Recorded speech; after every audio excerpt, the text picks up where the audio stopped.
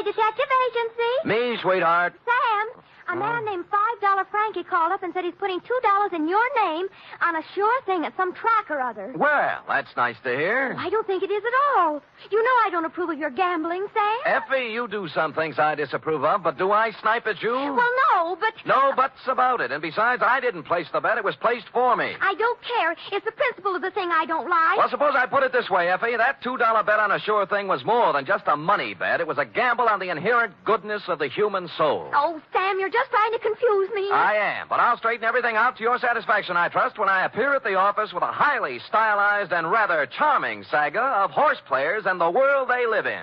What else but the sure thing caper? For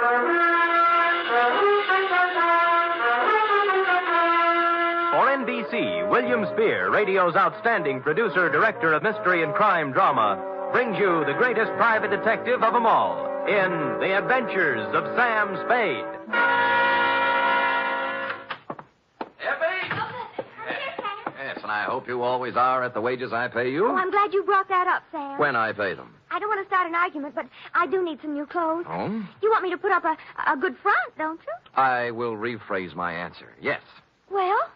Effie, if you can hold Warp and Wolf together for a few weeks, I have a feeling we'll be rolling in dough, driving big cars and wearing mink. Oh, you mean that best. All conjecture. Enough of your sneering. Now, you hear me out. Weigh the evidence, and maybe you'll feel differently. I doubt it. No good comes of playing the horses. Dates? Fill it in. Two $5 Frankie, care of... Sam, wait a minute now. $5 Frankie what? What's his last name? I don't think he has one, F. As I get it, he was born just before a Gold Cup handicap at Pimlico, and they didn't have time to give him a last name and place a bet, too. So they chose the bet. Oh, Sam, that's awful. What do you mean, awful? That horse paid 18-1. Well, to get on, two $5 Frankie, care of Patterson Smoke Shop, Myrtle Street City, from Samuel Sucker Spade, San Francisco, license number 1375596. Subject, the sure thing caper. Dear $5 Frankie, for you to be seen at the hour of 1 p.m. post time anywhere but at the track is truly a veritable, unbelievable occurrence. So when my door pivoted open Monday at said hour and a short gent with 36 shoulders and a 44 long plaid coat came in, my eyes told me it was you, but my mind screamed no. I checked your wide-brimmed pork pie, your zoot gabardine slacks, suede and alligator wing-tipped shoes, and it still repeated you.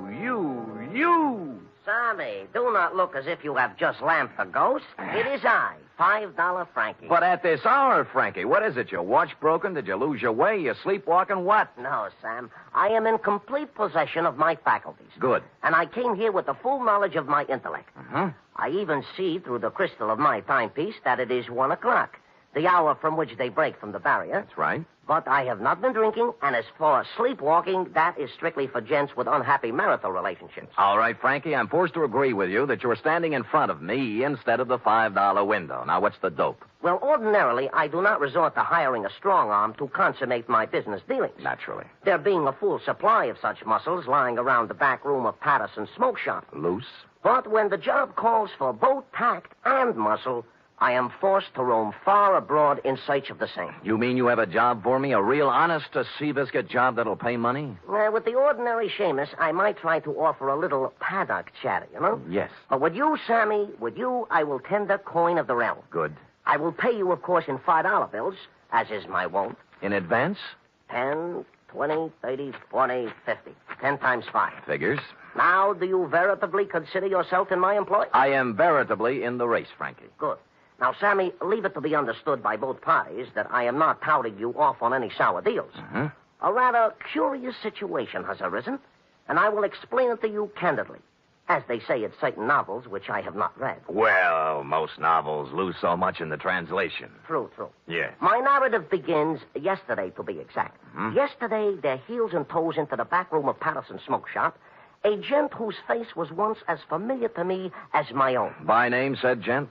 They call him Gentle Joe Higgins. Gentle Joe. Yeah, a horse trainer by profession, which in our civilized society stands second only to jockeys in importance. Granted, no argument. Well, I say to Gentle Joe, it has been some time, Gentle Joe, since I see you around and about. Uh-huh. And he says, I have gave up the old life for the new.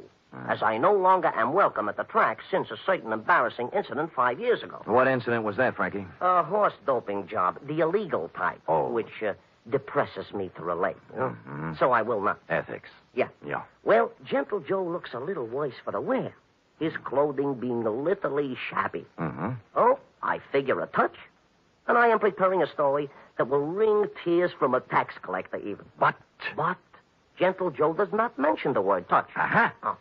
Instead, he announces he has a sure thing. Sammy, you know how those words do to a horse player. It's like throwing a bale of catnip to a lion. Oh, my arteries open to let the blood through faster. My nerves give off loud, ringing noises, and my mind is already computing. Of course. Well, before I can stop myself, I have pressed 500 rocks in Gentle Joe's hand, begging him to place them on the same sure thing. I'd have done the same thing under the circumstances. Of course. But Gentle Joe says it will take at least 1,500 rocks to pull off the deal. Oh. He further advises me that the horse in question is due to return 20 rocks to 1. So you gave him the other towels? Well, not having it in my genes at the time, I cut 2 other business and professional friends in on the gravy. Dinosaur Torelli and Bones Moulton, 5 bills apiece. And then? Gentle Joe rushes out of Patterson's and... Has never been heard from again. A sad tale. You think he just stole the money? Sam, Gentle Joe Higgins is a horse player, not a common sneak thief. I'm sorry. But did he leave town? He did not. On the advice of certain informers, I tracked this Gentle Joe to a ramble-shackle rooming house on Clark Street. 241 to be exact. And? And there the trail gets very cold indeed. He's made his move, huh? No. But he had a landlady who would not let me in. Complicated. Oh, she is a frightening person to behold. She is indeed half wildcat and half witch. I'll deal with her. Good. And tell Gentle Joe that I am not an overly suspicious person, but also relate to him my position. Dinosaur Torelli and Bones Moulton are 2 such gents as it is wise not to cross. Rough. Back fence gossip has it they are the Undertaker's best friends. Well. Indeed, it is also rumored they are behind their quota for the month. Well, and Sam. Yeah? At Bay Meadows. Yeah? A bad card. Nothing going today. Oh. In preparation for my meeting with this redoubtable landlady, I ran through my repertoire of low, mean faces in front of the mirror, leaving smoking holes in the glass. And then I stamped out, heading for the rooming house on Clark Street, 241 to be exact. My knock was answered by... Well, it was even worse than you told me. She was gumming a sen-sen. What are you standing there for? You're shading my geraniums. Oh, no. Well, sir? Speak up, Curly. I ain't got all day. Madam, perchance do you house in this quaint colonial inn a fine old gentleman called Gentle Joe Higgins? You the Lord? No, I'm in business for myself. You see this? Oh, one thing I hate worse than the law is private detectives. Can't trust them. No, cheap. Never have any money. Look. Never want to pay anything. Look. Always want something for nothing. A surly, no good lot of pocket pickers who should all be boiled in oil and thrown in a pit full of snarling One beasts moment, and prey. madam. Madam, look at this. Oh, Yeah. well.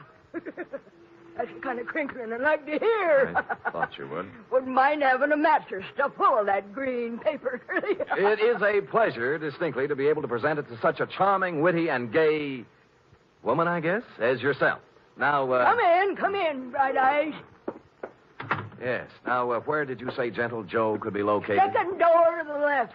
Thank you, kindly. Only he ain't in. Gone out somewhere, he has.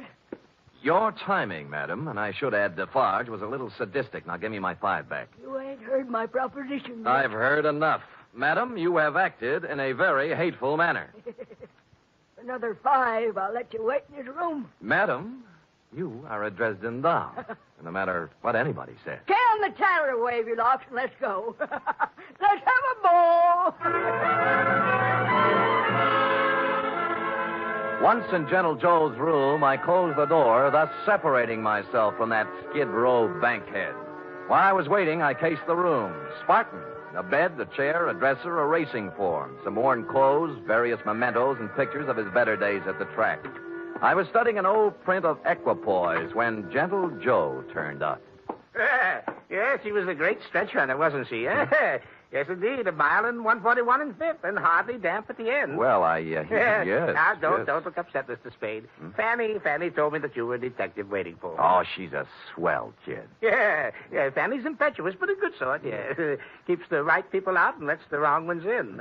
Fine judge of character. No, you're generous, sir. I'm about to have a cup of tea. Will you join me? Be delighted. I'll just take the water out of the tap. It's hot enough. Well, Gentle Joe, I'm here on a rather painful mission. How in goes the tea? $5 Frankie thinks you caged him out of $1,500. And now for the water. And 2 tough friends of his are looking for your scalp. Yeah, there we are. Now we'll just let that steep a while, and we'll have us a pickup. Did you hear anything I said? Of course, Mr. Spade, of course. Every word. I know why you're here. Those men are worried about their money. But next time you see them, you tell them not to worry. Well, they said this sure thing of yours was going to return 20 to 1 odds. That's a lot of money. Oh, it will. All of that. Maybe even many times more. Yes, it's a sure thing. You mean the race hasn't been run off yet? Yeah, there we are now. I think the tea should be ready. Well. Mm-hmm. Tommy. Now, this is yours. Thank you. And this is mine. Huh? A Darjeeling flowering pico. There's no finer tea. Has an almond flavor. Yes, it's peculiar to the region, especially pronounced in last year's crop. Yes. Well, shall we get back to business? Yes. Now, you tell those gentlemen that they have no need to fret about their money. It'll be returned to them many times over. Many, many times over. Well, are you feeling all right, Mr. Spade? Groggy, They'll look back on this investment with considerable pleasure and pride. I don't know what And someday they'll be able to say that they, too... Stupid Sam. Nobody had to give me a saliva test to guess what happened. That nice, sweet, gentle old man had doped me right up to the ears. I tried to stand up, but my legs were like 2 wet pieces of spaghetti, and I went down. Gentle Joe went right on talking and smiling until everything was nothing. When I came to, Joe was gone, and so was my faith in horse people. Fanny had made herself scarce, too, and I stumbled alone out into the daylight for resuscitation. It took walking, coffee, whiskey, and a bowl of raspberries to bring me around. I eventually found a safe haven in my own office. Sam Spade, Detective Agency. Mr. Hangover speaking. Mr. Spade, this is Gentle Joe. What? Listen, you... Yeah, I know how upset you must be over my little deception. Deception? It was all to a good purpose, Mr. Spade. You see, I had to get out of there in a hurry with the minimum of discussion. I seem to remember you were hustled out of the racing game for doping a few 3-year-olds. Well, that's what some people in official circles felt. But, Mr. Spade, I want to apologize to you and tell you that I will be able to explain everything to your satisfaction. No. What's the matter? Help! Get away! Ah! Hello!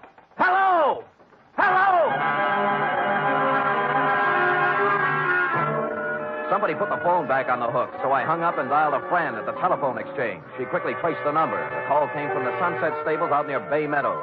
I dialed back, but nobody answered, so I beat it out there. It was dark, and the only person I could rouse was a young stable boy. Yeah, what do you want? My name's Spade. A guy named Gentle Joe was calling me from here, and something happened to him. Gentle Joe Higgins? That's what I said. Oh, I haven't seen him in 2 or 3 years. Now, look, don't give me that. He called from here. Now, where is he? Oh, look, beat it, will you, before I scream for the cops? All right, I'll look myself. Oh, I say you can't. Now, no.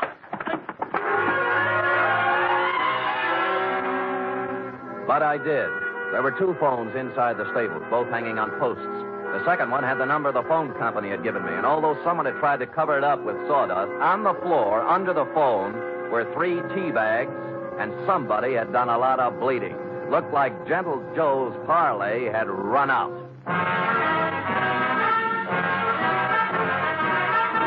You are listening to the weekly adventure of radio's most famous detective, Sam Spade.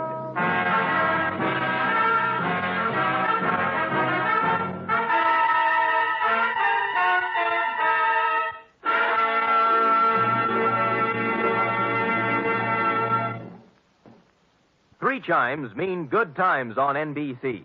There's music and mystery on NBC every Saturday night.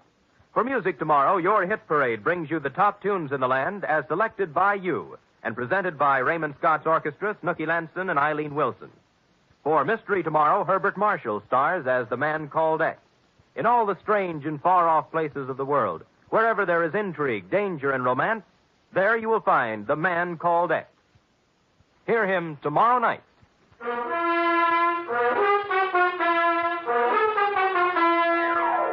And now back to The Sure Thing caper, tonight's adventure with Sam Spade.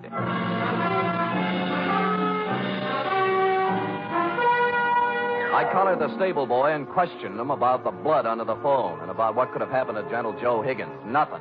Just wouldn't talk, and he was too small to beat up. So I went looking for the stable manager. He lived in a small white house behind the exercise ring. He wasn't too happy at being awakened, but when I explained things, he came down to the stable with me. I can't understand it, Mr. Spade. Gentle Joe Higgins hasn't been around here for at least 2 years. That's what the boy told me. You see, for doping a horse once, he can't come near a track or a stable. If we let him hang around here, the racing commission would fine us. Well, he called from here and something happened to him. The number the phone company gave me matches up with one of your phones. There was a lot of blood on the floor, too. Well, here we are. Now, which phone was it? That one. All right, let's look at it. This is the phone, and here's the... Wait a minute. Come in here, you. Let go of me, you big... Now, tell Mr. Kemp here what was on the floor when I came in. Nothing. Nothing but sawdust. I tell you, there was blood there. No, honest, nothing. Mr. Spade, this boy's been with me for 5 years. He's perfectly reliable. Well, so am I. Well, what do you think happened? I think somebody used this old man for a punching bag. Maybe you'd better go home and sleep on it, Mr. Spade. We'll talk about it tomorrow. Look, don't humor me. Make this kid talk. Mr. Kemp, this guy's tappy. Danny, are you certain there was no blood or no Gentle Joe? Mr. Kemp, I'd swear on my father's grave if necessary. You see, Mr. Spade? I calmed down in a little while and searched the place myself. I came up with exactly nothing but an attack of hay fever and a horsey smell. And I suddenly wondered why I cared about Gentle Joe at all after what he'd done to me. So I went home and called $5 Frankie. You say you have conversed with Gentle Joe? Twice, and both under rather trying circumstances, Frankie. Once I was doped, and once something happened to him. Uh-huh. I take it he did not heed the message I employed you to convey. So far, he hasn't heeded anything. Then he is, without a doubt, in considerable trouble. I would say so. It seems that my business associates, Dinosaur Torelli and Bones Moulton, have blown their tops and gone looking for Gentle Joe with something special in mind. Mm-hmm. Something like assassination. I was afraid of that. Mayhaps they have already contacted Gentle Joe for an accounting. Certainly, mayhaps. I think they've already mowed him down. And there is nothing further for us to converse about, Sam. It is history, and it will be recorded thusly. Well, if you say so. And if I might tender a bit of advice, I would say, hop into the Simmons, Sammy, and knock yourself off a few hours of that ever-loving forgetfulness. And when you arise, you will have erased from your mind the names of Gentle Joe Higgins and yours truly, $5 Frankie, for some time to come. I was tired, and it seemed smart to take his advice. So I did. I went to bed. It must have been 3 a.m. when something woke me up. It was a ghost with a big white head tiptoeing into my room. The thought was so absurd that I turned over and started back to sleep. That's when the ghost touched me, and I grabbed for him. Wait, hey, let me go, Mr. Spade. Let me go. It's me, Gentle Joe. Will I turn on a light? Of course, I look a little different. The bandages around my head look like a turban. What happened to you? I was in Mr. Kemp's house when you were searching the stable. Stupid me. I should have come out then, but I didn't. And then I got to thinking I certainly owed you some kind of an explanation. So I found your address and came here. All right, I'll collect the explanation. Now, first, what was the dope for? Well, I was afraid you might take me back to $5 Frankie and his friends before I did what I had to do. Would you care to tell me what that was? I wanted to buy a horse. With their money? Yes, with their money. They thought you were betting it on a horse, a sure thing. I know, but let me explain. I was thrown off the tracks for doping a horse. I needed money, but that's another story. After 5 years, I could get my trainer's license back. Tell me more. Do you know what it is to love horse flesh and not be able to go near it for 5 years? No, the bangtail bug never got me. You can't con guys like Frankie and his thugs out of some money to buy a horse whenever you want one. There's more to the story. The horse I doped didn't get into the race. And the jockey had to ride another mount. He was thrown and killed. Well, it was too bad. I felt that I'd murdered the man. His name was Sandy Bean. Sandy Bean? Is that stable boy at Sunset Stables any relative? His son. Oh. His wife and son ran out of money, and they've had a hard time of it. I've worked as a janitor for the past 5 years, trying to raise enough money to buy them a horse to help make up for what I did. How much did you save? Only $1,500. The horse I wanted, a 2-year-old named Sure Thing, cost $3,000. Well, things are beginning to clear up now. How did you figure you could take money from Frankie to buy it? Well, Frankie and his friends made a lot of money off Sandy Bean when he rode. I figured it wouldn't hurt them to pay a little of it back. Well, I don't think they'd see it that way. I wasn't stealing the money. I was going to give each of them a 10% of the horse. I didn't dare tell it until after I bought it. Mm-hmm. Well, Gentle Joe, maybe they'll see the light, but I doubt it. I was going to take 10% for training her, give the other 60 to Mrs. Bean and her son, Danny. He'll make a good jockey. And Sure Thing is a great horse. I know. They'll make a lot of money off of it. It's a noble plan. Tomorrow my 5 years is up, and I wanted to give them the horse then. I see. Who roughed you up when I was talking to you on the phone? Danny was backing a horse into the stable, and it got excited. It started kicking, and I was in the way. I thought maybe you'd been done in. I know. That's why I came to see you and explain things. Can you do anything to help me? Well, All right, everybody, just stand where we are. There's no need to wave a gun around here. Get up, you. Gentle Joe, we've been looking for you around and about. Now, Dinosaur, now look. Here all we wish to hear from you, Joe. Come along. Look, you're not going to take him out of here without a fight. We wouldn't mind this at all, inasmuch as we come equipped with a little artillery. Bones, I didn't steal that money. Shut up. All right, knock it off. You want some of the Sam? Yeah, if you think you can do it. And it turned out they could. I knocked Torelli's gun aside, hit him with a hard left, and he didn't go down. I tried a right, then a knee, then a couple of elbows. And I was just getting ahead of the game when something hit me across the face and printed Code 45 on my forehead. I know this sounds repetitious, but I went out again. Honest, I did. Really. I'm sorry. Appropriately, it was dawn when I woke up cold and headachy. Of course, I was alone. Gentle Joe Higgins was the victim of a successful snatch, and I had an idea what might have happened to him. I dressed and started looking all over town, but I didn't have any luck. Any. It wasn't until I was eating breakfast and met a police sergeant I know that I got a tip. Morning, Sam. Hello, Sergeant. What happened to you? I tried to kiss her. I didn't know they made those kind of dames anymore. Mind if I sit down? Pleasure. Yeah, we got a homicide this morning. Yeah, who? Who knows? Just an old man. Found him in the park. Somebody really worked him over. Well, what do you look like? Ooh, 5'10", white hair, old clothes. Probably a bum. Where is he, Mord? Yeah. Kelsey's putting a rundown on him now. Well, I'll see you later, Carter. Thanks. Hey, Sam, haven't finished your breakfast. They let me in the morgue, and I took a look at the corpse. And once I saw it, I knew just where I had to go. I caught a cab out to the Sunset Stables. The horses were just having their rolled oats when I pulled in, and Danny Bean, the stable boy, was there, dressed in his cleanest Levi's. What do you want? Where's the show going to be? What show? When Gentle Joe gives you the horse. Isn't this the day? Okay, so you know. Gee, I'm sorry about last night, Mr. Spade. I had to keep it a secret. Forget it. You did the right thing. When's the ceremony? In about an hour, right here. You want to wait? Sure. I wouldn't miss it for the world. Of course, I cheated a little. I didn't tell you who it was I saw in the morgue. The truth was I didn't know. It wasn't Gentle Joe Higgins, though, and so I reasoned thusly if Torelli and Moulton didn't finish him off in the night, he must have gotten out of it somehow. He was a resourceful old man, and I was sure nothing short of death would keep him from presenting Danny with a horse on the day he planned. And I was right. An hour later, he came walking in leading the prettiest chestnut mare I'd ever seen. There was a smile 2 feet wide on his face, and behind him, carrying blankets, a saddle, and riding colors, were who else? $5 Frankie, Dinosaur Torelli, and Bones Moulton. Well, Mr. Spade, this is a surprise. That was a pleasant one. Yeah, this is Sure Thing. Oh, isn't she a beauty? She is indeed. How'd you do it, Gentle Joe? Well, Mr. Spade, I just invited them over to my place to have a cup of tea. You get it? Yeah. While we was a half out, he explained the whole thing to us. Sound like a good deal to me. We can win both ways on the track and at the window. Oh, look at the life of that horse. Just waiting to cross the finish line. Sammy boy, this is indeed a signal occasion, huh? This is the first time I have ever been this close to a horse, and me being a horse player. Well, have you talked to her yet? Why, sure. I am already talking to Sure Thing and explained to her our financial position. Oh. She has assured me she will romp home first more times than not. Well, gentlemen, shall we do what we came here to do? Sure, leave us make the presentation. Come on, let's get into business. Give the animal to the kid already, I agree. Danny? Yes, Mr. Higgins?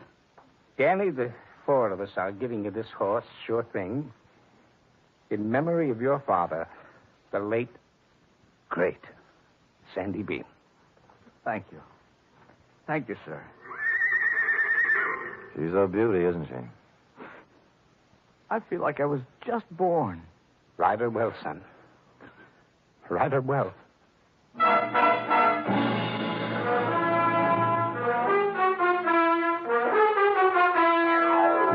And I think he will. Period. End of report. Oh, Sam. It was so beautiful. A simple, old-fashioned type story, F. We feel we can use one now and then. And I'm glad nothing happened to anybody. Because I just loved them all. Everything considered, F, they weren't half bad. Now, how about typing it up? Oh, I'd love to.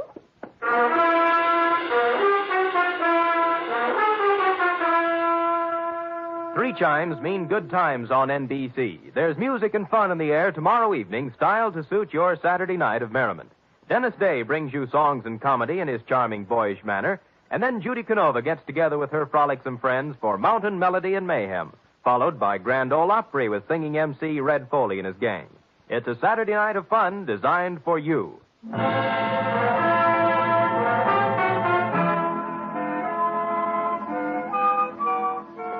it is, Sam. All typed up. Now, let me see now. Mm-hmm. You captured $5 Frankie's peculiar style. Perfect. And that wasn't easy. Oh, Sam, I was just thinking. Oh? We ought to contribute something along with everybody else. To that horse, that sure thing. I probably will, Effie. A few dollars here, a few there, whenever it's running. Oh, I didn't mean betting. Oh. What I meant is, for example, it's going to need a lot of hay, isn't it? Bales and bales. Well, my cousin Frisbee cuts our lawn. I'll have him save the grass and send it to the stable. Effie, you are a noble creature, but I think sure thing can get along without your little lawn. Well, I've seen horses wearing stockings. Couldn't I knit a pair? Two pair. But, F, let's not lose our heads. $5 Frankie and his pals will take good care of sure thing. How about worrying about taking care of me? All right, Sam. Yes. Could you use some grass or some socks? Effie, knock off this horse talk, will you? We're almost at the wire now. People are just champing at the bit for the payoff. All right, Sam. Let's finish neck and neck, huh? Why not? Come here, sure thing. Night, Sam. Good night, sweetheart.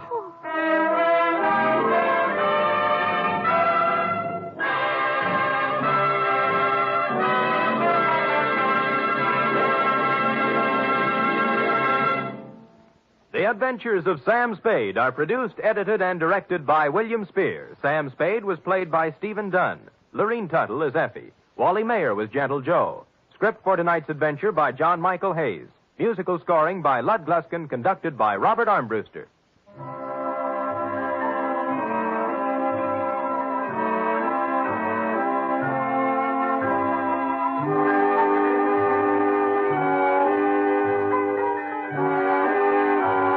Join us again next week, same time, for another adventure with Sam Spade. The fight against heart disease, the greatest killer in America, goes on with increased intensity. But doctors cannot wage this battle alone. They need your help for the eventual control of heart disease through research, education, and community heart programs. Give now to fight heart disease. Send your contribution to HEART, H-E-A-R-T, in care of your nearest post office. Join the magnificent Montague, then it's Duffy's Tavern. The Adventures of Sam Spade, Detective. Brought to you by Wild Root Cream Oil Hair Tonic, the non-alcoholic hair tonic that contains lanolin. Wild Root Cream Oil. Again and again, the choice of men and women and children, too.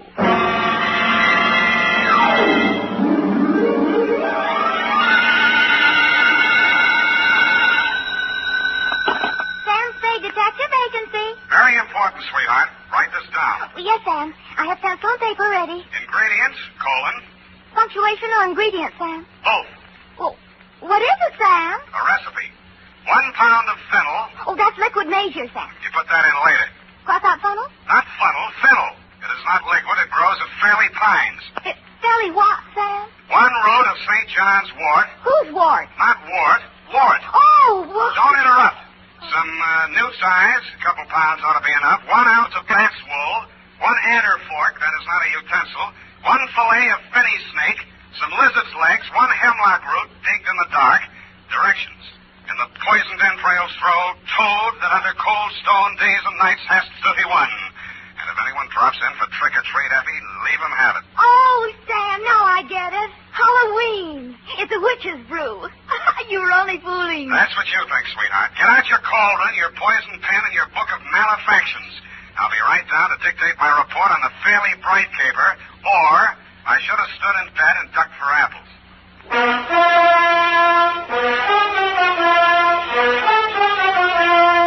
Dashiell Hammett, America's leading detective fiction writer and creator of Sam Spade, the hard-boiled private eye, and William Spear, radio's outstanding producer-director of mystery and crime drama, join their talents to make your hair stand on end with the adventures of Sam Spade. Presented by the makers of Wild Root Cream Oil for the hair. Are they saying this about you? There goes somebody who's really well-groomed. And that can go for every member of your family if they spruce up each day with Wild Root Cream Oil, America's favorite hair tonic. Wild Root Cream Oil grooms hair neatly and naturally, relieves dryness, removes loose dandruff. If your family hasn't tried it, get Wild Root Cream Oil in the new 25-cent bottle.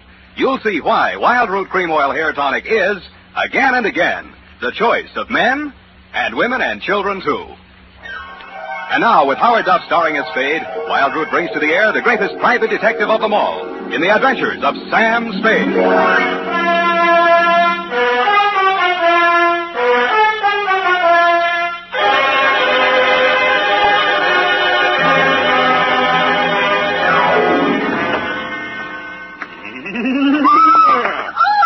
Is that the wind dying? Oh, no, it's only two devils that blow through a murderer's bones to and fro in the ghost's moonshine. Oh, Sam, take off that ridiculous mask. You look about as much like a demon. As a demon, check. Fly your broom into the adjoining office, sister, and we'll weave a few spells. Date, Effie. Yes, Sam. What is this thing on my desk? Looks like a pumpkin. It is a pumpkin. I made it this afternoon. Here, I'll light it. Well, isn't that cute? Isn't that cute? Eyes and nose and mouth. Looks like Lieutenant Dundee of Homicide. Oh, thank you, Sam. Thank you. Well, I guess everyone knows it's Halloween, even if they don't listen to the radio. Shall we? We shall. Date, All Hallows Eve, 1948, to Hillary Bright, Esquire, number 13, Black Place, City. From Samuel Spade, license number 137596. Subject, the Fairly Bright Caper. It was a fairly bright afternoon for the fog-bound Bay Area. There was no frost upon the pumpkin. In fact, as yet, no pumpkin. But I did see a black cat and several attractive wolf girls in broomstick skirts during the bus ride down the peninsula to your client's ancestral estate, Fairley Pines. A bat flew out of a hollow tree as I mushed up a road through some pine woods to the house. In the gathering dusk, I also observed the toad, a lizard, and a hooty owl, which, if memory serves, are staple ingredients for a witch's brew. Then I observed, hobbling out of the forest, an authentic hag. She was wearing a dusty black robe, a peaked black hat, and her matted gray hair coiled serpent-like around her evil countenance. She leaned on a gnarled staff of hemlock, fixed me with her yellow, glittering eyes, and said, Hello, kiddo. Yes'm? Which way's the house? Which house? Fairly Pines. Lost my bearings, I did. I was looking for some fellow. Oh. I got the bat's wool right enough and newt's legs. Couldn't find no adder's forks, but reckon this here copperhead will do the trick. What are you going to do with all that stuff? It's for the brew. I'm the witch I hired for tonight. Name's Gudge. Born Sophia, but of course I don't have no Christian name anymore since I sold out to Old Scratch. Beat me down on my price, he did, too.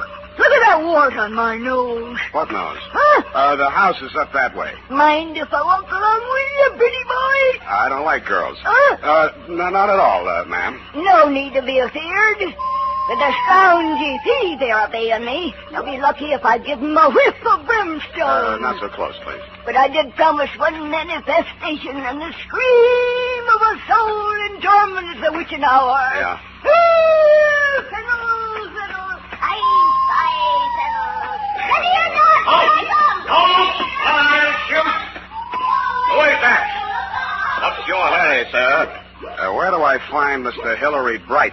Oh, you're the detective, is Spade? Right. Oh, well, I'm Homer Langdon, attorney for the Fairley estate. Come along, I'll take you to it. Sorry for that challenge just now.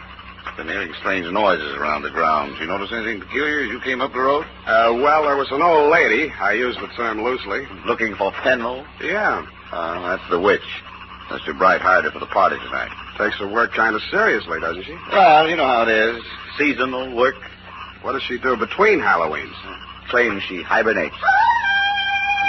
God, Ophelia.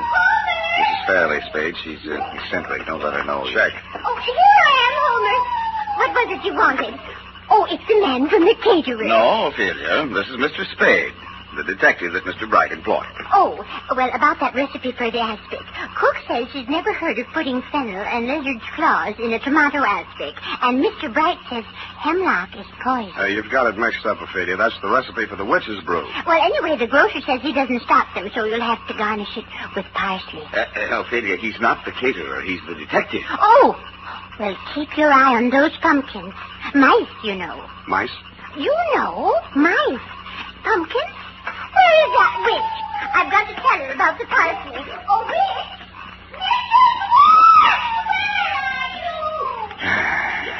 Sad case, but harmless. Shall we go in? Yeah.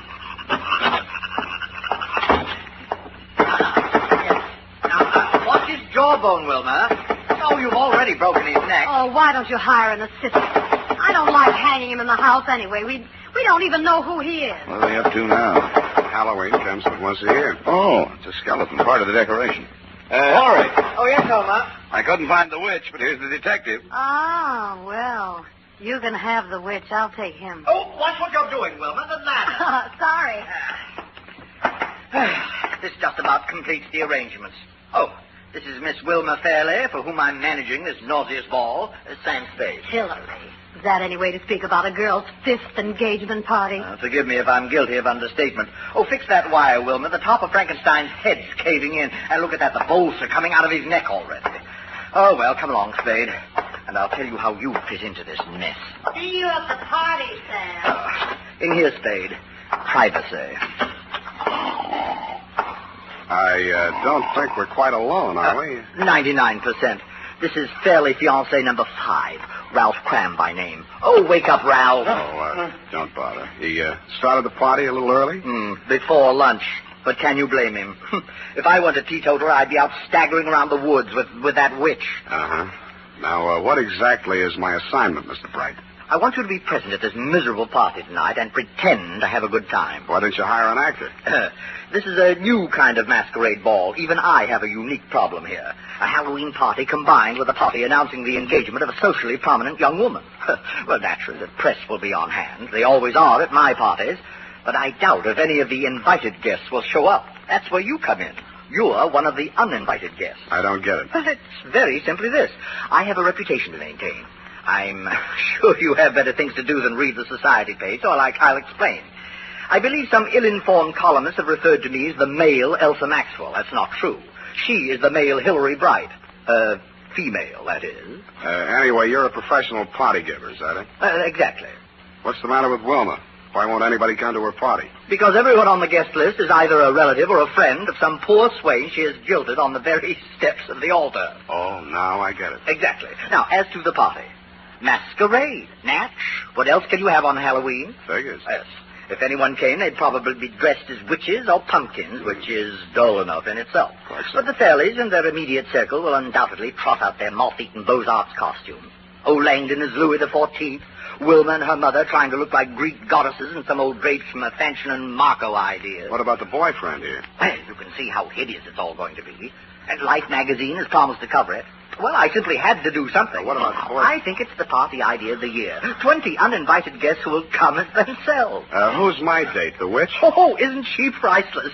You know, I thought of burning her at the stake as the grand climax of the evening. I've got matches. No, I decided against it. It's too messy. Well, it sounds like loads of fun, Mr. Bright, but I'm afraid you called the wrong detective. Now, wait a minute, please. Hear me out. Now, there's method in my madness. I believe I mentioned 20 uninvited guests. Who are coming as themselves, yes. Exactly. Well, I've gone to a great deal of trouble and expense getting together a really colorful group. All authentic types. A gangster, a shrimp fisherman, a swami, 3 bubble dancers, a gypsy, a paroled axe murderer, a sandhog. Oh, that reminds me, I must see whether the blubber arrived for that Eskimo they're flying down from Nome. Yeah, well... what I'm getting at, Spade, is that with a collection of people like that, well, anything might happen. Well, why didn't you invite the local police force? Oh, they're coming in costume, of course. Good, then you won't need me. Besides, I get $800 a day in expenses. Mr. Spade, at the last party our local chief of police attended, the guests were held up and robbed of $50,000 worth of jewels, including the chief's gold bag. So, you see, we do need you.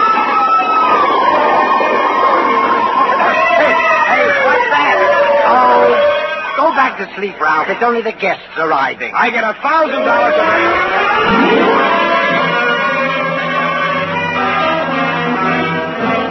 You were right. You did need a detective. In fact, you could have used several others. First, the pickpocket you'd invited lifted the police chief's wallet. The axe murderer chased the witch up a tree. And the gangster and the cowboy tried to shoot it out over one of the bubble dances. After I'd foiled the safecracker in the act of blowing the vault in the library, things quieted down and everybody formed a circle around a bonfire. All right, quiet, please. Quiet, everyone. Quiet. Mrs. Fairley has a very important announcement to make. Ophelia? She was here just a few moments ago. Oh, have you seen her around Langdon? A few minutes ago, she said she had a headache and went upstairs to get some aspirin. Sam, I'm worried about Mother. Would you mind going upstairs to see what she's up to? She's been behaving so strangely tonight. She's been behaving strangely. Sure, Wilma. I'll be right back. Come along, let's get on with it. A witch. Urgent. You stand over here. Here? No, bring your broom. That's it. And don't look so pleasant. You're supposed to be evil. Beware. Those not wearing toe bane is subject to warts. There's evil in this place tonight. Blood on the stone, blood in the cauldron.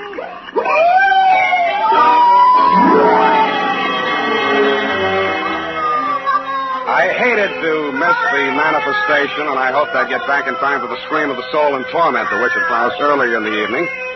I cased the rooms on the second floor. Wilma's fiancé, Ralph Cram, was in one of them, asleep. Ophelia wasn't in any of them. But in one of the bedrooms, I found something that puzzled me.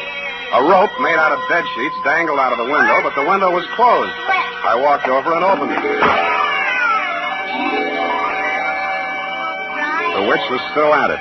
I couldn't see the merry little group around the bonfire, but where the firelight glowed against the tree trunks at the edge of the woods, I saw a white-robed figure crouching in the shadows. Then I heard it.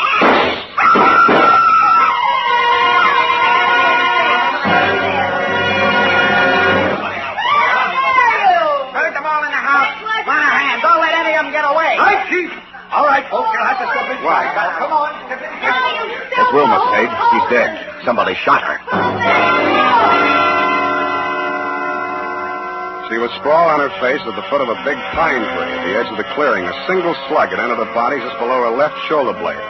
If this was part of Mr. Bright's Halloween production, I thought he'd overdone it just a little, because she was dead. As nearly as I could reconstruct it, Wilma had been standing outside the circle of people grouped around the fire, as if somebody in the woods had called to her and she'd left the group to investigate. She'd been facing the fire when she was shot. And what about the two shots that had missed her? If the killer had been aiming at her and missed, he couldn't have avoided hitting somebody else in the crowd. I went back to the house to check the guests. All there, unwounded and accounted for, except the witch. According to the local chief of police, who was rapidly turning into a toad, she had flown away on her broom. I checked my nose for warts.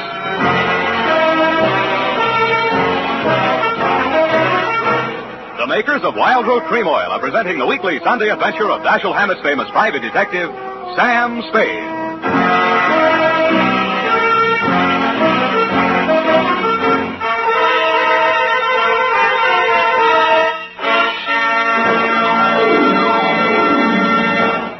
Now, here's important news on good grooming.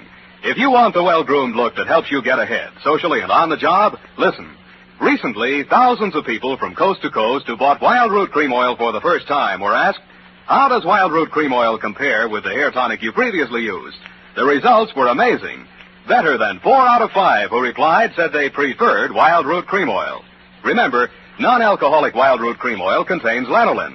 It grooms the hair naturally, relieves dryness, and removes loose, ugly dandruff. So if you want your hair to be more attractive than ever before, get the generous new 25-cent size of Wild Root Cream Oil, America's leading hair tonic, on sale at all drug and toilet goods counters. It's also available in larger economy bottles and the handy new tube. Get Wild Root Cream Oil, again and again, the choice of men and women and children, too.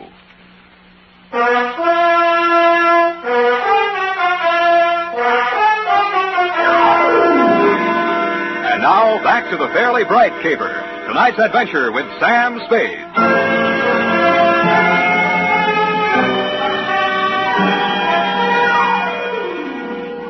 By dawn the next morning, Aloysius Becker, boy police chief, still hadn't sweated anything out of his 20-odd suspects, but yawned. The The family lawyer, Langdon, had an old gun permit, no gun. Then he canvassed the town for Wilma's 18 jilted suitors. They were all alibied by their wives and children, which knocked that angle out. She carried no insurance, nobody stood to gain anything financially by her death, and nobody but you, Mr. Bright, actively disliked her. About then, Chief Becker put Ophelia back on the griddle. Now, look here, Mrs. Fairley. You still aren't coming clean with us. Clean? Oh, the ashtrays. I'll call the maid. Come back here. Yes, Chief Becker. Now, sit down, Mrs. Fairley. Now, let's go over the part of your story where we found the bed sheets hanging out your window. Yes. Why did you tie the bed sheets together and hang them out the window? For a rope. So, you admit that you used that rope to sneak out. I did no such thing. I always go out that way at night. And you admit that... Oh, I give up. Mrs. Fairley. Oh, it's you, Mr. Spade. I want to thank you for guarding the pumpkin so well. I didn't see a mouse all evening. Thank you, Mrs. Fairley. I only did what... Oh, why is Chief Becker so angry? I think what's worrying him, Mrs. Fairley, is why you closed the window behind you when you went out on your rope. So no one would know. Wilma worries about me. You won't tell her? It's as plain as the nose on your face what she's doing. Working up to an insanity plea. Ingenious theory, Chief, but look, can I talk to you a minute outside? Yeah, could use a little air. Keep them all here, Monahan. Look, Chief, why don't you lay off that poor old dame? She's too vague, disorganized. It took a marksman. The way the wound was, no point of exit, just puncture the wall of the heart and stop. The low-velocity impact. Sure. A what? It had been fired from about the maximum range of the .38 pistol. He'd have to figure on the drop in trajectory as the bullet slowed down. It was either a trick shot or one that just connected accidentally. By the way, we only have your word for it that you were upstairs in the house when those shots were fired. You carry a .38, don't you, Spade? What kind of gun do you carry, Chief? Yes. Well, we'd better wait till ballistics sends back the report on the slug. Gosh, if we could only figure out where she hid the gun. Don't look now, Chief, but that witch is back again. What? Pretty boy, where have you been? I've been looking all over for you mortals. You're going to have a good deal of explaining to do, lady. Why did you fly away like that last night? I had to see to my cauldron. A good thing I did, too. Look what I found in it. No wonder my manifestation didn't work. Base metal in my brew.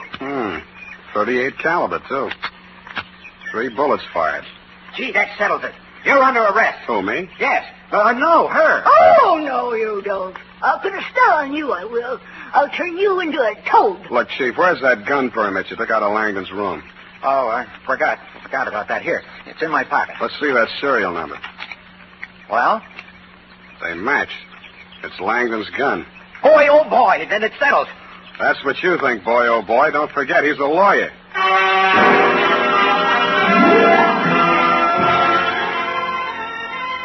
I headed for the woods.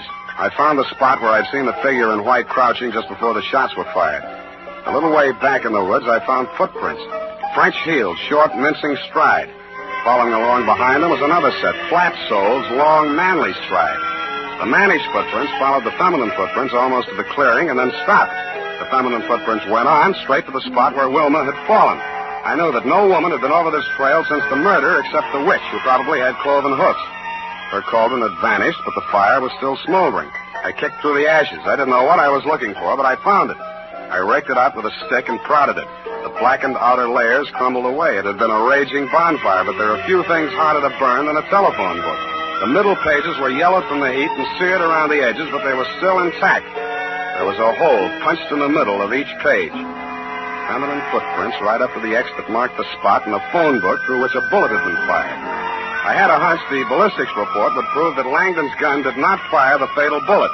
I was right, but for the wrong reason.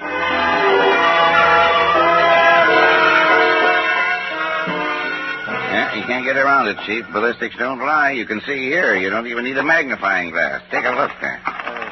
Don't have my glasses. Well, you ought to be able to feel it, too. Big ridges on the test slug. The other one's almost smooth. Rust pits wouldn't make a ridge like that, would they? No, we figure they must have used a faulty cutter at the factory when they rifled the barrel. Well, that settles it. That and those women's footprints and that phone book all point to Mrs. Fairley. What's about a phone book? Whoever shot her fired the slug through a phone book to make it look like a long-range job. It was a low-velocity hit, all right, but it was tearing through that phone book that slowed it down. That proves the killer didn't have to be a marksman. Stood right next to her. What's so funny? This picture in the morning paper, you and those bubble dancers, Chief. Let me see that. Why, that's libelous. It's more than that. Huh? There in the background, Langdon and Mrs. Fairley. What about them? Their shoes. Langdon's dressed as Louis the 14th, French heels. Mrs. Fairley in that Greek goddess getup, sandals, flat heels. It's Langdon's gun, then it's not Langdon's gun. It's a long-range shot, then it's through a seed catalog. Phone book. Now it's a man in woman's shoes. An attorney at that. Monahan, get me some fingerprints, something I can work with.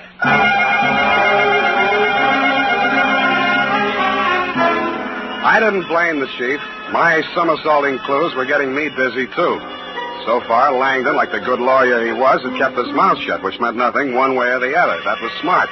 But he disposed of his gun by throwing it in the witch's cauldron, which was stupid.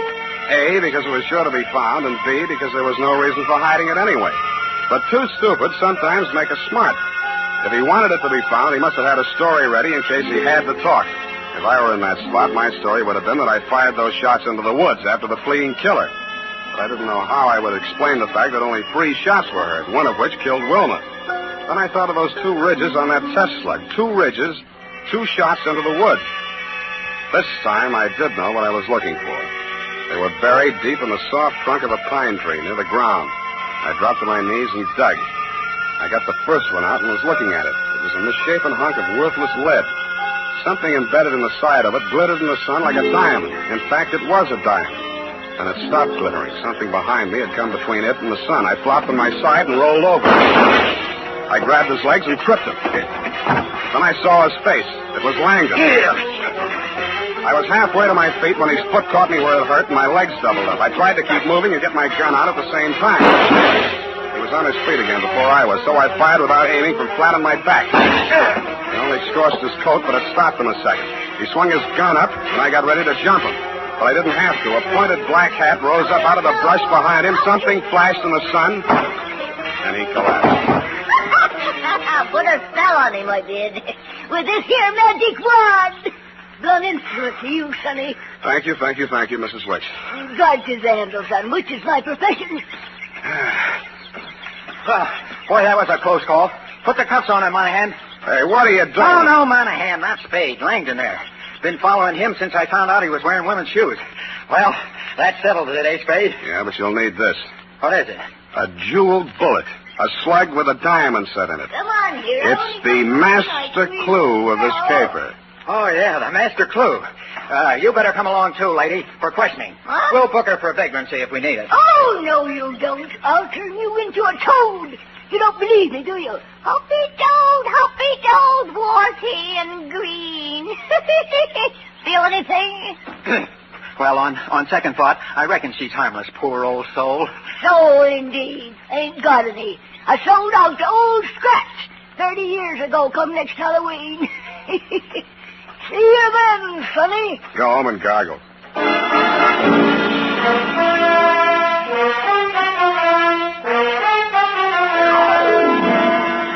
Period. End of report. But, Sam, what was the significance of the jeweled bullet? Oh. Well, after he shot Wilma, Langdon fired 2 shots into the woods, remember? Yes. Those 2 bullets had diamond insets so placed that they would gouge the inside of the gun barrel. All bullets fired from the gun thereafter would have markings different from the one fired into Wilma's body. Oh. Well, he was wrong, of course, but it was noble of him to want to cover up for poor Mrs. Fairley. What for, Abby? Well, she killed her daughter, of course, because she was just out of patience with her, getting engaged and unengaged all the time till they hadn't a friend in the world. That's so. That was the motive, wasn't it, Sam? That's fairly bright, sweetheart, except that Mrs. Fairley did not kill her daughter. Langdon did. You mean she was his daughter, too, by a previous marriage? Go tighten that up, sweetheart, before I turn you into a toad.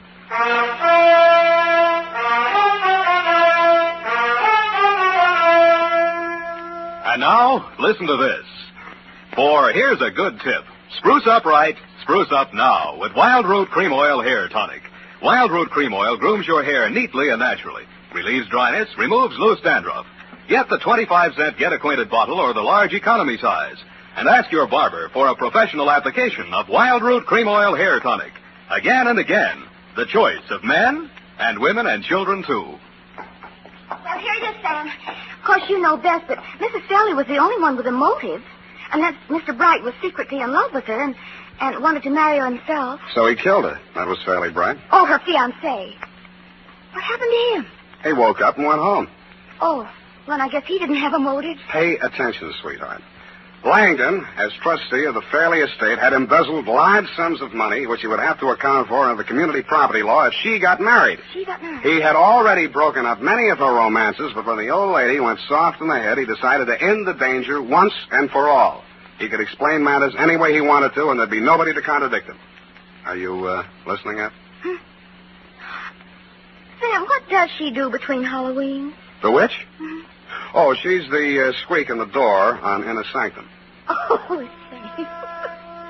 You made the joke too small. Well, good night, Sam. Good night, sweetheart.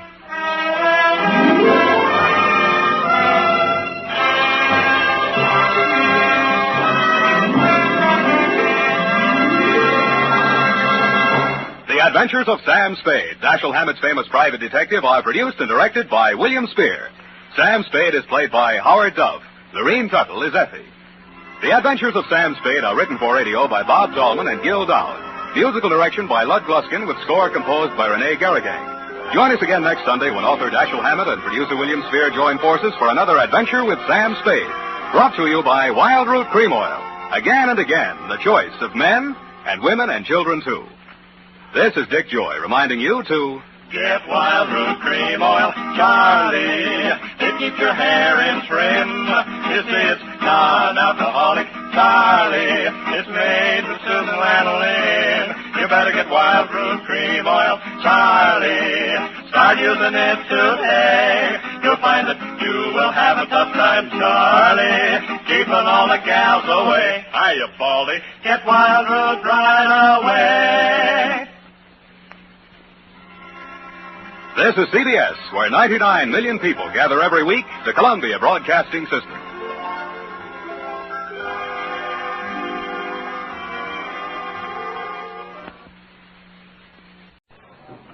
The National Broadcasting Company presents The Adventures of Sam Spade, Detective.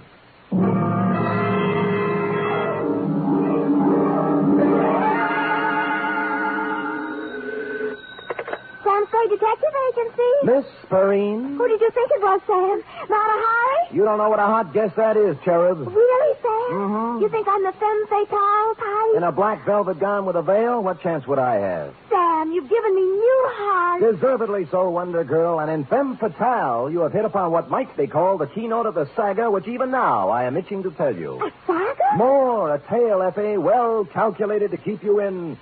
Oh, no, we better put that another way. But while I mull a subtitle for this Oriental tapestry, find yourself a copy of something by Eric Ambler or E. Phillips Oppenheim and bone up on the ground rules of international intrigue. Ooh, international?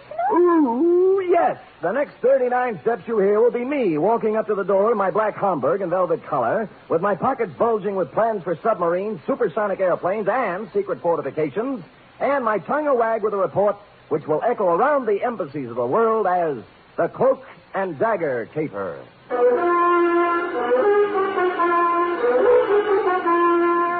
For NBC, William Spear, radio's outstanding producer-director of mystery and crime drama, brings you the greatest private detective of them all in The Adventures of Sam Spade.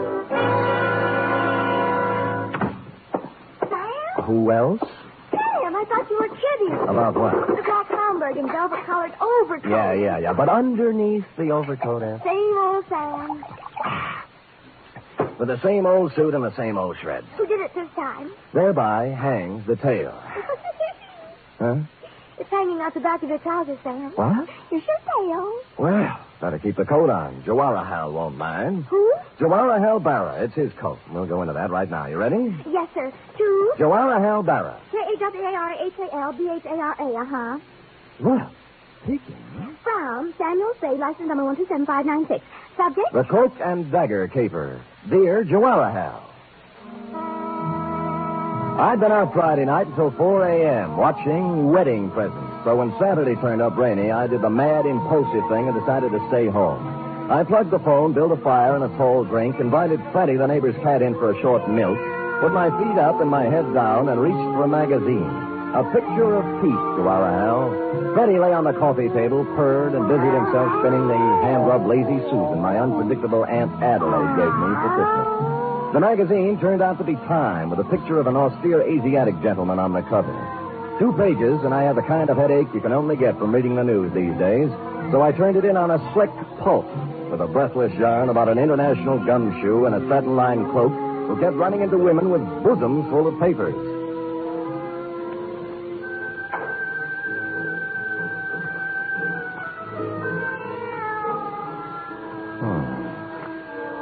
She gazed up at him, her eyes smoldering, heavy-lidded. You, she faltered. You are Sheridan Ballard. Mr. G, too? He nodded. Her knife made a glistening arc, stopping as his hand met her wrist, gripping it like a vise. You liar, she hissed. With the other hand, he ripped away her veil, smothered her lips in hot, fierce kisses, felt her go limp in his arms. Now, Zelda, my girl, he whispered, let's have the plans for that plutonium-powered rocket ship. Veil lady.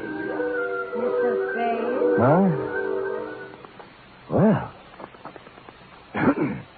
What can I do for you, Veil Lady? You do not mind that I come in so? How did you come in so? The door is open. I see sitting in chair an attractive man. So? You are perhaps working on a remake of The Thief of Baghdad for television? Black tube, of course. Oh, you mean this what I have on? Also this what you haven't on. You keep out of this, Freddie. I saw her first. So, you just happened to be wandering past my door and popped in, is that it? Miss, You may call me Shalimar. No, I do not just pop in. I come by design. Well, just what kind of designs do you have in mind? Mr. Spade, you are Private Eyes? Shalimar, I am Private Eyes. You got troubles? Much. How much? I am beloved of Ahmed. Well, that's nice for Ahmed. Ahmed who? McClatchy. Ahmed McClatchy? How do you explain that? He has 2 American names. Oh, figure.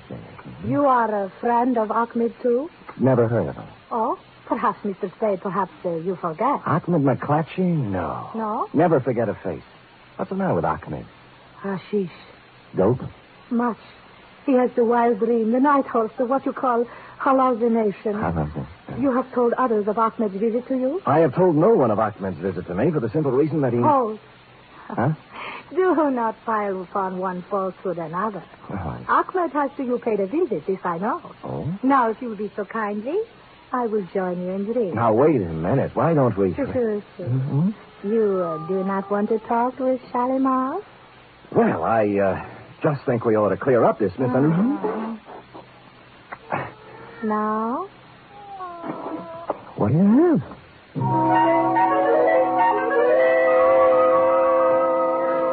Had I been the Sultan and she Scheherazade, the book would have gone on for 20 more volumes. It was all there, the veil below the eyes, the jackets and long satin pants, plus a superabundance of what sultans look for when they are employing a harem. I fumbled around putting I don't know what into a couple of martinis, found more milk for Freddie's saucer, and then set all 3 between us on Aunt Adelaide's Lazy Susan. This I like, Mr. Spade. Fine. Now we talk? Drink your milk, Freddie. Now we talk. You have match? My purse. Oh, I'll get it for you. Oh, move now. You're almost stepping on it. Oh, so clumsy. The lipstick is on the chair. Yeah, I see it. There we are. There. Thank you. No, now, the light? Got it. Now, Mr. Spade, before we talk of Ahmed, let us drink to him, huh? Right. To Ahmed? To Ahmed. Oh, what's the matter, Freddie? Oh. What? Yeah, look, the note's on the wrong side. He did it again. Did what? Well, he likes to spin the Lazy Susan. Lazy Susan? What did he do? Now, take it easy, honey. The thing spins. See, you got my drink, I got yours, and Freddie got left out. No. Oh, no. Dagger. Look, baby, please, don't go off the deep end. Take it easy. What's the matter with you? Huh? Shalimar. Oh, Shalimar, baby. Come out of it now, will you? Where's the glass? Oh. Cyanide.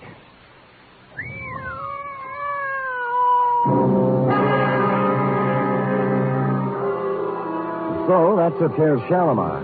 The purse had nothing except the usual feminine claptrap, hairpins, makeup, and cigarettes. No keys, no identification, nothing except for a locket around her neck, which was something you don't run into every day. A strange hand-wrought disc-shaped thing with what looked like the face of a clock on it. 12 Arabic symbols where the hour should be, and a pair of hands pointing to 4. In some, Joara, it was the sort of thing Sheridan Ballard, the man called G2, yawns over, which struck humdrum me as a little bit out of the ordinary. It struck Lieutenant Dundee of Homicide the same way. Look at me, Sam. Look into my eyes. Dundee, I didn't know you cared. Well, no, I am not an idiot, Sam. I've been in this business for 25 years. Mm-hmm. I've looked at a lot of stiffs in my lifetime, but this is the first hoochie-coochie girl in my book who ever walked in out of the rain and tried to poison a total stranger. Well said, Dundee. Here. So, use your head, Sam. Where have you seen her before? I told you I don't know her, Dundee. Then why did she try to kill you? Ask her. This whole thing's impossible. Harem, costume, poison, Shalimar. Fantastic, I know. I'm sorry. All right, get out of here. The print man, the ME, and the photographers will be here in a minute, and you'll only get in the way. Where'll I go? Anywhere. Find out who this dame is. Who's going to pay my fee? Well, scram. Bidding farewell to the gentle lieutenant, I took off into the rain, bound I knew not where. I bought a paper and settled down in a one-armed coffee joint, drank 3 cups of coffee, and came up with 3 leads. First, the ballet master at the Opera House. Scheherazade, we are not doing till 3 weeks yet. The costumes are all packed up still, and I am missing no ballerinas. Now again, golden apple princesses. 1 and 2, and 1 and 2.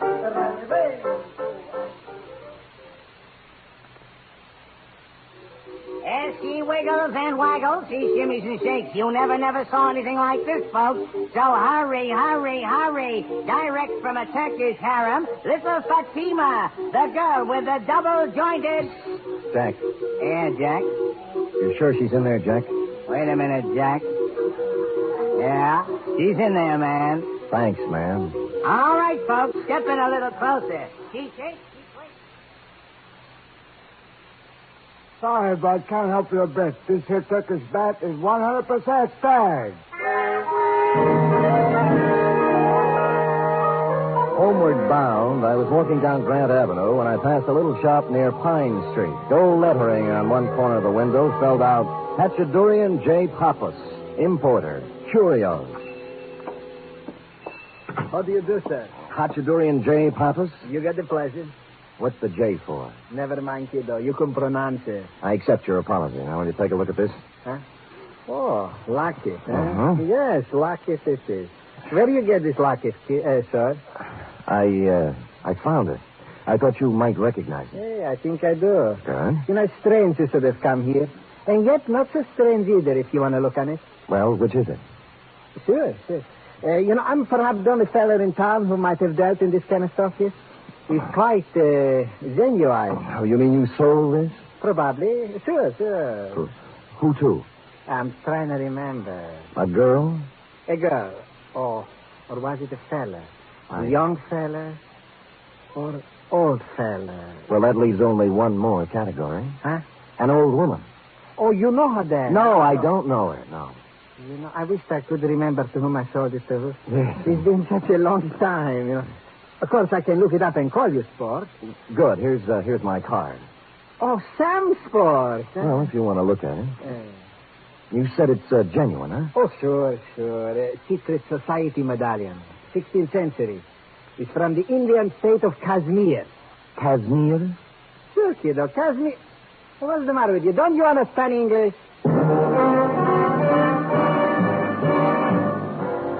Kashmir. A typical Spade blunder. All I could think of was the girl on the cigarette package, thereby confining my operations to Turkey. But this opened new doors. The first, the most obvious, and ultimately the correct choice was a flossy nightclub known to the town's well-heeled party folk as the Vale of Kashmir. It was dark when I got there, but the front doors hadn't opened yet. Around at the side, an alley led up to the trade entrance, next to which stood a huge, wedge-shaped character with a swarthy complexion marred by a scar down one cheek. And to make him even more Oppenheimish, he was wrapped in a black, tent-sized opera cloak. I nodded politely, he spat, and I went inside. The Vale of Cashmere is a sumptuous bistro even on ordinary nights, and this night was obviously to be more than ordinary. The table across the end of the floor was banquet size. The place was hung with Kashmiri flags, and the picture of an old man who looked familiar was hung from the middle of one wall. The maitre d' was talking to an important-looking gent near the long table, and I walked over to him, pausing only to note one of the dancing girls practicing in a corner in her Shalimar-type costume. Felt like I was close to home. And the curry. You understand? Not too hot, yes, Excellency. It shall be as you wish. The florist will be here promptly with the flowers. I trust you will be prepared to take care of them. Excuse me, gentlemen. Eh? My name is Spade. Lashputzin, sir, at your service. Please, Mr. Spade, we have... No, not at all. Not at all, my good man. What is it, Mr. Spade? Are you in charge here? I am the head waiter, sir. This gentleman is the Kashmiri proconsul. Oh, forgive me, Your Excellency, but... yeah, sorry. Not at all. Do you have a dancing girl here named Shalimar? Shalimar? No, what? Probably use another name. How about Ahmed? McClatchy. Right, where is he? A former employee as of this afternoon is Ahmed McClatchy. Who is he? My chef. Today, of all times, he does not show up. You know where he lives? Oh, I can look it up, but... Please, sir, the proconsul and I in the banquet tonight, the arrangements, the Prime Minister himself. Sure. Just one more thing. Proconsul. Have you ever seen one of these before? What is it? A secret society medallion, they tell me. Who tells you this? Hachadurian Papa runs a little curio store on Grand Avenue. Know anything about it? Secret society is right. The circle of 12. You see here? The hands point to 4. Yes, the 4th member, this means. The hand straight up is the leader. You seem to know what you are talking about, head waiter. Kashmiri culture is a hobby of mine, Excellency. This is an ancient, subversive organization dating from the time of the Mughal conquest of the 16th century. Very interesting. But of little significance now. The Circle of 12 has been dead for 3 centuries. If you will excuse me, Excellency, I'll get for Mr. Spade Ahmed's address, and then I will... Hold it. Ahmed!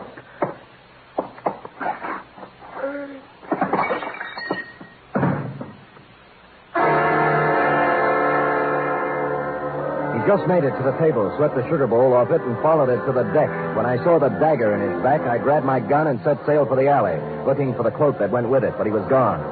So was Ahmed. I bent down over him, took a closer look, and saw why he spilled the sugar. With his finger, he traced a design in it, a round design, the Circle of 12. You are listening to the weekly adventure of radio's most famous detective, Sam Spade.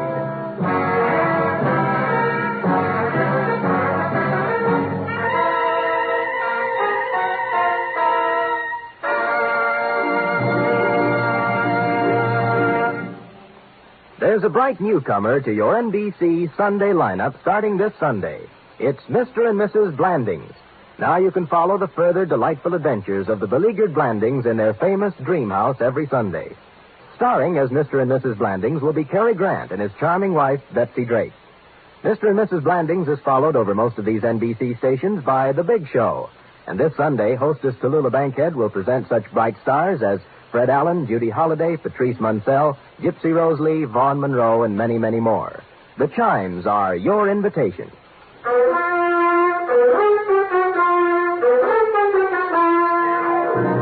And now back to the Cloak and Dagger Caper, tonight's adventure with Sam Spade.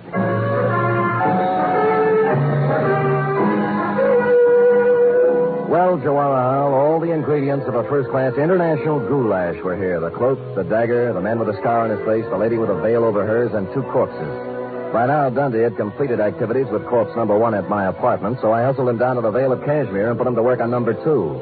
Then I hustled back to my office. The big question had yet to be answered. Another. Oh, Sam! You always have your phone. I've been trying to call you for hours. About Ahmed McClatchy, right? And the girl with the veil? Shalimar. Is that her name? Probably not, but it doesn't matter to her now. What about Ahmed? Oh, he was frightened out of his wits. He said somebody was going to kill him, and I told him he'd come to just the right place because you were strong and brave and Good. Wonderful. Good. And he cried. Good. And I cried. Good. But wait. Hold it, F. Yes, Sam? What happened when all the crying was over? Well, I sent him up to see you, Sam. I couldn't He call. just told you somebody was going to kill him, that's all? Yes, Sam. That's why he was crying? Oh, no, Sam, no. That's not why Ahmed was crying. Why? He didn't care for himself. He's a selfless, generous type. Angel child, who was Ahmed crying over? The man in the paper. What paper? It's in all the papers, Sam. The Chronicle and the Examiner and the Call and even on the cover of Time this week. You see? A banquet. That's whose picture it was. Sir Jawahar Bara, the Prime Minister of Kashmir. Look at the small print underneath, Sam. On him, the hopes of Asia. You see, that's what hurt Ahmed, Sam. Not for himself. He said they're going to kill Sir Jawahar.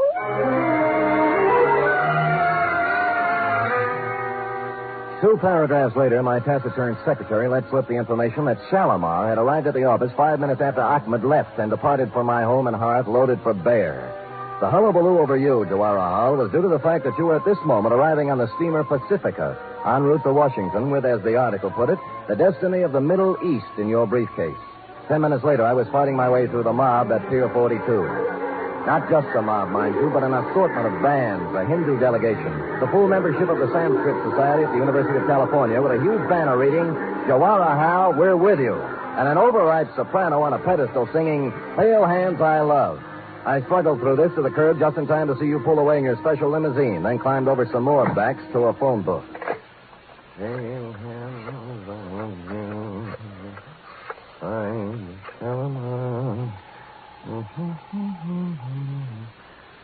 Kashmiri consulate. Rajput Singh speaks. Look, this is Sam Spade, Mr. Singh. Oh, yes. Has the Prime Minister arrived there yet? He's due any minute. Why? Well, you better call out the guard. They're going to try to assassinate him tonight. My good man, do you realize My good man, I know whereof I speak. The cook at the restaurant. Ahmed. That is what... Yes, you're getting the idea, all right. It's the old Circle of 12 with a brand new paint job. Now get on it. My next move may sound to you like a combination of negligence, indolence, and ennui, Jawahar, but I must remind you that I was not employed on this caper, was receiving no stipend for risking my ever-loving neck, and had added up the figures in the problem of primary interest to me, namely, the lady who tried to kill me on page 2. I therefore entrusted responsibility for your health and that of the Middle East to the proconsul, made my way home, put on my slippers, and set the lazy Susan on the floor this time for Freddie to play with. Where was I? Oh, yeah. Now, Zelda, my girl, he whispered, let's have the plans for that plutonium-powered rocket ship. Somehow, this all seems logical now. Never, she breathed. Rather death, Mr. G2, than to betray my country. Quiet, Freddie. Oh, no, not the buddy. No. Mr. Spade. Oh, hello, proconsul. May I? Do. I have taken every precaution. The Prime Minister, he's on his way to the banquet now. Good. There's one thing I must ask of you. Oh? Absolute secrecy. Yes. The mere knowledge of that such an organization as this... Circle of 12? Yes, exists would give added strength to a disloyal opposition in our country that may express itself in a manner disastrous to our purposes in sending Jawahar to Washington. You understand? Well, it's taken me a while to learn the ground rules in the International League, but I get the general idea. You have spoken of this to no one? No? Oh, excuse me. Hello? This is Hatudurian the Papa, sir. Oh, yes. It took me a great deal of long time to check my records, Mr. Spade, but I finally found it. Oh, what's that? The gentleman who bought the set of 12 Kashmiri medallions, like the one you saw me in my shop. Oh, yes. His name is Rajput Singh.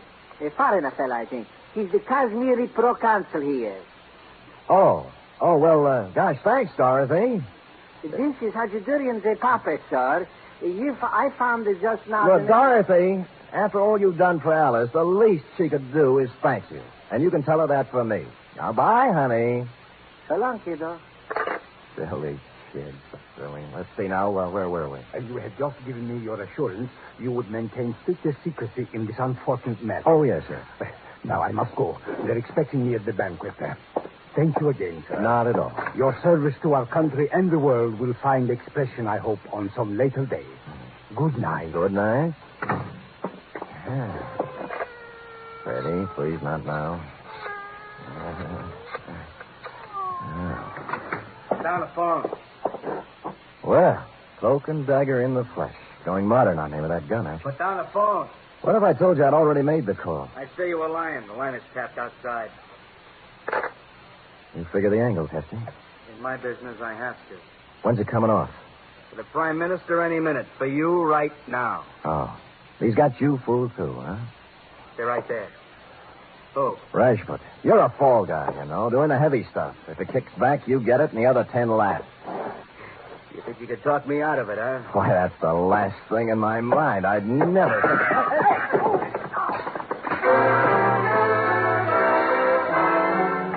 Everything happened at once. As near as I can recall, it began when Cloak and Dagger backed onto Freddie's tail. Freddie yowled, spun like a top, and C&D off balance, put his other foot on Aunt Adelaide's lazy Susan. Hardly a place for a big off-balance man to place his only remaining foot. About then, I kicked him in the stomach, grabbed at the gun, which skidded into a corner, and we went over and over for a while. C&D tore at my suit with his claws and teeth. I beat his head with an ashtray, and Freddie sat quietly in the corner and washed himself.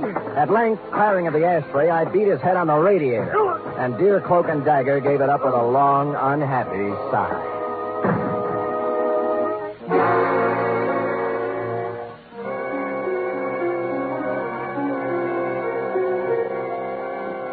Mr. Spade, this is a dress-up affair. Get out of my way, head waiter, or I'll walk right over that white shirt front. Please, I can't... Have they been served anything yet? The drinks are just coming on. Wait, I should be sure. And now, my countrymen, before we introduce our guest of honor, Sir Jawaharlal Bara, our beloved Prime Minister, I suggest we rise and toast our country. To Kashmir, may she... Go ahead, Proconsul. Don't let me interrupt. Please, not here. The standard remark is, what is the meaning of this? Aren't you going to ask me? I'm supposed to be dead. Is that what's throwing you? Mr. Spade, please, a toast is about to be drunk. Where's my drink, Proconsul? Gentlemen, there was at one time a custom in our country for the host to exchange glasses with the guest of honor. Permit me, Jawaharlal. To Kashmir.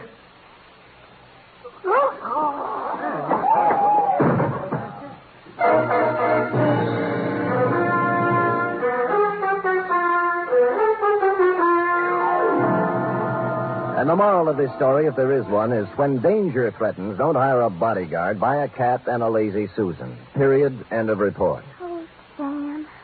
Why do people do these things? Oh, we all have different loyalties, have different ideas about duty. Yes? My duty, for instance, is to pick up a knot on my head and a suit full of holes once a week, while your duty You don't is need to draw a diagram, Sam. I can take a hint. Scoot?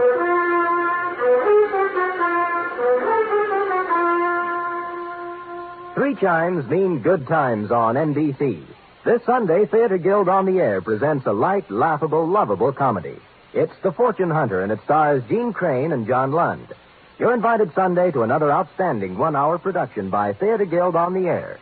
And a reminder, there's a bright newcomer to your big Sunday lineup on NBC.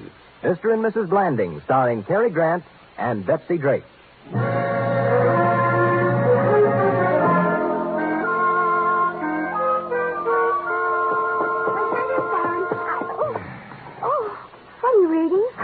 How can I do this? Something wrong? Wrong. The papers. The plutonium-powered rocket ship? What else? A dumper if I ever read one, F. The plans turned out sour. Oh, what were they? The veil lady had entered a breakfast cereal contest. Well, that's life, little one. We struggle, we strive, we think we have success in our grasp, and it turns out dross. Oh, that reminds me. How do you like it? What? My new dross. And that concludes the dialogue for tonight. Except for one thing, of course. Oh, I'm ready, Sam. Who wants to be the man called X? He has a different one every week. I am the man called Spade. Constant, faithful, semper fidelis. That's me. Good night, Mr. Fidelis. Good night, sweetheart.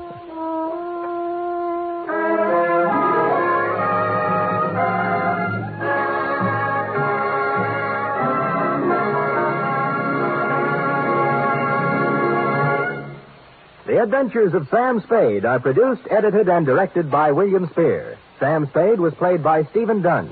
Lorene Tuttle is Effie. Script for tonight's adventure by Harold Swanton. Musical scoring by Lud Gluskin, conducted by Robert Armbruster.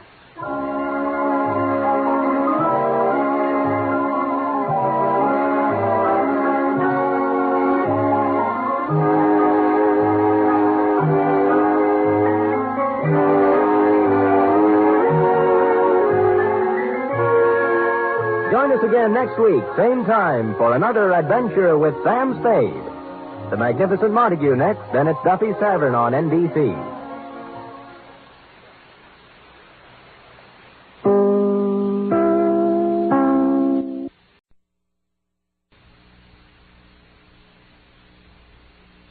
The National Broadcasting Company presents The Adventures of Sam Spade, Detective.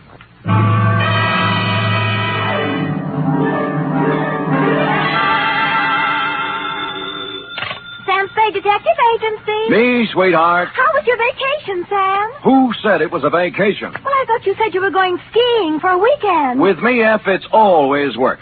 Do you know you can get killed on skis? If you say so, Sam. Yes. Most people just break their legs. Most people pick some easy little slope, the cowards. But I know a ski run up near a town called Lucerne that's sudden death. I know a ski run called the Backbreakers. Really? How dull. And one they named Suicide Drop. Effie, stop trying to top me. You just can't. This was the deadliest ski country ever seen. You just sit there while I do a Christiania swing down Market Street, a Geländersprung sprung up the stairs, and a Telmark right through the door with a tale I took out of the deep freeze only last night.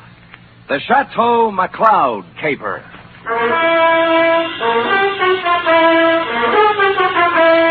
For NBC, William Spear, radio's outstanding producer-director of mystery and crime drama, brings you the greatest private detective of them all in The Adventures of Sam Spade.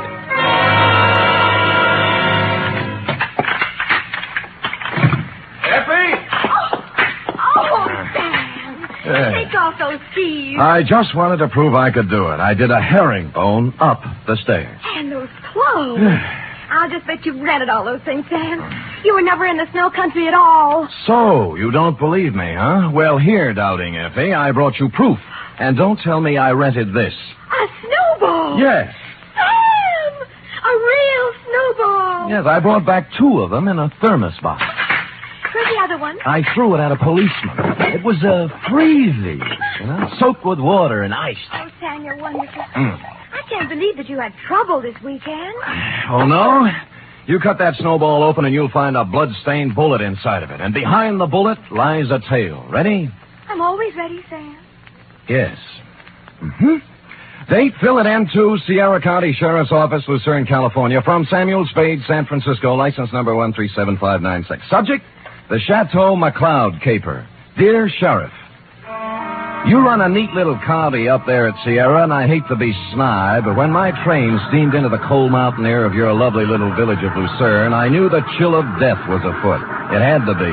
The place was too beautiful to last. The background hills were right out of the Alps, the snow from Grandma Moses, and the rustic buildings that snuggled under the mantle of white were just too cute for words. It was abnormally perfect. Something had to give.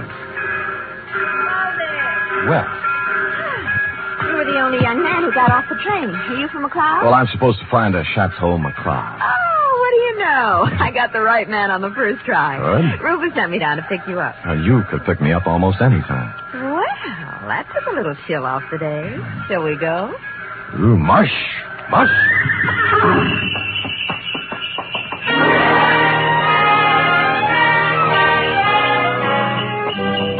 We glided out of the station, runners squeaking on snow, the soft pad of hooves, and the jangle of merry bells. We had a bearskin lap robe. It was a short bear, so we had to move close. Her cheeks were apple red, and her silk brown hair flowed in a spanking breeze. Oh, it was a scene that will forever. Rufus tells me you're an advertising genius. Well, I have placed a few ads in my day, mostly help wanted. Aha, don't kid me. He says you're going to put the McLeod canneries right on top with a new campaign. On top. You know, you're supposed to have a big name. Just 8 letters, Sam Spade. Oh? Well, I'm Rita Parker. I'm supposed to be Rufy's girlfriend. Of course, I think it's only to make his wife mad. But it's fun up here. Yeah, well, this is my first trip. Oh, well, then you're in for a treat. That is, if abnormal psychology appeals to you. What does that mean? The McLeod guest register is always full of dynamite. Oh. For example, this weekend reads thusly. Rufus McLeod with half of the money in the world trying to get the other half. Good. His wife, who has an interlocutory decree. Mrs. Interlocutor. Yeah, Cora. Yes. Her boyfriend, Paul Endicott, gigolo type. Charlie Allison, co-worker and friend to Rufus. He's a food technician or something dull. So. And then there's Tozier Fenborg, ski instructor, who comes down like a wolf on the fold. And people like that. Yes, well, I'll never remember all the names. I'm in the ad game, you know. It's initials to me. I call people, RL, TS, NTG, and, you know. Well, the names don't mean a thing. Just remember this. Every 30 seconds, duck. I beg your pardon?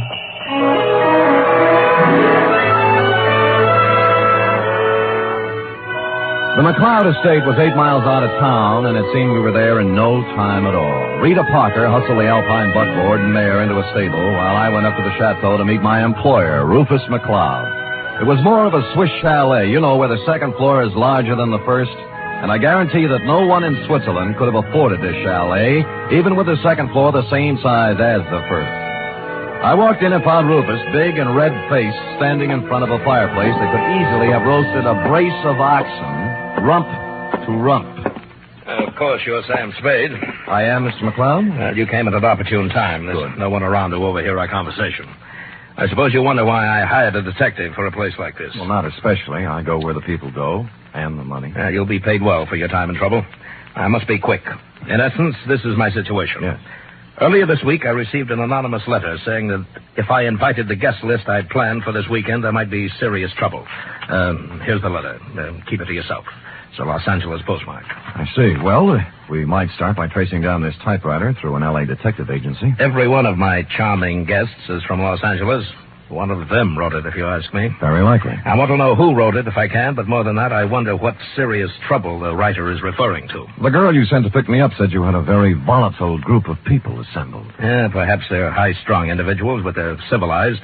I'm sure their conflict would never get beyond a cutting phrase or two, or perhaps a punch thrown here or there. Well, then you really don't believe you'll have any trouble? Yeah, I don't know. I thought it would be advisable to have a man like yourself around. Yes. One who deals in trouble professionally. Perhaps if things do get out of line, you can help repair the damages or even prevent things from occurring. Well, I'll do my best, Mr. McLeod, but it's not easy to look for something when you don't know what you're looking for. Oh, here they come, Spade. Oh. Back from the ski runs. Oh, I told them you were handling an advertising campaign for my canneries.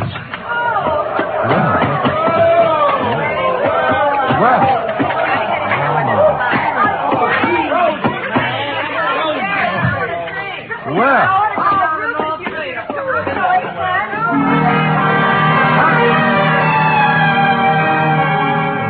They came stamping in, pulling off gloves, unzipping parkas, and if it hadn't been for the grown-up dialogue, looking all the while like a group of carefree children, it was hard to believe that the chill of death was also in them even then.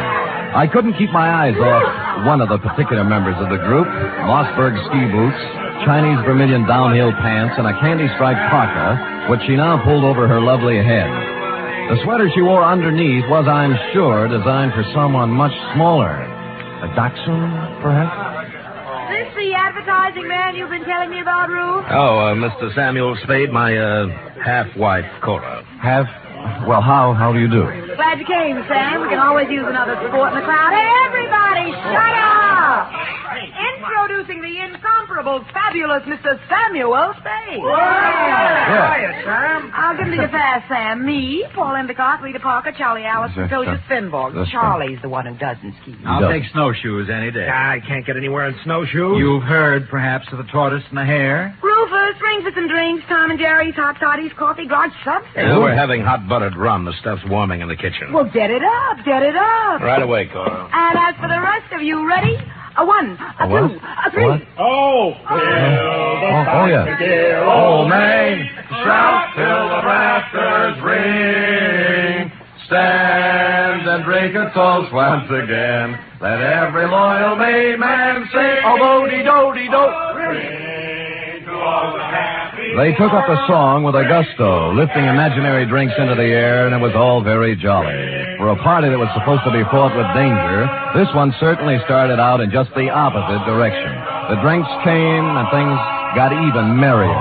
Lunch was served, and afterwards I slipped into some outdoor gear and strapped on some skis. Everybody scattered different directions. Rufus McCloud and I skied to a place 3 miles away called the Halfway Cabin. Between the chateau and the cabin was a small lake called Royal Lake, completely frozen over.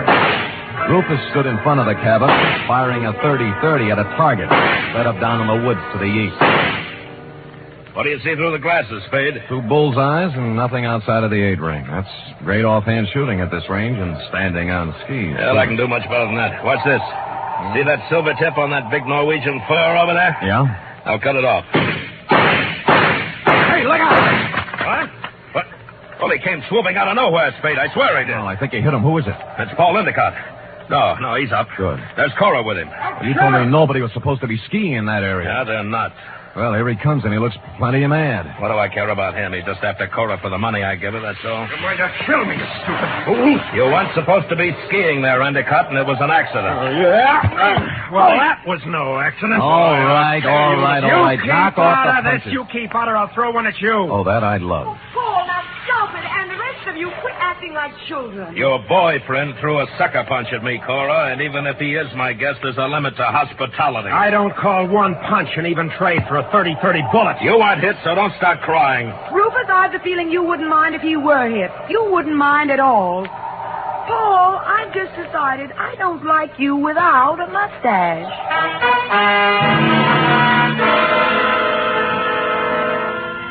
Well, from then on, everybody dropped the pretense, and you knew where you stood. And it was chilly, too. Later in the day, we were all back at the chateau again, and Paul Endicott wove his delicate variation on his main theme. I'll knock your block off. I tell you, Mr. Endicott, you have some delusions. I have no delusions, Tozier. I've seen the way you look at Cora, the way you two are always trying to lose me on the trails. Some people ski faster than others. Yeah, well, let me tell you something. The next time you try to wolf this girl, it's going to be your last. I'm nobody's wolf. I'm a ski instructor. That is what I was hired for. Well, stick to what you were hired for. Knock off the extracurricular activities. I don't have to take this kind of talk from you. Anything you'd like to do about it? As a matter of fact, there is. Fellas, boys, men. Stop it. Yes. I'll never speak to either one of you again. Sam. Yes, you want me to stop them, Mrs. McCloud? No, I want you to take me out of here. Oh, all right. Well, let's put on our skis and get out of here. Okay, here, I'll help you. Oh, thank you. You're such a gentleman. Well, even so, I won't take a minute. Ready? Yes. There we are. Now, where are we heading, Mrs. McCloud? Oh, I thought we might go out to the boathouse. It's on the southern tip of Royal Lake. It's only a mile and a half. Nothing. And my name is Cora. I'm not really Mrs. McCloud anymore. It's kind of rough on you, isn't it, bringing your new boyfriend around all of your ex-husband's friends? Well, I like it up here. Rufus likes to have me. They're not all against Paul. At least they weren't. But he's on the defensive so much, he's going to make enemies of all of them. Yes, he's off to a rousing start, I'd say.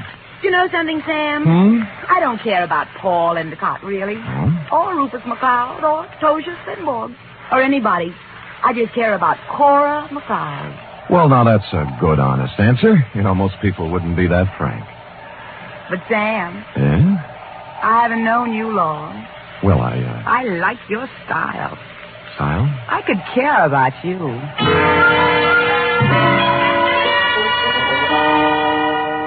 It broke my heart not to stop right there on the trail and kiss her because that's what she wanted me to do. So that's why I didn't do it. And I'll never turn down anything better. Well, next scene, a boathouse. And when we got there, it was not at all the way I thought. A food technician and close friend of Rufus McCloud was there, working on something that baffled me at first. It's a nice boat, Mr. Spade. That's what it is. Belongs to Rufus. Yeah, I don't think I've ever seen one up close before. I'd take you for a ride, but this one needs a lot of work before anybody could use it. I'm just puttering. What prompted you to come out here, Cora? Because Paul and Tozier Spenborg got in a fight over me, and I got tired of the whole thing. Sam and I went out for some air. Oh. Well, glad you did. I was getting a bit lonesome. You see, Sam, they always leave me in a cloud of snow on their skis, and I just plod along on snowshoes all by myself. Well, maybe we can go walking together sometime. I used to be able to shake a pretty good snowshoe. It's a deal. Tomorrow morning, I'll show you the place. Sam, I think I'll stick around here and help Charlie with the ice boat. Oh. Unless you're crazy about ice boats, why don't you go back to the chateau? We'll be there in time for dinner. Well, I don't need any engraved exvitation. I hope you catch a common cold.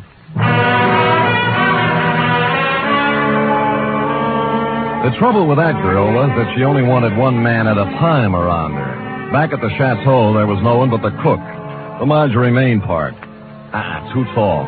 As supper time approached, Rufus came in, then Rita, then Cora, then Allison, and finally Tozier, in that order. And the order is important, because you see, nowhere in the list is the name of Paul Endicott.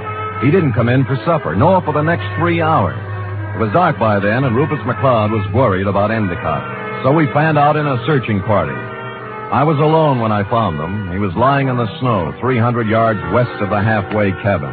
There was a 30-30 slug in him. Period. End of Paul Endicott.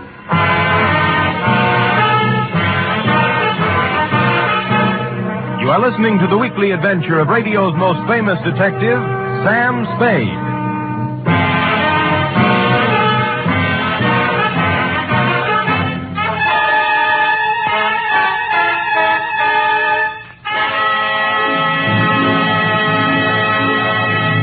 This Sunday, Cary Grant and Betsy Drake star in the second of the new Mr. and Mrs. Blanding series over most of these NBC stations. The delightful tribulations of Jim Blandings and his wife Muriel as they built their famous dream house entertained millions as a novel and then as a motion picture. And now you can follow the further adventures of Mr. and Mrs. Blandings every Sunday on NBC. And Sunday also means your weekly visit with the hilarious Harrises on the Phil Harris Alice Faye Show.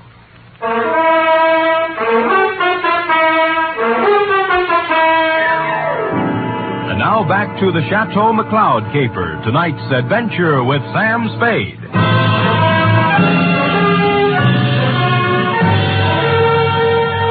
There were no ski marks near the body of Paul Endicott, just his own. Somebody had drawn a bead on him in the dust from some distance. I started to look for the rest of the searching party and then changed my mind. If the body of Endicott wasn't found, the murderer might wonder what happened to it, get worried, and make a mistake. So I picked him up, carried him to a small cave I found, covered the entrance with snow, brushed over the ski marks, and went back to the chateau. One by one, they all showed up, discouraged. Oh, we can't give up. We have to keep looking. I know how you feel, Cora, darling. It's too dark. We'll try tomorrow. Oh, don't worry about him. Paul can take care of himself. How can he take care of himself, Miss Parker, if he got lost? Who said he got lost? I am assuming. I think we're all assuming too much. I'm sure that it's nothing to worry about. If I know Paul, he'll show up tomorrow with some tall tale to tell. What do you think, Mr. Spade? What does an advertising executive know? Cora, your manners. A sponsor might be listening. Oh. Well, I'm sorry, Sam. I'm upset. Okay. Frankly, I don't know what to think. But if I were a detective, I'd hazard a guess that Paul met with foul play. Oh, nonsense, Spade, nonsense. Come on, everybody, let's have a drink and have some fun. Paul will be back, and even if he isn't, who really cares? Scotch for me. And I guess nobody cared. Rufus was a little more jolly than usual, and the drinks began to dispel the gloom. It was as if Paul Endicott never had existed. It began to get late, and the bizarre wake broke up. Everybody went to bed, including me. I lay there fully dressed, looking up at the beam ceiling for an hour. About then, my doorknob turned, and the door slid open and shut. Someone moved quietly into my bed as I was sliding my .38 out of its holster. Sam, me, Rita. Oh. Are you awake? Yeah, I wasn't even under the covers. Mind if I sit down? Not a bit. Sam, Sam, I'm scared. I wish I could leave here. Oh, what's the matter? Paul's dead. I know he is. He didn't mean anything to me one way or the other, but I know he's dead. Anything to back up your feeling? I guess not. It's just something I'm sure of. Why'd you come to me? Because you're really a detective, and I know it. Oh, me? Oh, now, you handled a case for my father once. You just don't remember me. All right, I'm a detective. Rufus hired me because he expected trouble. Sam, I'll tell you something about Paul. Yeah? Cora didn't really like him. They were always fighting. She only cares about herself, so she said. Tell me, what kind of a car does Paul drive? It's a yellow convertible, but it's still in the garage. I checked. Any other cars missing? No, they're all there. Oh, and I found out something else. What? Before supper, there was a gun missing from Rufus's gun rack. It's back now. Anything else? That's all I know, Sam, except that Paul's dead. I know it. I wish I'd never come up here.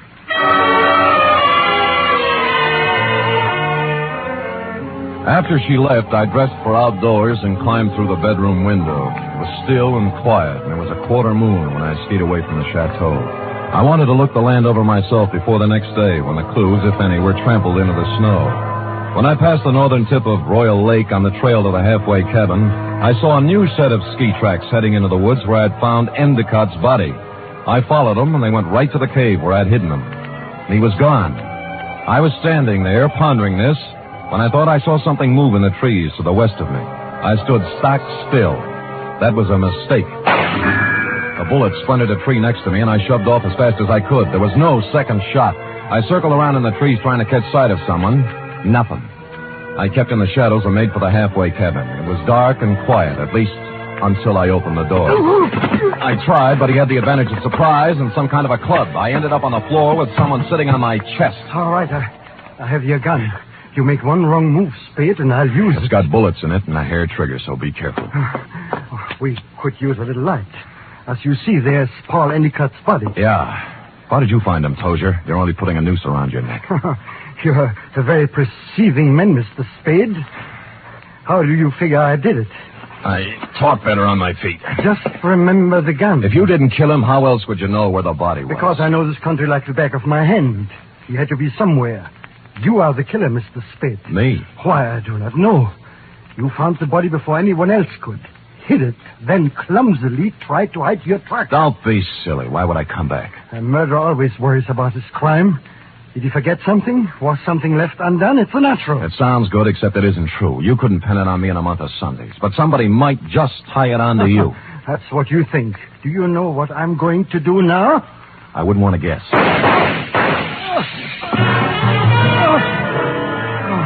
The shots came pouring in through the window, and Tozier Svenborg went down. I saw the flash of a face outside and was gone. I kicked at the lamp, threw the place into darkness, and lay on the floor. Then I crawled over to Svenborg and took my gun back. Well, that was a surprise. It hurt quite a bit. Where'd you get it? Oh, somewhere in the back. Let me see. It's at the shoulder level. But he won't die anyway. I'm afraid I misjudged you, Mr. Spade. Go after him. Go after him and catch whoever it was. I can't leave you here. I'll take care of myself. Just leave me your gun for protection. No, I'll stay. Go, please, while there's time. Or are you afraid?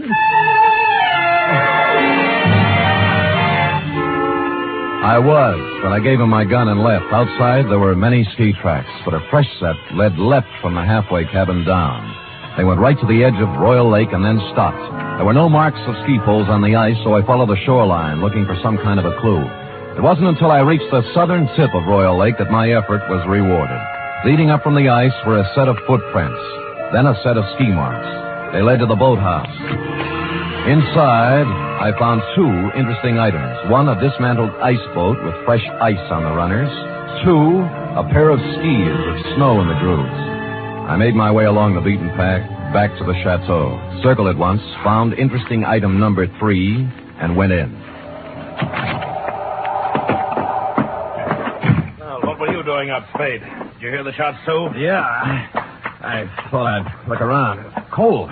Woke me out of a sound sleep, Sam. What was it, you know? Well, I didn't find out about the first shot, Mrs. McLeod. That was fired at me. But the next 3 were fired at a man named Tozier Svenborg. Oh, no. Tozier? How did it happen, Spade? What's it all about? He found Endicott's body in the woods. Dead? Very. I told you, Sam. I told you. Told him what? What do you know about it? Nothing. I just had the feeling, that's all. You know something. Now tell us or I'll slap the rents right out of your head. I don't know anything. Anything at all. I just had a feeling. Who shot Tozier, Spade, and why? I don't know.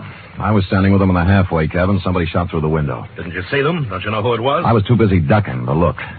Just answer me one thing. Have any of you been out? Of course not. No. I haven't, and Mr. Allison's in bed. Of course, they all lied.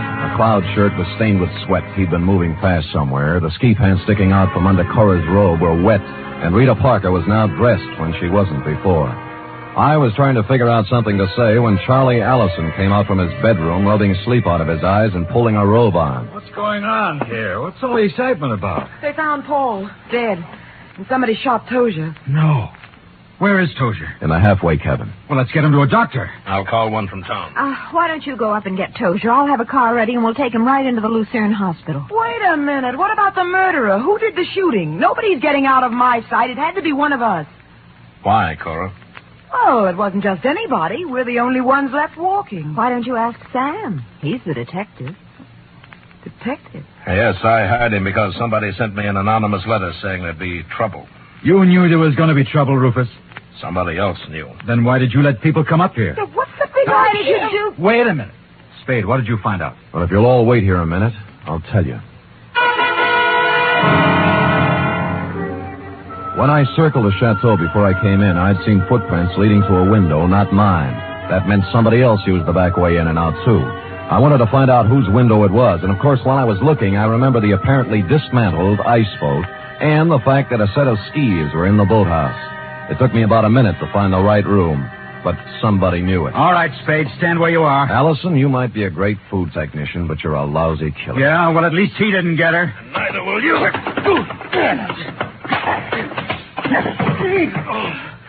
I got him, Spade. All right, come on, stand up. Come on. You sap. Cora, huh? You think you could get her by killing somebody? Shut up, leave me alone. I'm sorry for you. Sorry for anyone that ever knew her. I'm sorry for myself. She loves me, you fool. What's the matter? I was sound asleep. We found our killer, Mrs. McLeod. Charlie? Yes, baby, Oh, Rufus, it's been a long day. I need a drink.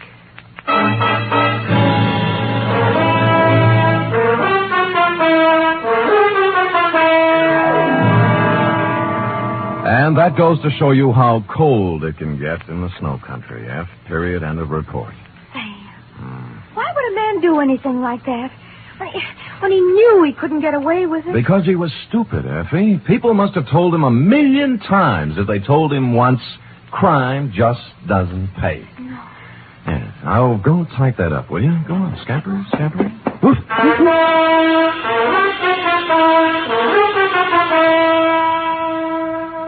3 chimes mean good times on NBC. Here's news of 2 important musical events.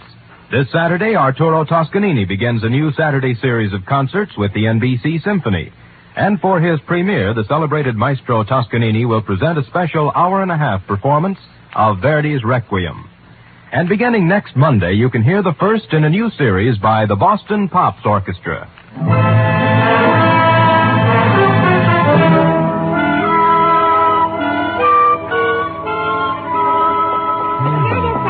All typed up. All but the P.S. Page, that is. What P.S. page? Why should it need a P.S.? Sam, you know that this report, to borrow a phrase from you, is full of holes. My phrase? I wish I'd never said it. Now, for instance, who sent the note to Rufus? Paul Endicott. He expected trouble. That's why he was so belligerent to everybody. All right. Yes. I'm going to come right out and ask you. Good. Why did Allison kill him? Well, I thought it was rather obvious, Effie. Cora was leaving Rufus McLeod for Allison, but because Allison worked for McLeod until Cora's divorce was final, they didn't want Rufus to know about it. So they used Paul Endicott as a decoy love affair. But I'll bet Endicott didn't want to get Cora up. I'll bet that was it, Sam. Effie, I don't know how you ever guessed. Endicott saw in it a chance to pick up a buck with a little blackmail. It was just a wild guess, Sam. Yes. And, of course, Allison did ski, didn't he? What do you think? Well, how else could he get around so fast? And he made such a point about those snowshoes. Sam? Yes? If I'd written the caper, I'd have covered that up a little. Come here. Oh, I'm sorry, Sam. I guess I shouldn't have said that. You certainly should not have. You know there's only one thing around here you're supposed to say. Yes, Sam, I know. Shall I say it? Make it fast. Good night, Sam. Good night, sweetheart.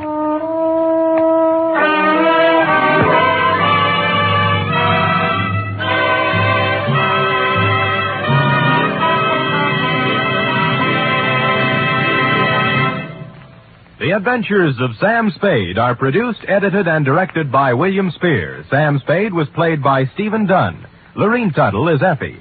Script for tonight's adventure by John Michael Hayes. Musical scoring by Lud Gluskin, conducted by Robert Armbruster.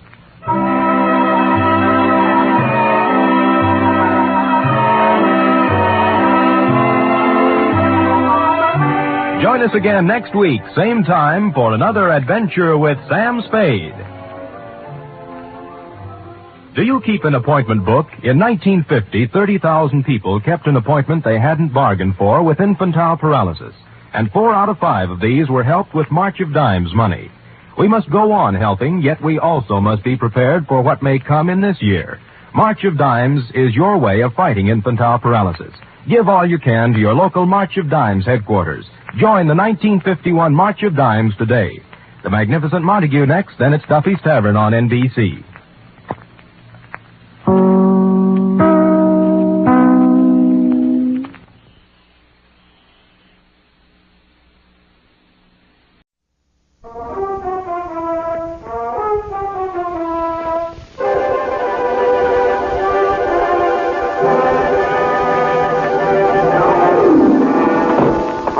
Looking over ruffle waves. I looked up the broken glass, but there's something terribly wrong with my typewriter. Looks okay to me. Those old models stand up, Eph. They don't make them like that nowadays. Well, I should hope they don't. Somebody shot it. SQP again. No, the alphabet is all right, Sam. It's just the one key. One missing? No, but it's bent. This one right here, Sam. Look here. The at and cent. That makes sense. You won't need it for this one. Come on in. Oh. Sam, wasn't I smart? I got the answer right away. The answer to what? That to which you referred to, Sam, is the whole ghastly riddle. SQP, to be exact. Well, I was tired. Of course you were. And besides, I was right here where I can see it right out the window. See, the neon sign, Sam, over the nifty drugstore. See? That's it. Stability, quality, purity. And a blink. Safe. Wasn't I smart, Sam? Wasn't I? Yeah, of course you were. But that isn't quite the answer. Well, then what is that? To Detective Lieutenant Dundee, Homicide Detail, San Francisco Police, from S. Spade, Life N. 137596. Subject, the SQP caper. The minute she walked into my office, I smelled trouble. But it also smelled like $50 an ounce. She was small and brunette. Her eyes were large, appealing, and moist. But her pitch was disappointing. And now I realize that what he really came to San Francisco for was to be with her. This isn't the first time, Mr. Spade. There have been others. I don't know who this woman is, and I don't care. This time I intend to do something about it. They're registered at the Belvedere Hotel, and I want you to go with me and... Just a moment, Mrs. Pierce. Yes? I think I know what you're leading up to. You want a detective to go with you and be a witness so you'll have grounds for divorce. Is that it? Yes. I can't go on any longer with a man I can't trust. Oh, it's so humiliating. Now, Mrs. Pierce, please, I do sympathize with you. Honest, I do, but I can't take the job. After I poured out my heart to you, exposed myself. Oh, now, please, it's not as bad as that. It happens every day. It's just that I don't take divorce cases, but I do know a detective who might help you. You'll be much better off with him. But I'm sure I'd feel much better with you. Maybe after your divorce, Mrs. Patricia. My friends call me Pat. All right, Pat. I'll see what I can do. Belvedere Hotel, good afternoon. Tiny Stover on duty. Tell him Sam Spade. Just a moment. Who is he, Mr. Spade? Friend of mine. House detective at the Belvedere, but he likes to pick up an extra fee now and then. Sam? Tiny? Sam? Tiny? Sam? Roger. Who? Look, Tiny, I'll stop if you will. Oh, Sam. Yes! What's with you? Yeah, about a guest in your register. Pierce, Donald, Mr. and Mrs. Oh, yeah, sure. Clerk gave you the high sign on here. Pierce, yeah. Checked in alone, but registered for both, Sam. Said the wife would be along later, but it's okay. She finally got here. Yeah? Well, his wife is in my office now. Huh? She wants to crash the party. Oh, I get it. Want the job? Well, Sam, I can't take it for a private fee. It's against the house rules, you know. Oh, too bad. Oh, wait, Sam. I go off duty in half an hour. Maybe I could do it incommunicado, huh? Send her around, Sam. Okay, Tiny, will do. Will he help me, Mr. Spade? Yeah. Ask at the desk for Tiny inside, but don't let that put you off. He's an all right guy. Oh, thank you, Mr. Spade. You've been very kind. Goodbye. Good luck. Sam, what happened? Why did you leave so quickly? For the same reason you shouldn't have let her in the first place, Effie. There was a divorce job. Oh, but Sam, she looked so refined and all. And being the first of the month, I thought you might take exception. I do. Of course, you know best, Sam. But it seems to me you might welcome a little change now and then. I know you feel it's underneath you, but it's such nice face work, and the between 9 and midnight alone, you could... Effie, there are 2 words for that kind of work. What, Sam? Never mind.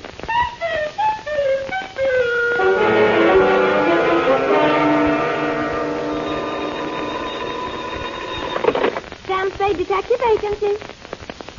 Oh, just a moment, Mr. Stover. Tiny Stover, Sam. What does he want? I don't know. I think he's crying. I'll take it. Tiny? Sam? Yeah. What's up, Tiny? That dame you sent over here, listen, I better not take time telling you. Get over here. Room 418, come in the side entrance and walk up. What happened? I cannot tell you over the phone. Just get over here, Sam, and hurry.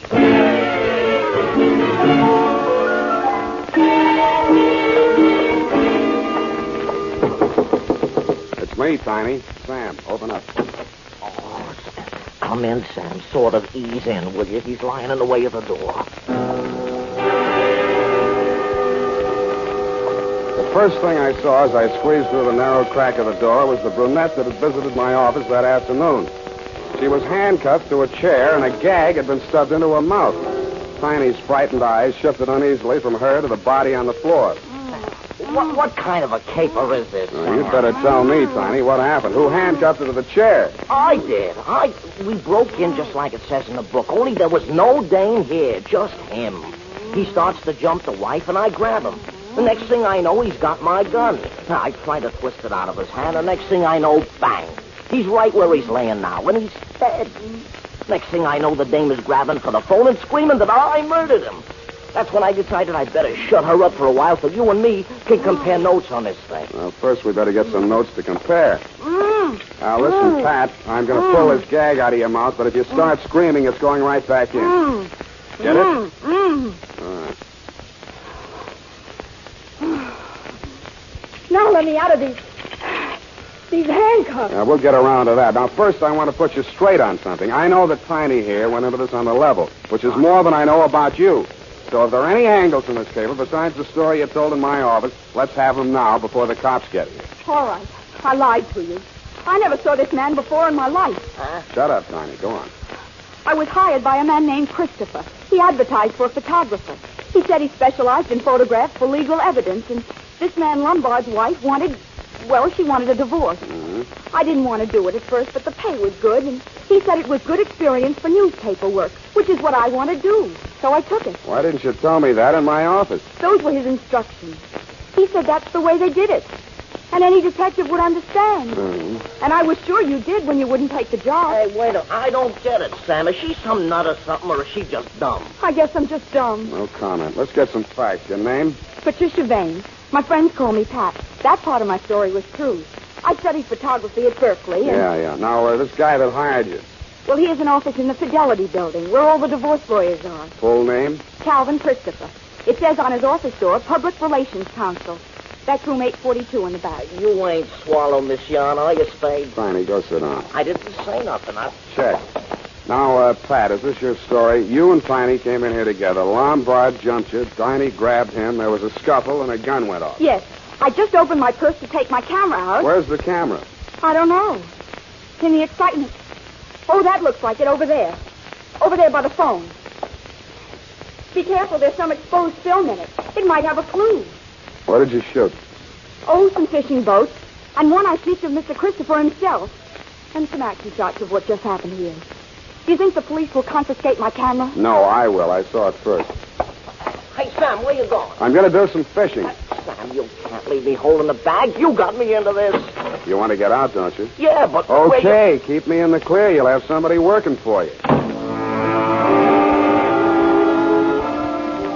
I felt like a cad, Dundee, but there was nothing I could tell you that they couldn't tell better as eyewitnesses, so I left them there to face you and your homicide boys alone. My first stop after leaving the Belvedere was Ledkin's Lightning Photo Finishes, where I left Pat's camera and film. Then I mushed across town to the Fidelity Building. It said on the door, sure enough, room 842, Calvin Christopher, Public Relations Counsel. Well, sir, what can I do for you? You, Calvin Christopher? I am. I'd like to ask you some questions. Detective? You hired a girl named Patricia Vane to take some pictures in the Belvedere Hotel, right? Why, no. I advertised for a photographer, but so far no applicants. What do you need a photographer for, Mr. Christopher? Well, that, sir, with all due respect, is none of your business. There's nothing illegal in advertising for a photographer. And if I had employed one, I would tell you so. That's a straight answer. Then your story is that you did not employ Miss Vane and that you have no knowledge of her. That is my story. The girl's story is that she was here in this office and even snapped a picture of you. That film is being developed now. Still want to stick with that statement? Look, friend, you do not have to be acquainted with a person in order to have your picture taken by her. Or her, as the case may be. I know that, but if your picture shows in that film, I'll know you're lying. Mind if I use your phone? Thanks.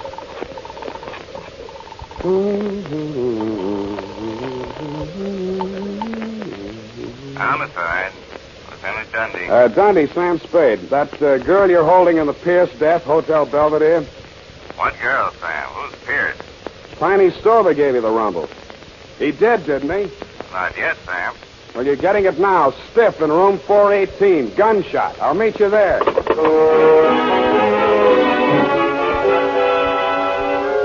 And I did. I won't dwell on that part of it, Lieutenant dear. You were cross with me, and I didn't blame you. Pierce's body was still there, and it was still dead, but there was no brunette, no house stick, no gun, and no bullet wound. The medic called it death from natural causes, heart attack, but the worst was yet to come. When I rushed down to Ludkin's to get those pictures, just to prove to you that I wasn't completely out of my mind, there were no fishing boats, no pickets, no Mr. Christopher, and no struggle. Nothing but pictures of a complete set of dental x-rays. There was a date on them, 7/14/48, and some initials. S.Q.P.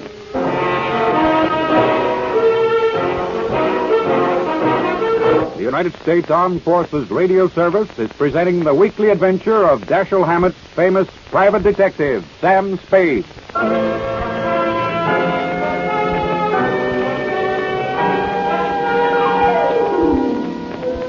S.Q.P. Seemed very familiar somehow. Society of Quail Prevention? Too neat. After you and your boys had cleared out, Dundee, I went back to room 418. I wondered who had fired the shot that both Tiny and the brunette believed had killed Mr. Pierce. I didn't find out, but I did find a .38 slug in the floor under the rug pad. The fibrous material had been scuffed by somebody's foot to hide the bullet hole. Tiny had been reaching for the phone as I left. According to the operator, there'd been no flash on her board from 418. That meant that whoever had stopped them had done so in a matter of seconds. I didn't know whether it had been done with a kiss, at gunpoint, or with a blunt instrument. I doubted anybody would have knocked Tiny out because he was too heavy to carry down 8 flights of stairs. I checked Tiny's room on the first floor. It had been ripped to pieces by somebody who obviously had been searching for something no bigger than, say, a roll of film. About there, I decided to go and pay my respects to the late Mr. Pierce.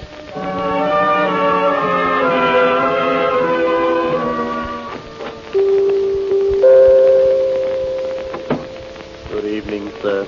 I'm Converse Etheridge. You never remember me, do you? Was it in connection with the columbarium? No, we decided against it. Oh?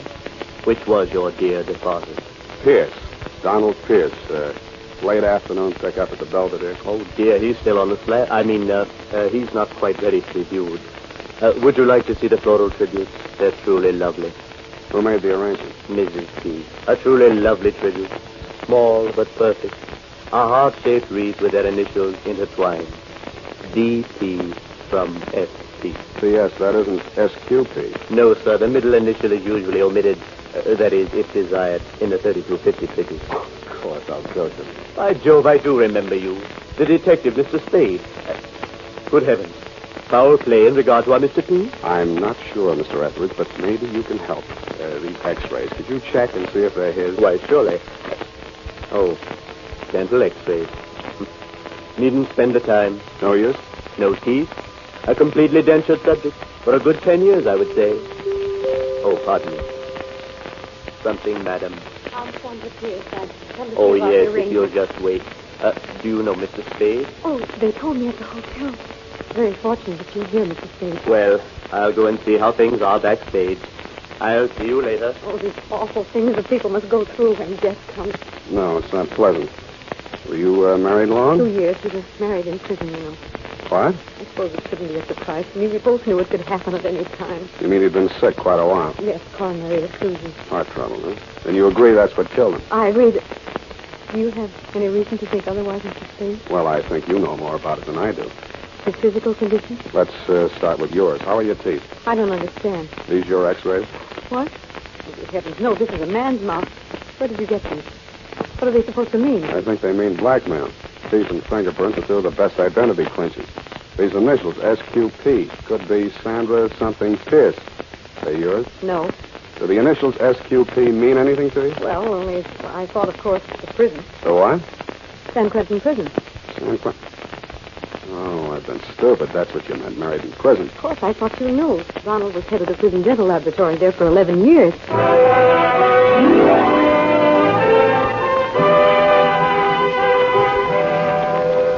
I sat down and gaped at her. She went on telling me how she'd been his assistant at the prison, how he'd had to quit because the prison routine was too tough for his heart condition, and how he'd bade her a tearful farewell because he didn't have any prospects and couldn't ask her to marry. But then, practically the first day he arrived in San Francisco, he wired me to come here immediately, and we'd be married. A relative had died and left him $20,000, and more was coming in. He wouldn't even have to work anymore. He could retire, and that was wonderful because he really wasn't well enough to work. You're not listening to me. What are you thinking about? $20,000 from a relative. Never explained it any better than that, huh? No. The man came, the lawyer, I guess it was. I suppose he brought the money because Donald took it to the bank next morning. Where were you?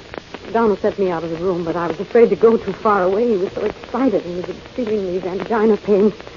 I just stayed outside in the hall, smoking. Mm-hmm. I couldn't hear anything they said, but then the door opened, and the man stood there and said, Don, I had no idea your ticker was so bad.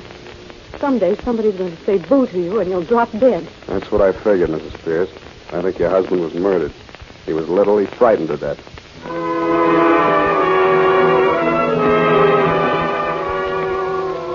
I had almost all of it now.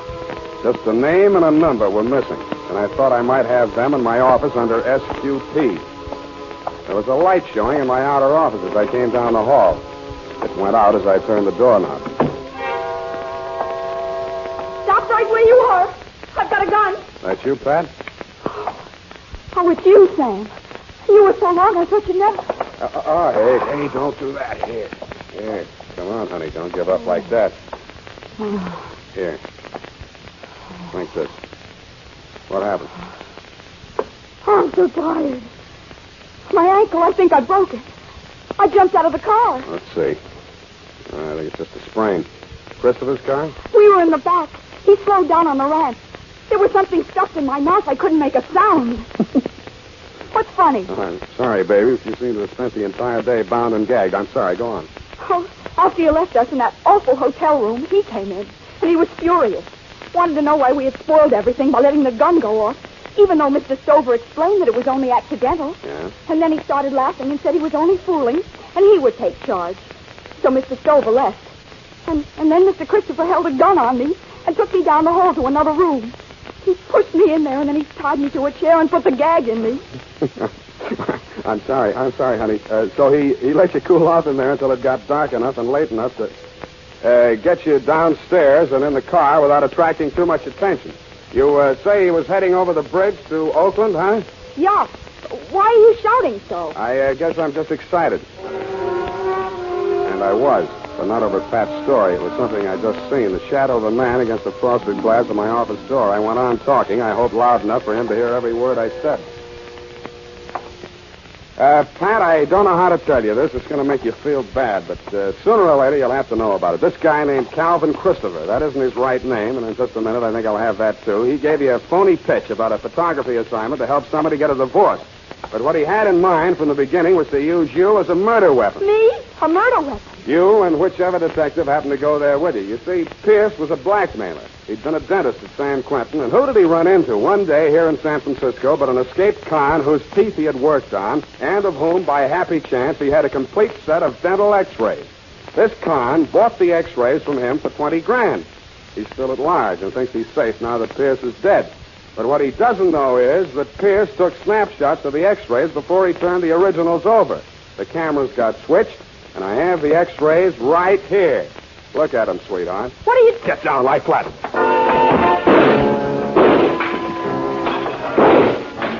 He came in shooting. I kicked the lamp out and answered him. They were all shots in the dark, but mine came closer because I had him profiled against the light. My third shot was the lucky one. It knocked the gun out of his hand, just like in the Westerns, but I was too tired to feel proud. Snap on that light, Pat, and push the phone over here, will you? Stand over away from that door, Christopher. By the way, what is that name? Graziani. Don't bother to smile. Homicide. Lieutenant Dundee. Just a chip. Lieutenant Dundee. Dundee, come over to my office and pick up Victor Graziani, 39, Caucasian, San Quentin lifer, broke out July 14th this year. You owe me $11 for damage done to my office.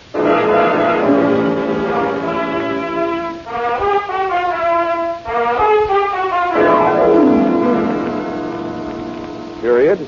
End of SQ paid. Oh. Sam Spade Detective Agency. Oh, yes, just a minute. He's right here. It's Mr. Tiny Silver, Sam. Hello. Sam? Tiny? Sam. Who? Tiny. No Tiny here. Can I call you back?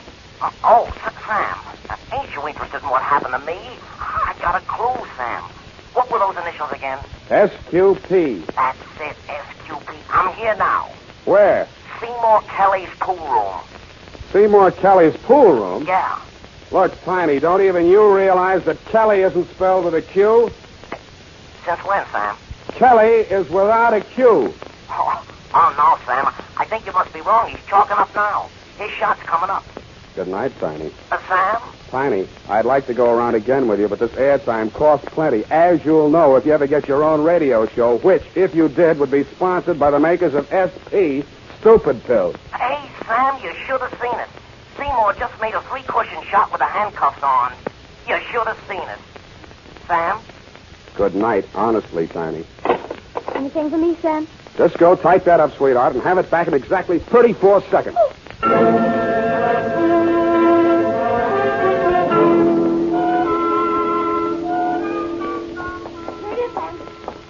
confused about who is getting divorced. Sam, you shouldn't accept divorce cases. Effie, it was not a divorce case. You actually mean we require the usual partial recap? Partial recap? Oh, yes. The dental x-rays would have shown that, wouldn't they? Effie, you're not happy here. What? You have no one to talk properly to. Have you ever thought about maybe Tiny Stover? Oh, thanks. A lonely man, Effie. All these evenings free. Forced to pool rooms for diversion. Sweetheart, you could take him away from all that snooker. Oh, Sam. I could fix it up for you with Tiny. Sam. Come here, sweetheart. Has anyone ever told you how lovely you are? You know what always happens when you get me mixed up. I just... Sam, no. My earrings caught me, please. Well. Say, I'll let you stay out another week. Quite, Sam. Thanks for everything. Forget it. Good night, Sam. Good night, sweetheart.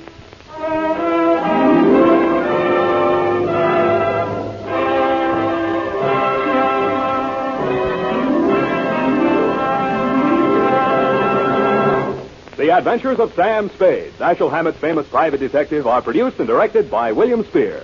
Sam Spade is played by Howard Dove. Lorene Tuttle is Effie.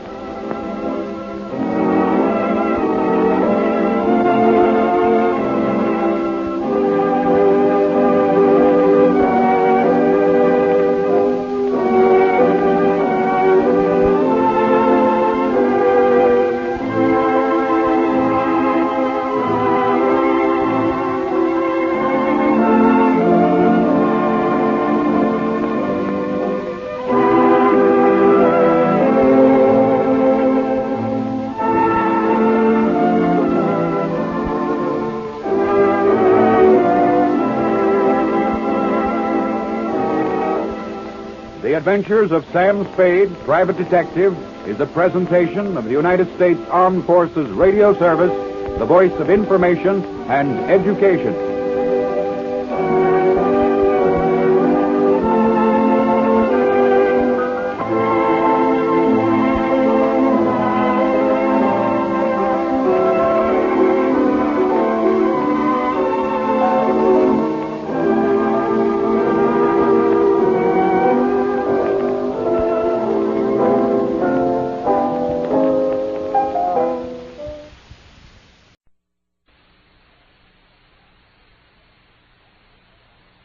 The Adventures of Sam Spade, Detective. Brought to you by Wild Root Cream Oil Hair Tonic, the non-alcoholic hair tonic that contains lanolin. Wild Root Cream Oil. Again and again, the choice of men and women and children, too.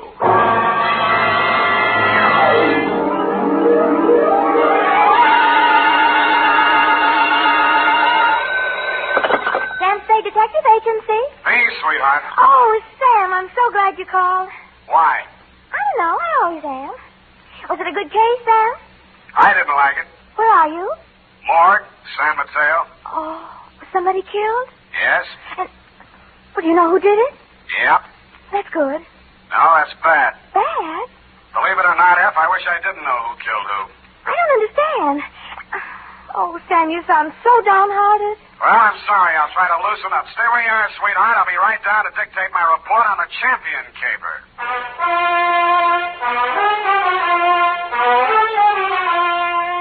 Dashiell Hammett, America's leading detective fiction writer and creator of Sam Spade, the hard-boiled private eye, and William Spear, radio's outstanding producer-director of mystery and crime drama, join their talents to make your hair stand on end with the adventures of Sam Spade. Presented by the makers of Wild Root Cream Oil for the hair. Before bringing you tonight's mystery, I'm going to take 28 seconds to tell you something that isn't a mystery.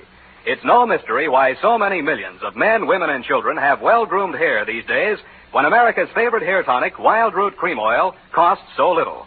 Just 25 cents will buy you a get-acquainted bottle and show you how neatly and naturally Wild Root Cream Oil grooms your hair, how it relieves annoying dryness and removes loose, ugly dandruff. Get Wild Root Cream Oil Hair Tonic. Again and again, the choice of men and women and children, too. And now, with Howard Duff starring as Spade, Wild Root brings to the air the greatest private detective of them all in the adventures of Sam Spade.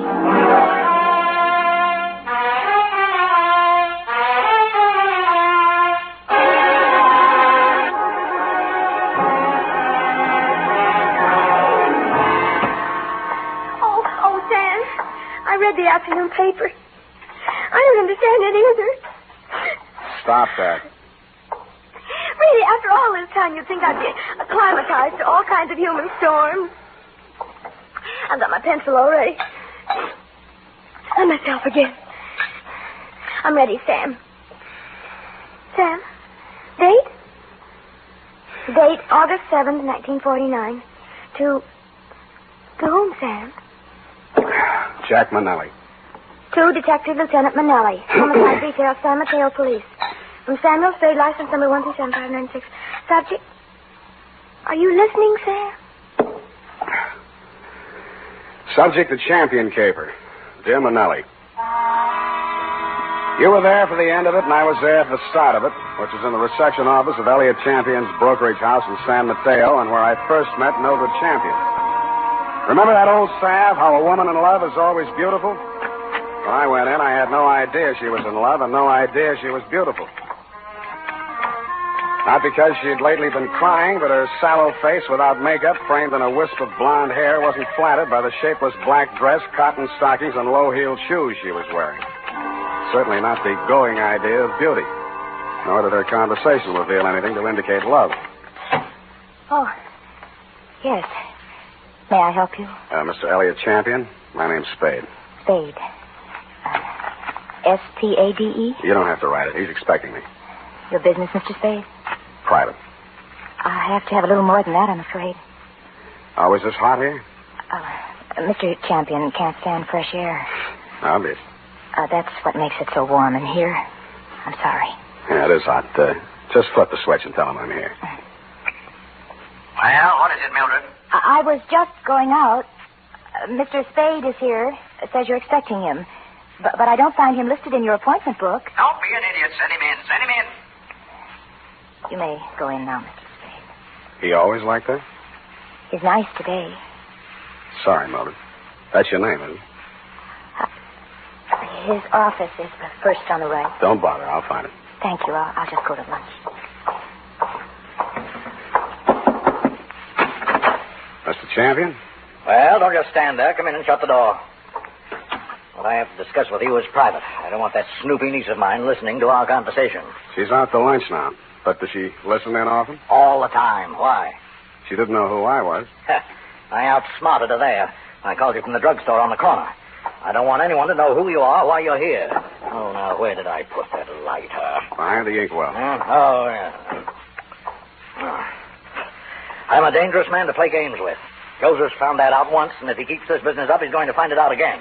No games, you're dangerous.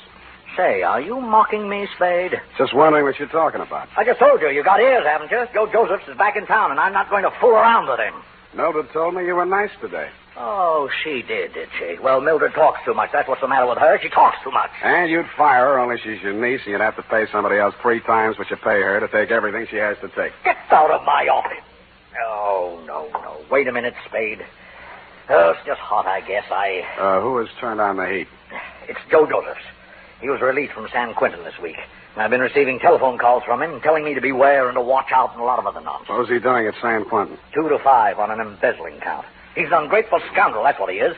Why, I took him into my office as a junior executive, and 6 months later... He got tired of the $20 a week you were probably paying him and decided to dip into the bin. Only he did a bad job, got caught, you testified against him, now he's out and he's sore, and he's threatening you. And every time you yell cop around this town, there's always some snoopy reporter hanging around the sergeant's desk. Ain't that the truth? Listen, Spade, I've got $500,000 tied up in this business, and I don't want anybody thinking I might get knocked over by some loony with a grudge. And that's why you didn't tell the police?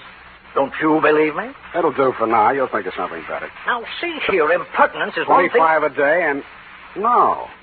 That'll be 45 a day in expenses. I want you to find Joe Josephs and bring him to me. Nuisance warrant? More than that. I've got enough stuff in that desk drawer to send him back to Quentin if I have to. Oh, what kind of stuff? Left over from his trial. It'll be grand larceny this time, and they don't stop at 5 years for that kind of thing. You withheld evidence? I withheld... Get out.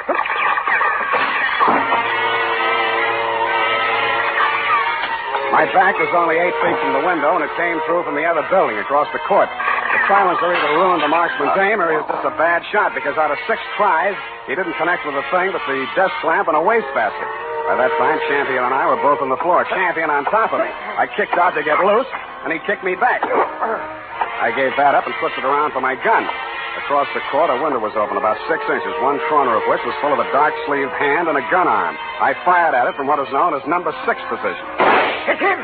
Get him, Spade! What do you think I hired you for? I didn't bother to answer him. I went through the window, onto the fire escape, and over to the next building. I did more. I went in that building, which was apparently vacant, down the stairs, and started out the back entrance. Hey, Oh, sorry. Shirley, watch it, will you? What's the big hurry? Hey, he came out of this building. Which way did he go? Who came out of what building? This building, right here, just a second ago. Here? Yes. Who? Him. Who? The guy who just ran down What'd these he look stairs. like? Well, he... Oh, what'd he look like? I say, what'd he look like? Huh? Who? What? Where? Thanks. Don't mention it, Curly, anytime. I couldn't tell her what he looked like because I hadn't seen him. After a careful search of the building, which revealed nothing, I decided my suspect had eluded me for good, and I returned to the office of Elliot Champion. He was sitting on his green leather chair, wearing an expression to match. Missed him, huh, Spade? What does Josephs look like? Oh, I've got a couple of snapshots here somewhere. Yes, here. Let's have a look. I was later to regret having those snapshots of my person. They showed a tall, thin-faced, haunted-looking guy, an old-looking 28, good face, shock of black hair, and dark eyes. I've seen plenty of cons, embezzler type, and he wouldn't have been cast in a part in my movie. There was nothing about him to indicate that he'd embezzled $2,000 or used a silencer on a gun. I dug 238 slugs out of Champion's wall and went down to the street. Spade! Oh, Spade! He was a heavy-set man in a dirty white Panama hat and seersucker suit that didn't fit him around the middle. Just a minute, Spade, just a minute. He crawled out of a black sedan, jammed a cigar in his mouth, and began sweating. He needed a shave. He'd always need a shave. Hot afternoon, ain't it? Yes, sir, sure is hot. Sure is a hot afternoon. Here, my card. Lemuel Drigger, Confidential Investigations. Guess I should ought to have some new ones printed up, huh? I guess you should order, Lem, and change the name while you're at it. Huh? Didn't the commissioner bounce you 9 years ago for rolling a pack before you did the booking? Oh, let bygones be bygones, Spade.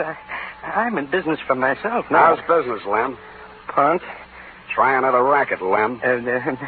Spade, you been in to see old man Champion, maybe? Maybe. I was just going to go in to see him myself when I spot you pull up. I recognize you from the pictures in the paper last week.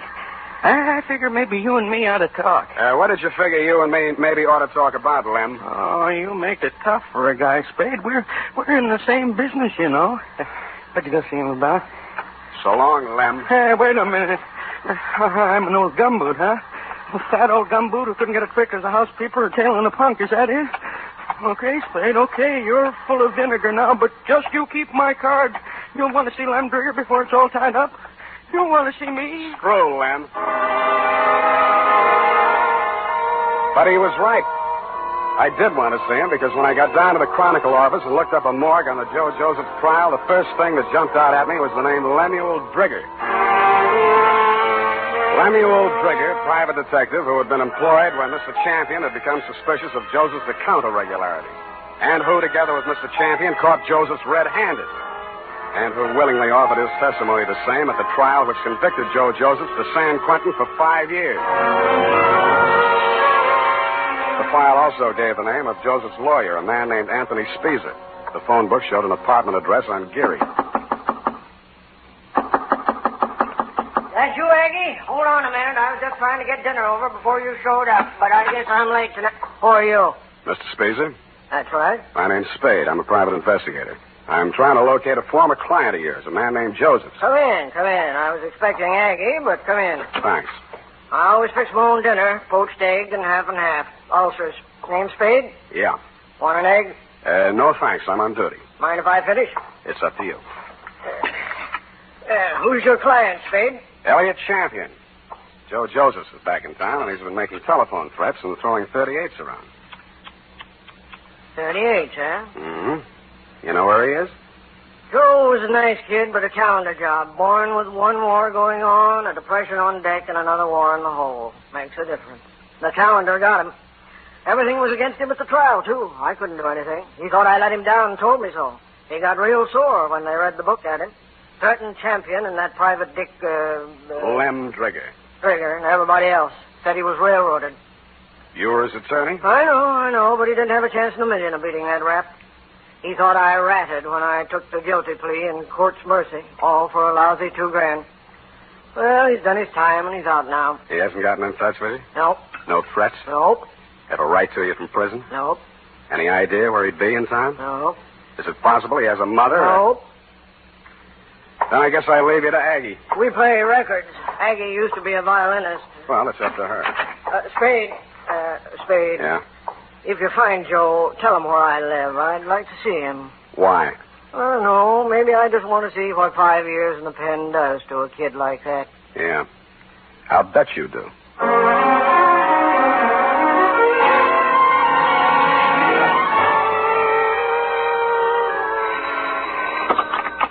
Yeah? Is this you, Mr. Spade? Who's this? This is Mildred Champion. Remember me in my uncle's office? I remember. Mr. Spade, you're looking for Joe, aren't you? Oh, I know you are. You don't have to answer me. I think I can help you find him. I must talk to you right away before something terrible happens. Please come out to the house before something terrible happens. It's right in the corner. I got out to the house as fast as I could, but not before something terrible had happened. Hey. The front door was open and all the lights were on, and Elliot Champion was lying at the foot of the stairs in the front hall, holding his lapel as if it would get away from him. Hey, don't touch me. Don't try to move me. It's in my lungs somewhere, and I never thought.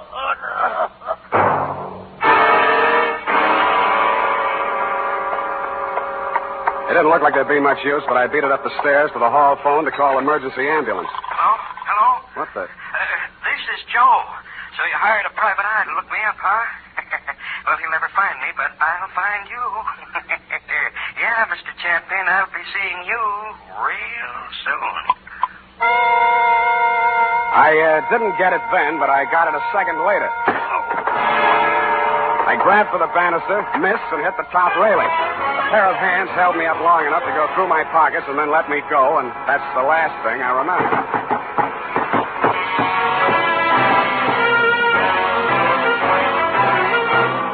The makers of Wild Root Cream Oil are presenting the weekly Sunday adventure of Dashiell Hammett's famous private detective, Sam Spade.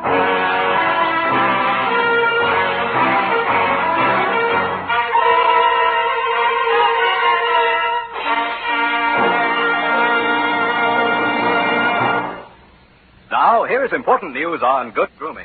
If you want the well-groomed look that helps you get ahead, socially and on the job, listen.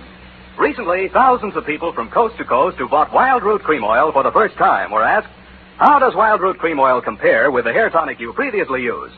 The results were amazing.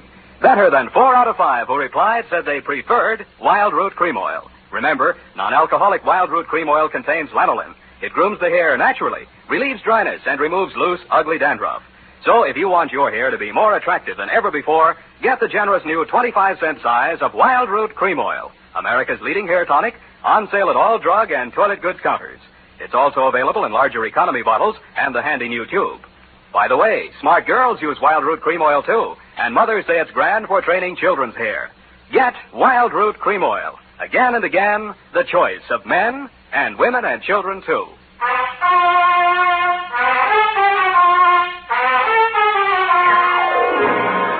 And now, back to the Champion Caper. Tonight's adventure with Sam Spade.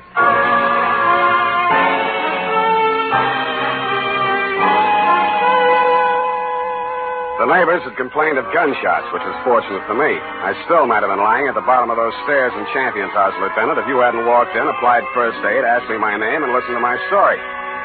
You considered the threatening phone call after my client's death as a cover-up and promptly sent out a general alarm on Joe Joseph.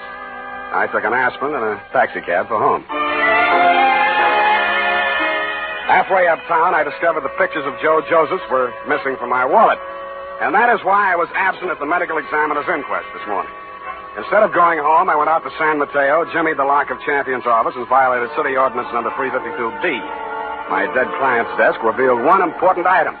An income tax voucher dated August 17, 1944, noting him delinquent.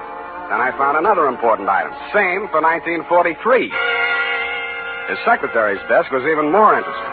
What I found there led me to, 1, call her home. Result, no answer. And 2, to revisit Attorney Speezer. I found him poaching another egg. All right, I'm here. It's late, Aggie. What's the idea? Unless it's Beethoven, I don't... Oh, Spade. Aggie have a show? Yeah, left early. Has to work tomorrow. Oh, it's too bad. What's with you? Still looking for Joe? Yep. Any leads? Wish I could help you, Spade. Elliot Champion was shot and killed in his home tonight. No. That all you have to say? Joe do it? Maybe. Well, You don't seem scared for a mouthpiece Joe didn't like. if you mean should I be next, no. I'm not scared, Spade. The kid should realize that this time I liked him and did all I could. You've been here all evening? Aggie? Could you prove it? Yeah. You may have to. Did you know Mildred Champion was married to Joe Josephs? Yeah. How'd you know? It's a secret. I found this marriage license in a desk drawer. Nosy, huh? I found something else. Champion didn't pay his income taxes all the time. A lot of people are like that, Spade. Me, Lynn Drigger testified against Joe at the trial, so did Champion. Mildred worked in the office, but she didn't testify. Wife can't testify against husband.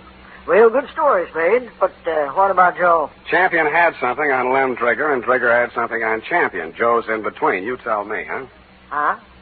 All right, I'll tell you. It's all about a green kid hired into a brokerage firm to be framed on a phony embezzling charge to cover up a tax delinquency. You want to finish it? I can't. I don't know it. You've got ideas, though. Yeah, Spade, you're right. I've got ideas. And all of them make me sick inside. That kid stood there and told me he was innocent. He said it 1,000,000 times if he said it once. And he told me he thought Champion was short with the income tax people. And if Champion was short, he could phony up a book and get a worn-out private detective like Drigger to testify that there'd been a fraud, and Joe takes the rap. If that's what happened, they did it pretty good. Did you mention anything like this at the trial? Surmise is not admissible. There was no way to investigate it and no way to prove it. Joe was a nice kid, Spade, and he told a good story. I've been fooled a lot of times. What do you think? I haven't met him yet. All right, he's done his 5 years. He came out, and now they want him for killing the man who sent him up. His whole life's gone. And for what? Spade, I hope you don't find him. I hope nobody ever finds him. But we did find Joe Josephs, Lieutenant. He was right under our noses all the time. When I called you, you told me to come on down to the morgue at the county hospital. We both stood and looked at Joe Josephs. It's a funny thing, Sam. We had an alarm out for an hour on this guy. We've been looking all over for him, and he turns up right here. Only he's dead. He's been dead since last night about 7. 7? Same time Champion was killed. TB. Just got the whole story. Had it awful bad in prison on the sick ward his last 2 years. Mm-hmm. Wanted out awful bad. When his time was up last week, he made him release him. But he wound up here, died in the hospital. He looks awful young to be a con and all. I don't know, Sam. He's just a kid, isn't he? Up until then, you had some kind of case against Joe Joseph. But when the medical examiner reported that my client had been shot with a .32, the rest of it began to fall into place. Lem Trigger's office was a dirty room over a shoe repair shop on Mission Street. The glass on the door hadn't been washed in 5 years, and neither had anything else. You could hardly tell where the office left off and Lem began. Oh, hello, Spade. I've been waiting for you. I thought you'd get over for some talk. What made you think that, Lem? Well, you're here, ain't you? All right, let's make talk. Did the silencer ruin your gun? Huh? Come on, I want it all. Hey, You phoned tonight after Champion was killed. You've been phoning him right along saying it was Joe. No, just a minute, Spade. We're in the same racket. You shot at him with a silencer on your .38 this afternoon to make it look real good. You can't prove anything. I didn't kill him. One slug out of your gun will match that up. Every cop carries a .38. You were a cop once. Now, Spade, you got this all wrong. Because you thought he'd called you in for protection. He called you in once on another job. Listen, I know what you're thinking, And but business was so bad you had to drum it up, didn't you? Joseph was released from prison and it was a natural, only it didn't work. Champion called me instead, and you tried to shake me down. Well, I only thought we could kind of work together. Make it a good thing. I told you once you should try another racket. But you didn't take my advice. Now you're going to have to. What do you mean? Because your license will be revoked pretty quick. You got into a lot of trouble about 2 minutes from now. I did? I was right here. What are you trying to... I swore out a complaint on you for assault and battery. Hey, wait a minute. I ain't done nothing to you, Champion. Instead, and yes, I tell you did, Lem. You tried to strike me, and I had to defend myself.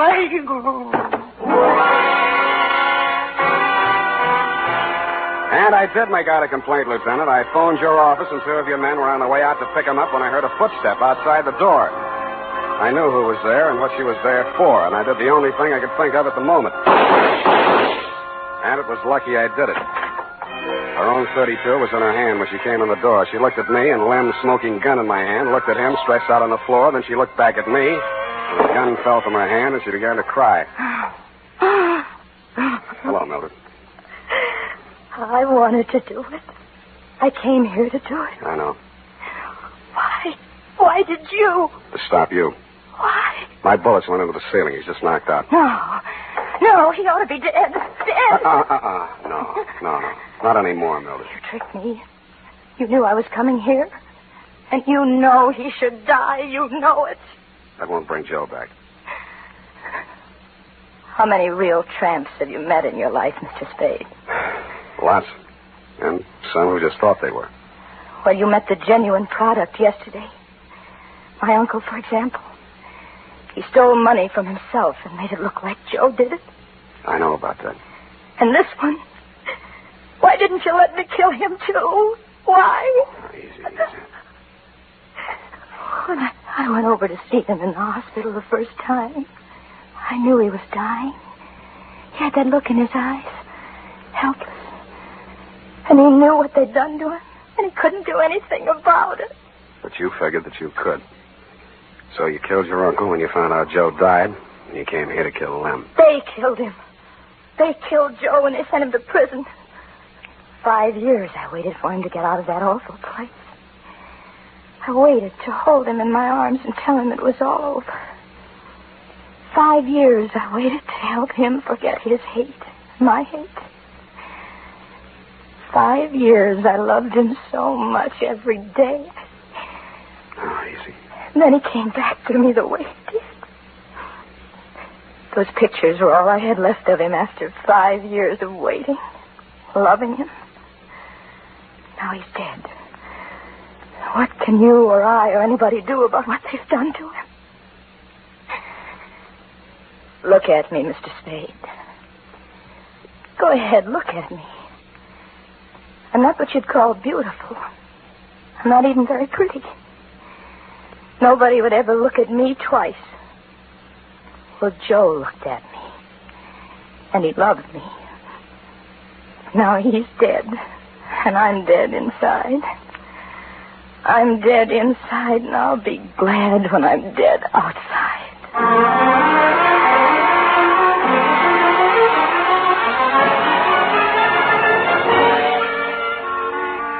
Period and a report. Oh, Sam, there was was so unhappy. Yeah. Add a notation that I won't be around for the coroner's inquest. Sam, you can't do This that. report, when duly notarized, should be admissible as testimony. I want to get out of town for a few days. Sour racket. And now, listen to this. Later this evening, if you happen to stroll down to the corner for cigarettes or ice cream, why not also pick up some Wild Root Cream Oil Hair Tonic? Your whole family will like the way Wild Root Cream Oil grooms the hair neatly and naturally, relieves dryness, and removes loose dandruff. And ask your barber for a professional application of Wild Root Cream Oil Hair Tonic. Again and again, the choice of men and women and children, too.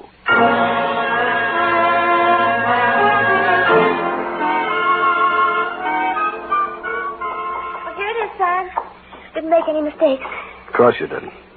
Are you really serious about getting out of town for a few days? I am? The world's too much with you, huh, Sam? Effie. I know it's poetry, Sam, but it seems kind of appropriate right now. I don't care if she did kill those two men. I feel sorry for her. What's that got to do with poetry? Well, it's kind of poetic justice. Oh. Why did she dress the way she did in that black dress and low heels? A form of penance, I guess. Mourning, absence of her missing lover. Lover? Yeah, no. Look, you'll have to type it all over if you keep that up. But, Sam, it's all so beautiful and tragic. Yeah. And you watched it all happen with such understanding. I'm so proud of you. Oh, Sam. Come on now, come on. Dry up and go home. Good night, Sam. Good night, sweetheart.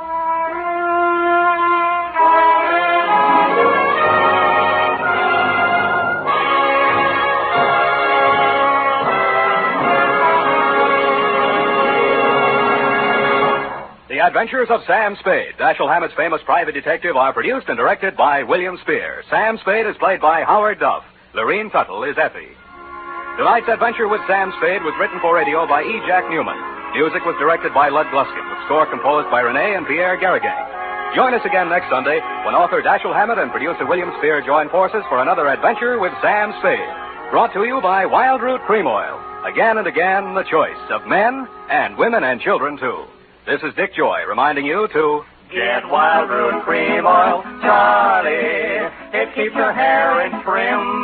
You see, it's non-alcoholic, Charlie. It's made with soothing lanolin. You better get Wild Root Cream Oil, Charlie. Start using it today. You'll find that you will have a tough time, Charlie, keeping all the gals away. Hiya, Charlie. Get Wild Root right away. This is CBS, the Columbia Broadcasting System.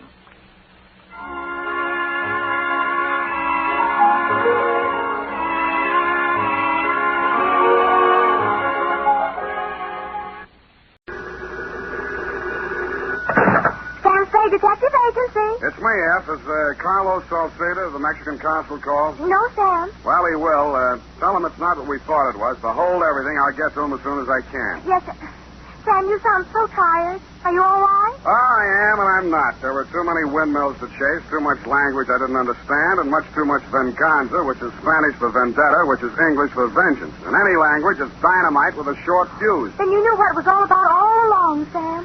It was revenge. It was and it wasn't. Oh, I'm afraid I don't understand. What about the girl? Is she all right? She is and she isn't.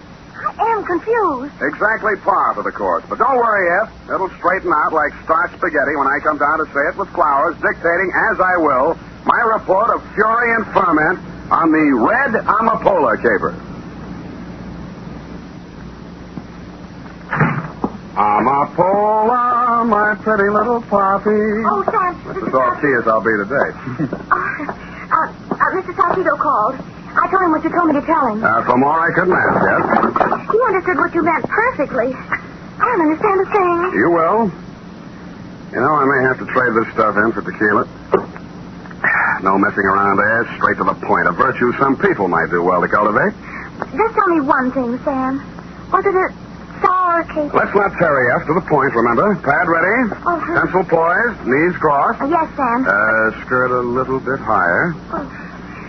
But all I want to know is... All right.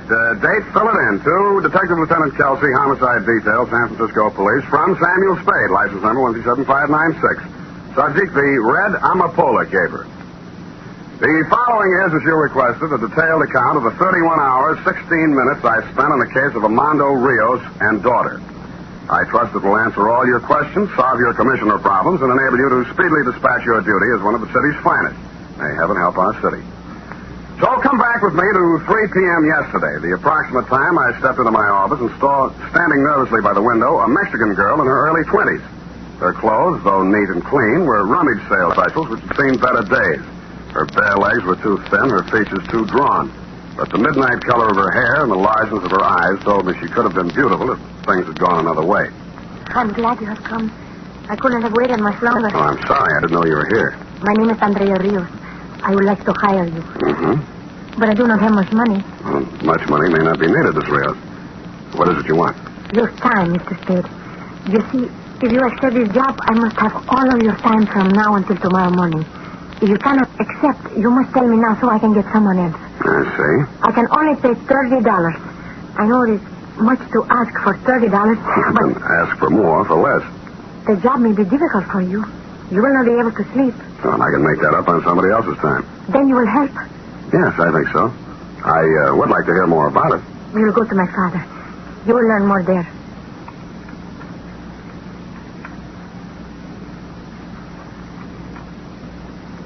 She led me to the nearest streetcar, headed for south of the slot, and paid the fare. 20 minutes later, we were walking through the San Francisco that's left over, where the liquor is cheap and one cigarette is property. The sounds of a jazzed-up Spanish song caught my ear, and the beer signs turned to cerveza. The building Andrea Rios picked to go into was old enough to give the termites indigestion. A faded sign said, La Casa Azul. He knocked on the door of room 12. Yes. Andrea, Papa.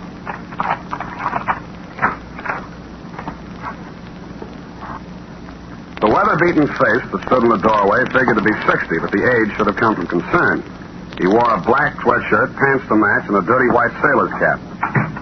Inside on the table sat a bottle of high-octane joy juice, that witch hazel with a misnomer, tequila.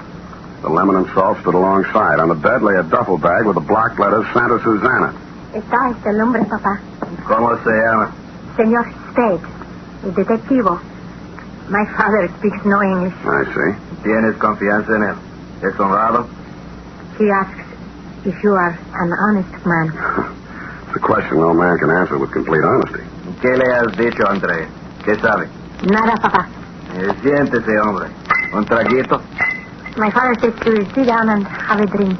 Tell Father I will, but I'd enjoy it more if I knew why I was hired. Yes, of course. To spend the night here, Mr. Spade, with my father. To keep an eye on him all the time. Protection? No. Well, there must be more to it. We want you to be able to testify to my father's whereabouts this night, if it should become necessary. Mm-hmm. What's going to happen this night? Something. And you want your father in the clear? Yes. Well, that sounds fair enough. If that's all there is. I'll have that drink now. There'll be enough to last. The window pane came flying in, and the ugly muzzle of a .45 silencer attached stuck through. I yelled, so did Andrea. But the gun yelled louder and with more effect.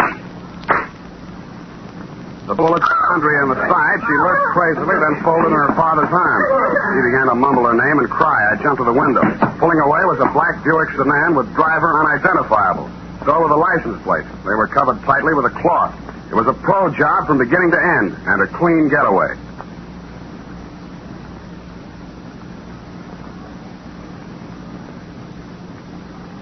Well, Andrea was still alive, but not by much. I turned up a phone in the lobby. One nickel got me to the emergency hospital. The other brought me homicide. When I got back to the room, Andrea was still lying there, but she was alone. Armando Rios, her father, had gone. And I thought I knew why. Revenge, huh? Exactly, Lieutenant. I think Rios knows who shot his daughter because I think the bullets were meant for him and she got him by mistake. Huh? I think, therefore, that Rios has got revenge on his mind. Now, Let you have Rios picked up before he does something he can't get out of. I'll make a note of that. Also make a note as follows. I, Lieutenant Kelsey, will check the Mexican consul for background on Rios because I, Lieutenant Kelsey, believe Rios is a Mexican national. Not so fast, sir. Furthermore, I, Lieutenant Kelsey, will make a close check of all incoming police calls for the rest of the night because something is going to happen for which Rios wanted an alibi. When I find out what same is, I will graciously inform Sam Spade. Sam, how do you spell graciously?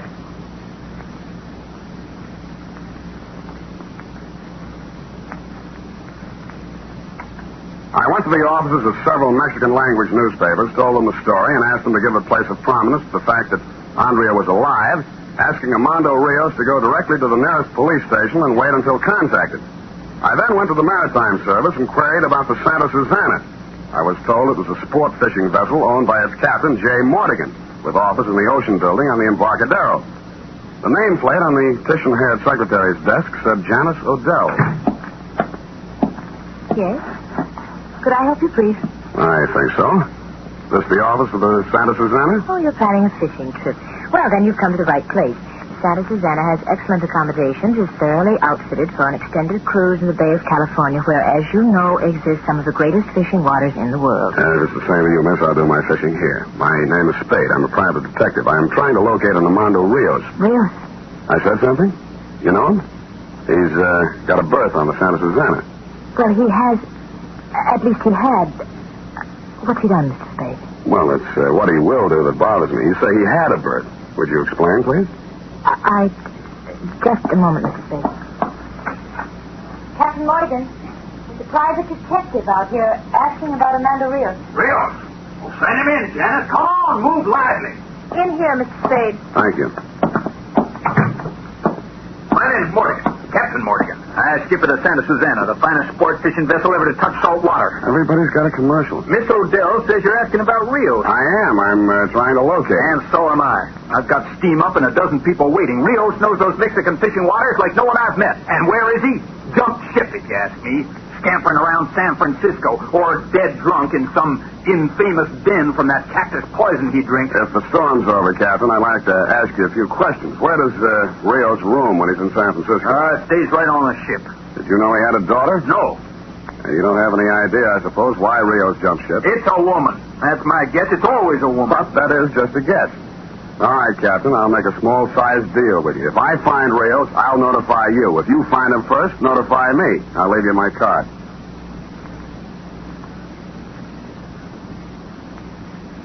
Mortigan agreed, and I left, pausing only long enough in the front office to give Janice Odell my phone number in case she saw Rios. She gave me her phone number, and it was a fair exchange. 20 minutes later, Lieutenant, I was meeting with Carlos Salcedo of the Mexican consul's office. A wire he had sent to Mexico City had brought results. So, Mr. Spade, you have not yet found Armando Rios, but are still desirous of preventing him from consummating his revenge. I fear perhaps you are too late. What information have you got, Mr. Salcedo? First, Armando Rios was arrested in the Mexican state of Sinaloa for the growing of the red amapola. You are aware of what that is? Amapola means poppy from the song of the same name. Exactly. The red poppy grown for the production of narcotics. The arrest occurred on August 19th, 1946. Rios served 3 years in the penitentiary as a result, convicted mainly on the testimony of an Ernesto Sabado, who Rios claimed, as you say, framed him. Now, look at this. An inquiry from the office of the district attorney of Marin County, California, requesting information about a Mexican national whose dead body was discovered 2 hours ago, washed ashore at Point Bonito. A Mexican national whose name is... Ernesto Sabado. Yeah.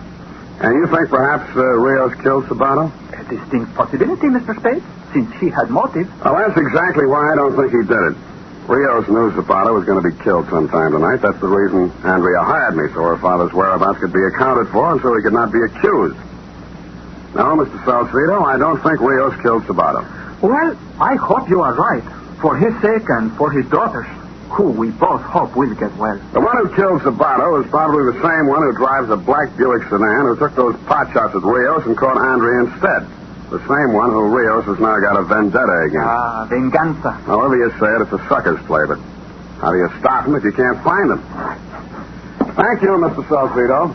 I must admit, Mr. Spade, I do not fully understand your concern over Rios. As a matter of fact, I'm not sure of it myself, but he got a rotten shuffle. I got a night's pay, so I might as well work for it. Besides, well, I'll let you know what develops. The next 4 hours, dear Lieutenant, were spent in questioning the following. A, 2 members of the crew of the Santa Susana. B, assorted residents of La Casa Azul. C, Inspector Gruber of the Marin County DA's office assigned to the Zabato case. Some total of information garnered concerning the whereabouts of Armando Rios and or the identity of the gunman he was after, 0. I was tired. I was depressed. I had a headache. 5 minutes to 11, a coin of mine dropped into a payphone in a booth by a gas station closed for the night. My intention was to find out if you had turned up anything and to ask how Andrea was, but you never got to hear my honeyed voice. Hang it up, Spade. It was a voice that wasn't familiar. The 45 with silencer affixed, however, was. It didn't take me long to start perspiring. Leave the nickel, Spade. You won't need it. Good evening. I've been wondering about you. I'll bet you have. You're sort of a novelty, you know. The only myopic gunman I've ever met. What's that mean? You're nearsighted. You got the wrong person back at La Casa Azul. Of course, we'll have to send you out again for Rios. I don't like you, Spade. I don't know you, but I don't like you anyway. Guess I'll kill you so I'll never have to take a chance of knowing you. Now, come on, step out, gumshoe.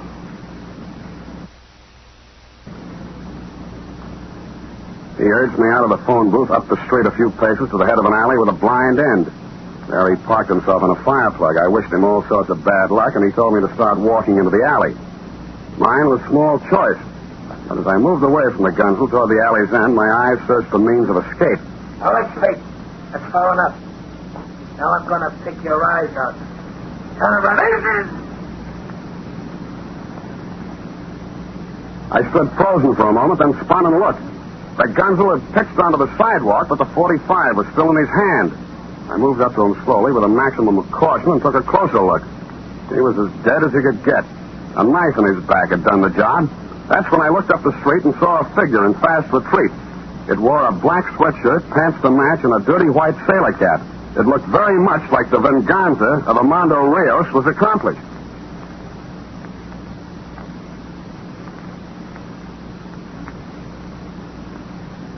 You arrived at the scene of the crime, Lieutenant, where you took over in your own masterly way.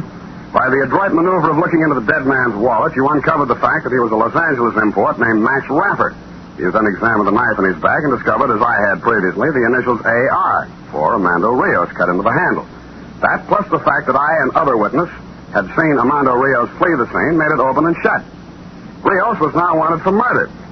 When we got to your office, a message had been received by Sergeant Polehouse from Dr. Pennington of General Hospital. It said, 1, Andrea Rios was going to live. 2, she wanted to see Sam Spade. Was it all right? You had no objection, but I had a problem. What to say to her? Could I say it was nice she was going to get well, and, oh, by the way, your father just killed Max Raffer, and the state will do likewise to him, or what? My mind still hadn't lit on anything it liked when Pennington walked me down the hospital corridor toward her room. She's a lucky girl, Mr. Spade. Could have gone the other way. Yeah, would have been unlucky. I'll wait outside. Don't stay too long. The jet black of her hair gave contrast to the whiteness of the room. Her face had lost much of its color, but none of the anxiety had gone out of her eyes. We talked chit-chat for a while. It was easy to see she had a question she wanted to ask, but had trouble getting it out. Finally, it came. Mr. Spade, have you heard... is there any news of the death of a man called Ernesto Zavarro? Yes, the police found his body washed ashore some hours ago. My father did not kill him. No, he's clear on that. I can testify. Oh, that is what I was worrying about. Now, Mr. Spade, I can tell you what you do not know about my father and Ernesto Zavarro. I already know. Carlos Salcido, the Mexican consul, told me. The Red Amapola? Yeah. Oh, it was an unfortunate affair for a great many people, Mr. Spade. Buyers from the United States came to Sinaloa. With money, the peasants were lured into growing the poppy. Mm-hmm. Many knew no better. Many did not know what it was for. They knew simply to grow the red flower brought more money than to grow food. When the police came, they suffered. The buyers were nowhere to be found. Anyway, it's all right now. My father did not kill Ernesto Zapato.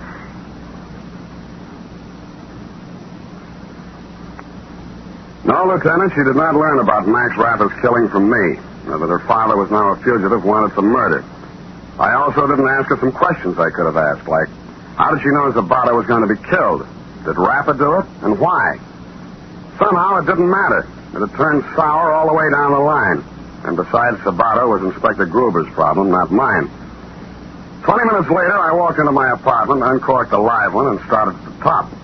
4 fingers down, the phone began to ring, but I didn't pay any attention.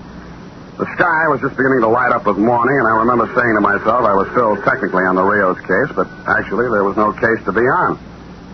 When I couldn't stand the phone rings any longer, I lifted the receiver off the hook. Sam? Sam? Hello? Sam, this is Janice Odell. I just saw Rios. Well, He's going to kill Captain Mortigan. Mortigan? Why I Mortigan? went to the Santa Susana after him. Pier 32. Rios is wild. Stop him, Sam. Why call me? Call a cop. Hello? Hello?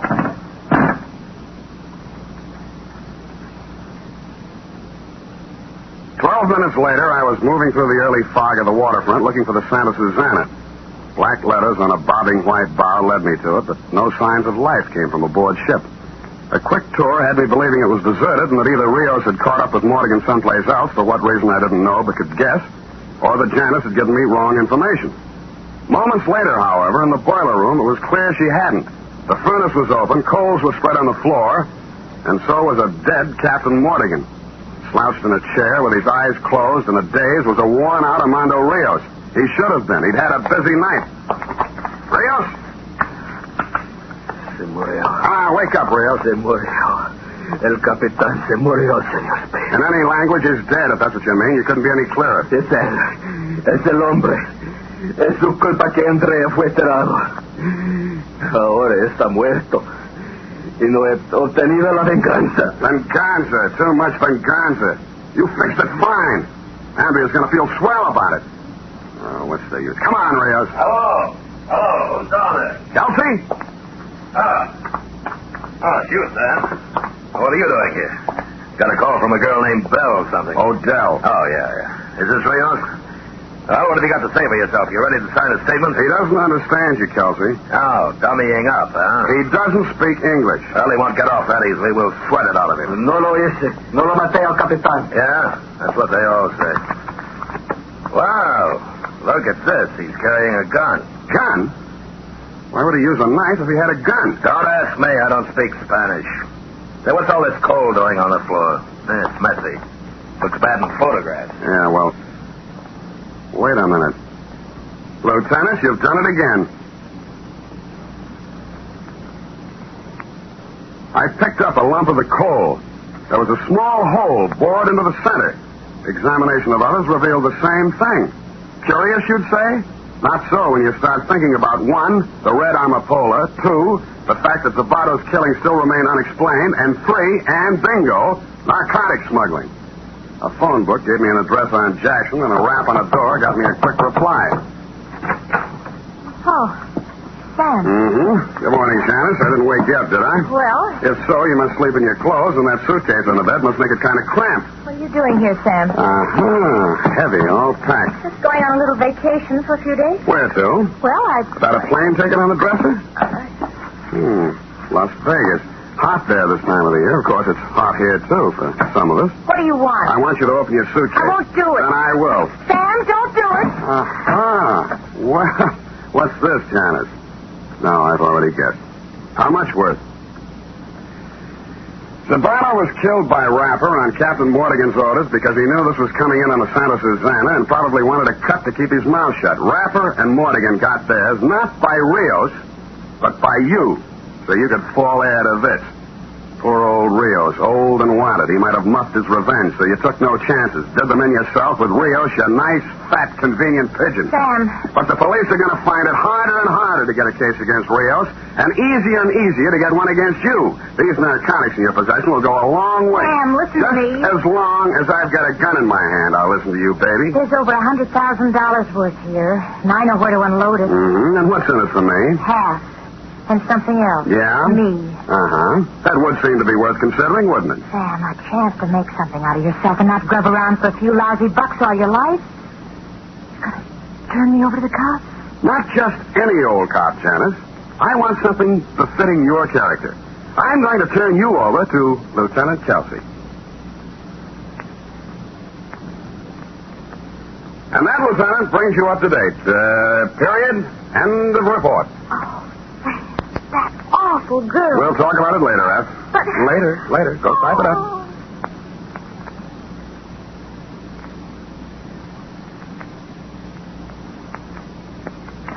Here it is, Sam. Can we talk about it now? We can. How could that girl have thought for one single moment she could turn a man like you into her accomplice? Very poor judgment. To sell dope yet? Yes. Do I look the type? I should say not. You're upstanding and clean cut. Well, thank you. Maybe she was nearsighted, too. Anyway, I'm glad it's over and it had a happy ending. Well, I'm glad if you're glad. Now, rush that over to Kelsey so he can look good in the eyes of the commissioner, then phone Mr. Salcedo and tell him the lieutenant's got all the facts. And one thing more. Yes, sir? Have the florist send a bouquet of flowers to Andrea at the hospital. Oh, Sam, that's very nice of you. Think so? One thing still more. Close your eyes and have the florist send a bouquet of flowers to you, too. Sam! Easy, Ed. How do you know it's not coming out of your salary? That's true, too. Good night, Sam. Good night, sweetheart.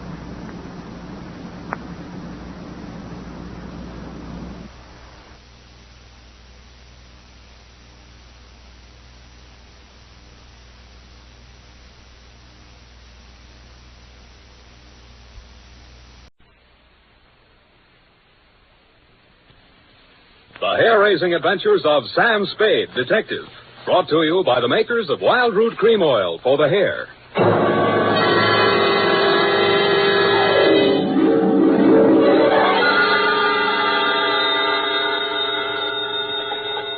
Sam Spade Detective Agency. It's me, Effie. Oh, Sam, I've been worried about you. Sid Weiss was just on the phone, and he says digging up a corpse without a permit is against the law. It's all right, Effie. I just dug him up to say hello and put him back again. Oh, thanks. I'll be down in a couple of minutes to dictate my report, sweetheart. If I get lost on the way, you'll find me in City Hospital, the Psycho Ward, third straitjacket from the left.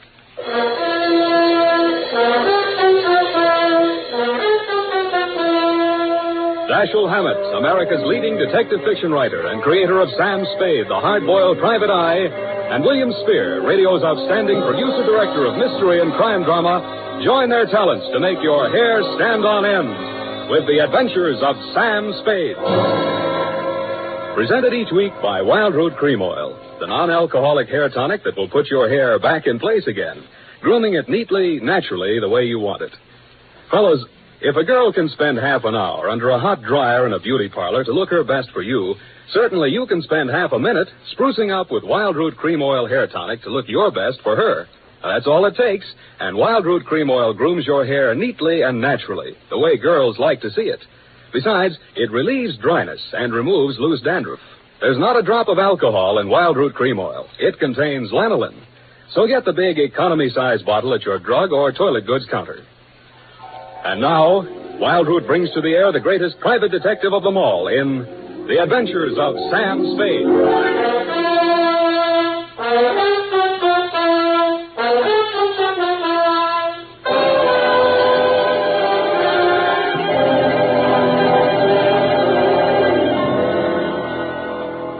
Date, August 2nd, 1946. To Mrs. Gregory Denov. Subject, death of Dr. Denov. I was sitting in my office with nothing to think about except a horse named Corkscrew Jr. My secretary, Effie Perrine, came in and said there was someone outside. I didn't look up from the dope sheet, so she said it again. Someone outside, Sam. What's he look like? Blue double-breasted custom-made suit, Countess Mara tie, hand-tailored shirt, English shoes, hand-trimmed Van Dyke. Get me a blank check and send him in. Okay, Sam. Please come in. Mr. Spade will see you now, sir. Thank you. You are Mr. Spade, Sam Spade. What can I do for you? I'm Dr. Gregory Denov, a psychoanalyst. I need your help. Lie down, doctor, and tell me all about it. I see you might also be noted for your sense of humor as well as your discretion. Who told you I was discreet? A man named Nicolaitis. Well, you tell Nicolaitis I think he's cute, too. What else does he say about me? That I can trust you with $10,000. Oh. Is this Mr. Nicolaitis one of your patients? No, he isn't. As a matter of fact, he's gotten possession of some private records of mine. Well, it's rather involved. Nicolaitis is shaking you down, and he picked me as the middleman, is that it? This is not an ordinary case of blackmail. Blackmail is blackmail, even if you do it in Technicolor. Well, as you may know, a psychoanalyst keeps a faithful transcript, a detailed record of everything a patient says during consultation, no matter how intimate or shocking. Yeah? This man, Nicolaitis, has managed to gain possession of a copy of one of these case histories. The patient is a very celebrated person, and should this material be divulged, it may have very serious consequences for both my patient and for me. Doctor, your best bet's the San Francisco Police Department. No, that's out of the question. Then I'm afraid I can't help you. Why not? Nicolaitis said I'm a private detective. When I take on a client, I take on his troubles. My job is to protect him, not to stand by and see him milked. If you want to hire me on that basis, I'll listen. Oh, I'm so tired. I must trust somebody. What can you do for me, Mr. Spade? Write me out a check for $1,000. Got a pen? Yeah. All right. You see, Nicolaitis figures that if I'm getting a cut, I'll have to keep my mouth shut. I'll spend it all the same. Here you are. Thanks. Now, what was the last thing Nicolaitis told you? That he would pick up the $10,000 here and deliver to you this file in question. Can you reach him? Yes. Call him. Tell him you've seen me. Tell him I won't do that kind of business in my office. Tell him to come to your house. I'll be there. What if he refuses? He won't. Tell him I have the whole $10,000. What time? How about in an hour? No, I'm sorry. We'll have to make it around 3 or... Oh, goodness, I'm late now. I really... That's a beautiful watch, Mr. Denov. Yes. Foreign? Yes. May I see it? My watch? Why, really, Mr. Spade, I'm very late. I have so many things to do, and I have to be at the Majestic Theater well before the matinee starts at 2:30. How are you going to see me at 3 o'clock if you're going to the theater? Oh, I'm not going to stay for the performance. Well, Mr. Spade, till 3 o'clock then. Oh, my office is in my apartment. The address is here on my card. It's the penthouse. Penthouse, huh? Okay, doctor, I'll come formal. I'll wear the top to my bathing suit.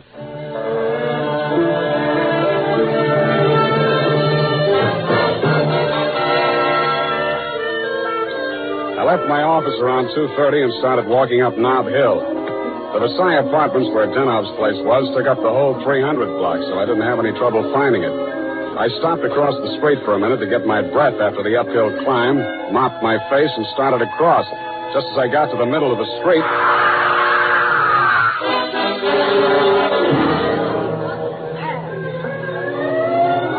The crowd was packed in so close around I couldn't see who'd done the Brody, but I had a pretty good idea.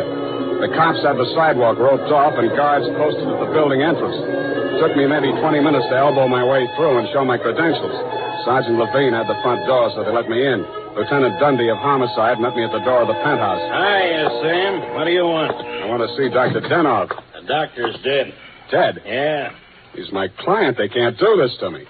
How? Hit a Brody out the window. What are you here for? To see his wife. Okay with you? Why not? She's inside. Thanks. Mrs. Denov, please. With all due respect for your grief, I must have the keys to the cabinet where Gregory kept his confidential files. You realize that you wished me to take charge of his patients and that I am responsible. All this police and so on. We must get those files out of here as soon as possible. Yes? My name is Spade. I am Dr. Zoya. I was poor Dr. Denov's oldest friend. If there's anything I'd like to see you, Mrs. Denov, alone. But you police have already asked her so many questions. You see, she's not in the... I'm not with the police. I'm a private detective. I was working for Dr. Denov. A private detective? He was in trouble, you see. You see, Dr. Sawyer, the police won't believe me. Mr. Spade, you'll tell them. You'll tell them he didn't commit suicide. Well, Mrs. Denov, I guess that takes care of everything here. It's clearly suicide. Oh, idiot. Blind, stupid idiot. Suicide. I husband. He treated suicides. He would never... No, please. It will be all right, my dear. I'm sorry. She's hysterical. If I had the time, I would... Tell them. Please, Mrs. Dano. The undertaker has been arranged for burial at 7 o'clock, Beit Israel Cemetery. Now, please, the key to Gregory's file. Here, take it and go. Go ahead, all of you. Okay, we'll call you. No, Oh, I'm so sorry, gentlemen. This hysteria, a simple traumatic condition. If I only had the time. Who can I turn to? Who'll help me? You think it's pleasant? You think my husband would rest if they said I committed suicide? What shall I do? What shall I do? What shall I do? Oh, you... Dr. Zoya didn't have the time, neither have I. You think it's murder? Who do you think killed your husband? To name someone? That's a very serious charge, Mr. Spade. Goodbye, Mrs. Denov. Constance Brent. You mean Constance Brent, the actress? Yes. Yes, she was his last patient this morning. She had threatened to kill him before. How do you know? My husband said so. Do you? And he'd written it down on his notes on her case. Once before, she'd almost pushed him from that same window. How about your husband and Miss Brent? Oh, I knew she was falling in love with my husband. That always happens. They call it a transference. But in this Your case... husband told me Miss Brent was acting in a play this afternoon over at the Majestic. Yes, Midsummer Night's Dream. But she was here. I know she was here. Miss Ray, the receptionist, was coming back from lunch when she heard voices arguing inside. And she was sure it was Miss Brent's voice. Show me the doctor's case history on Miss Brent. I can't. It's missing. As soon as it happened, I went to the files. I meant to show it to the police. Who could have taken it? Constance Brent was the last one in that room before he died. Yeah. When did you see Nicolaitis last? Nick who? Skip it. Where can I reach you in case... For the next couple of hours, I'll be at the Majestic Theater. I want to see how good an actress this Constance Brent is.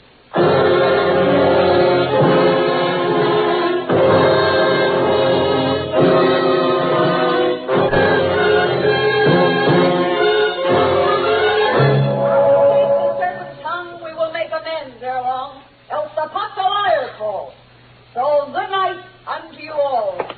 Give me your hands if we be friends, and Robin shall restore a man. Yes? This Constance Brent's dressing room? What do you want? I want to talk to Miss Brent. Well, you can talk to me. I'm her husband. So you're Mr. Brent. I'm Jonathan Wallace. She's Mrs. Wallace.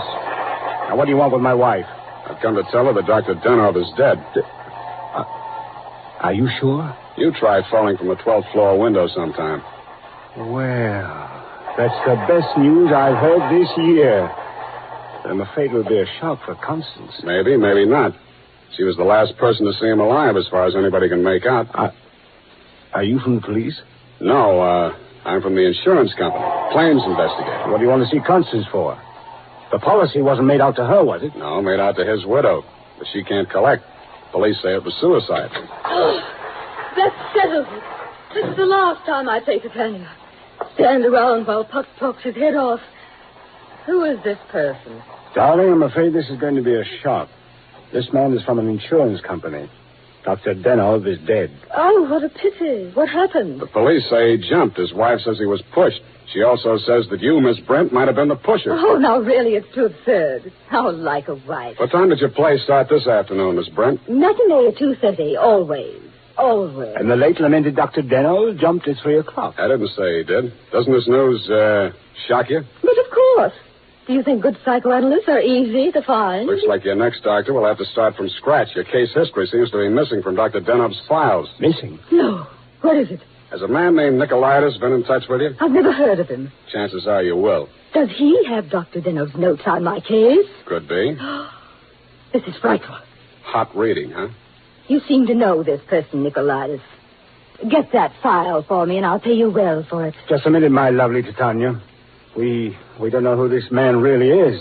He might even be Nicolaitis himself. Let me see your company credentials. Now, what do you know? Somebody picked my pocket. My wallet's gone. I thought so.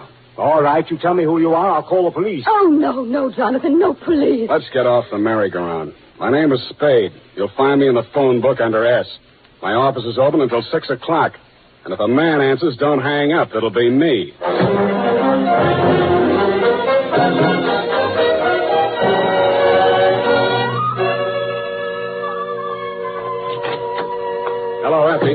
You found a Nicolaitis yet? Not one. I even tried spelling it backwards. Nobody ever heard of a man named Nicolaitis. Beginning to think there ain't no such person. Pardon me, do I hear my name mentioned? I'm Nicolaitis. Sam, I still think you're right. Come all the way in, Mr. Nicolaitis. Sit down. Thank you. If you need me, Sam, just scream. What can I do for you? Oh, I've come for my money. What money? Oh, the $10,000. You remember the $10,000? Refresh my memory. Oh, Dr. Denhoff, the gentleman who visited you this morning? Oh, that $10,000. Oh, you see, you remember now. Yeah, it all comes back to me now. You were supposed to deliver something for the money. Since Dr. Denhoff is dead, that is no longer important. You will give me the money, please, and I will not disturb your afternoon any further. Suppose I refuse? Oh, that would grieve me. In my grief, there is no telling what I might do. Dr. Denhoff's dead. There's nothing more you can do to hurt him. Oh, never would I attempt to hurt poor Dr. Denhoff, but in my sorrow, it would be so great if I should be forced to hurt the woman he loved. After all, as Titania says, these are the forgeries of jealousy. Titania, huh? Ah, yes. Midsummer Night's Dream. Act 1, Scene 18. I'm a little rusty on my Shakespeare. Oh, you are indeed, Mr. Spade. Titania doesn't appear until well into Act 2. She doesn't, huh? Yeah. Yeah, that's right. Yeah. I guess she isn't on for 40 minutes or so. Yes, indeed, Mr. Spade, but I didn't come here to discuss drama. What else have you got to discuss? When Dr. Denhoff died, your market died with him. That is a very unprogressive view, Mr. Spade. There's always a gentleman named Jonathan Warren. Why, you fiend. You don't mean you've sold to both of us. Mr. Spade, how can you have such a low opinion of me? I will prove my integrity. I will give you the material. You give me the money. Hand it over. In the Levant, Mr. Spade, we have a saying. He who goes too close to the bear soon loses his beard. I have left my beard at home. Okay, I'll meet you anywhere you say, anytime you say. Excellent. At 7 in your apartment? Won't that be walking into the bear's cave? In the Levant, Mr. Spade, we have a saying. Private dicks do not kill people in their own apartment.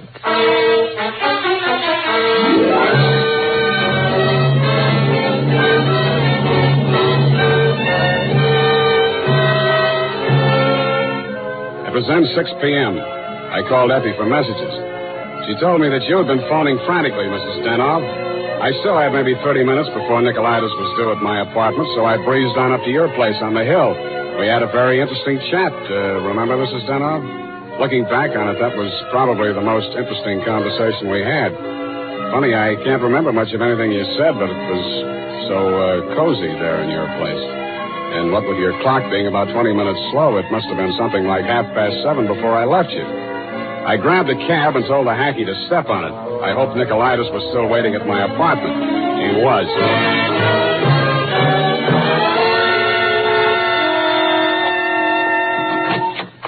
Mr. Nicolaitis, I'm sorry to be late.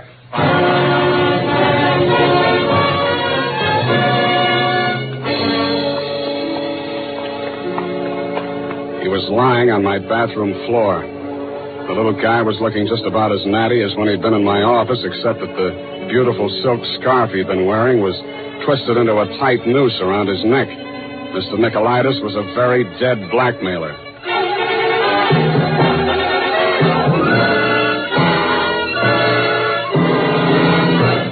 The makers of Wild Root Cream Oil are presenting the fourth in a new series of programs bringing to the air for the first time the adventures of Dashiell Hammett's famous private detective, Sam Spade.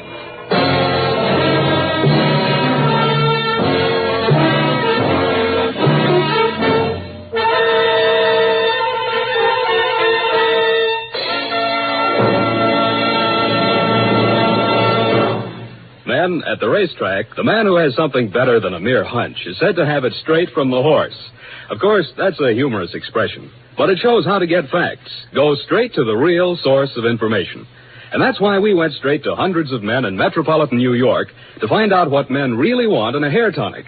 And their answers show that Wild Root Cream Oil has all 5 advantages chosen by this impartial consumer jury of men.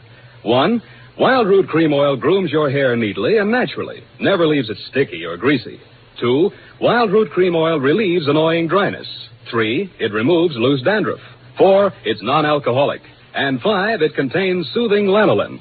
Remember, no other leading hair tonic gives you all 5 of these important advantages.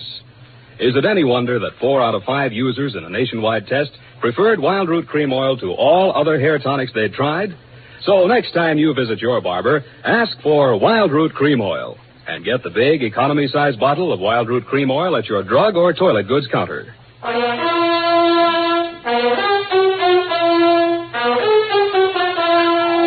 And now back to Sam and Psyche. Tonight's adventure with Sam Spade.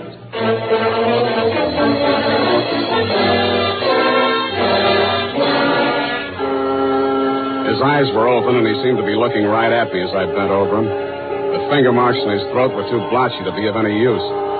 Pretty soon, Lieutenant Dundee and Sergeant Polehouse came in and walked over behind me. We all stood there for a second, and then Polehouse bent down and closed those eyes. You know him, Sam? His name is Nicolaitis. That's all I know about him. What did he come here to your place for? I don't know. You invited him? I wouldn't have been surprised to find him here, but not like this. You boys got a smear on him yet? Sure. He's an old customer of mine. Runs a photo lab. Photostats, microfilm. Microfilm. Nobody makes any sense. They're all screwballs, psychos, neurotics. What am I doing in the middle of this anyway? Sam, don't scream at us. We're just doing a job. Oh, I'm sorry, boys. This Dr. Denov was my client. Mental expert. That Denov probably had a screw loose somewhere and needed a psychoanalyst himself. Say, maybe he was... Yeah. Hey, look, Dundee. I'm going out of here now. Do I call Sid Weiss and we go through all that again, or are you going to let me walk? Why, Sam, you can go. I know where you sleep. I'll wake you when I'm ready for you.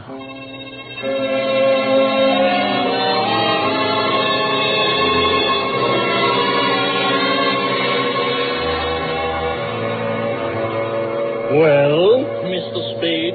I want some answers, Dr. Zoya, and you're the guy who can give them to me. I'm listening. Just let the questions flow into your mind and do not try to repress any of them. Speak instantly, whatever... Okay, question number 1, without thinking. Do you think Dr. Denov was a suicide? Well, I had not seen Dr. Denov for many years. He had been my student in Vienna. I was his analyst, in fact. That's all very interesting, Doctor, but my question... Yes. Did poor Dr. Denov commit suicide? I have reviewed all the material, manifest and hypothetical, and I came to the conclusion, no, it was quite impossible. You see, these paranoid and Okay, question number 2. Was Dr. Denov in love with Constance Brent? I suppose I can now answer that question. When I arrived in San Francisco, I found him in great distress. He told me he feared he was losing his objectivity towards this patient. In other words, he was in love with her? Yes. You think she might have murdered him? All psychoanalytical subjects develop aggressive feelings toward the doctor. Nearly all of my patients have threatened me at one time or another. You don't say.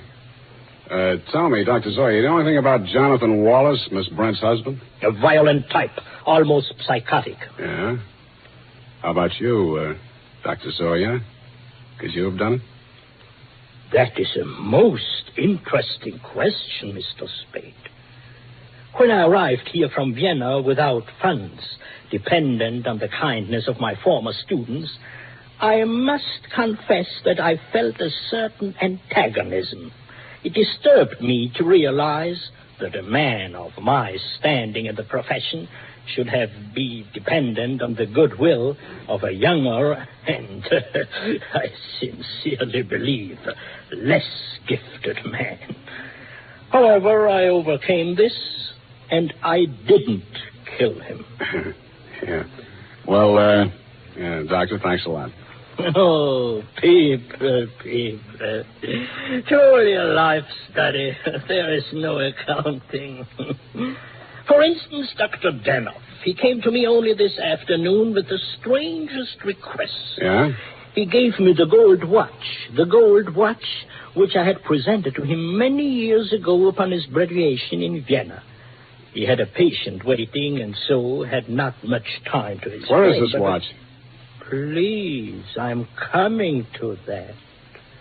He asked me to promise that I would have the watch buried with him if something should happen. That has been done. But Dr. Denov just died at 3 o'clock. It is a Mosaic law that the deceased be buried before sundown. Uh-huh. Thanks, Doctor. Thanks a lot. I hope I've been of some help. Doctor, you'll never know how much you've helped me.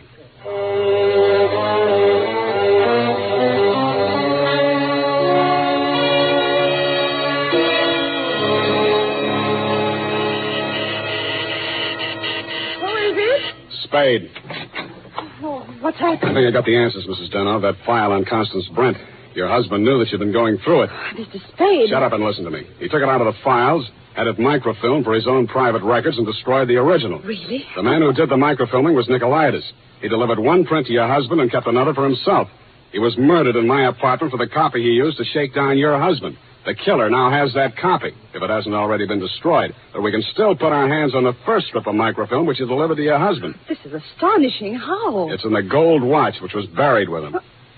Oh, the watch that Dr. Zoe... That's right. Denov made up his mind that whatever he knew about Constance Brent was going to go to the grave with him. What are you doing tonight? Nothing. And we got a date, sweetheart, you and I. I'll be back toward the wee hours.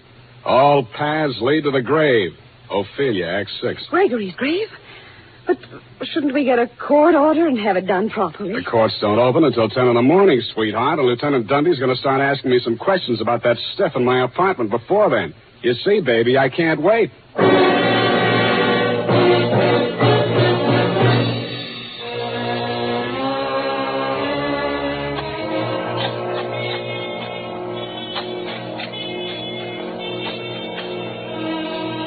Mr. Spade, we shouldn't be doing this. If I'm wrong this time, it won't be wasted effort. I'll crawl into the grave myself and pull it in after. Here. I struck it. Give me that crowbar, Mrs. Denov, quick. Oh, dear. Oh, dear. Put that flashlight in here, sweetheart. You look the other way. Yeah, here it is. Look. What, Mr. Spade? What have you got? The watch. Here, put the flash on it while I open it. Here's my nail file. Pry off the back. Thanks. That does it. Here's the film. All right, Mr. Spade. Give me that film. Well, if it isn't the second gravedigger from Hamlet, Mr. Constance Brent. Stop clowning and hand it up to me. You better do as he says, Mr. Spade. We've both got guns. I was expecting that. It took you a long time to get here, Mr. Wallace. How did dear Constance make out as Lady Macbeth? Just give me that film. Stop being an idiot, Wallace. The cemetery is crawling with cops. Put that gun away before you drop it and break your foot. Come up out of that grave, Spade, or you'll stay there forever. Okay, Dundee. All right. Get those hands up, everybody. Go ahead, Dundee. Make the pinch. Okay. Sam Spade, I arrest you for body snatching, violation of graves under the Civil Code number... No, you fool. You're supposed to arrest Mrs. Gregory Denov and Jonathan Wallace for the murder of Gregory Denov and Pericles Nicolaitis. But I... Oh, yeah. No, you don't.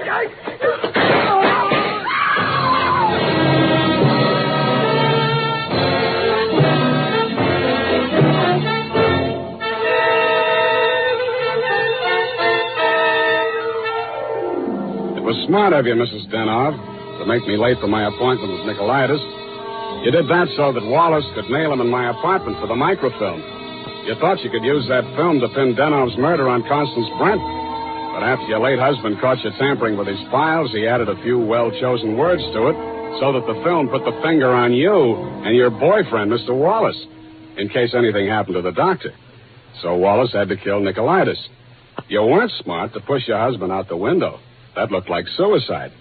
You might have gotten away with it, Mrs. Denov, if you'd bashed your husband's head in with a bottle. That reminds me, Effie, pour me a drink. That all? Sign it, put a special delivery on it, and send it care of the matron to Hatchapee Prison. Go on, have one yourself. Oh, thank you. Here's how. Oh. You'll get used to it. Good night, Sam. Good night, sweetheart.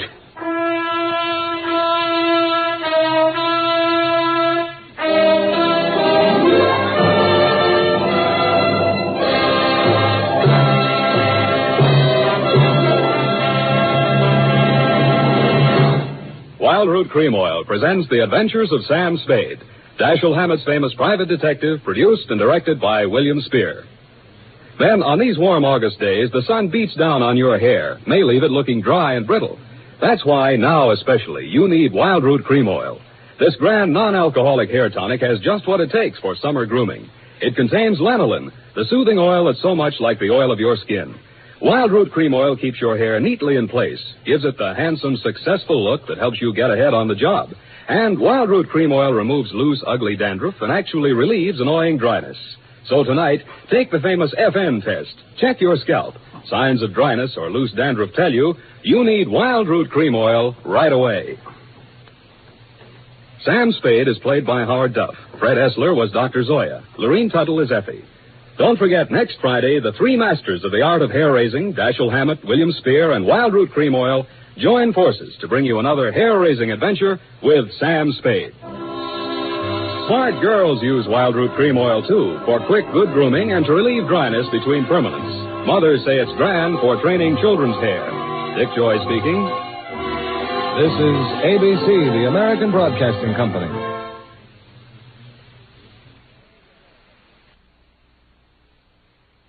The National Broadcasting Company presents The Adventures of Sam Spade, Detective.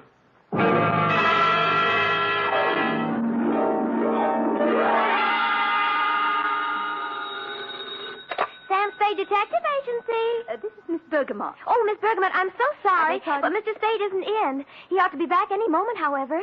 That is, if you wish to employ him. This is his secretary, Miss Perrine. Well, as a matter of fact, Miss Perrine... Oh, he'll be available, I know. The matter he's attending to is, it's purely routine. What he calls a humdrum number. Humdrum? Well, it's a private detective version of babysitting. You see, all Mr. Spade had to do was sit on a chair for 24 hours. And that's why I say he'll be back any minute. His last words to me were, take anything. So if you desire his services, I do not desire Mr. Spade's services. As a matter of fact, he's using mine. What? I'm his nurse at the Harbor Emergency Hospital. Nurse, another shot. Please, this time, bourbon. You must lie quietly, Mr. Spade. He's coming along quite nicely. The bullet didn't enter the cranium at all. Bullet? Cranium? Both.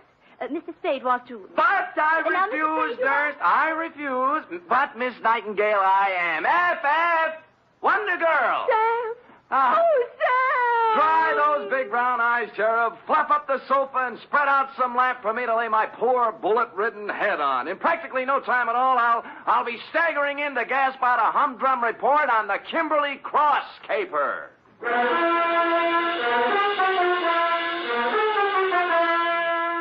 For NBC, William Spear, radio's outstanding producer-director of mystery and crime drama, brings you the greatest private detective of them all in The Adventures of Sam Spade. Hospitals, milk. Have to break down your whole constitution, give you fits. Sam?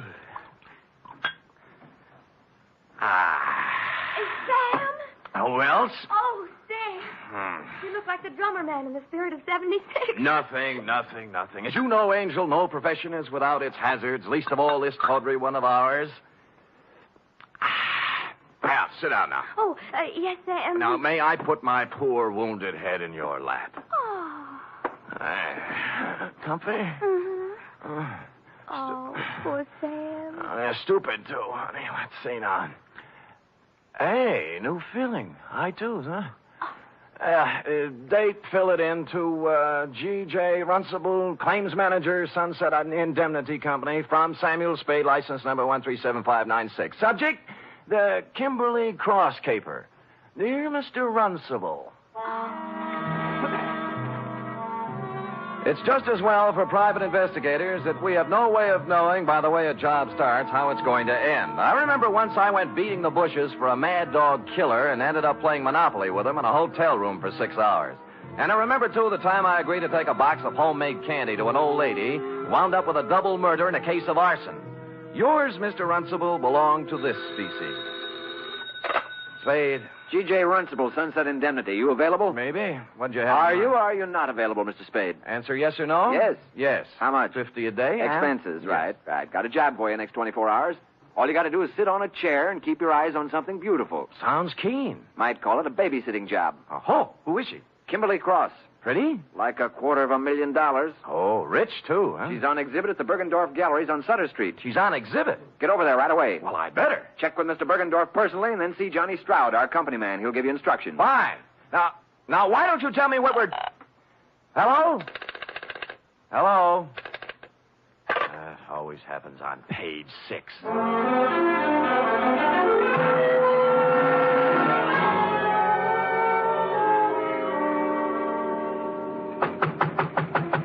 Mr. Bergendorf! Mr. Bergendorf, you! Sorry, sir. The exhibit officially does not until 9 a.m. begin. As you see... It's 8:45. I won't charge you, Mr. Bergendorf. I won't charge you. You can bring out the baby any time now. Mr. Runcible of the Sunset Indemnity sent me. Here's my credentials. Mr. Spade, you are? Mr. Spade, I am, yes. Now, what's with this Kimberly Cross? To a single-horse gallery such as mine comes such an honor only once. Yeah. Today only Bergendorf's is with Tiffany's in the same class. Mm-hmm. Here. Huh? Is picture of Kimberly Cross. Yeah? 14 stones, all blue-white. 8 down, 6 across. Total, $268,000 plus 20% tax. Oh, jewelry. To call this jewelry is to call Elizabeth Taylor a garden variety tomato. Yeah. Is a crown jewel from Thuringia, Mr. Spade. Really? Is part of estate of a dead duke. Is price tag $268,000 plus 20%. Yeah. Where is it? Involved. Time lock. Comes 9 o'clock on the nose, she opens. Then... Yeah, the exhibit begins. Yeah, there's a company man here from the insurance outfit, isn't there? Johnny Stroud. Oh, where is he? He's working concealed. Oh? This man Stroud undercover. Clever stuff, huh? You see, parked at curb across the street, one autobus. Oh, yeah. Department of Public Health, City and County of San Francisco. What, Anti-tuberculosis campaign. Pardon? Is giving to public for free gratis 1 X-ray per citizen for chest cavity. Oh, chest X-ray. Handily parking opposite the Bergendorf Gallery, so inside Mr. Stroud can take for himself a plant. Get it? Clever. The free gratis autobus for chest X-rays was a square-in job, complete with reception compartment, X-ray machine, and attendant. The latter a sincere type with horn-rimmed glasses and white-starched blouse. I use the word sincere advisedly, since he was at the moment doing a selling job on Johnny Stroud. You know what I always say, Stroud? What do you always say, George? You never can tell about a call. You never know. Yeah, you see right there. I got a cold. Maybe. 8 to 5, it's only a cold. But 5 to 8, let me take a picture now. No charge, no pain. No dice. Go away. Oh, Spade? Yeah. Good. Come on in. The boss said he was sending you up. Plenty of room back here. You realize you're standing right in front of my X-ray machine? We'll move when you get a customer. Customers, yes. Where are they? Where are those chests? If people only knew that 8 to 5 it may be a cold. Then Did Runcible brief you on this, Spade? Yeah, it was brief, all right. How do you make it? 14 vulgar-sized diamonds looking for a buyer. Sunset indemnity insuring Bergendorf against loss during the 24 hours they're on his hands. That's 2 for you. There's 2 against me, too. Oh? Like, why does Sunset Indemnity need outsider help when they have you? And why are you playing like a movie dick when the sensible thing to do is to sit down next to the exhibit with both eyes open and a rod under your arm? What are you doing, George? I'm testing my machine. Don't let me interfere with you, boy. George doesn't like me. I see that. Well, I guess the boss left out one item, Sam. A tip? Yeah. Last night, some schmo called him around midnight and got him out of bed. Oh? Runcible's a pessimist, you know. When Sunset Indemnity's on the line for $250,000, he tends to get jumpy. Who had the tip? Anonymous. They all are. Right from the oat bin, the guy says. Somebody's going to take a running jump at the Kimberly Cross while it's at Bergendorf's. Mm-hmm. Needless to say, for the balance of the night, Runcible does not sleep. So today we got reinforcements. Georgie? Yes? I'm going to leave you now, George, to take my post across the street while Mr. Spade... Hey, wait a minute, Johnny. Look, in front of Bergendorf's. The dame? The dame. To paraphrase Bergendorf, calling her a dame was like calling the Kimberly Cross a hunk of jewelry. But that's not what interested me, at least not right then. She was walking back and forth in front of Bergendorf's like a kid at the dentist door trying to get up the nerve to push the button. Quoting from my notes, it says 9:02 a.m., girl, 5'2", blonde, early 20s, gray tweed suit, spent a few indecisive minutes in front of Bergendorf's, finally went in. She came out almost immediately, started west on Sutter, then evidently saw a patrol officer approaching on same side of street, hurriedly crossed toward our post in Public Health Department Mobile Unit number 2, and entered.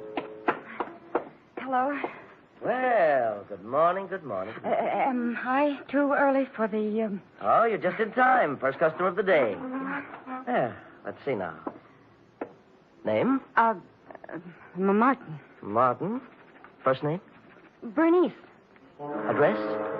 826... She wasn't a very good liar. While she was telling him her name was Bernice 25. Martin, she filled with a leather handbag with the initials PC on it, big enough to read from across the street. George filled the form out, then moved her around to the machine. By now, the cop she was ducking had walked by and turned the corner. Shall I... No, it won't be necessary to take off your coat. Is this all right? That's good. Stand right there. Hold still now. Take a deep breath. Hold it. There. That's all there is to it. You're doing a wise thing, lady. You think so? Certainly. 8 to 5, it's only a cold, but 5 to 8, you never know. Here's your stub with your number on it. We'll notify you in a few days. Thank you. Thank you.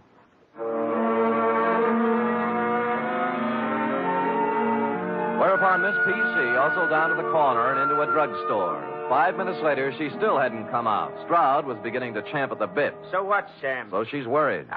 She's ducking cops. She's using a phony name. Or her girlfriend's handbag. Look, I'm going. Hey, wait a minute. I'm sure I've seen her somewhere before. Where? I don't know, but I think it was around headquarters. Now who's playing movie dick?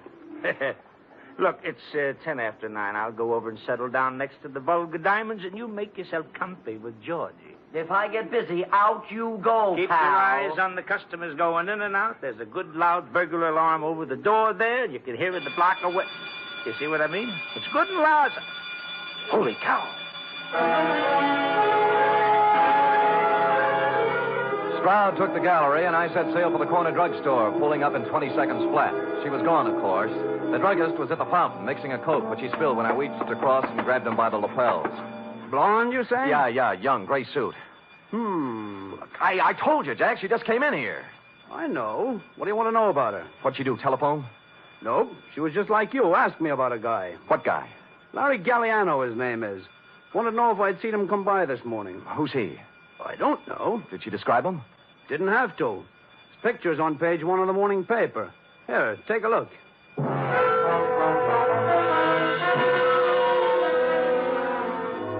It was no time to dawdle, but I gave it 10 seconds. Larry Galliano, a one-time gas station stick-up artist, had just been released from Quentin after doing 5 years. On the way across the street to Bergendorf's, it came back to me where I'd seen her, standing outside the courtroom, crying when they sentenced him 5 years ago. Over here, Sam. Yeah. Oh, no. Bergendorf, huh? Yeah, shot from behind. The stones, needless to say. Sure. Maybe you were right about that day. No, she didn't have time. Someone was hiding in here waiting for Bergendorf's to open up this morning. How'd you get out? Oh, there must be a back door in this joint. I'll check it. The phone's on the desk. Wake up Lieutenant Dendy, huh? Right. How he'll love it, too. 2 of us holding hands across the street while... Stroud! Johnny Stroud! Look, it's me, Bergendorf, Sam Spade. Stroud! He's checking the back door. Who did it? Oh, double-cross me. Wanted it all. Who? Who you talking about?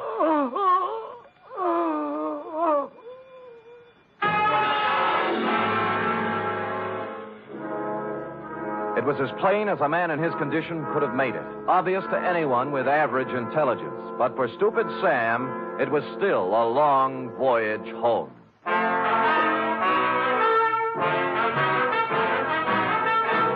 You are listening to the weekly adventure of radio's most famous detective, Sam Spade.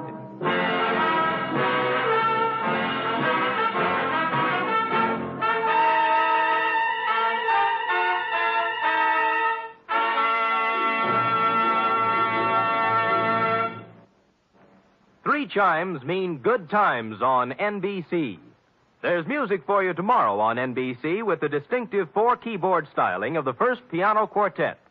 This widely acclaimed and unique musical organization brings you a melodic blend of classical and light classical selections in four-part harmony every Saturday.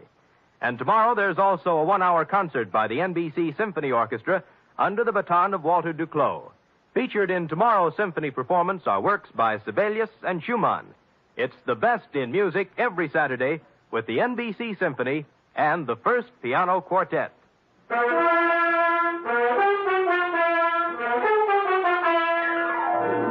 And now back to the Kimberly Cross caper, tonight's adventure with Sam Spade.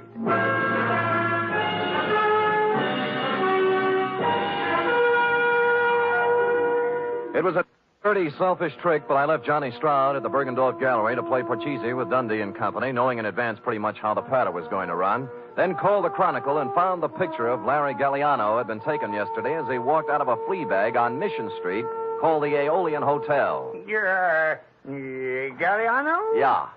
Sure. I know him. Stayed here night before last. Until I found out about him. Oh, found out what? That he was an ex-con. Wow. This here's a respectable joint, a house, mister. Uh-huh. We don't cater to felons, misdemeanors, or any other members of the demon. Demon? Yes, indeed. So, when I found where Galliano come from, why... Yeah. Now, look, did he give you a forwarding address? I don't know. Let me see, son. Yes. Oh, yeah. Christopher Apartments on Jones. Say, you're in luck, young man. Yeah, my girlfriend's a landlady over there. Now, looky here. Don't you sweet-talk her now.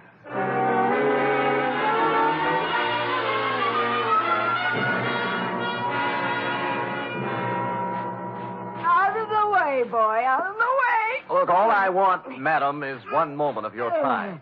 I already told you, boy, I don't know no Galliano. Yeah. Never heard of him. Stop! So I don't want to hear from him. Yeah, well, wait a minute now. Will you just take Not a look at... one side, boy, one side. I'm We got four sorry. more right there.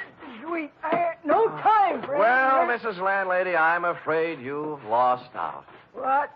Yeah, you were in line to win a bagless vacuum cleaner, you know. Oh, wait a minute, Curly. Wait a minute.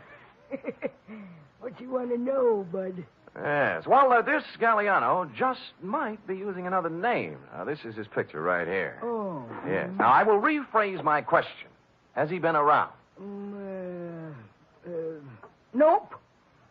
I see, landlady. Well, do I win? Oh, I am sorry, but stand by for the giant jackpot. Is it electric?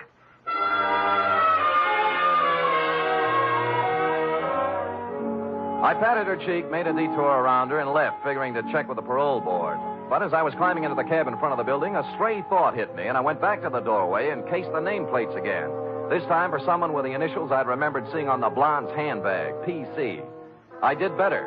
Patricia Conroy was living in apartment 402. I buzzed 4 times, then tried the door. It was open. I gave the living room and bedroom a fast toss, moved on to the kitchen, and cased a hamper full of laundry on the back porch. Result, nil. I'd about decided I was in the wrong apartment when I noticed something that changed my mind. A crumpled up envelope in a wastepaper basket in the living room with today's date on it, marked Western Airlines, Flight 6 to Los Angeles, passenger L.P. Galliano. I had the phone in one hand and a finger on the dial when... Put it down. Huh? Oh. Are you going to put the phone down, or do I have to shoot? You mean there's no third choice? Put it down. Sure. Now what? Sit down. You'll be here for a while. Oh? His plane lands at Burbank in a half hour. If you have any dates between now and 4:30, forget them. Mm-hmm. Mind if I smoke? Go ahead. Oh. You know, this is pretty heavy-handed stuff for Naj, you know. I've grown up a lot in the last 2 days. Not enough, honey, or you wouldn't be stooging for Galliano. He can't run away from this kind of a rap, you know. 48 hours. Hmm? That's how long Larry's been out of the pen. Well, he didn't waste any time getting back in stride. Look, what's your name? Spade. Spade, what if I told you Larry Galliano had nothing to do with it?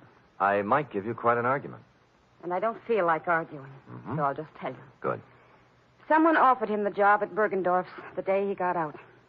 Larry thought it was legitimate until he heard a couple of things by accident. Like what? Like getting hired to play fall guy in a phony robbery. You mean Bergendorf was in? Sure, till this morning. Uh-huh. They figured Larry'd be a handy guy to have hanging around with his big, fat prison record when the diamonds disappeared. That's what he told me, and I believe him. I love him. Whether or not you believe or love me or him, I do not care. I also do not care what kind of a rap you pin on me when this is all over. All I want is time, enough to do a couple of errands. Now, hoist it out of that chair and put it down in the closet there. You hear what I said? Yes, ma'am.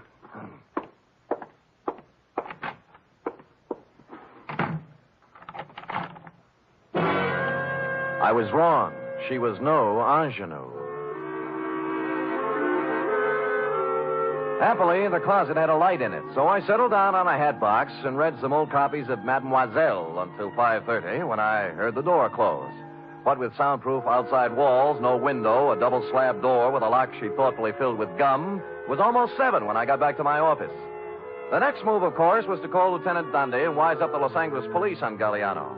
I picked up the phone and put it down 4 times. There was no use kidding myself. The yarn she told was pretty wild, but there was something about the way she told it. And I believed her. In here. Yeah. You remember me this morning? Oh, George, yeah. the technician from the X-ray mobile unit? Yeah, George, what's on your mind? Funny thing, that girl, 34 chest, you remember the blonde? Oh, yeah, I remember her very well, George. What about the blonde? Well, I tried to call her. Operator says there's no such number, and the company has no record of a Bernice. She was using a phony moniker, George. Her name's Patricia Conroy. Oh, now why would she do that? Well, a girl's got to be careful, you know. She does, for sure. How come? How come? I kind of took an interest in her case, you know. I rushed the pictures through as soon as we closed up tonight. She's an incipient case. Oh? Yes. I wanted to wise her up right away. You see, here. Oh. This is... No, this one's Johnny Stroud. I took it when he wasn't looking. Told him I was testing. He was right at that. Nothing wrong with him. But I always say you never... Yeah. How about the girl? How about the girl? Cold. Oh, yes. Yes. Here, now, look. You see this shadowy part here? Yeah? Hey, wait a minute.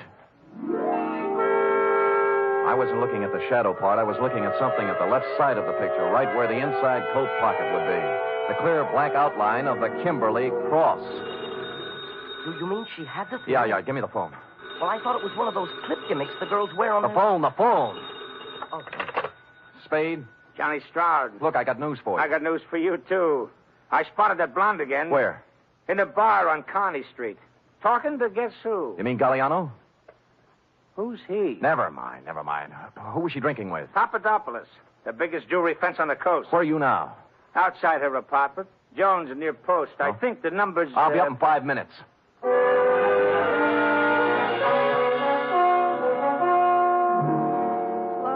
like I told you, Spade, I don't want to argue. She says she doesn't want to argue, Sam. Too bad. I don't mind telling you I'm a little burned up, baby. I fell for that line you handed me this afternoon. I didn't even mind sitting in your closet for 2 hours. What's that? Sure, she's got a 32 tucked away here somewhere. Had me looking up the barrel while she dished out a lot of... Who's got the cross, honey, you or Galliano? We don't know anything about it. Then what were you doing in that bar with Papadopoulos? Larry said whoever had it would try to move it through him.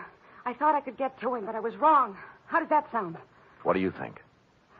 Look, I walked into Bergendorf's this morning. Why'd you run out? The vault was open. Furniture was overturned, and Bergendorf didn't answer when I called. I figured it was a setup for Larry to check in, and he was on his way, so... It does sound phony, doesn't it? It sure does, honey. I had a lie, I guess. I could make up a better story than that. Oh, you're doing great. Why'd Larry blow Tom? You need a diagram? He was scared. What chance is the next convict when it's his story against someone else's? What did you do with the 32? In the drawer. Over there. Now, here's the big question, honey. I can't tell you anything else. Where are the diamonds? How do I know?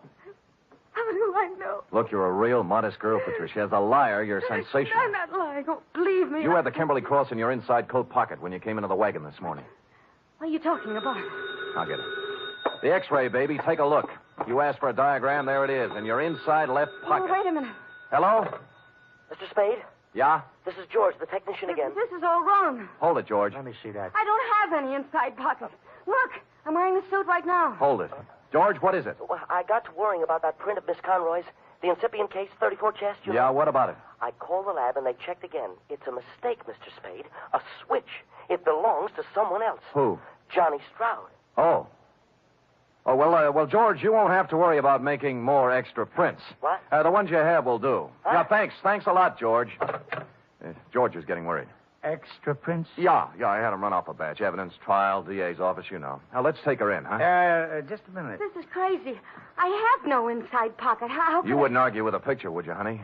Give me the gun, Johnny. We'll take her in together. No, wait. I want to settle something else. Johnny, you're pointing that thing at me. It might go off. Yeah, it might have that. What's eating you, Johnny? I know what's eating him. He's... Shut up. You aren't a very good liar either, are you, Sam? There aren't any extra prints. Well, there's always George. In a couple of hours, there won't be any. George! Now you shoot!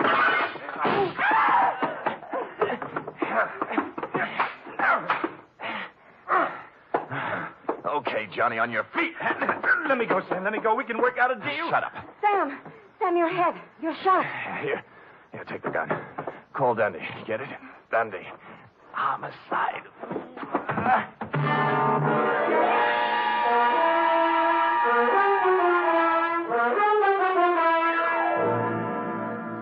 And the next voice I heard belonged to cool, brisk Miss Bergamot of the Harbor Emergency Hospital. Period. End of babysitting session. How intrepid, Sam.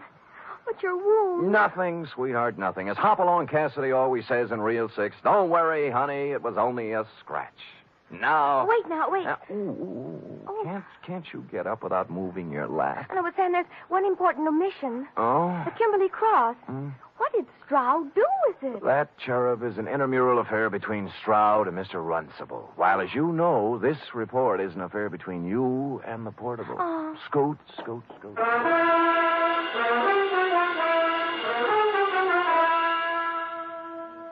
3 chimes mean good times on NBC. There's music and mystery for you tomorrow evening. For music, it's your hit parade bringing you the top tunes in the land with Eileen Wilson, Snooky Lanson, and Raymond Scott's orchestra.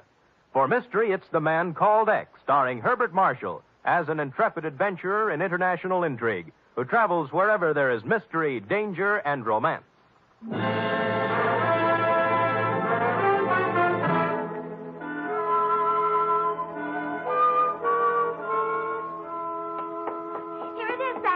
Oh, brisk, efficient Miss Perrine. You may lay it on my desk and restore your lap to its original position. Oh, yes, sir. Ooh.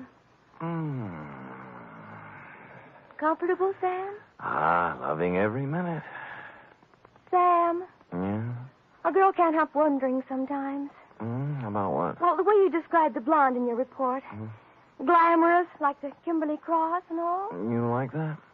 Oh, I just wish sometimes someone else could be your secretary. And I'd be the one you'd meet in a room with velvet draperies and a long cigarette holder and slanting glasses and a black lace negligee. Hold it, girl, hold it. You've gone quite far enough. I know, but it's only natural for a girl to want to be glamorous, Sam. Pardon me. You show up with any of those props and I'll turn you over my knee. You like me the way I am, Sam? Yep. Why is it always this way? Just when I think I'm getting somewhere, I find myself saying, good night, Sam. My sweetheart.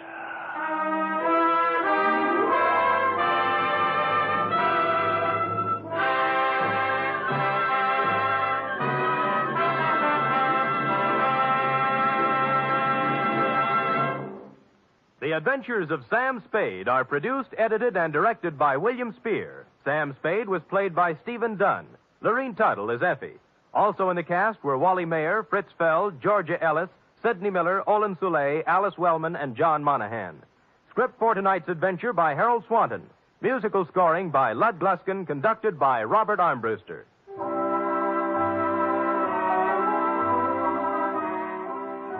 Join us again next week, same time, for another adventure with Sam Spade. Don't underestimate the danger of tuberculosis. Although great strides have been taken toward stamping out the disease, it still remains a menace. Last year alone, it caused 50,000 deaths in the United States. 50,000 needless deaths, because TB can be controlled and cured if caught in time. The key to the complete defeat of the disease is the chest X-ray. You'll find that in many communities, chest X-rays can be obtained free of charge or at a... Sam Spade, Detective. Brought to you by Wild Root Cream Oil Hair Tonic. The non...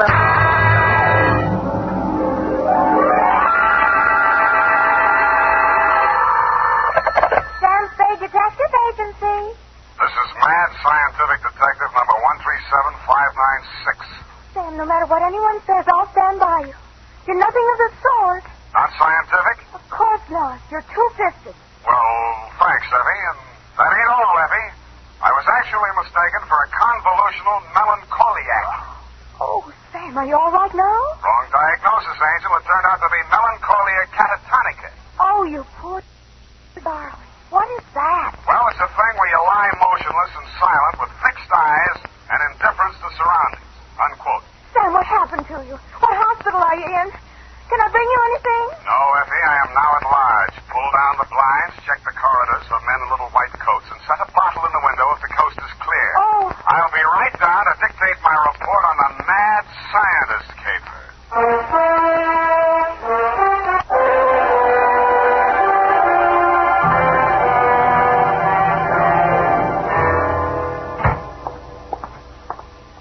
Effie!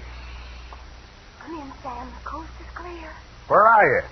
Why is it so dark in here? Well, I had to put the lights out. The blind stuck. I couldn't get it down. The heat's off, Effie. Let there be light. Oh, I'm so glad. Now, let me look at you. Don't look at me like that and stop whispering. Oh, Sam. Did you get me all upset like that just for a joke? It's no joke, sweetheart. You really sick? Yeah, just sick of some of the types I made in this business. Oh, Date, July 25, 1948, to Detective Lieutenant Dundee, Homicide Detail, San Francisco Police, from Samuel Spade, license number 137596. Subject, the Mad Scientist caper. I worry so. Dear Dundee, he looked like a mad scientist, and that's exactly what he was. His eyes had a wild gleam in them, his hair was a wild tangle, and he was wearing a wild assortment of clothing that looked as if they'd been slept in shifts. He leaned across the desk at me and said, "They have stolen my secret formula." They have? Gee, that's too bad. Oh, you think I'm crazy? I don't know yet. I just met you. My name is Raymond Fox. Does that mean anything to you? Raymond Fox. Yeah, I think it does, but I don't quite remember what. I invented the helioscope. Helioscope? No, that wasn't it. I also synthesized hydroxylamophotochronaton. That was it. Yes, but unfortunately, production costs were prohibitive. But you didn't let that discourage you. Oh, no, indeed. You see, after a brief illness, I was back in my laboratory, perfecting my greatest contribution to science. What may prove to be the greatest contribution of science to humanity.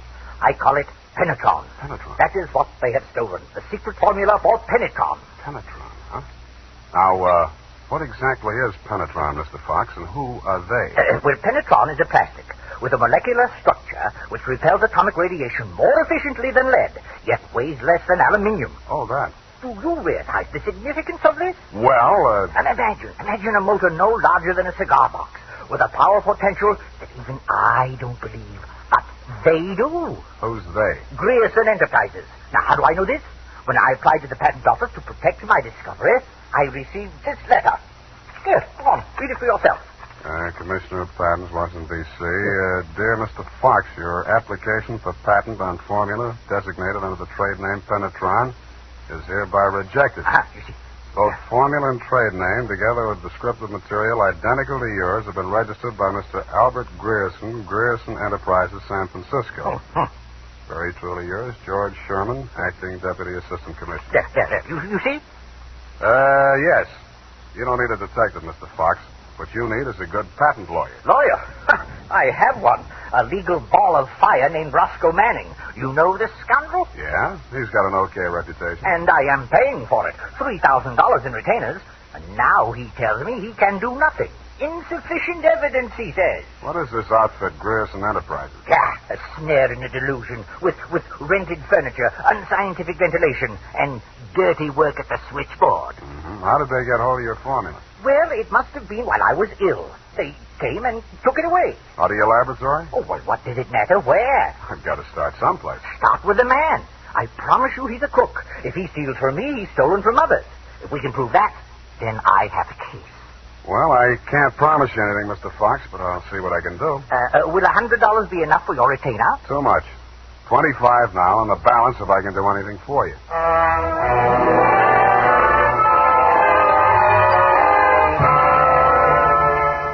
I doubted if I could even earn the 25, but if he wanted to gamble, it was okay with me. The offices of Grierson Enterprises were pretty much as he described them. A beautiful front, especially at the switchboard. Grierson Enterprises, good afternoon. No, Mr. Grierson's out of town. No, I don't know when to expect it. I'll be right with you. That's good news. Grierson Enterprises?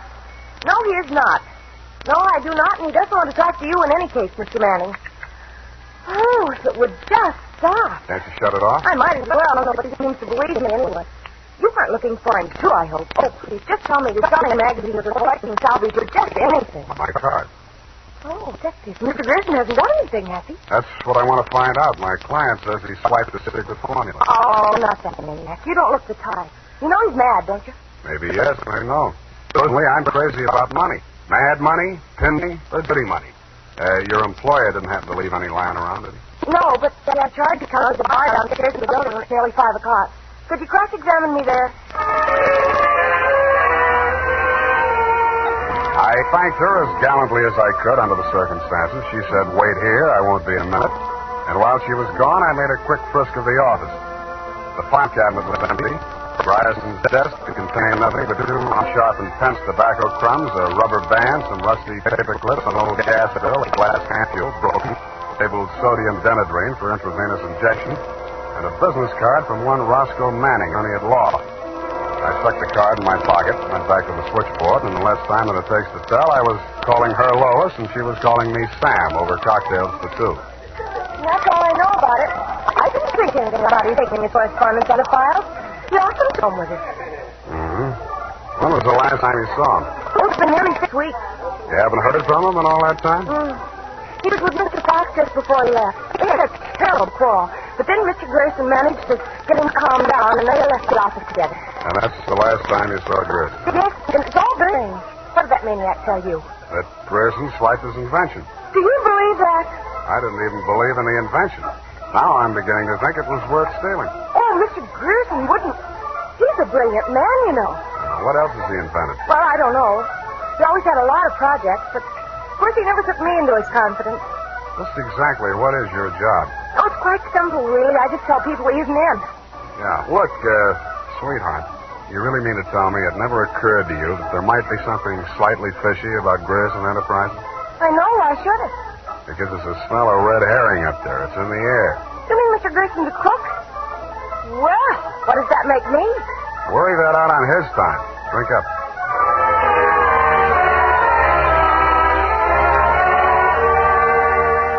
She looked as if she were telling the truth. Though with women, especially blue-eyed women, that doesn't always mean anything. If she had anything more to tell, she obviously wasn't ready yet to tell it. I asked her to come up and listen to my Herb Jeffries records. She said my apartment needed a woman's touch. I handed her a broom. She hit me on the head with it and left. And so did Ed. Up the Times and phoned my client. He wasn't in. Then I phoned a guy I know who sometimes knows about things and asked him what sodium denadrine was.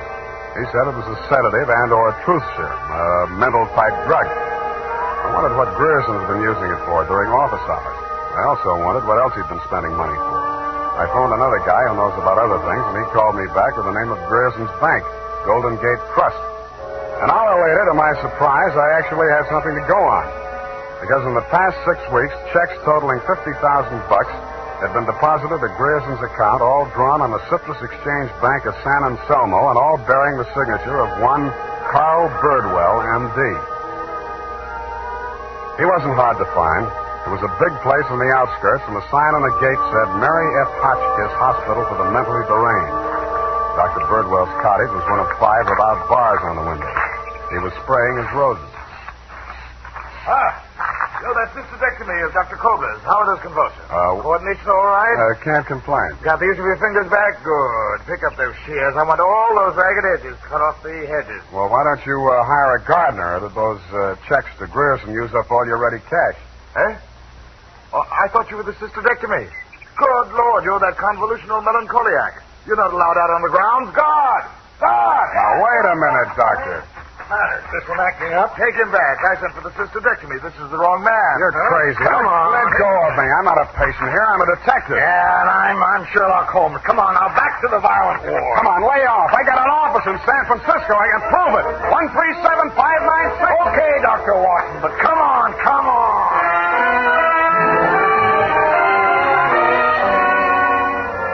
And in more time than it takes to tell, due to the guard's jiu-jitsu, I was disrobed, straitjacketed, and rolled into a wet sheet. A full-fledged inmate of the Mary F. Hotchkiss Hospital for the Mentally Deranged, which is exactly where I belong for having taken Mr. Fox's $25. The makers of Wild Root. And now, back to the Mad Scientist Caper. Tonight's adventure with Sam Spade.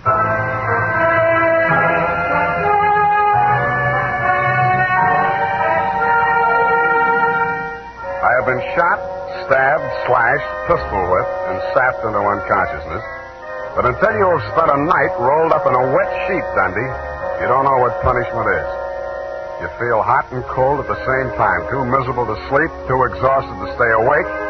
And after 4 hours of it, you just give up and join the crazies pushing up the daisies. There's only one thing I can say in favor of the Mary F. Hotchkiss Hospital for the Mentally Deranged. They get the patients up early. By 6:30 in the a.m., I had been rolled out of the sheet. By 6:45, I had thawed out enough to be taken out of the straitjacket by an orderly. I was glad to be out of it because it was very heavy, and that gave me an idea. I picked it up and swung it. In less time than it takes to tell, I was in the orderly's uniform, out of the violent wing, and shuffling up the walk through Dr. Birdwell's rose garden and through his cottage door. Good morning, Dr. Birdwell. Good Lord, who let you in here? What do you want? I was trying to tell you yesterday when I was so rudely interrupted. Hey? Oh, yes, the detective. Did you say Grierson sent you? I didn't say that. I'm afraid you'll have to be absolutely specific or I can't help you. All right. My client is an inventor who claims that Mr. Grierson stole a formula from him, got a patent on it, and stands to profit to the tune of about $1 million. The last 2 items check. I don't know whether Grierson's a crook or not. He's into you for $50,000, so you might know. This inventor. Pale eyes, contracted pupils, big mop of hair. That's a fair description. Fox. Raymond Fox. He's a patient. Escaped from this hospital. That man, Mr. Spade, is a homicidal maniac. If you'll jog your memory, you may recall the case. Sacramento, 1935. Wait a minute. Chemistry professor, lab explosion? That's the case. 2 of his colleagues, whom he irrationally suspected of stealing the formula for the explosive he used to blow them up. You sure they didn't? The man was adjudged hopelessly insane. He must be returned to us. He may murder Grierson, he may murder you, but he will commit a murder if he remains at large. Perhaps more than one murder. You must help us, Spade. Like you, Doctor, I can't help unless you're absolutely specific about a couple of things. Your connection with Grierson, for instance. I invested in Grierson's firm. Uh-huh. How did Fox meet Grierson? He was allowed a certain degree of freedom here during his rational periods. I had guessed that he went through my papers or overheard one of my conversations with Mr. Grierson. Mm-hmm. Do you know he retained a lawyer? Huh? Manning, smart patent lawyer. You must think Fox has a case. Oh, surely not. Grierson thinks so, too. You've talked to Grierson? No, but I've examined his bank statements. The bank allowed that? I told him I was Grierson's attorney. The point is, Grierson is broke. Why? Because he's paid out every penny you gave him to the order of Roscoe Manning, attorney at law. And you know what I think, Doctor? Yes? I think Raymond Fox is crazy like a fox.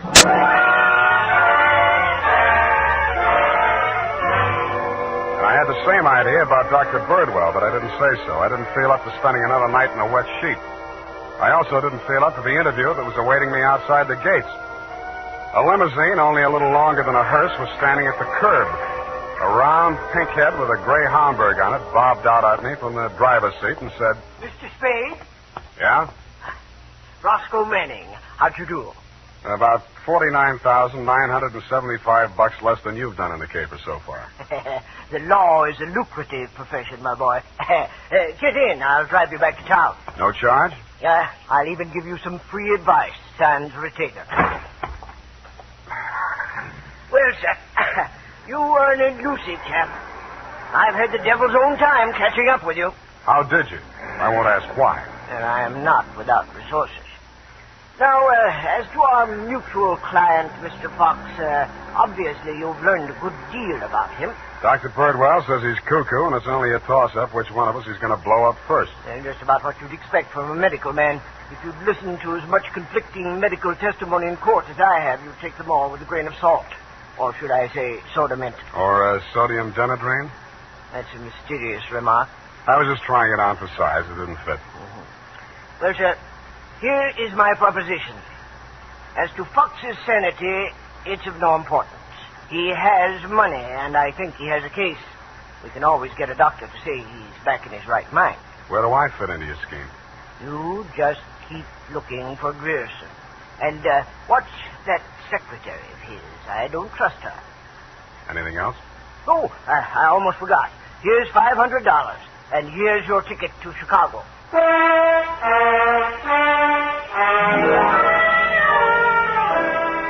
don't know why, but somehow I got the impression that Mr. Manning was trying to get rid of me. He should have used that ticket to Chicago himself. We stopped at Sausalito for breakfast, and the condemned man ate a hearty meal. We drove the last mile through the Marina District and pulled up in front of his house. Well, sir, have a nice trip. Or take the car, Mr. Spade. I'll pick it up at the depot. Goodbye. It's been charming. Goodbye. He backed across the sidewalk, waving, and I waved back. Then he went up 3 steps, put a key in his door, and opened it. It didn't do much damage to the house, but all the king's horses and all the king's men couldn't put Roscoe Manning back together again. I got out of the car and just made it up the steps when it happened again. I hated the look, but I did. For the limousine had been parked with me in it was a smoking heap of scrap metal. I then headed for the nearest phone booth and, pausing only to inspect it for mines and booby traps, dialed the number of Reardon Enterprises.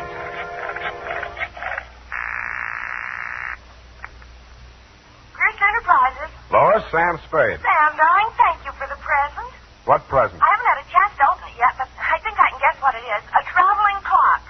You mean a package arrived and it ticks? Oh, darling, don't be such a tease. Now, Lois, listen. Oh, all right, I'll open it now. Throw it out the window. No, don't do that. Pedestrians, innocent bystanders. Have you got a metal wastebasket there? I think so, yes. Well, fill it up with water and throw the package into it. And ruin my lovely clock? It is not a lovely clock. It's a lovely booby trap. Oh, go on. I'm serious. Manning just got one of them, and what's left of him is on the way to the morgue. Oh, I think I'm going to faint. Lois! Lois! Wake up! Pour some water on yourself. Hello, hello!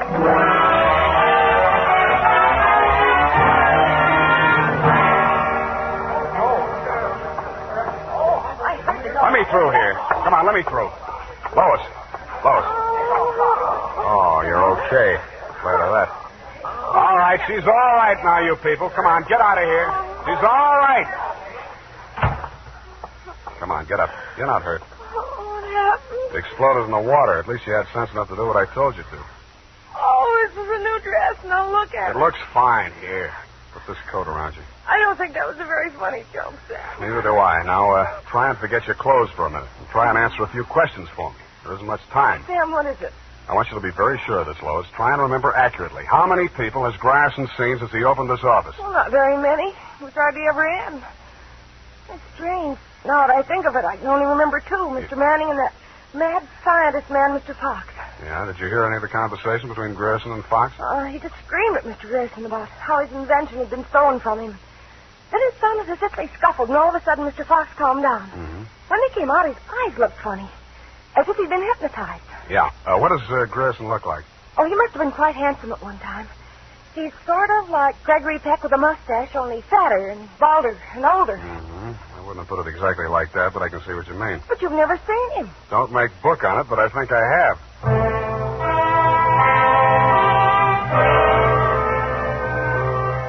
I made 3 phone calls. One to a crime reporter I don't like very well, giving him a false story on the death of Lois, Grierson's secretary. Another to my client, the mad scientist, alias Raymond Fox. And one to Dr. Birdwell. Then I went to my apartment and waited. My client arrived 5 minutes before the doctor. When Birdwell came in, my client said, Aha! That's he. He stole my secret formula. Now, Raymond, you're getting confused again. No. I'm the doctor, don't you remember? That's not true. Your name is Grierson. Oh, he's much worse. His identification. Now, you must try to remember, Raymond. Nobody's going to hurt you. But you'll be much sicker if you don't remember. But I do remember. I remember everything. Do you remember setting the bombs at Manning's house and the one you sent to Mr. Grierson's office? No. Grierson isn't dead. You're Grierson. No, Grierson isn't dead. Only that poor girl. No. She didn't steal my formula. It was you. Oh, you're trying to mix me up. I'm trying to help you. Now, roll up your sleeve. I'll give you something to quiet your nerves, and we'll go back to the hospital. Put it away, Doctor. You've helped him enough. Huh? Now, look here. This man is my patient. He needs medical attention. I won't argue with you, but I think you'd better get it from some other doctor. Right now, he's making more sense than you are. Just keep on the way you're going, Spade, and I'll have you back in that wet sheet. I did it once, and I can do it again. Sit down. You got delusions of grandeur. Stop shaking, Raymond. I said you're making more sense than he is, and I can prove it. You think you're very astute, don't you? No, I'm stupid, but I'm lucky. I should have tumbled to the whole caper when I found that you'd invested 50,000 smackers in Grierson Enterprises. When I found out that Raymond was an escaped patient, I should have tumbled to what that Denadrine vial was doing in Grierson's desk. I should have known then that you and Grierson were one and the same person. I told you. When I discovered that you'd paid Manning all that shakedown money, I should have known you were planning to knock him off and everybody else who could identify you. But it didn't work out that way. I got out of the car before it blew up. Some luck. And you can identify me as Grierson? I don't have to. Oh, God. Surely you're not counting on Raymond's sanity to that extent. He can't even remember that I was his doctor. Can you, Raymond? You're trying to mix me up. You stole my formula. I didn't kill them, did I, Mr. Spade? Now, lie down on the couch and relax, Raymond. Don't worry about a thing. Well, Doctor, what now? You relax, too. Okay, come on in. What? Lois! Why, Mr. Grierson, have you been sick? How dare you? How dare you ruin all my plans like this? You stupid girl! Okay, that's enough. Come on, get back there. Get back. Sorry, sweetheart. I didn't mean to let him get that close to you. What were you trying to do? It was an experiment, just to see what would happen. It did. So that's the way you scientific detectives work. For a hard-boiled chap, you have the vaguest way of doing things I ever heard of. Well, plans are all right sometimes, Doctor, and sometimes just stirring things up is all right if you're tough enough to survive and keep your eyes open so you see what you want when it comes to the top or something. Spade, Dundee. I'm at home. I've got 2 homicidal characters here, one sane and one insane. Now, if you can tell the difference, I'll let you give the story to the papers.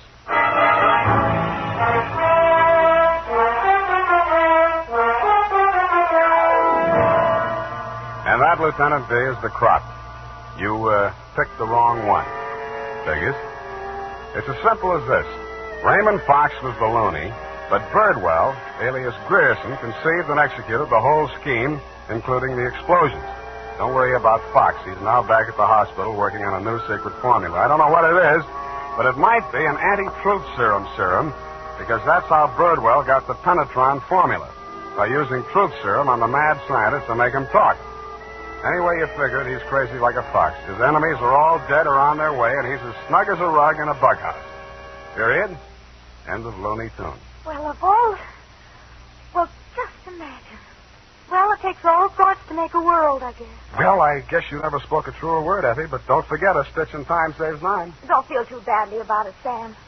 Better late than never. You took the words right out of the horse's mouth, but it's later than you think, Angel. Type that up, Angel, and while you're at it, see if you can think up a way to teach an old dog new tricks. Oh, here it is, Sam. And I've been thinking over what you said. Which? About teaching an old dog new tricks. Hmm? You're only as old as you feel, Sam. Then send in the application for my old age pension. Oh, Sam, I won't let you talk that way now. You're just tired and nervous and run down. Yeah, backaches, stay up nights, sour racket. You're just feeling sorry for that Mr. Fox. I wouldn't worry about him. As you pointed out, he's safer where he is for all concerned. Mm-hmm. And after all, necessity is the mother of invention. What's that got to do with anything? Well, he's an inventor, isn't he? Oh, that. You see?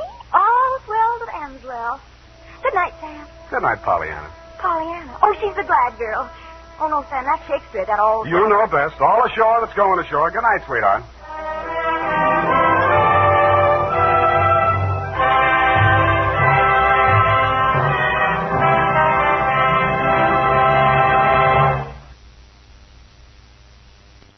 The National Broadcasting Company presents The Adventures of Sam Spade, Detective.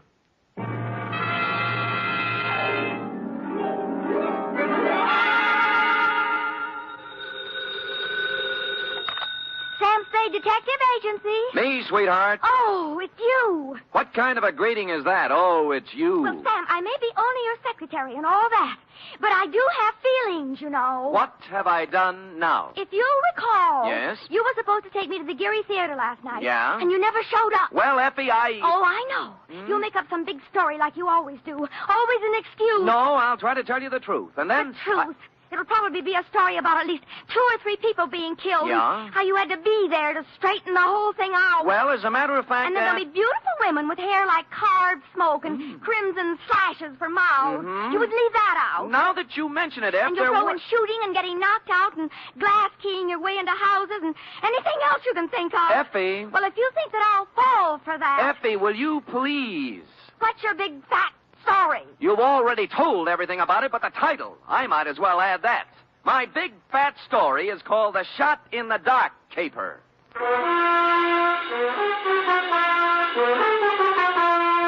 Transcribed for NBC, William Spear, radio's outstanding producer-director of mystery and crime drama, brings you the greatest private detective of them all in The Adventures of Sam Spade.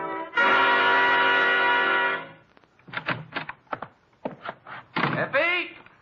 Yes, Mr. Spade. No, Effie, don't be like this. I promise you tonight, right after this report, we'll go to the theater. And we'll have dinner, too. Any place you want. Sound good? You're the employer. The faster we do the report, the faster we get out. And I won't even take time out for a drink. So come on, let's go, shall we? Hmm? You see? I can't stay mad at you. Date, fill it in. To managing editor, San Francisco Evening Gazette. City, from Samuel Spade, license number 137596. Subject, The Shot in the Dark Caper. Or, Stop the Presses. Spade has his pants caught in them. Caught?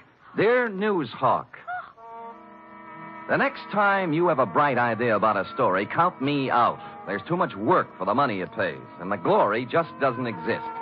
I don't mind being knocked on the head, shot at, lied to, double-crossed, and otherwise treated cruelly by circumstance, but to do it all in one night, just so you can have a scoop, and then be referred to in your columns as a Gazette staff member, well, my professional pride was severely injured. I am a detective, sir, and nobody's staff member. Well, now that that's off my chest, here in journalistic prose is what happened starting yesterday afternoon. Sam Spade Detective Agency? Yes, he is. It's for you, Sam. I'll take it in here, Ed. Spade. This is Woodrow Wilson. Really? Well, I'm sorry. I have Teddy Roosevelt on the other phone. It might take some time. You better try me later. Bye. Spade. Huh? Somehow I thought you were above that sort of corny repartee. I am above nothing, sir, as long as it's ethical. Now, which Woodrow Wilson is this? I'm the new managing editor of the Evening Gazette. Well, welcome to town. What can I do for you? I have a job you might like, an interesting job and interesting money. How interesting? If you find out what I want, you can almost name your own price. Can you get over here in 3 minutes? With any sort of a tailwind, I'll make it in 2. A new track record.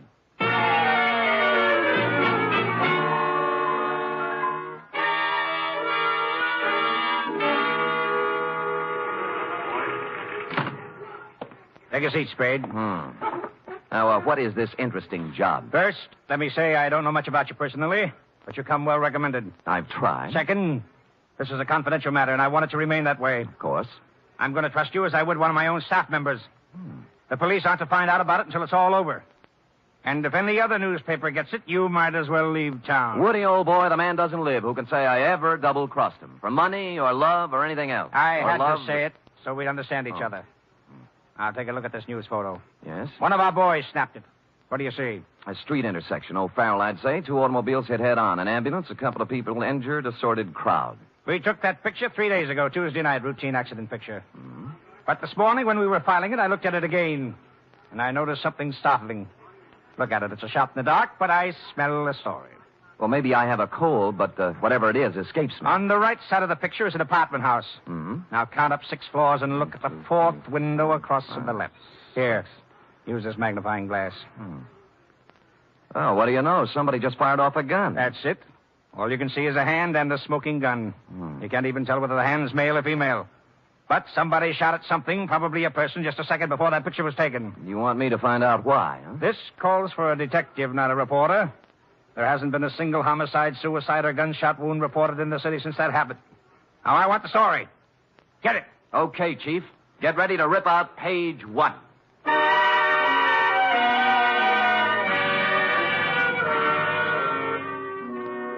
The apartment house was the Greystone. It was actually an apartment hotel and a little shabby.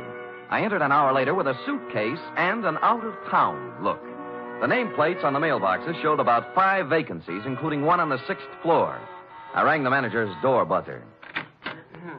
Good afternoon. I'd like to rent an apartment if I could. Come in. Just drop your suitcase anyplace. My name's Ed Barry. How are you? Your suitcase is leaking. Oh? We charge one price, $175 per night. Well, I don't have that kind of cash with me, or my checkbook. Could I pay you tomorrow? Oh, sure thing. Your name? Mark Humboldt. Mark Humboldt. B-O-L-T? Yes, that's it. Where you from, Mr. Humboldt? New York, boy, New York. 48 East 51st Street. Near Broadway. Next to kin? Huh? Any family, relatives? No.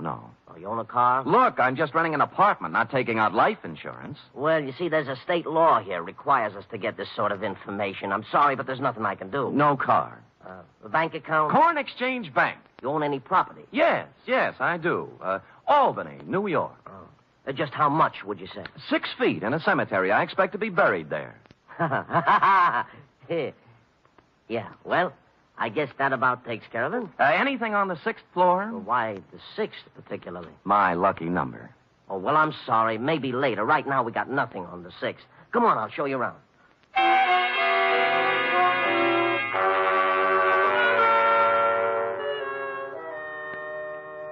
In a few minutes, I was ensconced in room 512. As he stood in the doorway, Ed Bering, the manager, scanned my luggage, my clothes, my ring and wristwatch, as if he were trying to estimate what he could get for me from a fence. After he went back to his apartment, I took a stroll up to the 6th floor. Woody Wilson and I figured the gun incident took place in apartment 608. So I counted back from the end of the corridor and found we were right. 608 was silent. I knocked, but no one answered. So I sprung the lock and went in. The place was absolutely empty. No furniture, no nothing. In fact, it was being completely remodeled. It's gonna look swell when they finish, huh? Huh? I said it's gonna look swell. Well, where did you come from? Oh, gee. I guess maybe I startled you, huh? A little. I was just coming down the hall, taking some of these groceries in, and I saw you standing there. You're new here, huh? Huh? Yeah. Here, let me carry some of those things. Oh, say thanks. You're the kind of man a girl should have around. Well, I've tried to convince several of that. Oh, who are you kidding? A big, handsome guy like you wouldn't have any trouble getting a girl? Well... At least not if I was the girl. Well, you know best. My place is down here. Shall we go? Well, why not? My name's Honey Kane. What's yours? Mark Humboldt. Gee, what a fascinating name. Oh, not half as fascinating as yours. Really? Say, isn't it wonderful how fate just throws two people together?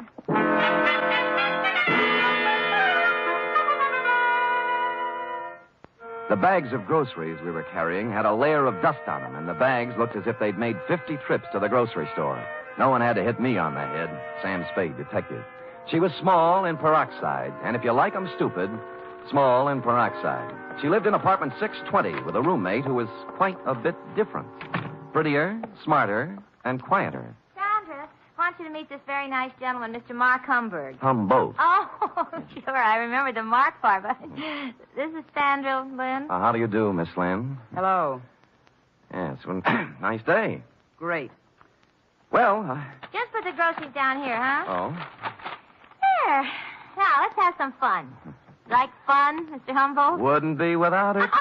You're priceless. Well, come on, let's start with a drink. How about you, Sandra? No, you kids have your fun. I'm going out for a walk.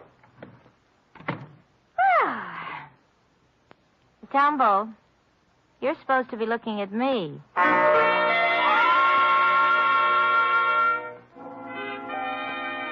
An hour later, under the pretext of going out for some snuff, I shook her off and left. The next half hour went to giving the apartment house a thorough casing. I looked at all the names on the mailboxes, and the only one that rang a bell was one Max Barstow, a former heavyweight who never got past club fighting. I inquired about him of charming Ed Bering, the manager. Max Barstow? Yeah, I tried his apartment. He isn't home. Yeah, well, you see, he won't be home for some time. You see, he took a vacation. Went to visit his family in Portland. Well, when did he leave? Last Tuesday night. I remember him saying, Ed, I won't be back for a while. Look after things, will you? Well, you have a good memory. Yeah. Hey, can you tell me something about those two girls in 620? Why? One of them made a pass at me. Well, mister, I feel this way. I rent apartments to responsible adults. What they do is their business. You won't get any trouble from me. Now, that isn't what I asked. I always like to be sure. Now, are they honest, hard-working girls?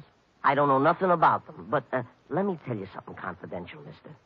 Why look a gift horse in the mouth?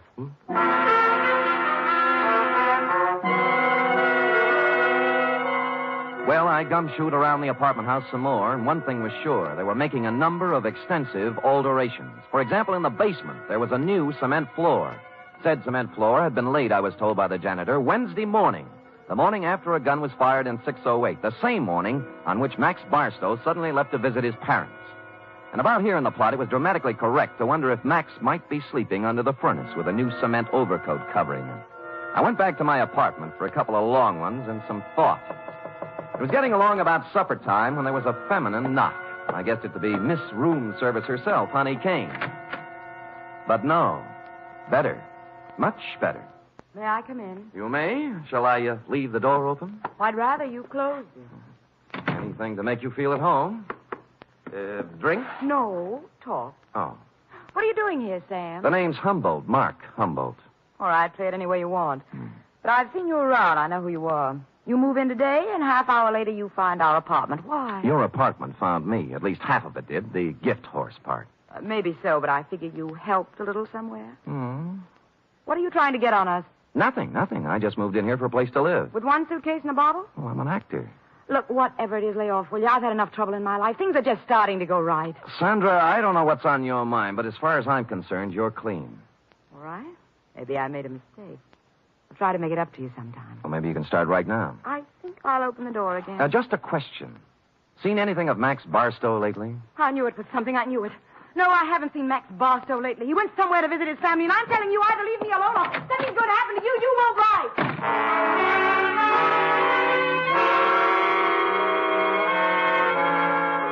She stormed out looking lovely all the way, and I sat very quietly for a minute. It was the second time somebody said it. Max Barstow was visiting his family. And that was very interesting because, you see, Max Barstow didn't have any family.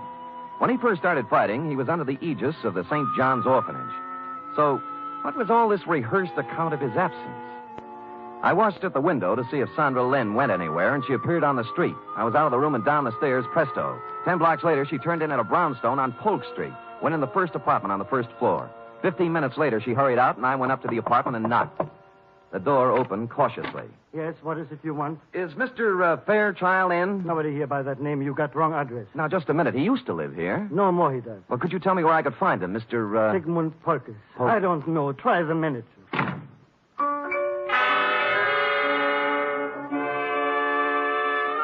On the way out, I looked at the card on his door buzzer. It listed his apartment as belonging to a Mr. Rothschild. At the moment, there was nothing to be made out of it, so I went back to the Greystone. And when I got to my room, it was very obvious that I'd been visited during my absence. Yeah? Oh, it's you. What happened to my suitcase? I'm sorry, Mr. Humboldt, but I didn't realize it before. You see, that apartment was already rented, so I guess you'll have to find one someplace else. Look, you have 4 other vacant ones in this apartment house. Give me one of those. Sorry, no vacancy. Well, then give me my suitcase. Yeah, that's the one that leaks. Just a minute, I'll bring it out, Mr. Humble. I'll go in and get it myself, Mr. Barry. I said stay out. I said I'll go in and get it. Right, you will.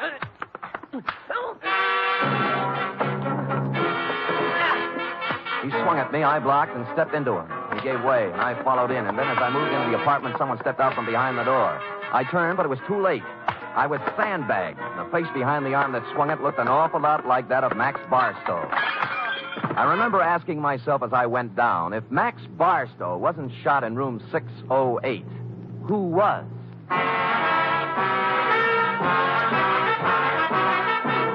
You are listening to the weekly adventure of radio's most famous detective, Sam Spade.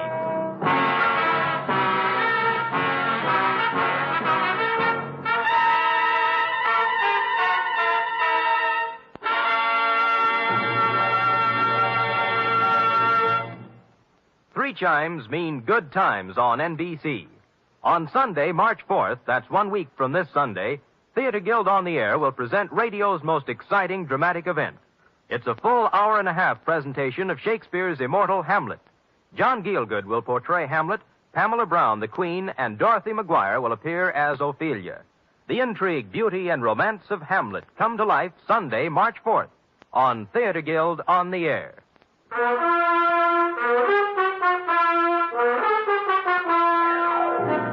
And now back to The Shot in the Dark caper, tonight's adventure with Sam Spade.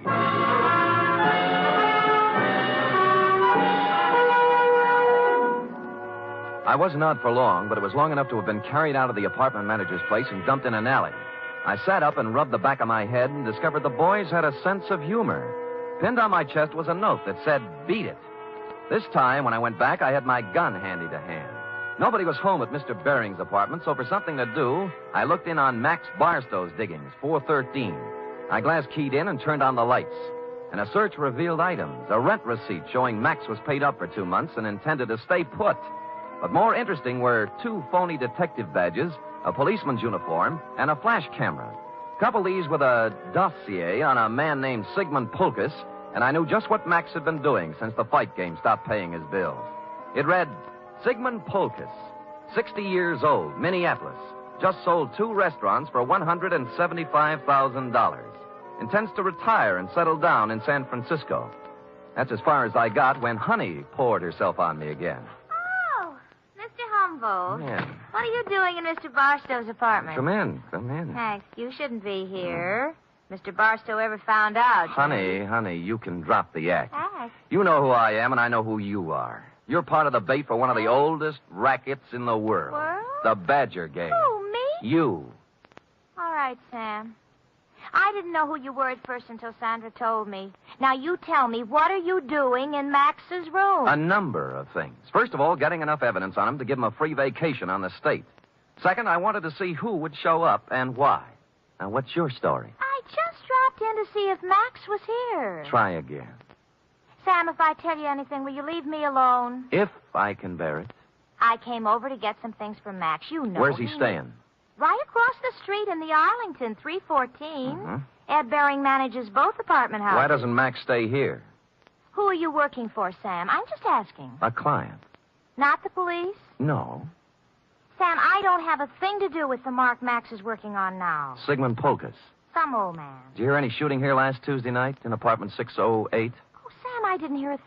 Not a single thing. All right, get whatever you came for, but remember this. You tell Max I was here, and I'll tie you into something that'll get you Tehachapi if it's the last thing I do. Oh, sure.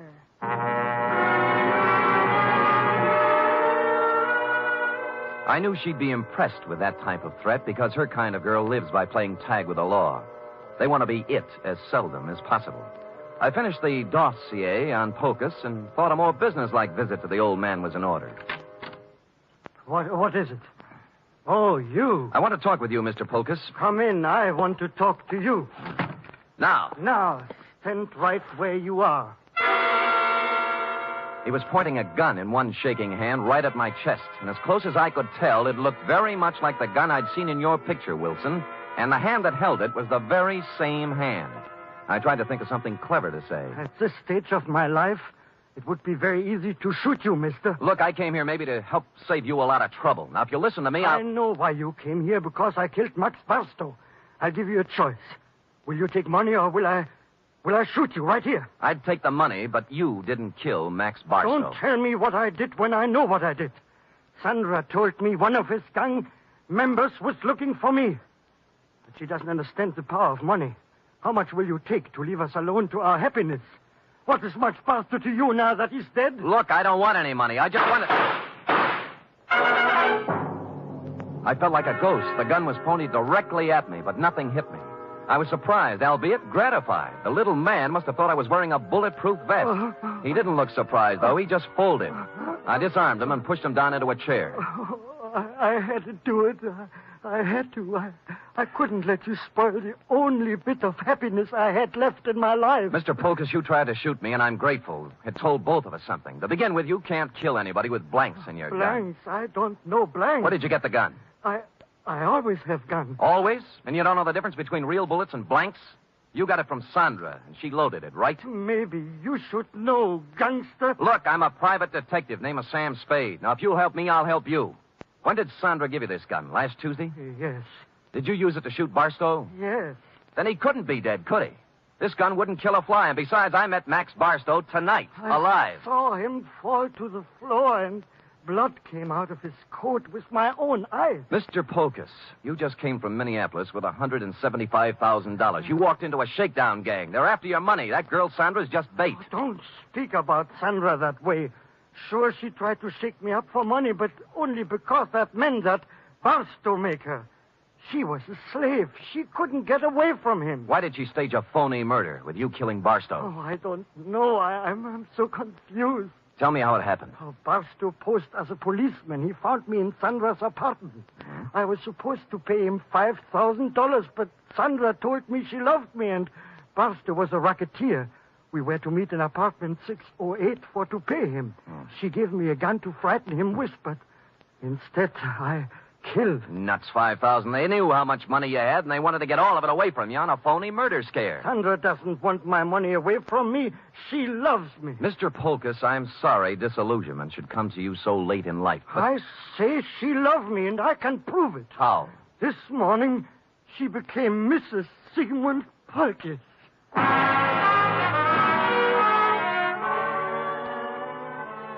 That made me sit down and think things through a little more carefully. She could have gotten his money, or most of it, without marrying him. Maybe she did love him. Or maybe they felt he was too dumb to pay off. Or maybe she married him so she could murder him. And maybe a dozen other things. His suitcases were packed, and he said that he and Sandra planned to leave town tonight. He'd been waiting for her when I came in, but she was already 2 hours late. I could think of only one place she could be. So I left poor Mr. Polkus and went to the Arlington. 314, the address Honey Kane had given me. And she was there. Oh, Sam. I'm glad you came. I was scared. I didn't know what to do. I'm scared. Now, honey, quiet down and tell me what you're scared about. In the bedroom. Max. He's dead. A knife job. When'd you find him? 5 minutes ago. I was with him before, and then I went out for some Chinese food when I came back. All right. Who else was here tonight? I didn't see anybody, But what? he was awful mad at Sandra. Said she was double-crossing him, and he wouldn't let her get away with it.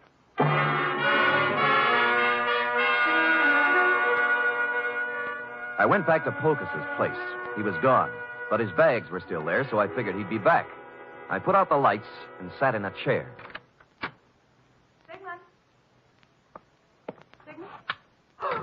Go ahead. Ask me what I'm doing here. Where's Polkus? Well, if he's smart, he's on a train back to Minneapolis. I'm going to look for him. You're not going anywhere. Sit down. Oh, yes, I am. I said you're not going anywhere unless it's to jail. What are you playing Mr. District Attorney for? Because you killed Max Barstow. Now tell me why. Oh, don't be a joker. Max Barstow's as alive as you are. I'm not talking about the phony murder staged for the benefit of Polkus. Barstow was stabbed to death a half hour ago. He wasn't. He was. I saw him. Who? You. Sam, I didn't. I saw him earlier today, but he was all right. You married Polkus to double-cross him, didn't you? You were going to skip town with the mark. Well, sure I was, so why would I kill Max? Because he knew what you were going to do, that's why. I tell you, I didn't. I couldn't kill anybody. What did you have planned for Polkus? A shove over to the Grand Canyon? No, I love the old guy. Come on, we'll drop in at police headquarters. No, Sam. No. Sam. Nothing. I wouldn't take you with a U.S. Mint thrown in. Will you let me go if I tell you what happened? If I tell you who killed Barstow? Well, if you didn't do it, nobody could hold you. For murder, anyway. Bering. Ed Bering did it. We planned the whole thing together. It was a freeze-out on Barstow. Somehow he found out Ed had to take care of him. I didn't have anything to do with it. I tried to tell him not to. Tried to tell him not to what? Ed. I've got a gun in my hand, Bering. So have I. Which one of us is going to shoot first? You wouldn't shoot.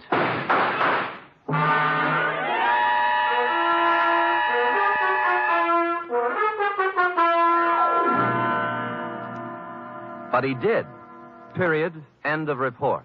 Sam, is that all? Well, what do you want? An echo? No, but he shot you and you're all right. Mm-hmm. Were they blanks like the other guns? They were not. They were genuine steel-jacketed bullets. But, You didn't listen carefully enough, Effie. I figured he'd shoot right away. He did, once. Just as I jumped sideways and fired 2 shots back. Did you kill him? No, but he's down with a little case of lead poisoning, though, under police guard. You're wonderful. It's true. All right, go type it up. Off with him.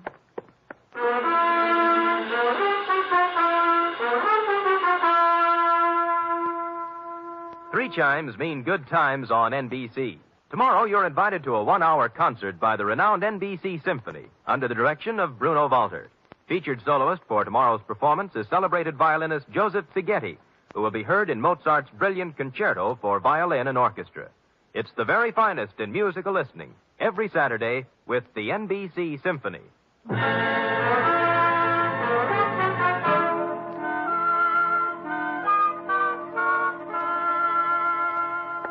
Here it is, Sam, but there's something I don't understand. To wit. Well, what happened to nice old Mr. Pocus? Why wasn't he in his apartment waiting for Sandra? Well, he did just what I thought he should have done. He walked down to the railroad depot and got on the first train for Minneapolis. Who knows? Maybe he's opened a new restaurant. Yes. And, what happened to Sandra? Well, she's being held as an accessory to murder, among other things. Well, if they were married... That's enough, Effie. That's enough. Do you want me to make everything so simple that everybody will be able to figure it out? No, but But you what? I get so confused sometimes. That's most of your charm, Effie. You know, if you were brisk and efficient and cold, we'd never have any fun, would we? I guess not, Sam. We do have a good time at times, don't we? Yes, we do indeed. Like right now. Come here. Oh, Fire in a man's veins. Maddening, that's what. don't say any more, Sam. I don't know what I might do. I'd love it, whatever it was. I better say good night, Sam. Good night, Sam. Good night, sweetheart.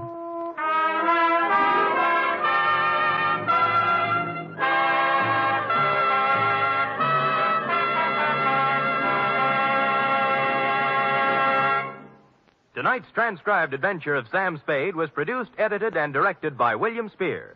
Sam Spade was played by Stephen Dunn. Lorene Tuttle is Effie. Script for tonight's adventure by John Michael Hayes. Musical scoring by Lud Gluskin, conducted by Robert Armbruster.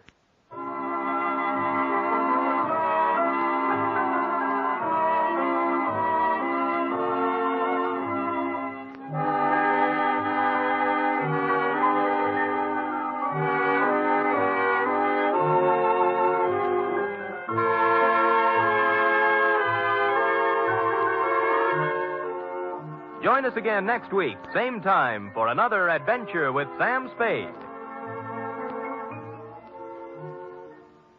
Sam Spade lives a life of peril. Well, in these days, we all live in a time of peril. Each of us is contributing something to help meet the emergencies that we face as a nation. There's one definite thing that every one of us can do to help. February 28th is being celebrated as Red Cross Day.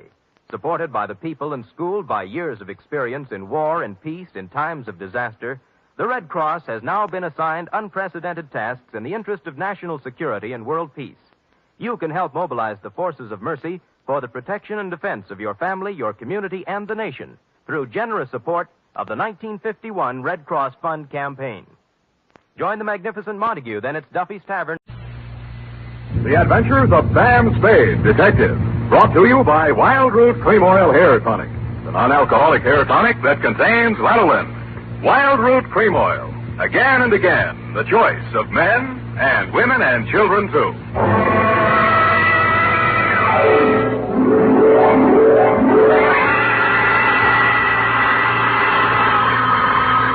Sam Spade, detective agency? Me, sweetheart. Oh, Sam! It must be telepathy. I was just thinking of you. You know, sometimes I think I can tell what you're thinking. That's an invasion of my privacy. Oh, when two people are as close as you and I think that often you can almost read one another's minds. Well, you may be right. I can see what you're doing all the way from here. What? Put those paper clips back where you found them. Oh, certainly, Sam. Own up, Ed.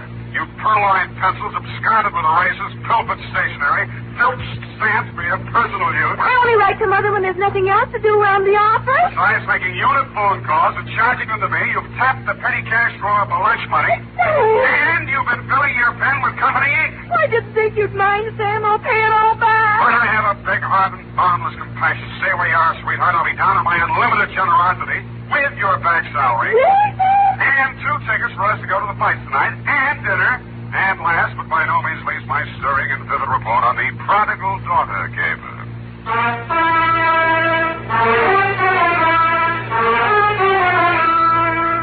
Dashiell Hammett, America's leading detective fiction writer and creator of Sam Spade, the hard-boiled private eye, and William Spear, radio's outstanding producer-director of mystery and crime drama, join their talents to make your hair stand on end with the adventures of Sam Spade. Presented by the makers of Wild Root Cream Oil for the hair. Here's a smart resolution to make. First day back on the job after your summer vacation. From now on, every single day, I'm going to pay special attention to the way I look. I'm going to use Wild Root Cream Oil Hair Tonic.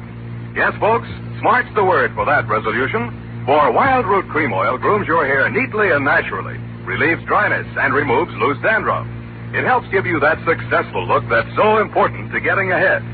So, if you've never tried Wild Root Cream Oil, get the 25-cent get-acquainted bottle. Wild Root Cream Oil Hair Tonic. Again and again, the choice of men and women and children, too. And now, with Howard Duff starring as Spade, Wild Root brings to the air the greatest private detective of them all in the adventures of Sam Spade.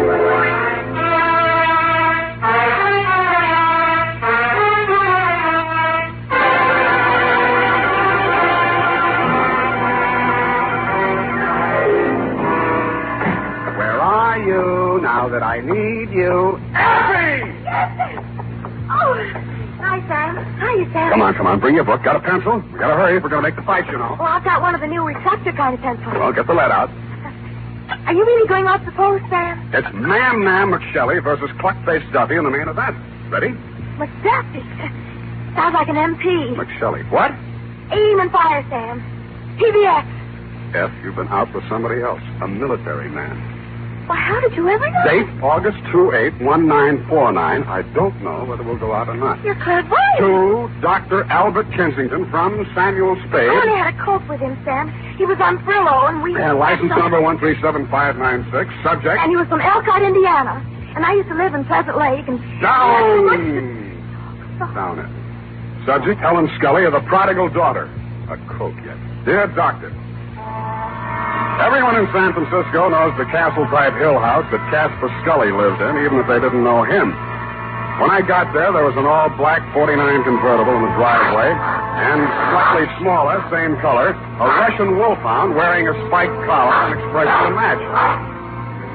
He broke his chain when he saw me and ran in the back of the house. That should have told me something, but I plunged the doorbell and was admitted by a butler named Stanley, who left me standing in a draft in the library looking at a cold television set. I pulled up my coat collar, took a plant in front of the fireplace, and lit a cigarette. Pretty soon, things started. A blonde girl in a yellow suit was having a one-sided argument with a gray-haired man in a gray suit. Nobody paid any attention to me. Stuff about how you forbid it and it can't go on. Well, let me tell you, it can go on just as long as I want it to. And there's nothing you can do about it, so don't, whatever you do, try to interfere. Oh, stop it. That hurt look again.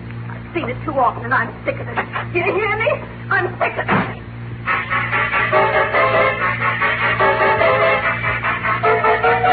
He looked mad, but he didn't say anything. I saw them walk around the garden once, shake fists at each other, and finally part. He disappeared up a narrow stairway, and she came storming back through the library. Who are you? How do you do? Who are you? Sam Spade. What are you doing here?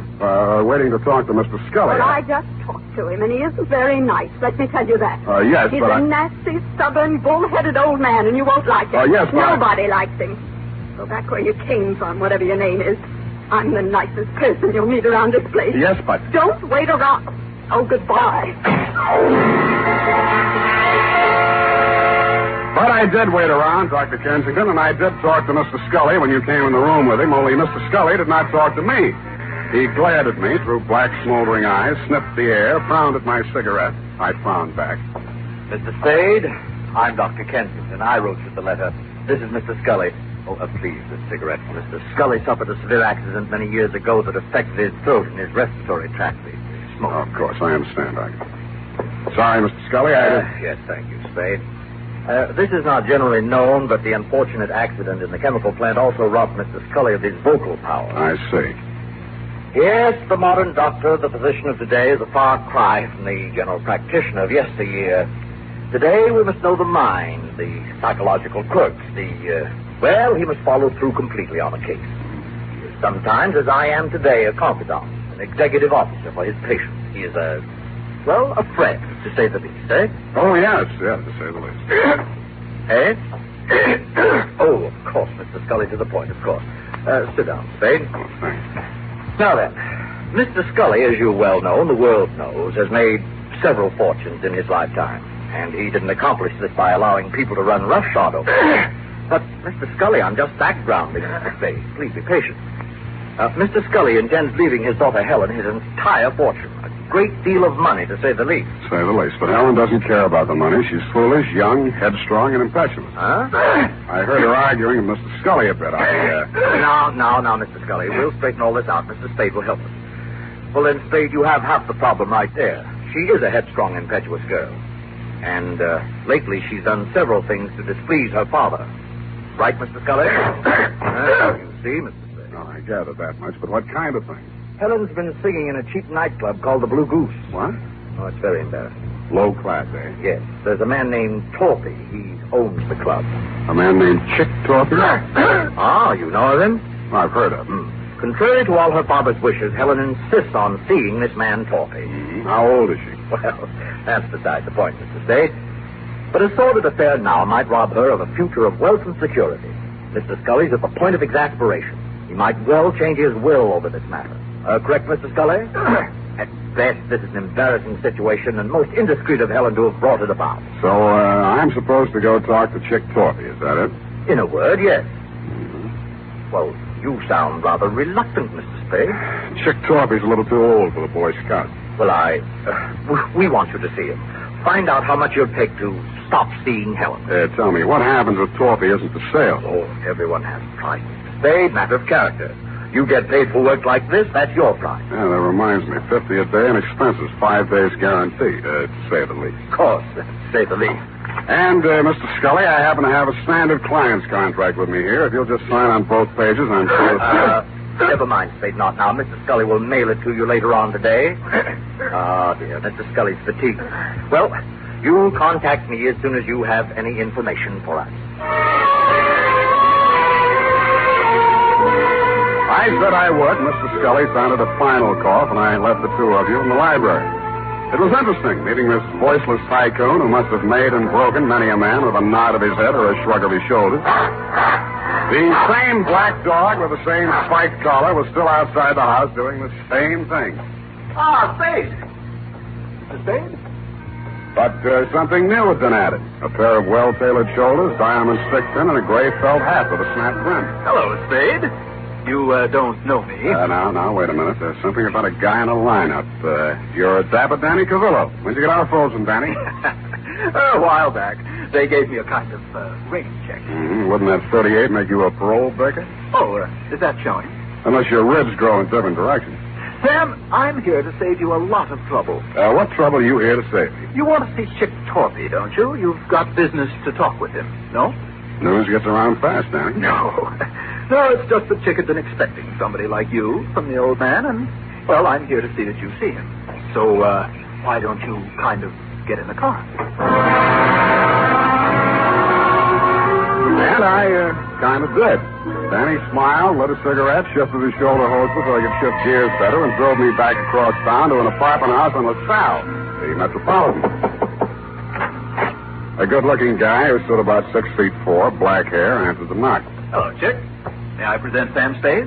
Sam Spade needs chick talking. That'll do it, Danny, thanks. Hello, Spade. Come on in. See you, gentlemen. Danny's Gabby. Hello, Chick. Your taxi service always free? Just when I'm in a hurry to get things settled, soldier. You saw the old man today, huh? I saw him and talked to his doctor, Kensington. All right. You're here to tell me how worried the old man is, right? If you're talking about Helen and you, yes. You're bad company. Yeah. What else? He wants you to stop seeing her. Well, suppose I don't want to stop seeing her. Suppose I told you I love her. Let's see. She comes with $3 million when he kicks. You love her. I'd be crazy if I didn't. I wonder what she'd say if she heard you say that. Why don't you ask her, Spade? Helen? Hello, Mr. Spade. Told you to leave my house today, but you didn't listen. Vince Spade? Well, I'm wondering, anyway. Maybe this will help. When you get back to my father, tell him I think Chick would be a fool to brush me off. Tell him that someday I expect to inherit all of that wonderful money he spent a lifetime making. Tell him that Chick's tired of working. Got all that? Yep. How do you feel, Spade? Like I'm earning my fee. Oh, you've already earned it, Spade. There's no use trying. I've told her myself, now you can tell him. She's not for sale, and I'm not for sale. Got it? You got it. All right, then you're finished here. Hello. Oh, you. Well, I'm not sure I want to talk to him. Give him a pill. And it was on that happy note, Doctor, that I went downstairs, found a drugstore, and tried to phone you and tell you what Torpy had said. Your line was busy, and while I was waiting for it to get unbusy, I spotted Chick Torpy out in front. He looked madder than when I'd left him, and there was a bulge in his coat that hadn't been there before. He got into a black sedan near the curb, and I hailed a cab and followed him across town up to Nob Hill. A half a block from the Scully residence, I left my taxi and took the rest on foot.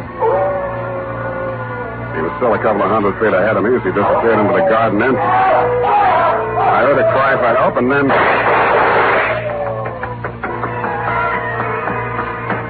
Chick was standing over something on the ground. When he saw me, he shrieked for a break in the hedge. I stopped long enough to have a look at the body he'd left. My client. He still had gray hair, and he was still wearing the gray suit, but half his face had been shot away.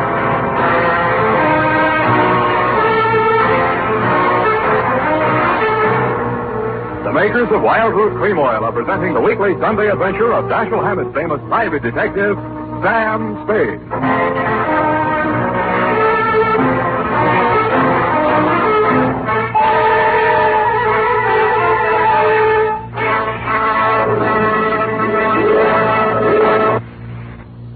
Remember, non-alcoholic Wild Root Cream Oil contains lanolin.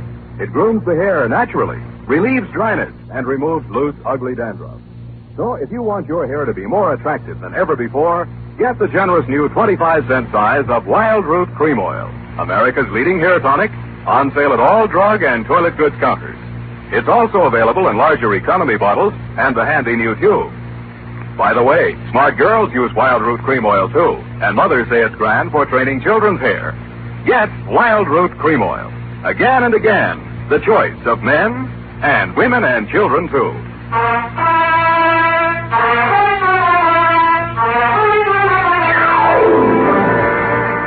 And now, back to the Prodigal Daughter caper. Tonight's adventure with Sam Spade.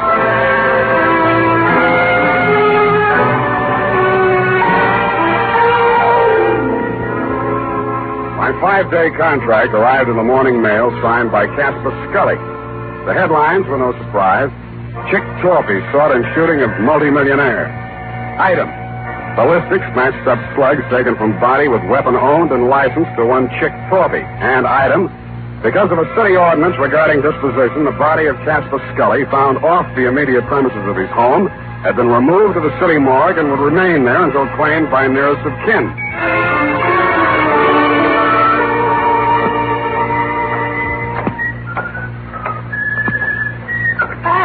Hey, Sammy, my boy. It's good to look on you. Hello, Maxie. What brings you, Sam? Scully said. Oh, yeah. Checked in back in. Autopsy. Were you in with this, Sam? Do you know Scully? I just met him yesterday. Like I say to you before, you do collect queer ones, eh, Sam? Oh, such a mess. Woo-hoo, such a mess. Yeah, I know. I found him. They tell me he has to be claimed. City ordinance, Sam. Nearest of kin. It'll be his daughter, Helen. She called or anything? No, not yet. But to get back to him, a real queer one. Maybe the tops this season. How so? Barbarianism, Sam. That's what it is. The world is moving backward. You can get deader than dead. Huh? You'd think the slugs in his chest would be enough, but no. 4 also in the head, too. Kill him twice. Say it again, Maxie. You mean that... Twice, Sammy. In the chest, maybe 20 to 30 hours ago. In the head, maybe 12 hours later. You see what I mean? I saw what he meant. I didn't like what I saw, but things did begin to make some sense. From the morgue, I phoned the Chronicle office, confirmed that Scully did suffer from a throat ailment, was publicity shy, was never interviewed or photographed for that reason. I asked them if they had a specimen of his handwriting by any chance, and they did. I had it sent to me by special messenger, and the signature, compared to the one on my 5-day contract with Mr. Scully, made interesting reading. But what was even more interesting was the DOA Maxie was ushering in. As I was saying, Sam, it's awful the way these homicides are turning up nowadays. In gray suits, it's fashionable now. Hey. What's the matter, Sam? You know him? Yeah, I know him. What's it say? The toe tag says unidentified, accidental drowning. Found off Pier 14, time 8:15 this a.m. Accidental drowning. You don't think so? Why do you think he's dead? I think he's dead because he didn't cough when the doctor asked him to. I left Maxie to his newest customer and looked up the police officer who had found the unidentified man. All they had on him was New York clothing labels and a silver identification bracelet with name Julio engraved on it between 2 small indentations of the comedy tragedy drama mask. It wasn't much, but it took me to a theater on Post Street featuring a special company of Spanish actors on tour. I am the manager of the company. What is it, please? I'm sorry to trouble you. I'm trying to locate a certain man. I have good reason to believe he's with your company. We are a small group. His name, please? One name might be Julio. Oh, Julio de Vaca. He's... Gray-haired, medium build? You are from the police? No. If you are looking for Julio de Vaca, why are you not from the police? 2 days ago, Julio, who does not speak any English, is asked of all things to appear on the television program. Mm-hmm. He reads his lines. I'm proud. But yesterday morning, a man on the telephone, they speak, and Julio goes out with no word. I, too, am looking for him. He missed his performance the afternoon. I see. He drinks too much sometimes, I know, and he missed the evening. Where he is, this I do not know. But if you find him... I have found him. You have found him? Does he have a wife? I am the Senora de Vaca. What is it, senor? What has happened to my husband? You better get your coat, Mrs. Sederbacher.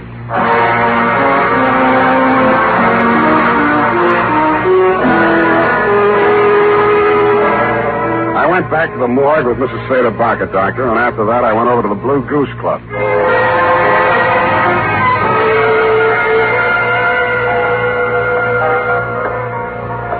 Oh, you Spade?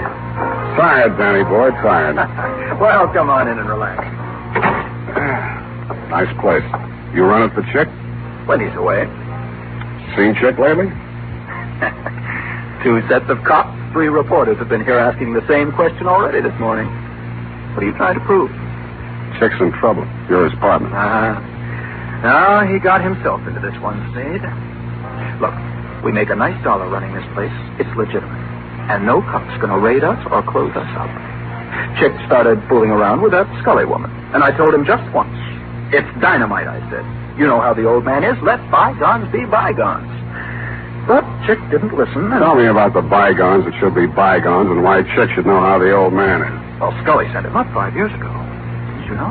No, I didn't. Oh, Chick owned some property south of Rosito, and Scully wanted it for oil drilling or something. Chick asked too much, and Scully figured a way to get it from him in court. Had it condemned or something. Mm-hmm. Well, Chick got kind of sorry. Met the old man on the street one day, and, well, they convicted Chick of attempted murder. 2.5 years. And Chick looked up Scully's daughter when he got out of prison and started making love to her to get even. Why, yes, Spade. That's just the way it started. Only Chick was the sucker after all. He really went for the creature. He married her 3 weeks ago in Reno, the poor sap. Anybody else know about that part of it? Only me. I was best man. By the way, Danny, did you rap Julio Cidabaca over the head last night and toss him in the bay? Who's Julio, whatever his name is? An actor who happened to look something like old man Scully. Enough like him to keep his mouth closed when I was there, but who might want to open it later. I don't know what you're talking about, Spade. Didn't think you would. But I don't like it. Yeah, boy. Timmy? Joe? Yeah. Throw this phone off. I'm sick of looking at it.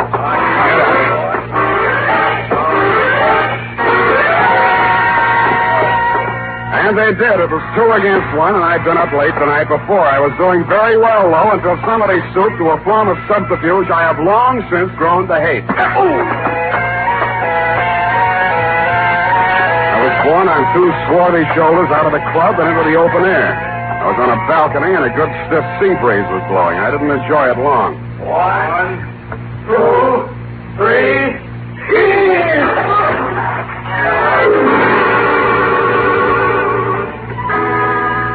The water was cold but refreshing, and I managed to swim the 5 feet to shore. And that was my limit. I hung onto a slippery piling which supported the Blue Goose above me and partially hid the antechamber in front of me. It had been a wine cellar once and a loading dock, I suspected, during Prohibition. This time it was a hideout. Keep your hands up, Spade. Close the door. Nick, please. Keep out of this, Helen. You're crazy, Dorothy. You got this all wrong. Take right. There's probably a $5 grand reward out for me right now. They want me dead or alive, and you're here to tell me how wrong I am. Well, it'll be dead, Spade. They'll never take me, and you aren't going to. Listen to reason. I've listened to all the reason I'm going to listen to.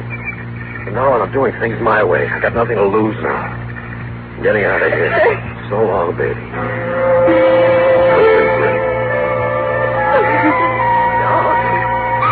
He leaned over to kiss her goodbye, and that is when I rediscovered that my wet revolver, even though it wouldn't fire, still had plenty of power left. Mrs. Spade, thanks for doing that.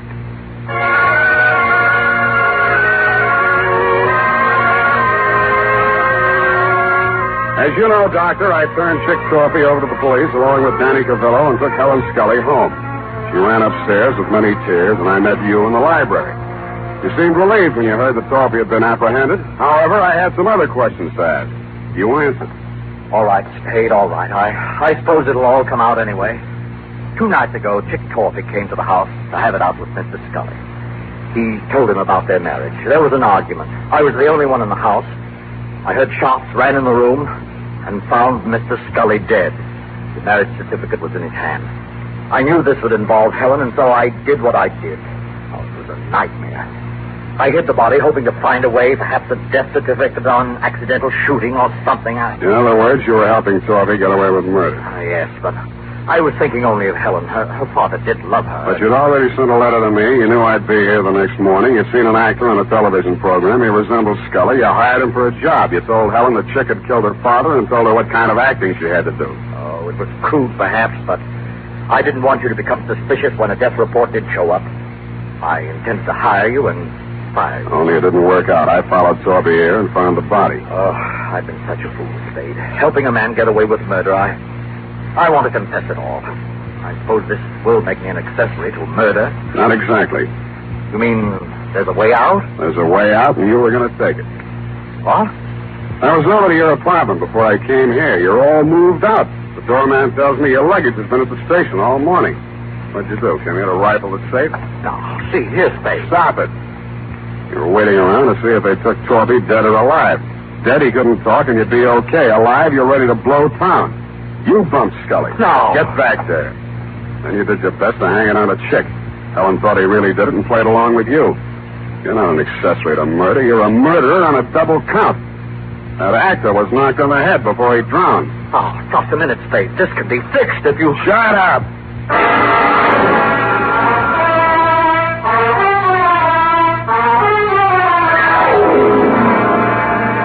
Period.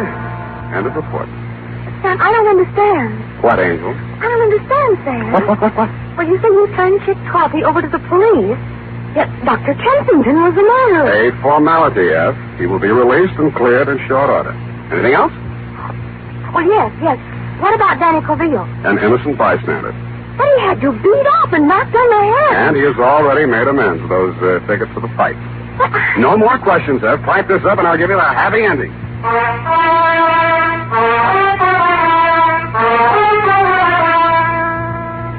And now, listen to this.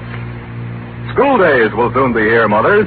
To make sure a junior's hair is always neat and well-groomed, get after those cowlicks and stray strands with Wild Root Cream Oil, the famous hair tonic that grooms the hair neatly and naturally, relieves dryness, and removes loose, ugly dandruff. And remind Dad to ask his barber for a professional application of Wild Root Cream Oil Hair Tonic. Again and again, the choice of men and women and children, too.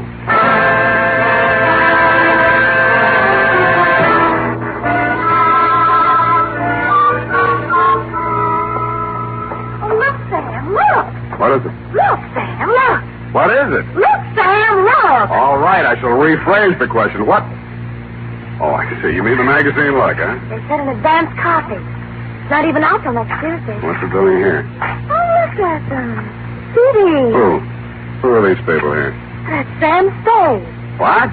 On the radio. You know, Howard Duff. He plays you on the radio. Oh, it's Duff. Why don't I play it on the radio?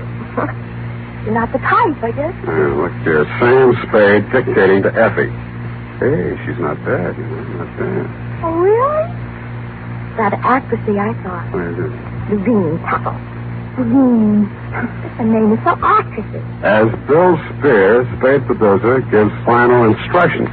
Look at him. He has 9 o'clock shadow. Well, come on, let's get out of here. Go to the fight. Oh, Sam. Then I can't say it. Say what? Well, if you're taking me to the fight, I can't very well leave and say goodnight, Sam, can I? Well, you can try. It's expected, you know. Aye. Good night, Sam. Grins, good night, sweetheart.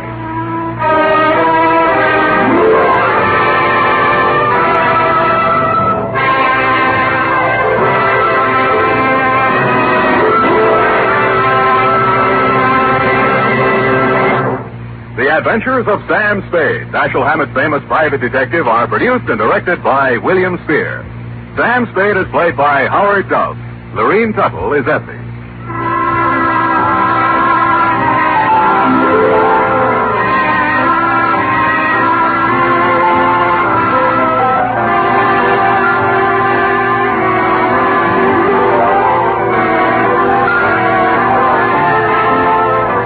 Tonight's adventure with Sam Spade was written for radio by E. Jack Newman. Musical direction by Lud Gluskin, with score composed by Pierre and Renee Garrigang. Join us again next Sunday when author Dashiell Hammett and producer William Spear join forces for another adventure with Sam Spade. Brought to you by Wild Root Cream Oil. Again and again, the choice of men and women and children, too.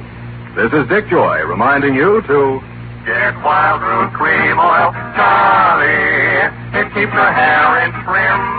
You see, it's non-alcoholic, Charlie. It's made with Sylvan lanolin. You better get Wild Root Cream Oil, Charlie. Start using it today. You'll find that you will have a tough time, Charlie. Keeping all the gals away. Hiya, Charlie. Get Wild Root right away.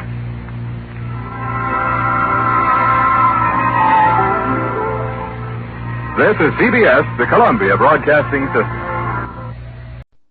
The Adventures of Sam Spade, Detective. Brought to you by Wild Root Cream Oil Hair Tonic, the non-alcoholic hair tonic that contains lanolin. Wild Root Cream Oil. Again and again, the choice of men who put good grooming first.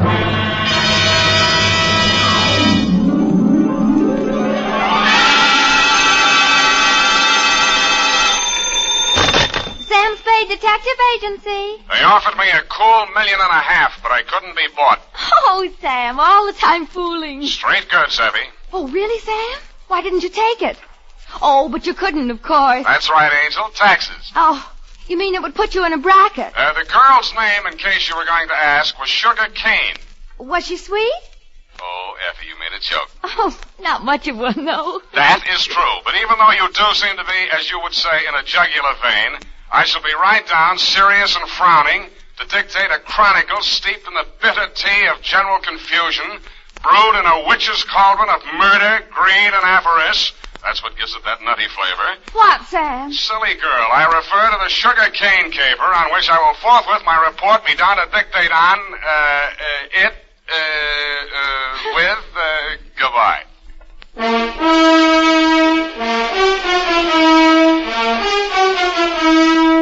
Dashiell Hammett, America's leading detective fiction writer and creator of Sam Spade, the hard-boiled private eye, and William Spear, radio's outstanding producer-director of mystery and crime drama, join their talents to make your hair stand on end with the adventures of Sam Spade.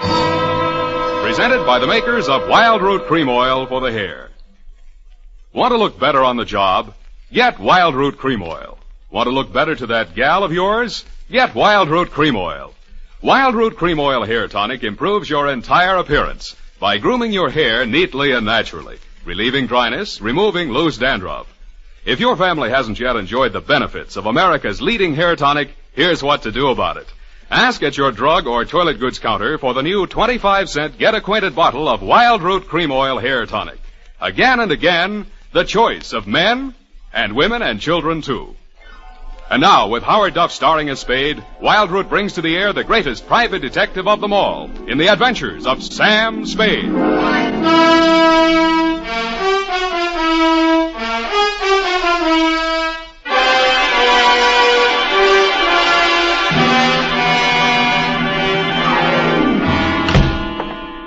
Hello, Sam. How are you, Sam? Hmm? You were so lugubrious over the phone. Sometimes you're so bucolic, but tonight... What am I? When? Lugubrious tonight. Just bubbling over. Do you possibly mean I'm being lush with my verbiage? There, you see? Well, that's because I've been at work in the environs of Snob Hill, where they never use one word if 12 will do. Are you ready for the dictation, I guess it is? I plan to be most amusing tonight. Already I am, yet. Look, I haven't even started. Oh. Really, I haven't. All right. Now, pencil. Date. Alan should have such an audience. Date. October 3rd, 1948, to Clifton Cavanaugh, Esquire. Down, Effie. From Samuel Spade, license number 137596. Subject, the sugar cane caper. On Thursday last, at 11 a.m., as I waited for the traffic signal so that I might legally cross Powell Street in order to board a cable car, a cat rubbed up against my leg. I leaned over to stroke it and noticed that it had 6 toes. I wondered if that meant anything. It didn't. Most Nob Hill addresses don't mean much anymore, but yours still does. The house was big, hideous, and reassuring. Oh. Are you from Pepper Snow? No, I'm in business for myself. Mr. Cavanaugh in? Oh. Well, come on in. I can't understand what happened to that boy from Pepper Snow. Oh, pardon me if I seem a little hungover. Gladly, but can you ever forgive yourself? I like you. You got a sense of humor. You'll need it. You trying to tell me you don't approve of Mr. Cavanaugh? That perfume pothead. What did he do to you? He married my mother. Oh. Stepfather? Yeah. I'm Fred Blair. Spade's my name. Where do I find him? Detective? Check. I'll give you a clue. Look behind you. I did. I turned and found myself looking straight into your handsome face. You looked several years younger than your stepson, with regular aquiline features, dark, widely spaced eyes, and blue-black hair. Well, so you're the notorious Sam Spade. Well, I don't want to seem modest. Come into the conservatory. There's just the barest chance that we'll not be overheard. Good. There. Sit down. What's your problem, Mr. Cavanaugh? Problem indeed. Problems, plural. Starting with that junior-grade lush that collared you at the door. He's very fond of you, too. Well, you can't imagine what a trial that boy's been to me. Both the children. For some reason, neither Fred nor his sister Eunice ever quite accepted me as their father. You don't say. I suppose my youth counted against me. I think they misinterpreted my motives. When any man marries a wealthy widow twice his age... Yeah.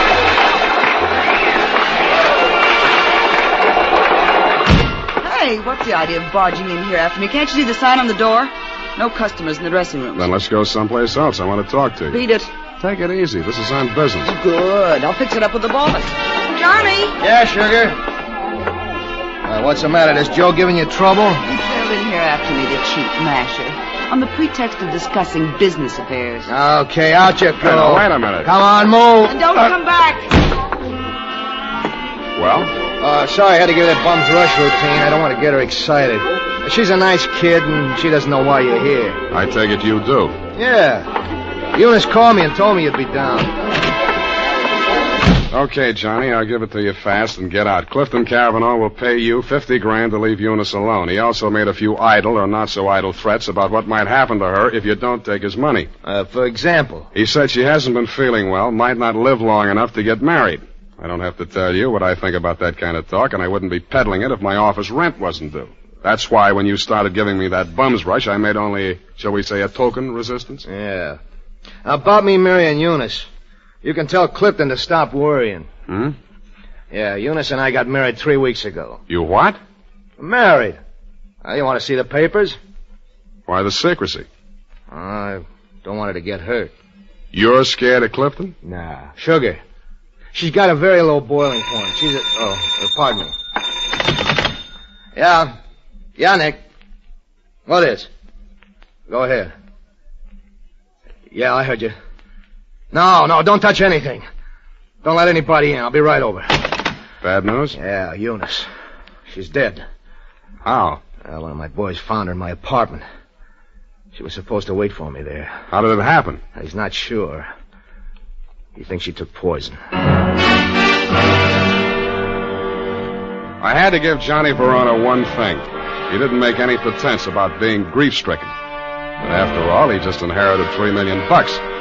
Sugar Cane took it standing up, too, but she just lost a rival and got her man back $3 million richer. I wasn't with you when you got the news, Mr. Cavanaugh. But the one I really wondered about was Eunice's brother, Fred. What brought that on was something I picked up in Johnny Verona's apartment where we found Eunice's body sprawled out over a tray of coffee things.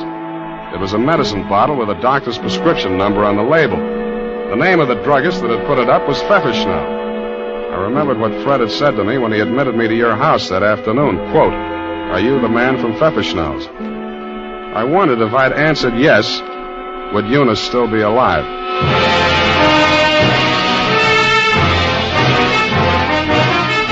The makers of Wild Root Cream Oil are presenting the weekly Sunday adventure of Dashiell Hammett's famous private detective, Sam Spade.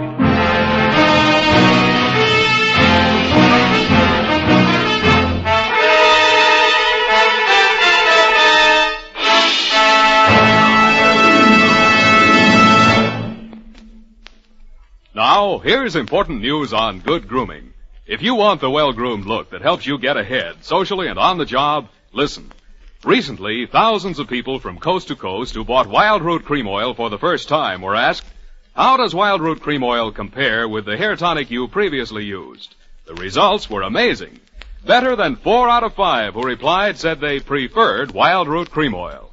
Remember, non-alcoholic Wild Root Cream Oil contains lanolin. It grooms the hair naturally, relieves dryness, and removes loose, ugly dandruff. So if you want your hair to be more attractive than ever before, get the generous new 25-cent size of Wild Root Cream Oil, America's leading hair tonic, on sale at all drug and toilet goods counters. It's also available in larger economy bottles and the handy new tube. Get Wild Root Cream Oil. Again and again, the choice of men who put good grooming first. By the way, smart girls use Wild Root Cream Oil, too, and mothers say it's grand for training children's hair.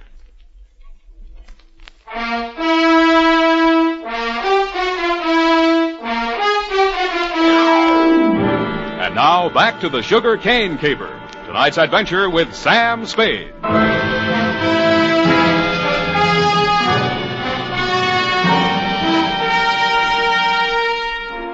The morning papers didn't carry anything new on Eunice's death. Cause was put down to an overdose of a toxic drug. The doctor who prescribed it said she'd requested it for migraine headaches, which he suggested might have driven her to suicide. He did not explain why she had taken 4 doses in capsule form and dissolved the rest of it in a decanter of coffee.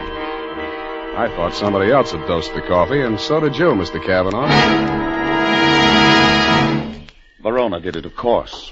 He knew she was taking those pills and dosed the coffee just enough to be fatal when added to what she took voluntarily. You knew all that, too. Well, so did Fred. But you had more reasons, 3 million more. But they were already married. You know that when you hired me? Yes. Then how come? I knew she was planning to do away with herself. I thought if we could pin it on Verona, after all, he's guilty of that old murder. Fred's a witness to that. Well, if he were convicted, the money would revert to me. Nuts. You don't believe me? She wasn't planning suicide, and you know it. Well, then?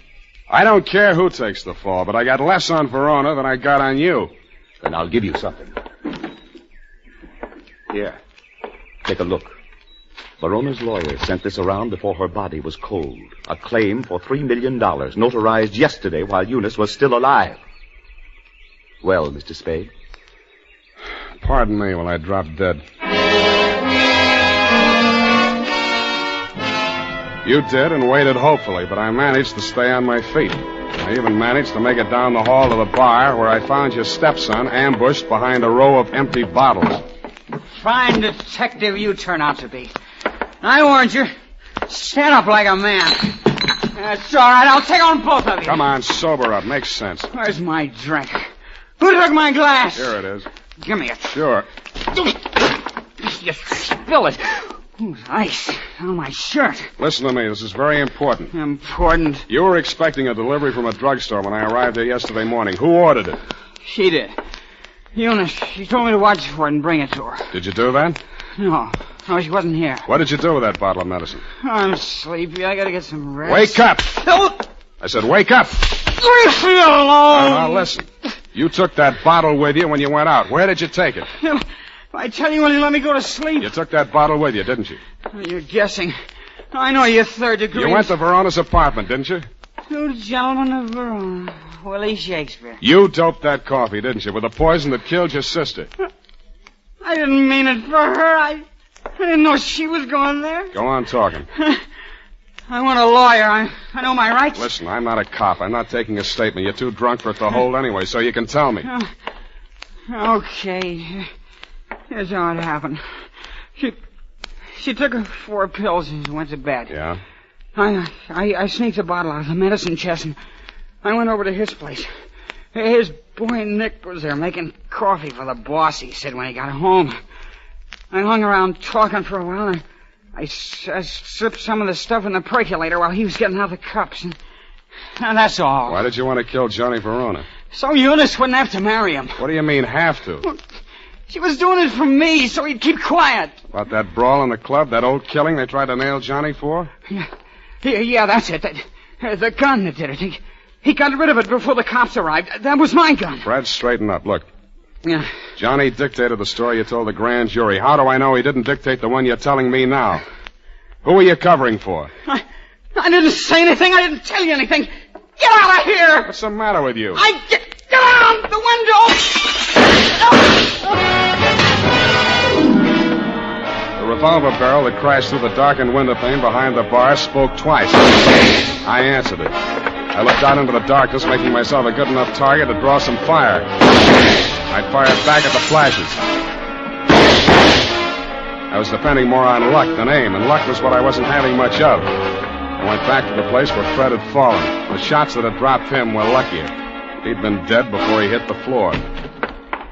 What is it? What's happened here? See for yourself. Who? Shot through the window. Couldn't see anything but the gun muzzle. Looked like a .45.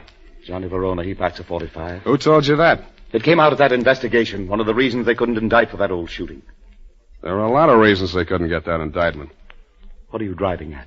Neither one of the leading suspects was guilty. I don't follow you. Sugar Cane did that job. Well, that's wild. What if I told you Fred made a statement to that effect before he was shot? You're lying. He confessed. Did I tell you that? Well, he must have. He always talked about it when he was drunk. All right. I was bluffing. Why? Just a crazy hunch. I thought there might be something between you and Sugar. Now I'm sure there isn't. Of course not. Should have spotted it before. You're too much the same type. Even look alike. I can't make you out. Well, don't try. It's not worth it. You better call homicide about Fred here. Tell Lieutenant Dundee if he wants my statement, I'll be at my apartment.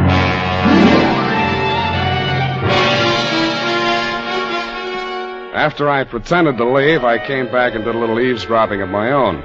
You didn't phone homicide, but you did spend an hour filing out the barrel of a .45 automatic.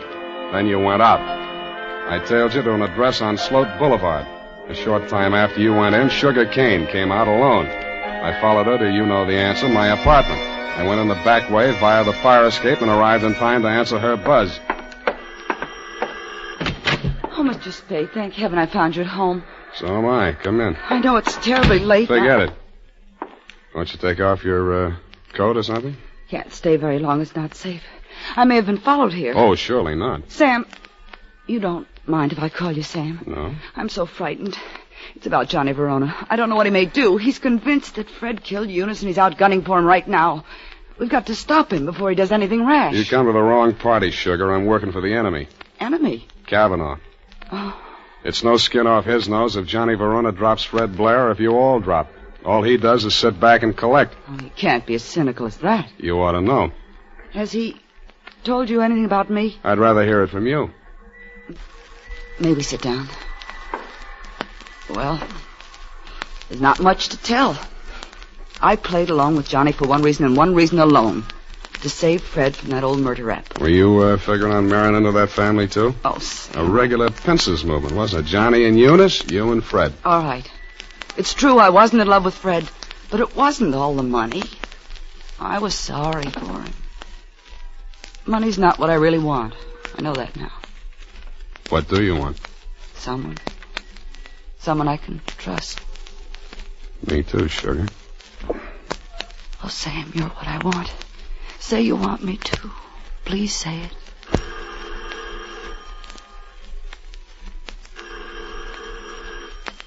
Don't answer it, Sam. Why not? Johnny may have followed me here. He's insanely jealous. Well, I gotta face it out with him sooner or later. Might as well be now. Sam, be careful. Stand out of the way, Sugar. No, Sam. No, please. Don't reach, Johnny. I'm not gunning for you, Spade. In that case, come on in. Well, Sugar, I didn't believe him that you were coming here. I had to, Johnny. He got some crazy confession out of Fred while he was drunk. I had to stall him till you and Cliff could talk to him. To save Fred, I mean. Oh, stop horsing around. We all know that we all know Fred is dead, and we all know that we all know who killed him. Then Cliff was leveling. You are trying to pin that on me. I don't need it, but if you want it, you can have it. There's $3 million in my part of it. I'll split down the middle with you. If you throw in with them, it's a three-way split. There's no split at all if you take the rap for Eunice's killing, and you will if you throw in with me. It's their word against mine. 2 witnesses against 1, and all I've got is a confession by a drunk who is now dead. Sam. Oh, Sam, I was sure for a moment you... Get away from me. Sam, Go on. Go to work on him. I should have given you a little more time. That wasn't fair, was it, Sugar? I hate you. I hate you both. I never want to see you again. Get back in that room, Sugar. What happened, Sugar? Why were you running away? Johnny double-crossed us. Now Sam knows everything. What does he know? The whole caper. Part of it I wasn't quite sure of until I saw you and Sugar standing side by side.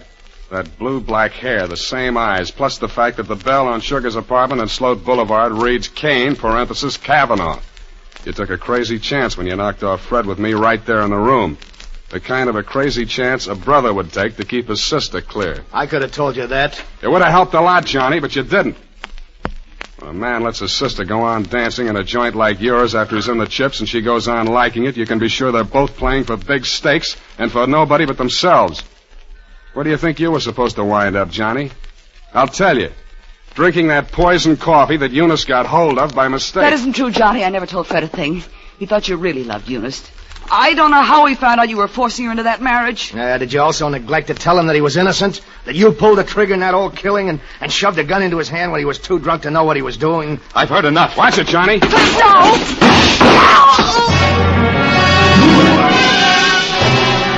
I winged you a split second before you fired. Your aim went wild. All I saw at first was that it missed Johnny. Then I saw him move forward in her direction. She was leaning against the wall, a puzzled expression on her face, her hand plucking nervously at a spot of red that was spreading against the white of her dress. He caught her as she pitched forward and carried her over to a couch. She didn't speak again. You and Johnny knelt beside her until the cops arrived. If you were aware of each other's presence, neither of you showed it. Period. End of report. That was a sad ending, Sam. Yes, it is. I'm sorry it ended so sadly. Well, it was bound to, one way or the other. There wasn't anybody in the whole gallery that thought about anybody but himself. Except poor Fred, I guess, and his only friends arrived in bottles and left in the ash can. All those millions and millions. Who'll get the money now, Sam? I'm glad you asked that. It leaves me cold. Go type that up while I knit myself a sweater. And now, listen to this. It's the smart mother who sees to it that Wild Root Cream Oil is always kept handy around the house. For she knows that Wild Root Cream Oil grooms her family's hair neatly and naturally, relieves dryness, removes loose dandruff. Get acquainted by asking for the new 25-cent bottle. Also, ask your barber for a professional application of Wild Root Cream Oil Hair Tonic. Again and again, the choice of men and women and children, too.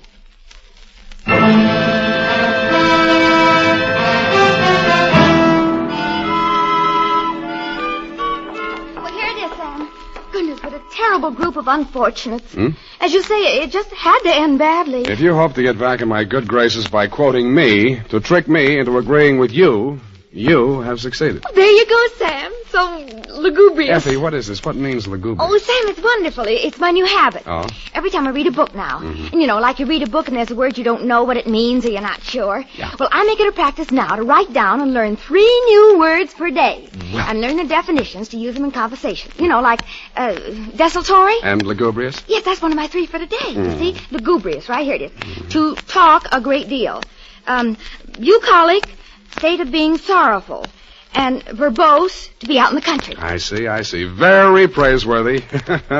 Enlarging your vocabulary. Yes, love it. I am. But I don't expect to be really lugubrious for the nonsense. Look, Effie, why don't you go verbose for the weekend? It's the best cure for the bucolic. Oh, Sam, look what I've done. What have you done? I've clipped the wrong definitions to the right words. Well. For instance, lugubrious, well, it isn't that at all. And bucolic, let me see. Oh, Sam, I've learned them wrong. I wasn't going to tell you, Effie. It's better to find out for yourself. It's more, efficacious. My new habit. Oh. Good night, Sam. Good night, sweetheart.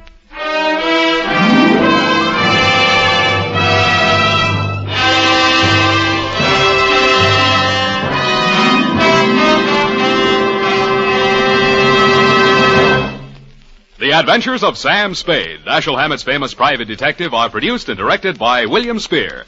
Sam Spade is played by Howard Duff. Lorene Tuttle is Effie. The Adventures of Sam Spade are written for radio by Bob Tallman and Gil Dowd. Musical direction by Lud Gluskin with score composed by Rene Garrigan. Join us again next Sunday when author Dashiell Hammett and producer William Spear join forces for another adventure with Sam Spade. Brought to you by Wild Root Cream Oil. Again and again, the choice of men who put good grooming first. This is Dick Joy reminding you to get Wild Root Cream Oil, Charlie. It keeps your hair in trim. You see, it's non-alcoholic, Charlie. It's made with soothing lanolin. You better get Wild Root Cream Oil, Charlie. Start using it today. You'll find that you will have a tough time, Charlie, keeping all the gals away. Hiya, Baldy. Get Wild Root right away.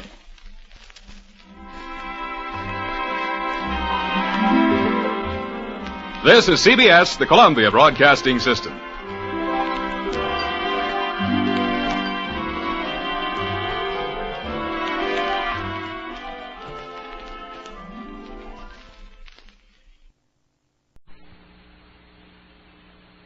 The National Broadcasting Company presents The Adventures of Sam Spade, Detective.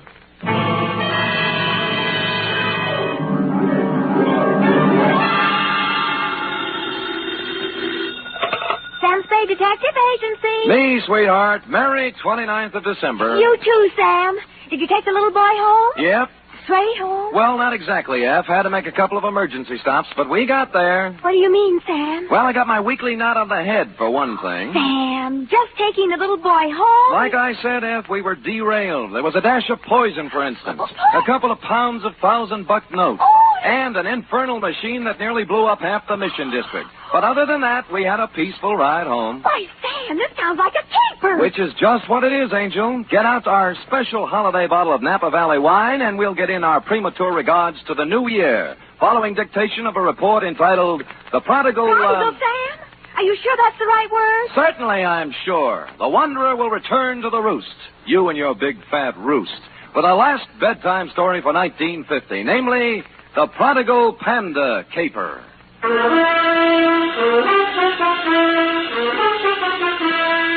For NBC, William Spear, radio's outstanding producer-director of mystery and crime drama, brings you the greatest private detective of them all in The Adventures of Sam Spade. Effie? Miss Perrine? Coming, Sam, coming. I've been looking in the dictionary. Huh? Sam, you've fallen into the trap. Again? Prodigal. Here, now, see? Prodigal. Given to reckless extravagance. It doesn't mean wandering at all, see? Now, people think just because the prodigal son wandered that you... What are we talking about? The prodigal panda caper. How can a panda be given to reckless extravagance? Well, let me see. Oh, here. Definition 3, prodigal. Yielding abundantly, luxuriant. A panda? You mean one of those black and white? Right. See note below, it says. You ready for the note below? Where's my pencil? Oh, all right, Sam, now, Dave, fill in the 2. Master Roebuck Dozier, 2318 Delaney Street, City. From Samuel Spade, license number 137596. Subject, the prodigal panda caper. Right. Dear Roby, I'd spent a relatively pleasant day running down a case of slow pay in North Beach and, flushed with success, had returned to my office for a final check of the file. Underwood Helen, Usher Roderick, Varden Dolly, where the... Oh, Spirits Holiday.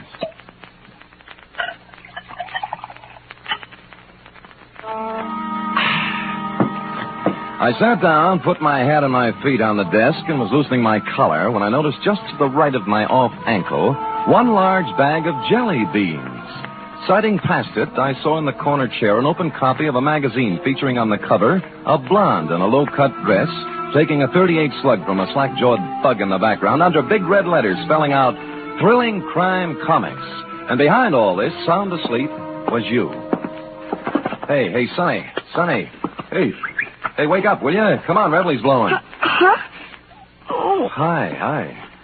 How long you been here? Oh, a long time, I guess. What's your name? Roby, short for Roebuck. Well, what can I do for you, Roby? I've been to the police. They wouldn't do anything. They said I should come to you. You mean you got a job for me? Yeah. Dangerous? Yeah. A hoist. You mean a heist? What was it? My panda bear. Oh, someone stole it? Yeah. It's not mine, really. I bought it for my little brother, Barney. Mm-hmm. He's 5 and he's always wanted one. So when I got the junk money, I went... Money? Oh, bottles and papers and stuff. Oh. I collected it from the neighbors and earned $6.15. And Barney wanted the panda bear, so I bought it at Lacey's department store today, and they stole it. Who stole it? Well, there was this man in the checkered coat and the lady in the red silk dress, just like the story in the comic here. Oh. The man looked like that, but the lady looked different. Mm-hmm. She had black hair and a red dress, and her eyebrows went up this way instead of sideways. Oh. I was walking down the street with my panda bear, and the lady called me over to a car she was sitting in and started to talk to me. Mm-hmm. And right away, the man in the checkered coat ran up and grabbed at my panda bear, and they chased me up a fire escape. And the man pulled out a big black gun and said if I didn't come down and give him the panda, he'd shoot me and Barney and Mom. So I came down and gave him the panda. Well, that's quite a mouthful. Oh, excuse me, Roby. Hello? Sam? Yeah, Dundee. This is Dundee. Oh. Sam, there's a little fella about 8 years old on his way over there. No, he's here now, Lieutenant. What's the deal? He gave us quite a story. Well, how'd it go? We took it down. I got it right here Good. somewhere. Let me see. It's about a man in a checkered coat and a lady in a red silk dress. Yeah. Oh, here it is. Quote, I was walking down the street with my panda bear, and the lady called me over to her car. Okay, Dundee. He hasn't changed it any. Yeah, we got hold of his mother. Runs an elevator in the Russ building. Good. She says he reads too many comic books. You better send him home. Okay, Lieutenant, thanks. Come on, Roby. You're going to send me home? Lieutenant Dundee called your mother, old man, and You don't believe me either. Oh, it's not that, Roby. It's just But I can't go home without the panda bear. What do I tell Barney? I promised him. My own brother. Oh, he's home now waiting? Yeah. Well, tell you what I'll do, Roby. You let me put you in a taxi and send you home, and I'll take the case. You'll get my panda back? It wouldn't be at all surprised. So if Barney's face hits the floor, just tell him Samuel Spade Incorporated's working on it. Only one thing. Huh? I haven't any money left. Oh, you got jelly beans, haven't you? Yeah? Okay, you can pay me off in jelly beans. Now, come on now, let's find a taxi. Which we did, Roby.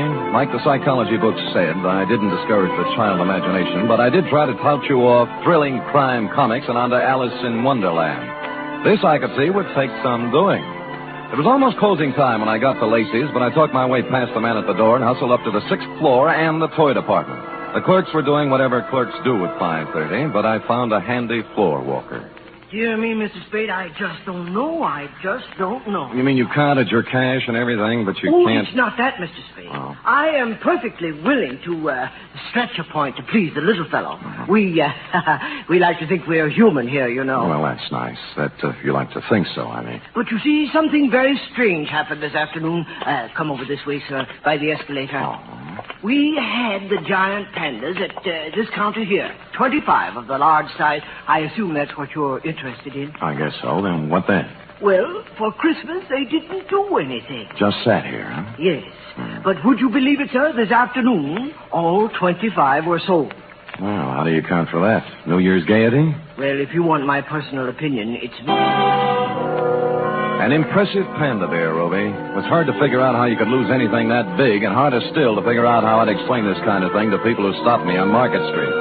Be that as it may, my floor walker friend took my cash, tore off the sales slip, and I was about to set sail with my panda when I heard him make the kind of a noise floor workers make when they see what he was looking at.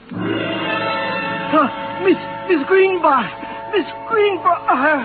She pointed weakly, turned pale even by floor walker standards, and sagged to the deck. I turned in time to see Miss Greenbrier collapse at the top of the escalator and watched her come down, draped across 3 steps like the cover of one of your books of bedtime stories, Roby. She was the last passenger of the day, or so I thought. When I looked closer, I saw she wasn't a passenger. She was freight. At the lamp counter on the floor above, busily adding up receipts as if nothing had happened, was a dark type built along Dragon Lady lines. I'm very sorry, sir, but we closed. I want to know about the girl who just went down the escalator. Miss Greenbrier? Yeah, notice anything strange about her? Why, is she ill? Yeah. Did she look ill? I thought there must have been something wrong. I said hello to her, and she didn't pay any attention to me. It was only a second ago. Where'd she come from? Around the corner. I think she'd been at the wrapping desk. She had. With a 10-size sheet of heavy brown paper, a batch of metered postage tape, and a shipping label addressed to Master Frankie Carson, 281 Avenida Ruiz, Havana, Cuba. Downstairs, I found my floor walker friend had come around and was bending over Miss Greenbrier with an impressive-looking gent with gray at the temples. Good heavens, it can't be. It just cannot be. That's all. I'm afraid she is, though. In Lacey's, it's unheard of. Why should she be?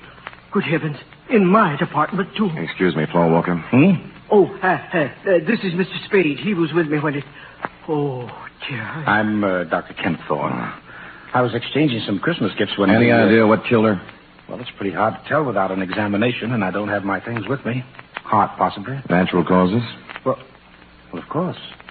Why, do you have reason? There are more natural places to die than at the top of an escalator. And in my department at Lacey's, too. Good heaven. Well, who can say? Have to look up the girl's history. If she had a heart condition, well... Sure. Meanwhile, I'll call homicide. They've nothing better to do. For a minute, I thought I'd been reading too many comic books, Roby, but things settled down when they pulled out the records and found Miss Greenbrier had a heart condition of long standing, and the medical examiner wrote it off as natural causes. So, hoping you would consider a jelly bean bonus for promptness, I picked up my panda and went. Outside, I'd gone about 10 steps when... Hi, Humphrey. It was Larry Healy, the cop who drives for Lieutenant Dundee, sitting in a patrol car. Oh, you and Bogart. Who's it for? A little kid in the mission. How come? What do you mean, how come? I'm buying a panda bear for a little kid in the mission who likes panda bears. Does that have to be explained? Okay, Sam, okay. Hey, it just hit me. The bear ain't turned out quite right. He needs a necktie. Oh? I just happen to have one here my brother-in-law got me for Christmas. Here, gimme. There. Now, see. Sure. Here. Ooh. Larry, how long has there been bad blood between you and your brother-in-law? Bad blood. Listen, even when we were friends, he gave me ties like this. There you are. On your way, Sam. Thanks. Taxi! The cab let me out near the end of Delaney, and I started walking up the row of dingy pre-earthquake flats towards your house, Roby, at the end of the street. Parked at the curb was a discordant note in this hard-pressed neighborhood, a sleek, custom-built red convertible, one of the kind that looks like it can go 90 miles an hour standing still. The same can be said for the dame in it, also a discordant note. You see, San Francisco is a very big, large city. You just don't run into a dame at the lamp counter in Lacey's and a half hour later in a dumpy neighborhood in the Mission unless she wants it that way. Well, hello. Hello, Dragon Lady. Oh, silly. You must sell a pass on the lamps. The car? Mm-hmm. But don't try and explain that now. Just tell me why you followed my cab. Follow you? Why, Mr. Spade. Come on, what is it? You're embarrassing me. I know. Since that moment at the lamp counter, you can't get me out of your mind. Well, that's a perfectly normal reaction. No, it's not that. It's... Oh, dear. The panda bear. You want it in the worst way. You're kind of attractive as men go, Mr. Spade. Could you give me a light, please? Sure.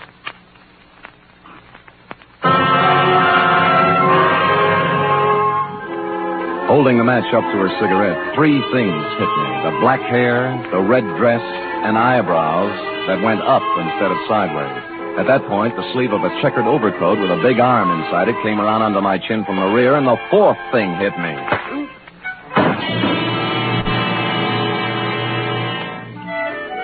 How long I dwelled in Panda Land, I don't know, but it was real nice while it lasted. I was a panda, too, I remember, and I was going somewhere with a big overstuffed private detective under my arm when a lady panda batted her big brown eyes at me and began pulling my nose.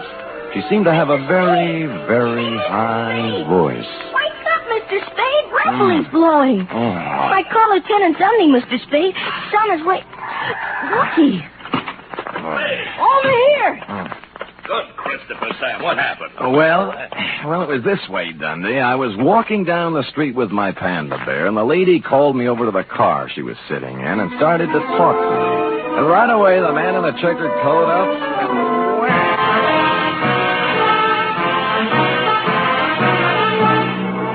You are listening to the weekly adventure of radio's most famous detective, Sam Spade.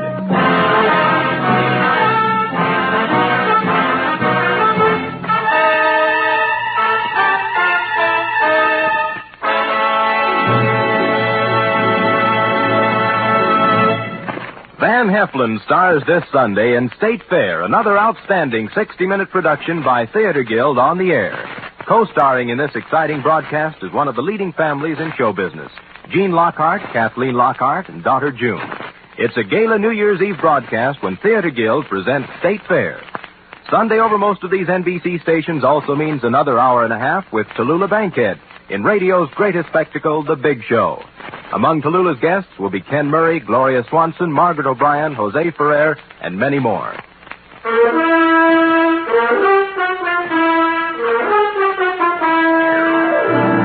Now back to the Prodigal Panda Caper, tonight's adventure with Sam Spade.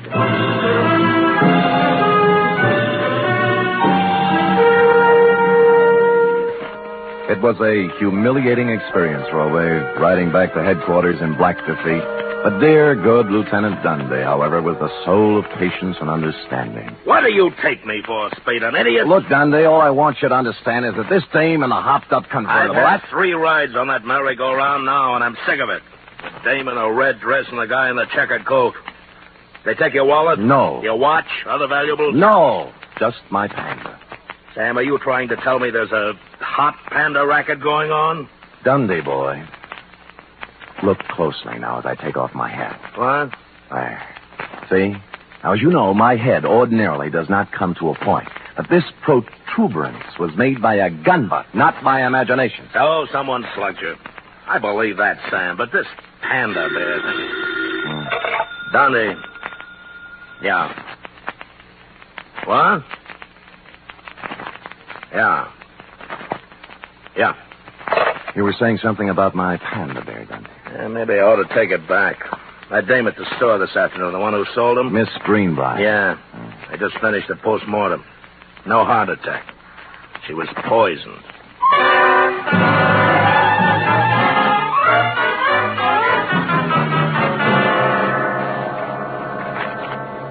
It's a strange thing, Mr. Spade, very strange. I leave my business thoughts at the store. Floor Walker, just try and remember the Dragon Lady's name, huh? Dragon Lady.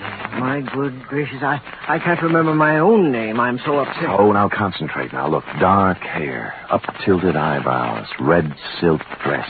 Works in lamp department on 7th floor. I can picture her so plainly. Dark hair, Floor Walker. Dark hair. Upshot eyebrows. Eyebrows of the red dress. Yes. Red. Scarlet. Scarlet, that's it. Easy now. I got a list of employees right here. I'll tell you. Scarlet Townsend. Scarlet Townsend, that's the dame. Floor Walker.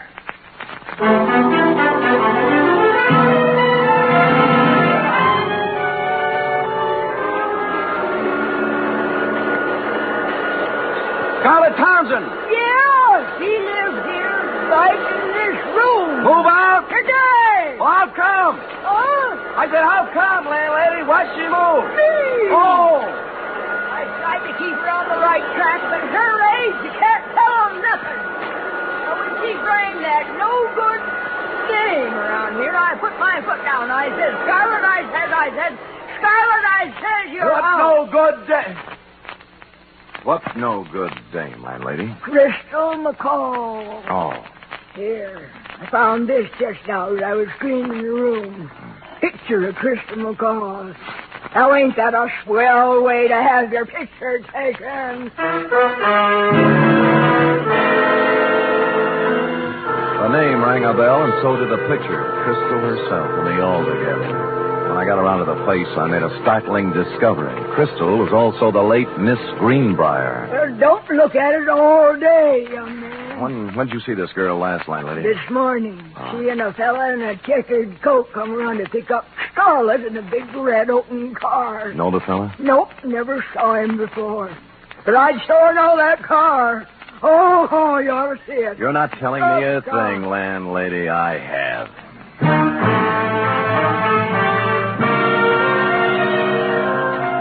In Los Angeles, I'd have been dead, but San Francisco is not a convertible town. I found a free phone and began calling the dealers, figuring a bright red custom-built convertible is something you remember, whether you see it or sell it. An hour of this got me nowhere, and I'd begun to wonder if the car had been smuggled up from the unmentionable side of the Tehachapi when the wind changed. Sold the yellow one a while back. Thanks, but near misses don't count, friend. But the buyer had it painted red. Special job. Well, you're improving. Who's the buyer? Kim Thorne. Dr. Kim Thorne? Right, Dr. Jules Kim Thorne. Lives on Motley Drive in Burlingame. That's the only red one I know. Great. That's the only red one I need.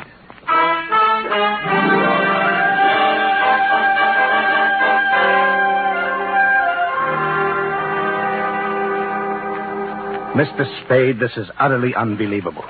And I certainly don't intend to stand here all night discussing the pros and cons of panda bears. All right, Kim Thorne, let's slide over into your field. Meaning what? The sweet young thing at the store. It turned out dirty. The heart attack? The poison attack. Well, suicide, you suppose? What do you suppose? Well, I'm sure I don't know. Look, why don't we hold hands and tell the truth, huh? You'd better run along, Spade. I've had about all of this that I intended. Look, the dead dame was Crystal McCall. Does that mean anything to you? No. The same Crystal McCall who was running around with a hood named Frankie Casella, formerly of New York, now of Havana, by Department of Justice request. This is all very interesting.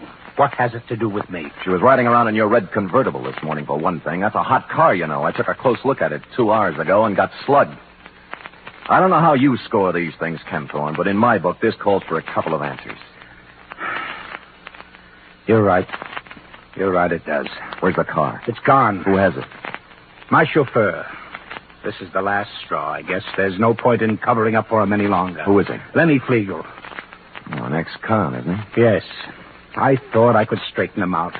He's been missing for 2 days this time. He just took the car and left. I knew he had something to do with that girl in the toy department at Lacey's, so I went there today. I guess I was too late. You think Flegel killed her? I don't know. I don't know. Where did you see the car? Near the end of Delaney Street. What's the license number? 49H822. Oh. I'd better report it stolen. If you need me to testify, please... Feel free to call. That I will, Dr. Ken Thorne. Bye.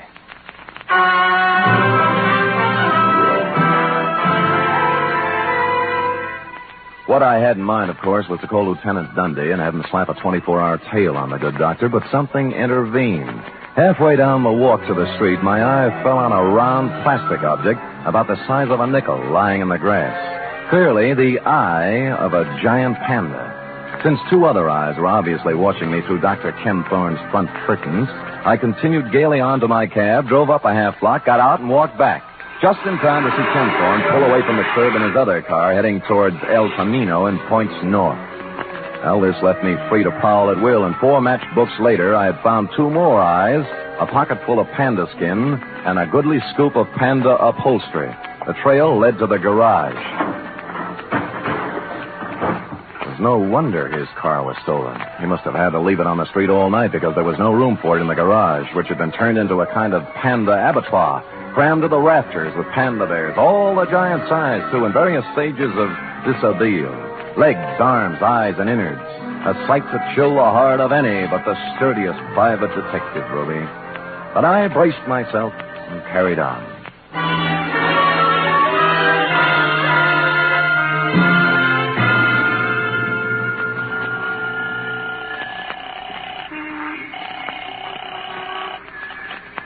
Homicide, Dundee. This is Sam, Dundee. Sam, where you calling from? Phone booth in a drive-in on El Camino. Listen, the license number on the red custom job is 49H822. And the guy driving it is Lenny Flegel, an ex-con. Don't talk to me about that car. Larry Healy picked it up tonight going 90 on the Bay Shore. Great. Lousy. Why? What happened? Next time I see one of them panda bears, I'm going to spit right in its eye. So Larry pulls the guy down, and first thing he sees is the panda bear with a necktie. What about the dragon lady? She came second. All Larry can think of is the hot panda bear. Figures they stole it, so he takes it back to the patrol car to return it to the kid. No. Yeah. By the time he got the exhaust smoke out of his eyes, they were gone. Oh, what's that license number again? 49H822. You sure? Positive. I'm looking right at it. Oh, Sam. Dundee. Yeah. We're all at Anderson's drive-in on El Camino. Put it on the air.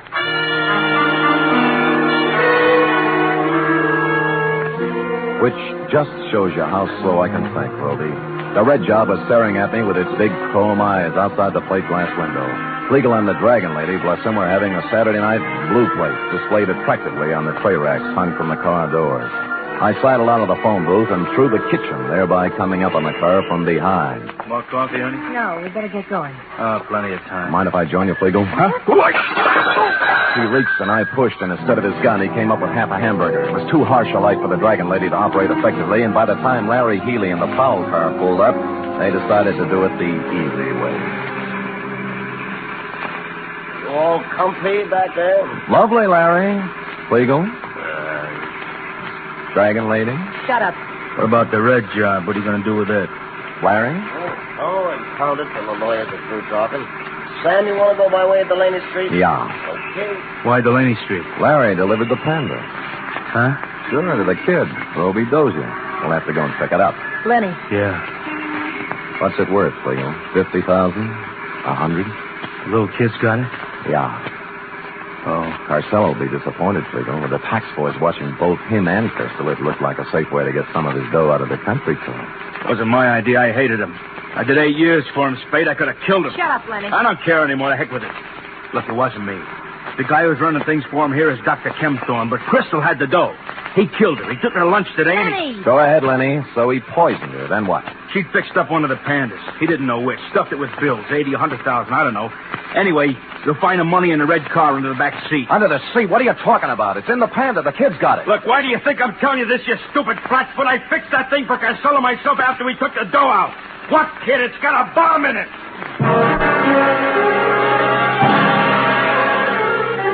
I don't remember much about the ride from then on, Ruby. All I could see was a white line unwinding in the headlights. But somehow we got to the end of Delaney Street and around that corner again. Ruby! Ruby! Over here, in the alley. Ruby, you hurt? No, just resting. Where's the panda? Well, I'm through with pandas, and so is Barney. Next junk money, I'm going to buy him an elephant. What happened? Well, a policeman brought it. Yeah? I started home with it when a car drove up, and a man with gray hair got out. Kempthorne. What then? Same thing. He grabbed it and got in his car and drove off. He's around the corner there playing with it. Oh, ask him. I don't care anymore. Around the corner, you mean he...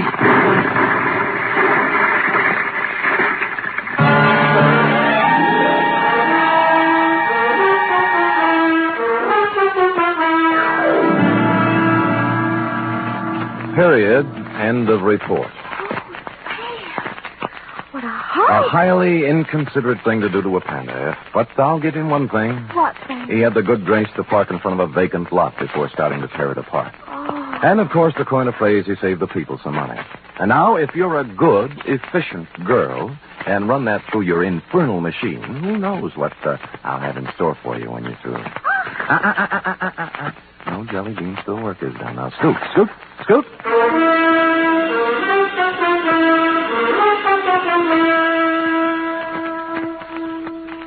Three chimes mean good times on NBC. Friday means another visit to that entertaining eat establishment, Duffy's Tavern. Archie, the manager, and his whimsical friends have cooked up another fresh half hour of laughs and typical Duffy's Tavern madness. And you're all invited. There's also another delightful adventure with Chester A. Riley, played by William Bendix, tonight on The Life of Riley. Keep your dial set to NBC for the very best in radio entertainment.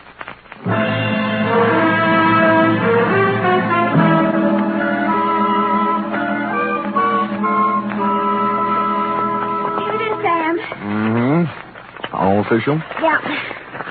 I like the black ones. Lay off, lay off. We're no favoriting all the black ones. They're my favorites too now. Master Robot Dozier. Very well. Sam, No? I hope Roby appreciates you. Oh, he's just a kid. How do you appreciate me? Oh, I appreciate you, Oh, Sam. I appreciate you too, sweetheart. You're so pretty and so efficient. Am I, Sam? And so good about not hitting me all the time for your back salary. Yep. Right when I stop and think of you, I go all choked up. Me too. Come here. Huh? Angel, Yes? it's all yours, dear. The rest of the jelly beans. Happy New Year. Oh. Good night. Good night, sweetheart.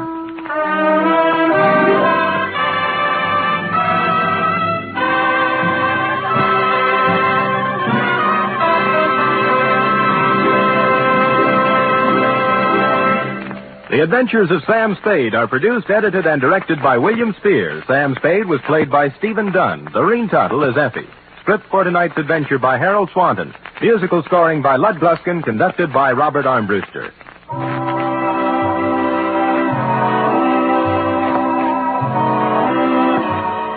Join us again next week, same time, for another adventure with Sam Spade.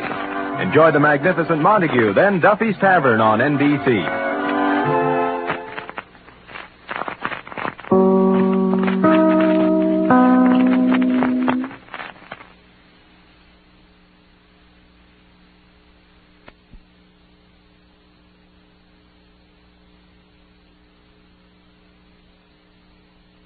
The National Broadcasting Company presents The Adventures of Sam Spade, Detective.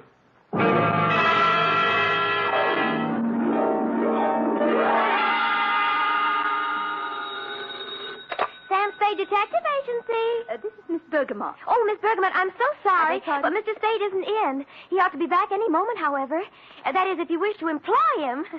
This is his secretary, Miss Perrine. Well, as a matter of fact, Miss Perrine... Oh, he'll be available, I know. The matter he's attending to is, it's purely routine. What he calls a humdrum number. Humdrum? Well, it's a private detective version of babysitting. You see, all Mr. Spade had to do was sit on a chair for 24 hours. And that's why I say he'll be back any minute. His last words to me were, take anything. So if you desire his Miss services... Perrine, I do not desire Mr. Spade's services.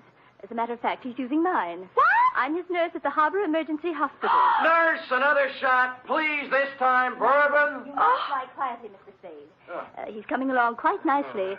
The bullet didn't enter the cranium at all. Bullet? Cranium? Close. Mr. Spade wants to... But I Now, Mr. refuse, Spade, nurse. I refuse. But, Miss Nightingale, I am. F.F. Wonder Girl. Sam. Ah. Oh, Sam. Dry those big brown eyes, Cherub. Fluff up the sofa and spread out some lamp for me to lay my poor bullet-ridden head on. In practically no time at all, I'll be staggering in to gasp out a humdrum report on the Kimberly Cross caper. For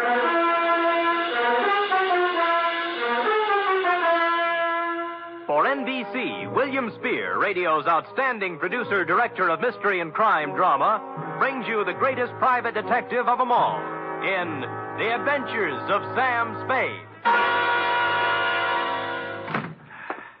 Hospitals, milk. Enough to break down your whole constitution, give you fits. Sam?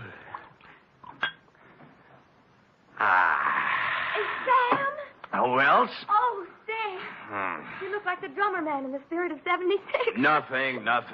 As you know, Angel, no profession is without its hazards, least of all this tawdry one of ours. Now, sit down now. Oh, yes, Sam. Now, may I put my poor wounded head in your lap? Oh. Comfy? Mm-hmm. Oh, poor Sam. They're stupid, too, honey. Let's see now. Hey, new feeling. I too, huh? Date, fill it in to G.J. Runcible, claims manager, Sunset Indemnity Company, from Samuel Spade, license number 1375596. Subject, the Kimberly Cross Caper. Dear Mr. Runcible. It's just as well for private investigators that we have no way of knowing, by the way a job starts, how it's going to end. I remember once I went beating the bushes for a mad dog killer and ended up playing Monopoly with him in a hotel room for 6 hours. And I remember, too, the time I agreed to take a box of homemade candy to an old lady, wound up with a double murder and a case of arson. Yours, Mr. Runcible, belong to this species. Spade. G.J. Runcible, Sunset Indemnity. You available? Maybe. What'd you have? Are you or are you not available, Mr. Spade? Answer yes or no? Yes. Yes. How much? $50 a day. Expenses, Yes. right. Got a job for you next 24 hours. All you got to do is sit on a chair and keep your eyes on something beautiful. Sounds keen. Might call it a babysitting job. Oh, who is she? Kimberly Cross. Pretty? Like $250,000. Oh, rich, too, huh? She's on exhibit at the Bergendorf Galleries on Sutter Street. She's on exhibit? Get over there right away. Well, I better. Check with Mr. Bergendorf personally and then see Johnny Stroud, our company man. He'll give you instructions. Fine. Now, why don't you tell me what we're... Hello? Hello? Always happens on page 6.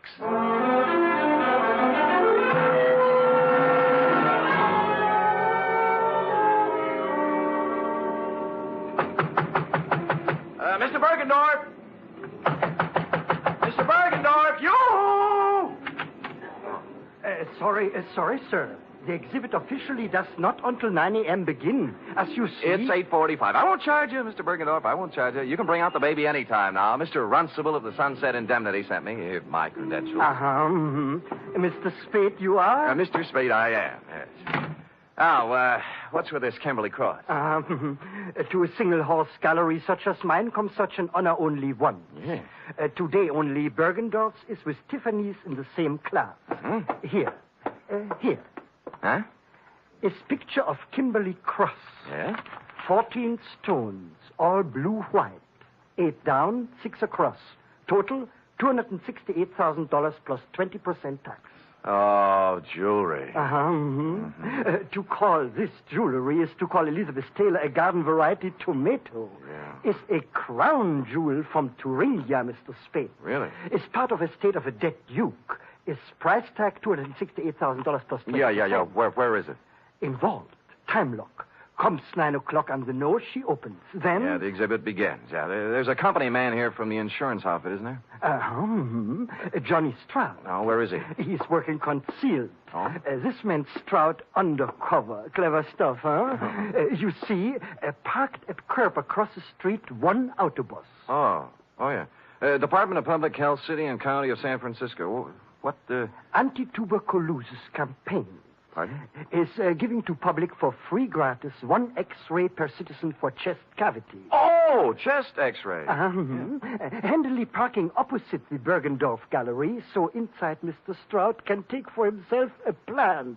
Get it? Clever. The free gratis autobus for chest X-rays was a square-in job, complete with reception compartment, X-ray machine, and attendant. The latter a sincere type with horn-rimmed glasses and white-starched blouse. I use the word sincere advisedly, since he was at the moment doing a selling job on Johnny Stroud. You know what I always say, Stroud? What do you always say, George? You never can tell about a call. You never know. Yeah, you see right there. I got a cold. Maybe. 8 to 5, it's only a call. But 5 to 8, oh, let me take the picture now. No charge, no pain. No dice. Go away. Oh, Spade? Yeah. Good. Come on in. The boss said he was sending you up. Plenty of room back here. You realize you're standing right in front of my X-ray machine? We'll move when you get a customer. Customers, yes. Where are they? Where are those chests? If people only knew that 8 to 5 it may be a cold. Then Did Runcible brief you on this, Spade? Yeah, it was brief, all right. How do you make it? 14 vulgar-sized diamonds looking for a buyer. Sunset indemnity insuring Bergendorf against loss during the 24 hours they're on his hands. That's 2 for you. There's 2 against me, too. Oh? Like, why does Sunset Indemnity need outsider help when they have you? And why are you playing like a movie dick when the sensible thing to do is to sit down next to the exhibit with both eyes open and a rod under your arm? What are you doing, George? I'm testing my machine. Don't let me interfere with you, boy. George doesn't like me. I see that. Well, I guess the boss left out one item, Sam. A tip? Yeah. Last night, some schmo called him around midnight and got him out of bed. Oh? Runcible's a pessimist, you know. When Sunset Indemnity's on the line for $250,000, he tends to get jumpy. Who had the tip? Anonymous. They all are. Right from the oat bin, the guy says. Somebody's going to take a running jump at the Kimberly Cross while it's at Bergendorf's. Mm-hmm. Needless to say, for the balance of the night, Runcible does not sleep. So today we got reinforcements. Georgie? Yes? I'm going to leave you now, George, to take my post across the street while Mr. Spade... Hey, wait a minute, Johnny. Look, in front of Bergendorf's. The dame? The dame. To paraphrase Bergendorf, calling her a dame was like calling the Kimberly Cross a hunk of jewelry. But that's not what interested me, at least not right then. She was walking back and forth in front of Bergendorf's like a kid at the dentist door trying to get up the nerve to push the button. Quoting from my notes, it says 9:02 a.m., girl, 5'2", blonde, early 20s, gray tweed suit, spent a few indecisive minutes in front of Bergendorf's, finally went in. She came out almost immediately, started west on Sutter, then evidently saw a patrol officer approaching on same side of street, hurriedly crossed toward our post in Public Health Department Mobile Unit number 2 and entered. Hello. Well, good morning. Am I too early for the... Oh, you're just in time. First customer of the day. Yeah, let's see now. Name? Martin. Martin. First name? Bernice. Address? 826... She wasn't a very good liar. While she was telling him her name was Bernice Martin, she filled with a leather handbag with the initials PC on it, big enough to read from across the street. George filled the form out, then moved her around to the machine. By now, the cop she was ducking had walked by and turned the corner. Shall I... No, it won't be necessary to take off your coat. Is this all right? That's good. Stand right there. Hold still now. Take a deep breath. Hold it. There. That's all there is to it. You're doing a wise thing, lady. You think so? Certainly. 8 to 5, it's only a cold, but 5 to 8, you never know. Here's your stub with your number on it. We'll notify you in a few days. Thank you. Thank you.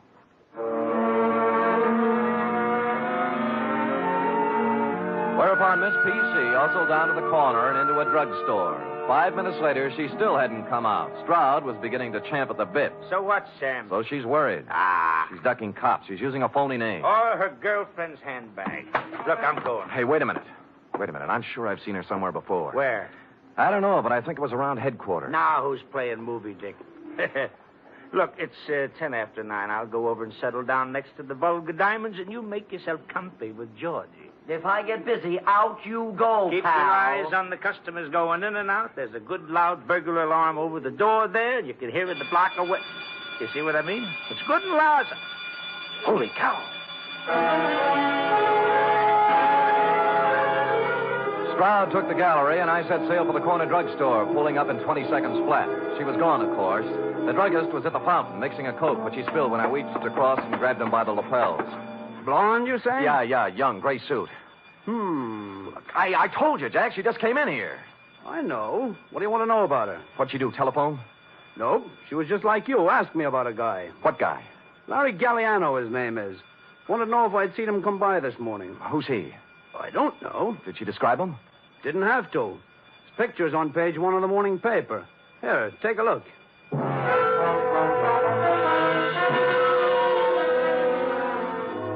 It was no time to dawdle, but I gave it 10 seconds. Larry Galliano, a one-time gas station stick-up artist, had just been released from Quentin after doing 5 years. On the way across the street to Bergendorf's, it came back to me where I'd seen her, standing outside the courtroom, crying when they sentenced him 5 years ago. Over here, Sam. Yeah. Oh, no. Bergendorf, huh? Yeah? Yeah, shot from behind. The stones, needless to say. Sure. Maybe you were right about that day. No, she didn't have time. Someone was hiding in here waiting for Bergendorf's to open up this morning. How'd you get out? Well, there must be a back door in this joint. I'll check it. The phone's on the desk. Wake up Lieutenant Denby, huh? Right. How he'll love it, too. 2 of us holding hands across the street while... Stroud! Johnny Stroud! Look, it's me, Bergendorf, Sam Spade. Stroud! He's checking the back door. Who did it? Oh, double-crossed me. Wanted it all. Who? Who you talking about?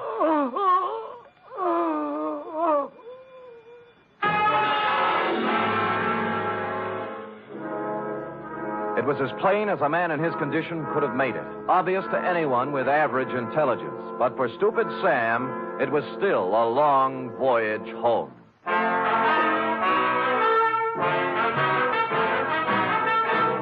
You are listening to the weekly adventure of radio's most famous detective, Sam Spade.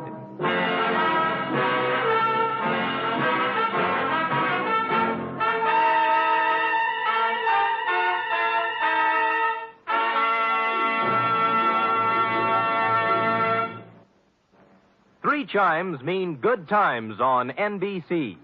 There's music for you tomorrow on NBC with the distinctive 4-keyboard styling of the First Piano Quartet. This widely acclaimed and unique musical organization brings you a melodic blend of classical and light classical selections in 4-part harmony every Saturday. And tomorrow there's also a 1-hour concert by the NBC Symphony Orchestra under the baton of Walter Duclos. Featured in tomorrow's symphony performance are works by Sibelius and Schumann. It's the best in music every Saturday with the NBC Symphony and the First Piano Quartet.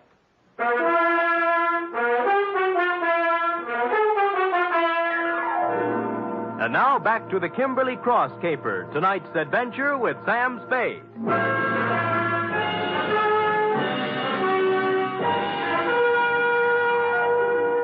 It was a dirty, selfish trick, but I left Johnny Stroud at the Bergendorf Gallery to play Porchese with Dundee and Company, knowing in advance pretty much how the patter was going to run. Then called the Chronicle and found the picture of Larry Galliano had been taken yesterday as he walked out of a flea bag on Mission Street called the Aeolian Hotel. You're, Galliano? Yeah.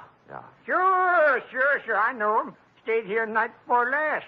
Until I found out about him. Oh, found out what? That he was an ex-con. Wow. This here's a respectable house, mister. We don't cater to felons, misdemeanors, or any other members of the Demond. Demond? Yes, indeed. So, when I found where Galliano come from, why... Yeah. Now, look, did he give you a forwarding address? I don't know. Let me see, son. Yes. Oh, yeah. Christopher Apartments on Jones. Say, you're in luck, young man. Yeah, my girlfriend's a landlady over there. Now, looky here. Don't you sweet talk her now.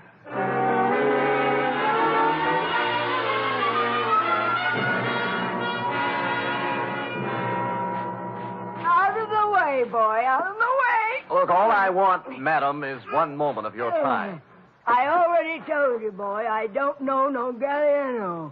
Never heard of him. Stop! I don't want to hear from him. Yeah, well, wait a minute now. Will you just take a look at... one side, boy, one side. I'm Four sorry. more right there. Sweet. I had no time for Well, it. Mrs. Landlady, I'm afraid you've lost out. What? Yeah, you were in line to win a bagless vacuum cleaner, you know. Oh, wait a minute, Curly. Wait a minute. What you want to know, bud? Yes. Well, this Galliano just might be using another name. Now, this is his picture right here. Oh. Yes. Now, I will rephrase my question. Has he been around? Nope.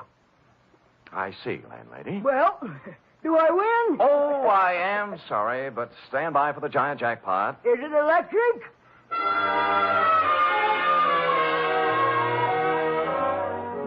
I patted her cheek, made a detour around her, and left, figuring to check with the parole board. But as I was climbing into the cab in front of the building, a stray thought hit me, and I went back to the doorway and cased the nameplates again.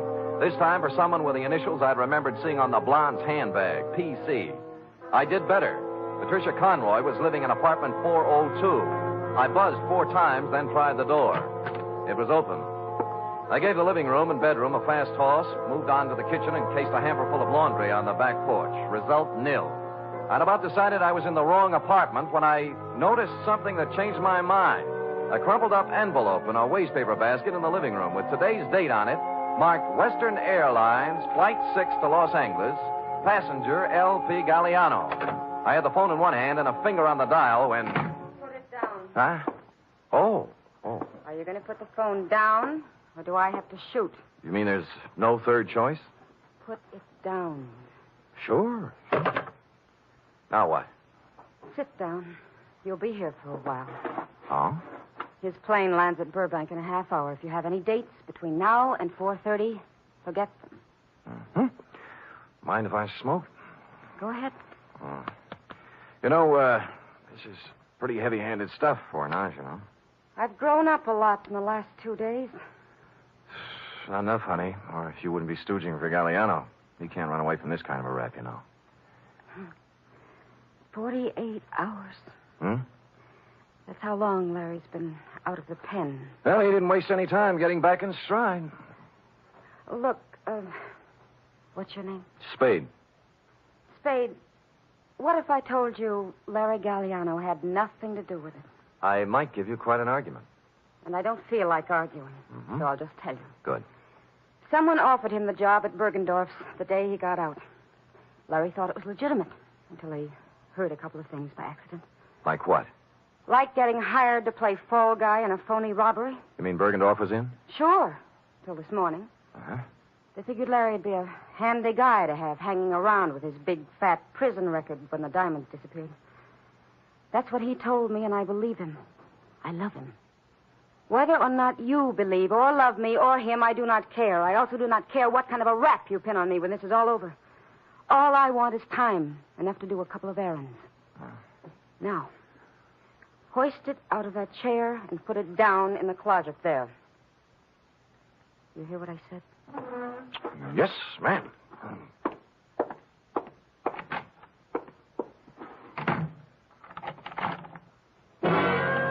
I was wrong. She was no ingenue.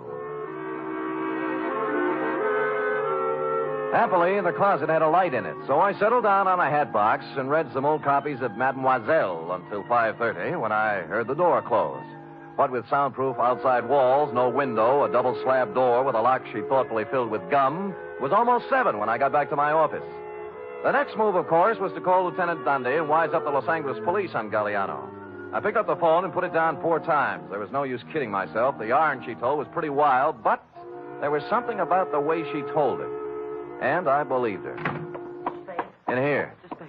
Yeah. You remember me this morning, huh? Oh, George, yeah. the technician from the X-ray mobile unit? Yeah, George, what's on your mind? Funny thing, that girl, 34 chest, you remember the blonde? Oh, yeah, I remember her very well, George. What about the blonde? Well, I tried to call her. Operator says there's no such number, and the company has no record of a Bernice. She was using a phony moniker, George. Her name's Patricia Conroy.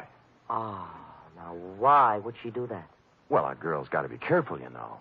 She does, for sure. How come? How come? I kind of took an interest in her case, you know. I rushed the pictures through as soon as we closed up tonight. She's an incipient case. Oh? Yes. I wanted to wise her up right away. You see, here. Oh. This is... No, this one's Johnny Stroud. I took it when he wasn't looking. Told him I was testing. He was right at that. Nothing wrong with him. But I always say you never... Yeah. How about the girl? How about the girl? Cold. Oh, yes. Here, now, look.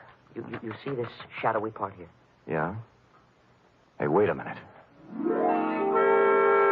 I wasn't looking at the shadow part. I was looking at something at the left side of the picture, right where the inside coat pocket would be. The clear black outline of the Kimberly cross. You mean she had the... Yeah, give me the phone. Well, I thought it was one of those clip gimmicks the girls wear on The phone. Oh. Spade? Johnny Stroud. Look, I got news for you. I got news for you, too. I spotted that blonde again. Where? In a bar on Kearney Street. Talking to guess who? You mean Galliano? Who's he? Never mind. Who was she drinking with? Papadopoulos, the biggest jewelry fence on the coast. Where are you now? Outside her apartment. Jones near Post. I think the number's... I'll be up in 5 minutes. Look,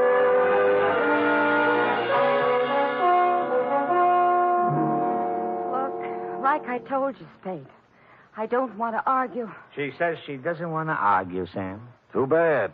I don't mind telling you I'm a little burned up, baby. I fell for that line you handed me this afternoon. I didn't even mind sitting in your closet for 2 hours. What's that? Sure, she's got a .32 tucked away here somewhere. Had me looking up the barrel while she dished out a lot of... Who's got the cross, honey? You or Galliano? We don't know anything about it. Then what were you doing in that bar with Papadopoulos? Larry said whoever had it would try to move it through him. I thought I could get to him, but I was wrong. How does that sound? What do you think? Look, I walked into Bergendorf's this morning. Why'd you run out? The vault was open. Furniture was overturned, and Bergendorf didn't answer when I called. I figured it was a setup for Larry to check in, and he was on his way, so... It does sound phony, doesn't it? It sure does, honey. I had a lie, I guess. I could make up a better story than this. Oh, you're doing great. Why'd Larry blow town? You need a diagram? He was scared. What chance is an ex-convict when it's his story against someone else's? What did you do with the 32? In the drawer. Over there. Now, here's the big question, honey. I can't tell you anything else. Where are the diamonds? How do I know? How do I know? Look, you're a real modest girl, Patricia. As a liar, you're sensational. I'm not lying. Oh, believe me. You had the Kimberly Cross in your inside coat pocket when you came into the wagon this morning. What are you talking about? I'll get it. The X-ray, baby. Take a look. You asked for a diagram. There it is, in your inside left pocket. Oh, wait a minute. Hello? Mr. Spade? Yeah? This is George, the technician again. This is all wrong. Hold it, George. Let me see that. I don't have any inside pocket. Look, I'm wearing the suit right now. Hold it. George, what is it? Well, I got to worrying about that print of Miss Conroy's, the incipient case, 34 chest. Yeah, what about it? I called the lab and they checked again. It's a mistake, Mr. Spade. A switch. It belongs to someone else. Who? Johnny Stroud. Oh. Oh, well, George, you won't have to worry about making more extra prints. What? The ones you have will do. Huh? Yeah, thanks. Thanks a lot, George. George is getting worried. Extra prints? Yeah, I had him run off a batch. Evidence, trial, DA's office, you know. Now, let's take her in, huh? Just a minute. This is crazy. I have no inside pocket. How You wouldn't argue with a picture, would you, honey? Give me the gun, Johnny. We'll take her in together. No, wait. I want to settle something else. Johnny, you're pointing that thing at me. It might go off. Yeah, it might have that. What's eating you, Johnny? I know what's eating him. He's... Shut up. You aren't a very good liar either, are you, Sam? There aren't any extra prints. Well, there's always George. In a couple of hours, there won't be any. George! No, you don't.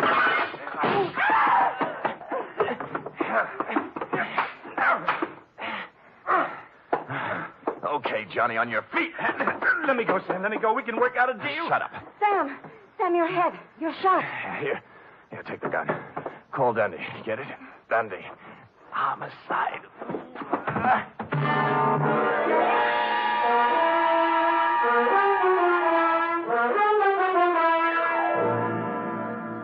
And the next voice I heard belonged to cool, brisk Miss Bergamot of the Harbor Emergency Hospital. Period. End of babysitting session. How intrepid, Sam. But your wound... Nothing, sweetheart, nothing. As Hopalong Cassidy always says in Reel 6, don't worry, honey, it was only a scratch. Now... Wait. Can't you get up without moving your lap? No, but Sam, there's one important omission. Oh? The Kimberly Cross. What did Stroud do with it? That, cherub, is an intramural affair between Stroud and Mr. Runcible. While, as you know, this report is an affair between you and the portable. Oh. Scoot.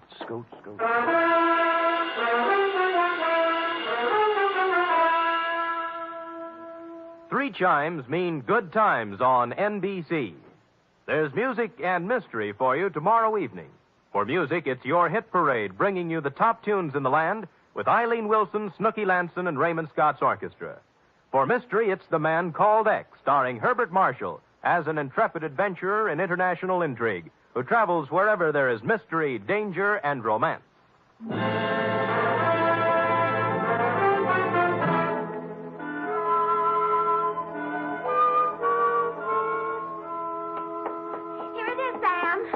brisk, efficient Miss Perrine. You may lay it on my desk and restore your lap to its original position. Oh, yes, sir. Ooh.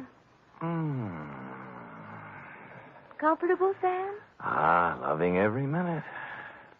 Sam, Yeah? a girl can't help wondering sometimes. About what? Well, the way you described the blonde in your report. Glamorous, like the Kimberly Cross and all. You like that?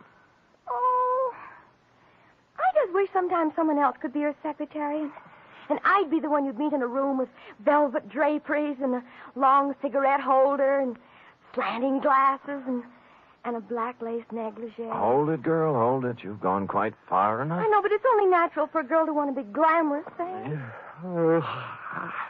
Pardon me. You show up with any of those props, and I'll turn you over my knee.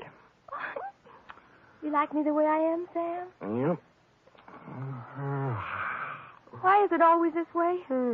Just when I think I'm getting somewhere, I find myself saying, "Good night, Sam." My sweetheart.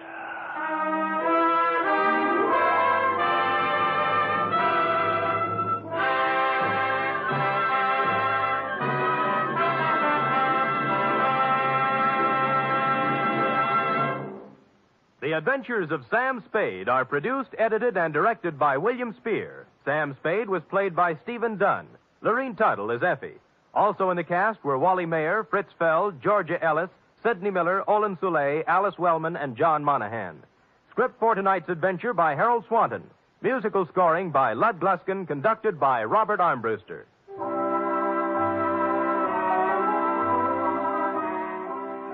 Join us again next week, same time, for another adventure with Sam Spade. Don't underestimate the danger of tuberculosis. Although great strides have been taken toward stamping out the disease, it still remains a menace. Last year alone, it caused 50,000 deaths in the United States. 50,000 needless deaths, because TB can be controlled and cured if caught in time. The key to the complete defeat of the disease is the chest X-ray. You'll find that in many communities, chest X-rays can be obtained free of charge or at a... The National Broadcasting Company presents The Adventures of Sam Spade, Detective.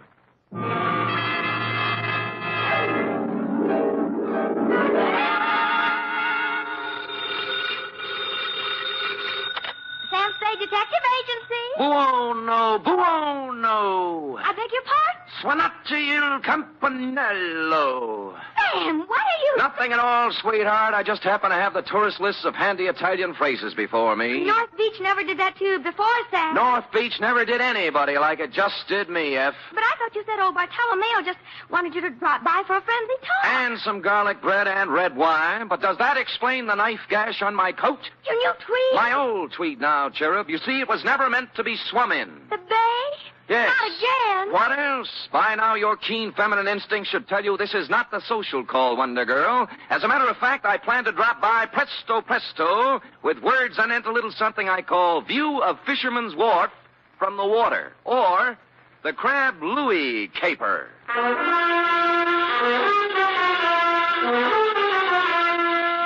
Transcribed for NBC, William Spear, radio's outstanding producer, director of mystery and crime drama, brings you the greatest private detective of them all in The Adventures of Sam Spade. Zing, zing, zing-a-ding-ding-ding-ding-ding. Buongiorno, Sam. Well, ballooning up, huh? Let me see now. Oh, Desidero un carburatore per la caravella. Great. What's it mean? I found my secretary's list of most used Italian phrases, Sam. It means, I want a carburetor for my voiturette. I'll remember that. Yes. Shall we proceed with the business at hand? Ready, Sam. Date, fill it in. To Bartolomeo Maggiore, copy to Lieutenant Rossi, North Beach Division, from Samuel Spade, license number 137596. Subject, the Crab Louis Caper. Dear Bartolomeo, Fisherman's Wharf, as you know, is as changeable as an Italian wench. All smiles and laughter of a Saturday night with the lights blazing in the Cioppino palazzas and the tourists 3 deep around the steaming cauldrons outside. But it's something else again of an early dawn. Dark and lonely and quiet, except for the mutter of engines as the crab boats nose out into the fog that hang over the gate. Last night was somewhere in between. The lights were blinking out as I left my cab and walked over to your place of business. A gaudily painted building at the foot of the wharf with a red, yellow, and blue sign reading Museo Maggiore. Curios, souvenirs, waxworks. Admission 10 cents.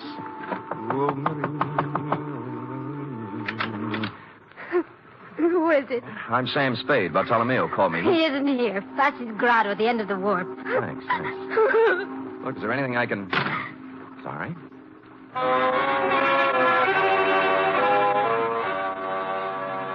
Except for Flaskey's at the very end, the wharf was dark now. It seemed early, as if something had interfered with business as usual, and the late customers had been brushed off a couple hours ahead of time.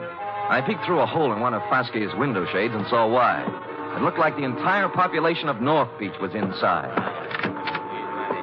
If everyone is ready... Un momento. Who's this? Me? Yes, you. What do you want? I'm Sam Spade. Bartolomeo Maggiore sent for me. Bartolomeo.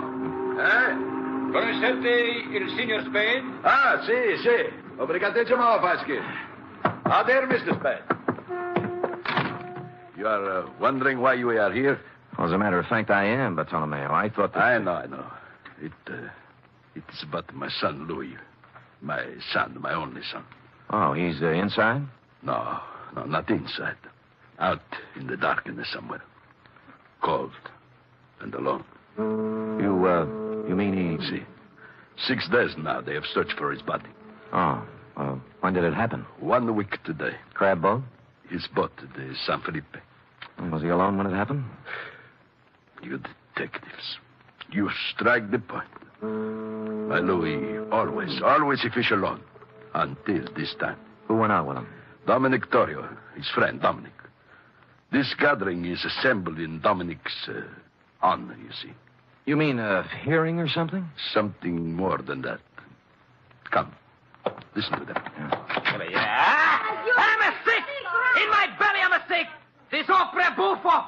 Faster, you should send it a ticket! Keep your temper, Aldo. State facts. Facts, huh? All right, facts. 6 years, Louis fished the crab alone. Each day he's a layover close the breaker line and string the pot. Each day he's bringing the San Felipe home, hokey-dokey. That's right, everybody. Sure. Until one fine day, Dominic hit to go with Louis to help. Aldo, we must deal in facts. Dominic is suspended. Fact is the truth. He's a kill Louis. Sure, he's a kill Louis. And you know why? Because he's a want Rosalia. That's why. You see how it is. Who's Rosalia? You must have seen her at the museo. Crying? Yes, with reason. Next week, she and my Louis were to be married. It's tough. You think this Dominic was in love with her, maybe? I think nothing, senor. 2 men, friends, alone in a boat in a heavy fog. One of them dies. The other says it is an accident. It is not for us to think or make guesses. Say, what am I supposed to do?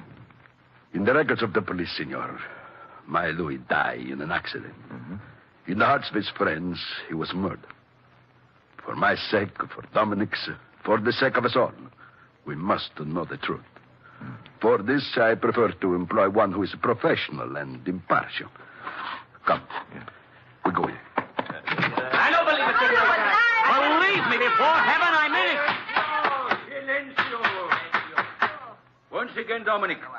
How far was the boat from Seal Rocks? 100 yards, I think. I heard the break. Silencio. Let Dominic tell the story. Go on now. You had dropped the last crab pot over the side. Then? Something went wrong with the motor. Louis told me to look at it. I went below, then it happened. Louis was leaning over the gunwale. We untangled a float, and the sea took us by the stern. We broached. I saw him go over and plunge into the white water. I brought the boat about then. For 2 hours, I yelled, I circled around, I blew the whistle, everything. Then the Coast Guard came. Fosky, I swear it, that's all I know. I never saw Louis. Impossible! Silencio! My brothers, it was your will that I sit here in judgment of Dominic Torrio. Before I go on, are there any more questions you have to ask him? Are there any among you who have evidence to offer against him? So be it. You know as well as I, there is only one verdict here. The charge is dismissed. The court is adjourned.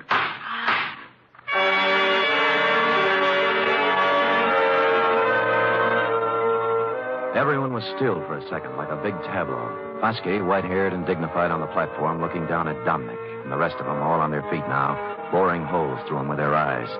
He was the first to move, turning slowly, walking out through the crowd toward the door, looking tentatively from face to face, knowing now he hadn't been acquitted at all, as one by one they turned their backs on him.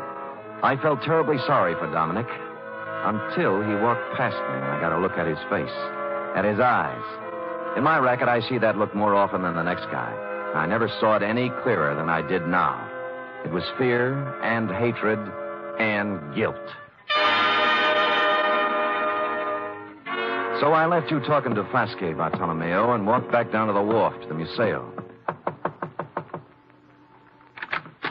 Rosalia. I told you Bartolomeo is not here. I've seen Bartolomeo. I want to talk to you. Sit down. I don't want to... Sit down. Oh. That's a good girl. It was quite a place, the Museo, a catch-all for everything nautical you'd run across in 60-odd years of living on the sea or next to it.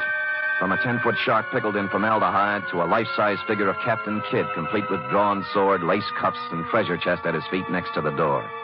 I turned back to Rosalia, sitting on a rum keg under a flickering hurricane lamp, the only light in the room. What do you want of me? Bartolomeo wants the truth about what happened on the San Felipe. They're deciding that at the meeting. They already did. They did? You mean Dominic... How did they decide? Dismiss the charges. No evidence, no witnesses. It was the only thing Foskey could do. You feel better? It doesn't bring back my Louis. No, it doesn't. Dominic's going free now, from both the law and his people. No vengeance for Louis. Why were you crying when I came by tonight? Haven't I the right to cry with my Louis? Drop it. Huh? Why didn't you go to the meeting? Afraid to give yourself away?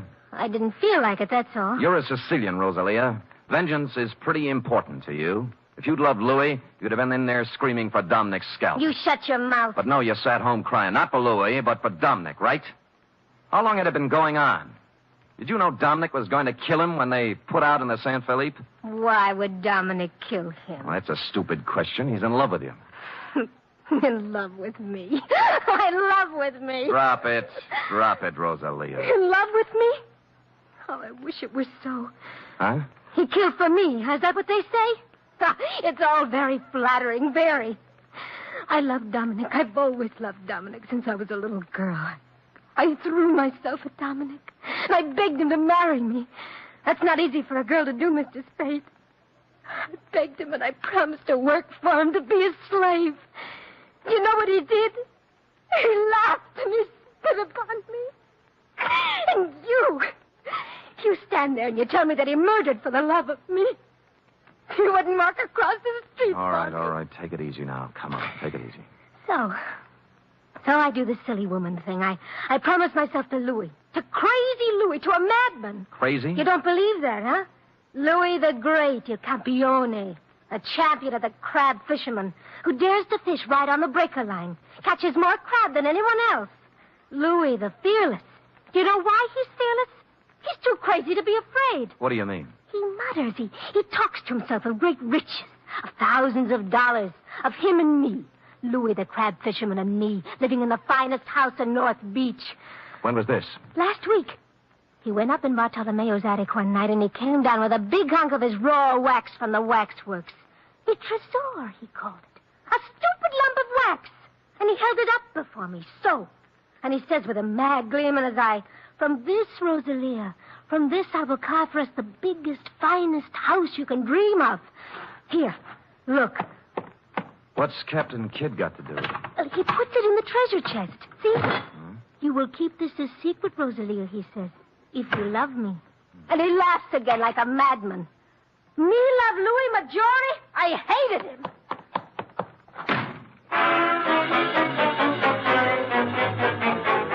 Too good to be phony. The triangle notion had to go. You could hardly blame Rosalia for thinking he was crazy. And the treasure chest was a hunk of tallow, not a very fresh hunk at that. And Louis's routine with it must have hit her like the graveyard scene from Hamlet. Therefore, having no theory, nor evidence, nor witnesses, I also had no motive. As always, in situations like this, I did the sensible thing. I went home and went to bed. Or I thought I went to bed. Hello? Spade? Yeah. I got a tip for you. No? Find yourself a nice, dirty divorce case somewhere and stay out of North Beach. Well, this almost sounds like a threat. Call it advice. There's $100 in the mail for you. You'll get it this morning. Plus a bribe? A gift. Can I keep it if I don't play? If you don't play, you won't need it. I suppose it's useless to ask who this is. Louis Maggiore. Say that again? Louis Maggiore. Shall I spell it? You might explain it. You talk to Rosalia. Figure it out for yourself. Sure. So she never loved you, and you knew it. So you go over the side when the Comer hits, swim ashore, then discover they think you're dead and decide to leave it that way rather than go through with a wedding. You got it. I got more. So life without Rosalia in North Beach is impossible. You can't face the shame and loose talk that goes with a busted wedding.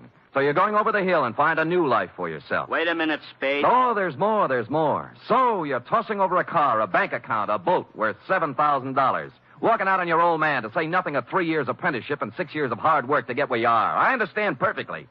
And you're being a little insulting. I make a lot of my dough with my big flat feet, but I do make some of it with my head.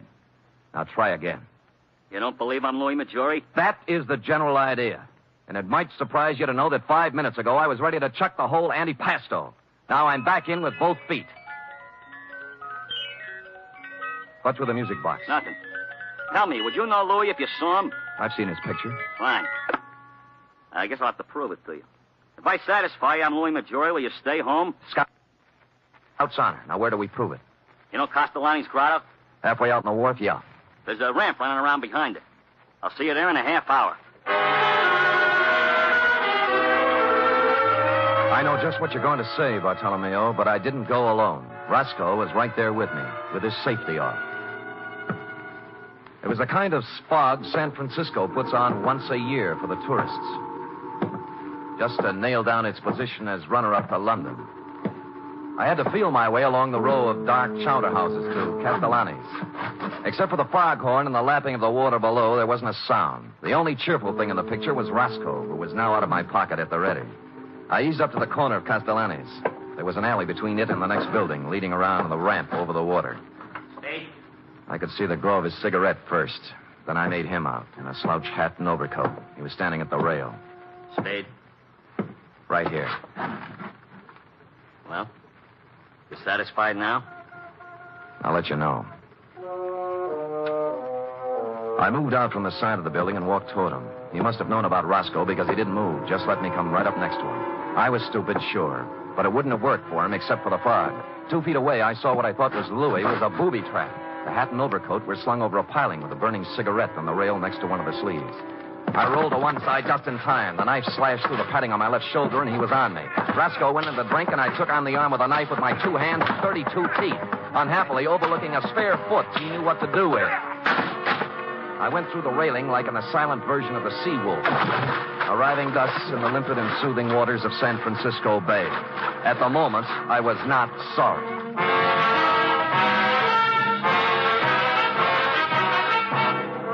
You are listening to the weekly adventure of radio's most famous detective, Sam Spade.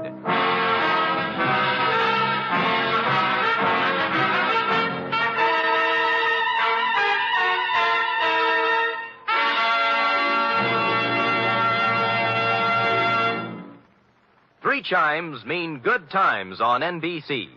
Sunday, Theater Guild on the Air presents one of the greatest dramatic undertakings in the history of radio.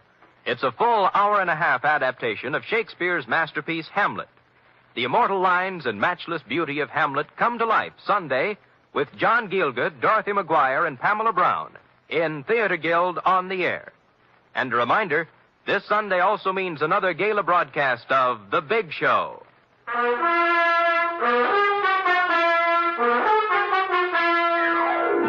And now back to the Crab Louie caper, tonight's adventure with Sam Spade.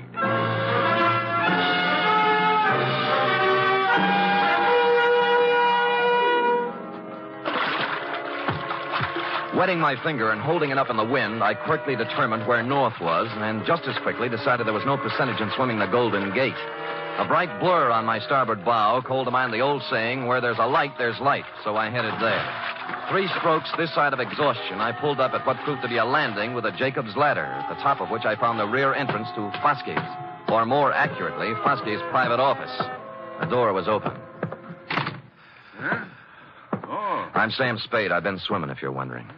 Bartolomeo told me about you. He didn't say you were crazy. Well, maybe he didn't know. You wouldn't have a brandy lying around loose, would you? Well, sure. Sit down. Thanks.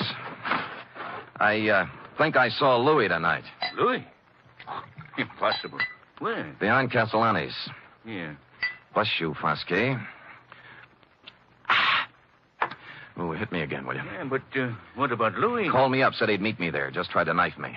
Oh, but it's impossible. Is it? Why would he play dead? And why would he try to kill you? Maybe he's crazy. Well, how do you mean? You've heard of the dear old lady who had the trunk full of pancakes, haven't you? Hmm? Louis saves old Tallow. Captain Kidd's treasure chest at the Museo is full of it. Who told you this? Rosalia showed it to me. May I? Help yourself. Thanks. Might be a good idea to call another meeting and tell the people. Make it easier for Dominic. Funny. Of the whole meeting here, I alone doubted his guilt. Good thing they made you the judge, or he might be 6 feet under by now. Got a cigarette? In the box there next to the phone. Thanks. Yeah, I went right along with him, too. Shows how wrong you can be when... When what? When you go by emotions and not by evidence. This is, quite a cigarette box. Yes. It stops when you put it down. Hmm? Well. I suppose now you'll drop your assignment? Sure. I'm a detective, not a psychiatrist. You've got a lunatic running around, that's your problem. Good night, Foskey, and thanks for the brandy.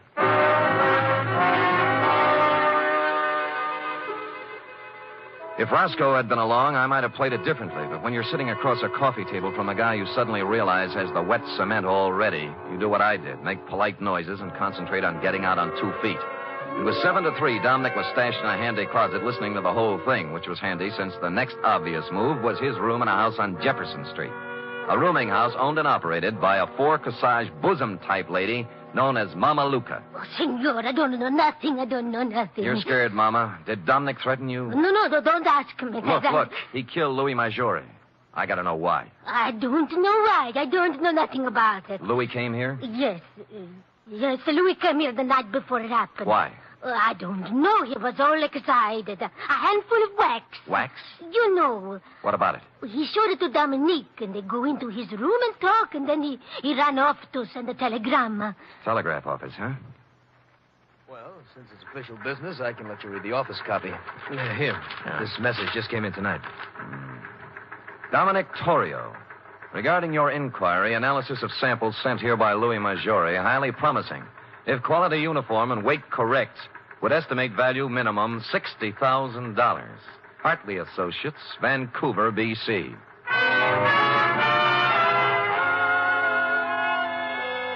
A lump of smelly stuff that looked like old tallow, picked out of the ocean and worth $60,000, was a strong enough clue for even stupid Sam to pick up. I left the telegraph office on the double and pulled up at the Museo Maggiore 10 minutes later. Blasted lock is jammed. He was too busy to notice me. I slid a marlin spike out of a rack next to the rum keg. Locked. Must be locked. I hate to do this, Foskey. Wait a minute, Spade. Wait up! The next voice you'll hear will be the nurse with a breakfast tray. Bartolomeo! What have you... Look. What have you done? His Honor was playing Pandora with Captain Kidd's treasury. Treasure box? Yeah. But why? Who is it? Who? Foskey. Surprised? Foskey? Why would he, of all people? He likes a buck as well as the next one, possibly even more, when there are 60,000 of them. $60,000? Yeah. Is he mad? Like a fox. Here, let me pry this cover off. There.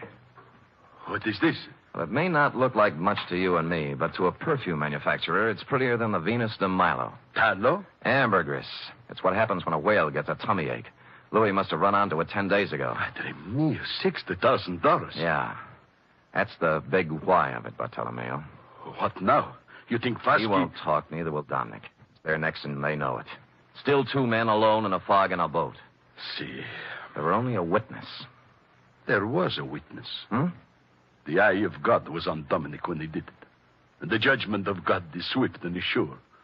Dominic knows it. You think so? I know Dominic. Why you ask? There's a way to find out. What time is it? 1:30. There's time. Where do you keep your razor? Razor? Yeah.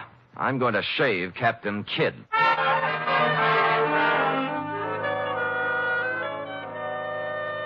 Which I did, finishing around 2 a.m. And during the next 3 hours, I got wet, cold, and seasick in the order named, but made it back to the Museo in time for a couple of stiff horns of grappa before you and I hustled down to the wharf where Dominic was picking up bait for his crab nets.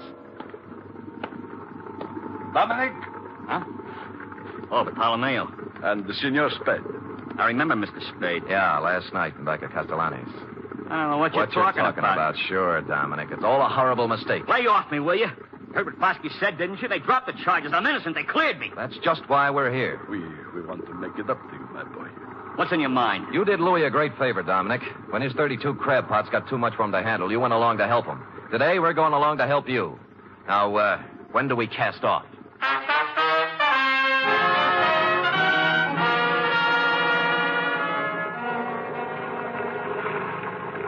There's a float up ahead. What color? Yellow and red. Is that yours, Dominic? That's mine. Great. Pull up alongside. Well? What's this all about? I told you, Dominic. You're lying. What are you trying to do? Break me down? He's dead in an accident. You heard what Foskey said? Yeah. Forget it, Dominic. Forget it. We love you like a brother. I told the truth. What are you trying to do? Torture me? Is that what you want? Revenge? No. The matter is in other hands now. What? You mean? There is always one witness, isn't there, Dominic? Oh. That's what you mean, huh? Is that why you came to tell me that? That's a good one. Hold the wheel, Spade. I'll bait my net. I'll spit in your eye one day, old man. One day when you get smart. You and the whole lousy we war. We both watched him hold the line, putting it on the me. deck, prattling to himself like a little kid whistling in the dark. He was a lousy actor, pale under his sunburn and drenched with sweat. I won't let you forget Up it came, coil by coil. To prove. Then it began to come slower. I can make it stick. When I can prove it in court, I'll sue you till you bleed.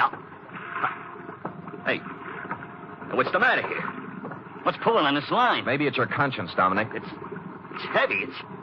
What? The Lord moves in strange ways. I can't get it up. Let me help you. There we go. 1, 2... Out! Louis! Get away from me! Let me go! Louis! No!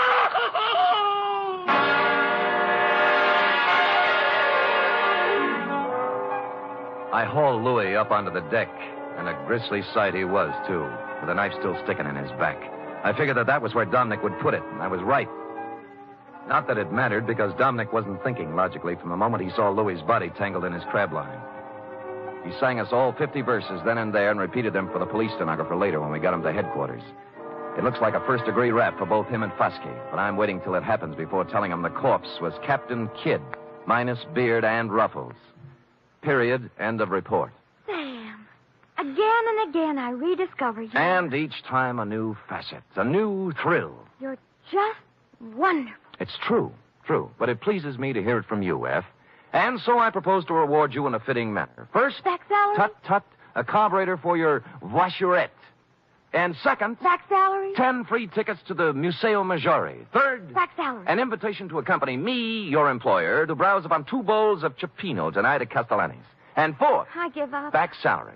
Sam! Count it, girl, count it, and bless you. The voiturette, complete with carburetor, will call at your door in precisely 1 hour. Until then... Good night, Sam. Good night, sweetheart.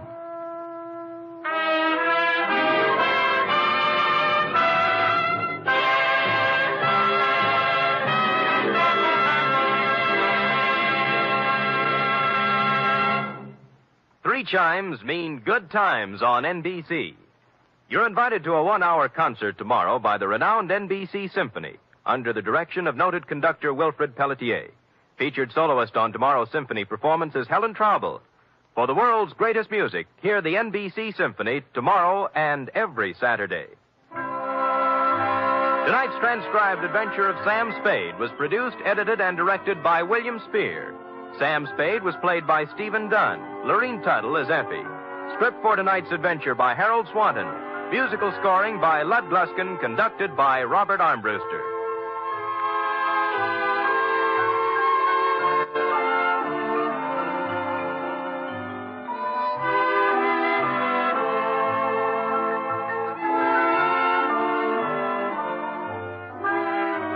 Join us again next week, same time, for another adventure with Sam Spade. Through the years, the Red Cross has helped the victims of disaster and helped protect the health of our nation. Today, with the country rising to meet the challenge of possible aggression, the Red Cross has been asked by the government to undertake additional tremendous tasks. A goal of $85 million must be reached during the 1951 Red Cross campaign. This year, when you support the Red Cross, you'll be helping to mobilize for the defense of our nation. Join the magnificent Montague. Then it's Duffy's Tavern on NBC. The Adventures of Sam Spade, Detective. Brought to you by Wild Root Cream Oil Hair Tonic, the non-alcoholic hair tonic that contains lanolin. Wild Root Cream Oil. Again and again, the choice of men who put good grooming first.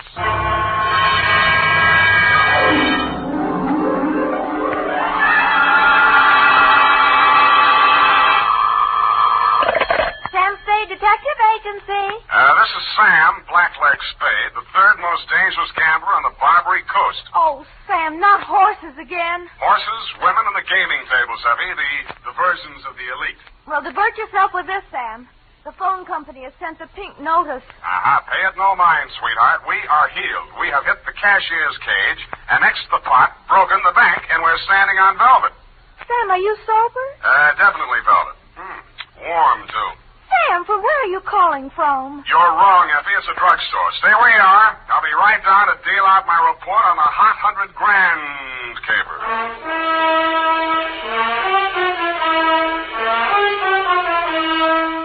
Dashiell Hammett, America's leading detective fiction writer and creator of Sam Spade, the hard-boiled private eye, and William Spear, radio's outstanding producer-director of mystery and crime drama, join their talents to make your hair stand on end with the adventures of Sam Spade.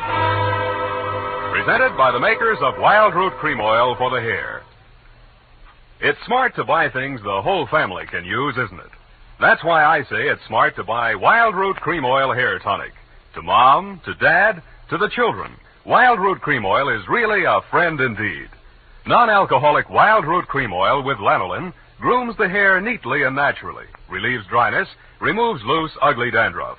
I hope you have a big family-sized bottle of Wild Root Cream Oil in your home. Get Wild Root Cream Oil Hair Tonic.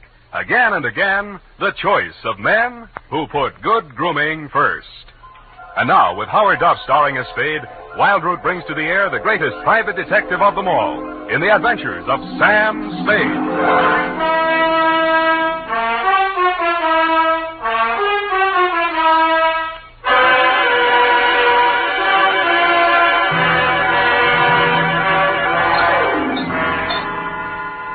Date, September 19, 1948, to robbery detail, San Francisco Police, attention Sergeant Walsh. From Samuel Spade, license number 127596. Dear Joe, here's the rundown on that hot 100 grand. It started pleasantly enough when my secretary, Miss Effie Perrine, cute little mouse, eased into my private office, closed the door behind her, and leaned back against it with that air of pained resignation, which generally means there's a customer outside that she doesn't approve of, but that I'll see her anyway. It's up to you, Sam. She's very well dressed, and I imagine she can afford you. How do you deduce that? Oh, she dropped her purse. I didn't get time to count it all, but there was a $100 bill on top. Well, sure, in, Effie. Sam.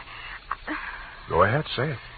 Oh, I don't know, Sam. Sometimes, well, there's just money. No, that's one of the reasons I hire you. What's the matter with her? Nothing. That's just it, Sam. She's very good-looking, cultivated, and very kind and considerate. And she seems sincerely troubled. You mean her act is a little too good? I felt that too, Sam. Thanks, Angel. I'll keep that in mind. Tell her to come in. All right, Sam. Mr. Spade will see you, Mrs. Kilcoyne. Thank you. Thank you for seeing me, Mr. Spade. My pleasure. Won't you sit down? Oh, thank you. I'm Lorraine Kilcourse, Mr. Spade. It's about my husband, Leonard Kilcourse. Husband? Oh. We've only been married a short time. It was a quiet ceremony at the San Siro mission. Leonard didn't want to subject me to any publicity. The difference in our ages, you know? You mean you want me to keep it a secret? Oh, no. No, except for the newspapers, of course. Naturally, all of Leonard's friends know. No, he doesn't have many, from what I've heard. I thought it strange, too, that such a prominent man should have such a small circle of acquaintances. I met him only a short time before I married him. He's been very kind and absolutely devoted to me, and I suppose I should feel ashamed of myself for coming to you. But there are so many things about him that are mysterious that sometimes I can't seem to find my handkerchief. Here. Kleenex. Oh, I'm sorry. Thank you. I take it you're not a San Francisco girl. No. No, I met him at a dude ranch. Well, maybe I can clear up some of your mysteries for free. The reason your husband doesn't have many friends is because they keep dropping dead. I don't understand you.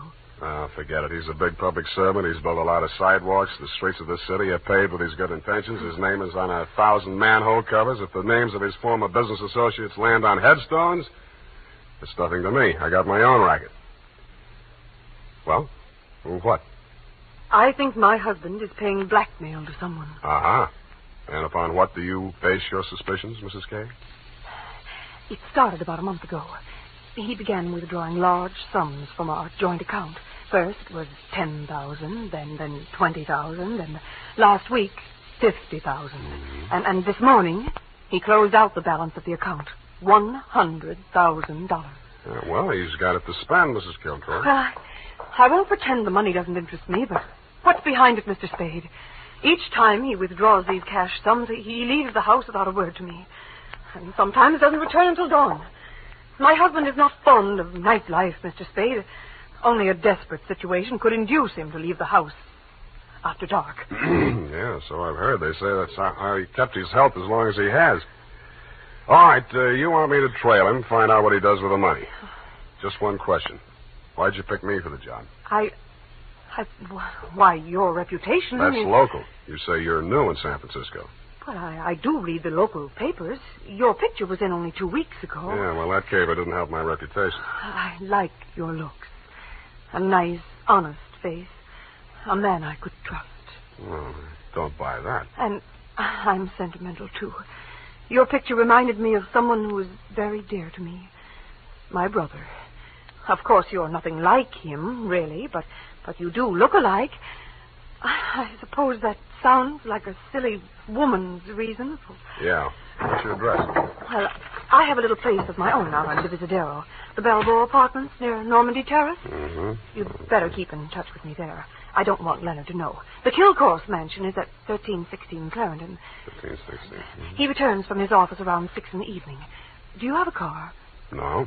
I need one? Well, I don't know where he may go. Here are the keys to my car. It's parked in front of the main entrance, a gray Plymouth. He won't recognize the car. It's my brother's. Now, about your fee. $100 now. If I need more, I'll leave you know.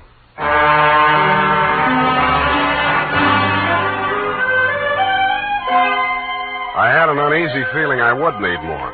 The last detective that tried to follow Leonard Kilcourse had hospital insurance. I don't.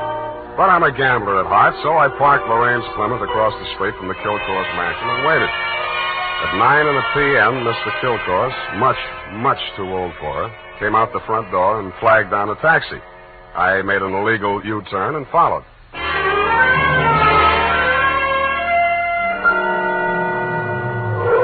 The trail ended across the Golden Gate Bridge in Marin County. It was a country club-type building on top of a hill overlooking the bay. It did business under the name of Ernie Nogales' Racket Club.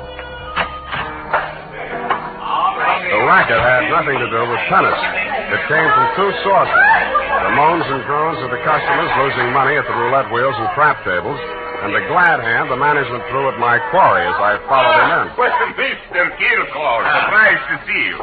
Since when you go out after dark? Well, I thought a little nightlife might agree with me, Nogales. Oh, that sounds like you, Mr. Kilgore. I didn't know you better. I think you was afraid to go out night. Well, now, I was thinking of buying this place to retire to. Ah. But I figured it'd be cheaper to win it at your roulette table. What's your limit here? 10,000, but for you, wide open, the sky. $100 grand for a starter? Anytime they catch you with hot money, Mr. Kilgore. Come over to the cashier. I sell you the chips myself. I didn't have to bother making myself inconspicuous. Everybody in the joint stopped playing to watch kill course while he shoved his $100 grand roll through the cashier's window and scooped up 4 stacks of $1,000 chips. Make your bets, Queen. All right, you. Spin that wheel. Huh? How much you got there? 25 grand. Any objections? Is that okay, Mr. Nogales? Spin it, Joe. I'm covering through the table first. Okay, sir. Around and round the little ball goes. 15 pays 15 and the red. Maybe next time, Mr. Kilgore. Why don't you double up, play the red and the black? Safer. I'll stay with the numbers. 50,000 on 15. There. Spin it. It's okay, Joe. I'm still covering. Well, it's your money, Mr. Nogales.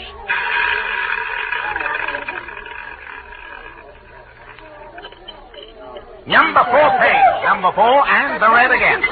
Well, 25 grand more on 15. Look, Mr. Kilgore. Go on, enjoy yourself. Take it off your income tax, but please spend those. Spread them out a little there, those chips, huh? It looks bad for the house. What kind of a joint is this? Can't you cover the bets? Okay, Joe. He asked for it. Okay, sir.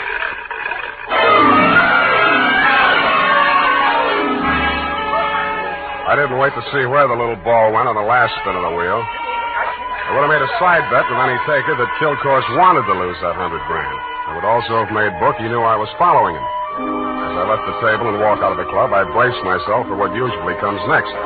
There would either be a dead body in the car or somebody would crease my noggin with a sap. But nothing happened. I switched on the headlights and stood in the glare of them for fully a minute, but nobody even shot at me. I flushed the shrubbery. No gunman. Checked the ignition wires. No booby traps. Driving back to town, I racked my brains for some way to bring them out into the open. I felt like a man with his life savings all on one number, waiting for the wheel to stop spinning, which wasn't far from the truth. Not much of a cliffhanger, but the best we could do this week.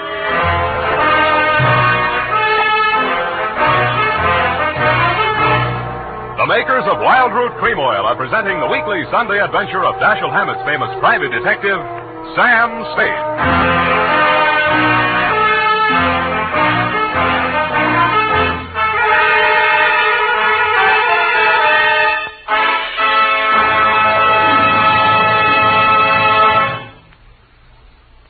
Now, here's important news on good grooming.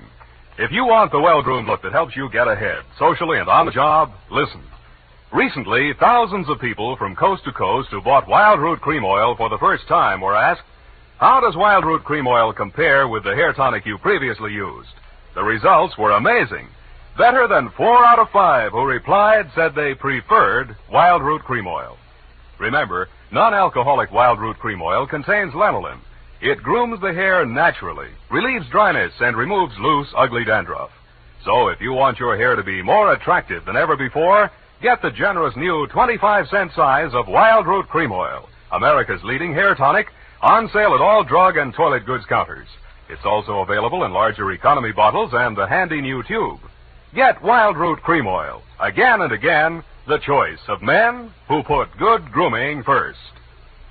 By the way, smart girls use Wild Root Cream Oil, too, and mothers say it's grand for training children's hair.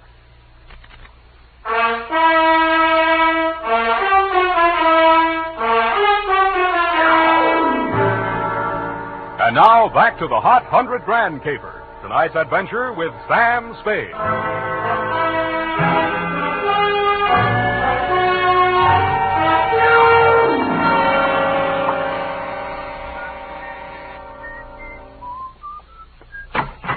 Yeah? This Mrs. Kilcourse's apartment? Yeah? She here? Yeah? Well, can I come in? Yeah? Tommy? Yeah? Who is that, Mr. Spade? Yeah. Oh, this is the detective I was telling you about, Tommy. Remember? Yeah. The one who looked so much like you? Yeah. No. Oh, excuse me. This is my brother, Tommy Lane. Yeah. I mean, Tommy, won't you run down to the corner and buy me some cigarettes for about 20 minutes? I have something to talk over with Mr. Spade. Yeah.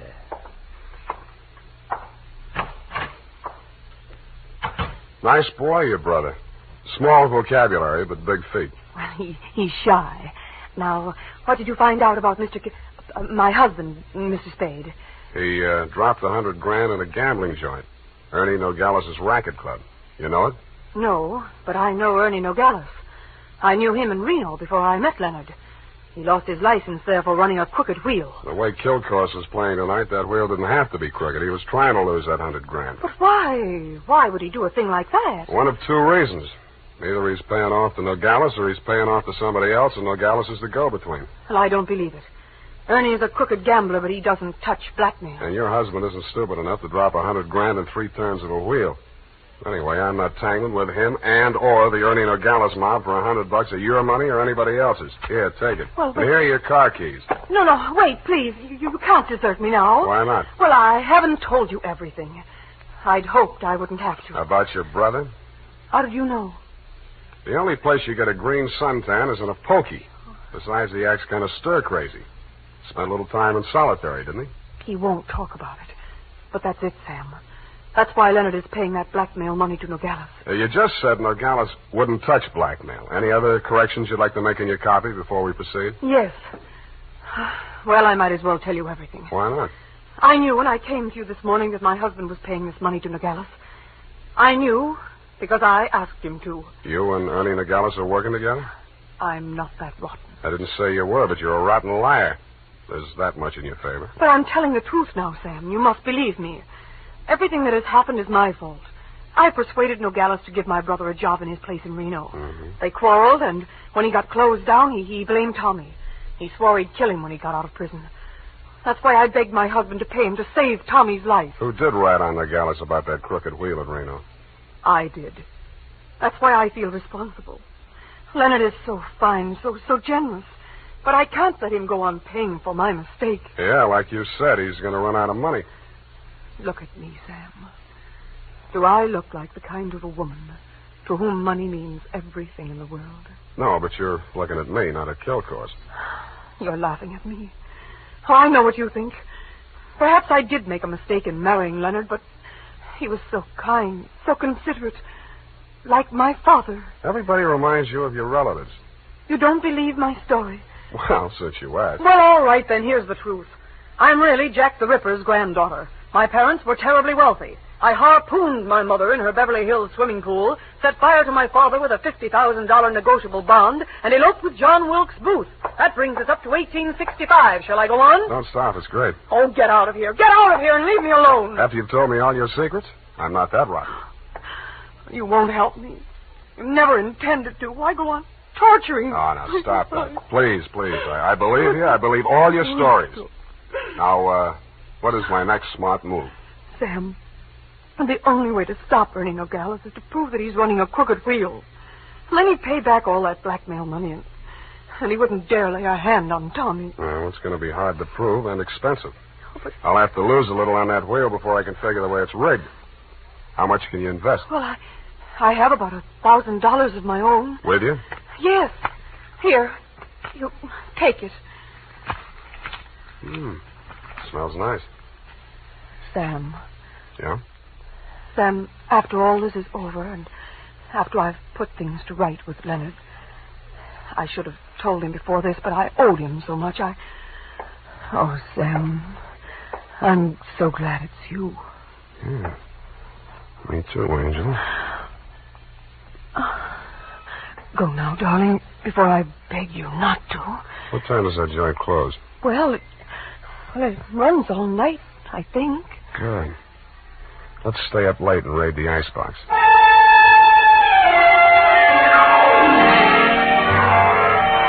Around 2 in the a.m., when I low-geared the Plymouth up the long, steep driveway to Ernie Nogales' racket club, backed into the parking space nearest the road with the car headed downhill for a quick getaway just in case, And I went in. The joint was still going full blast.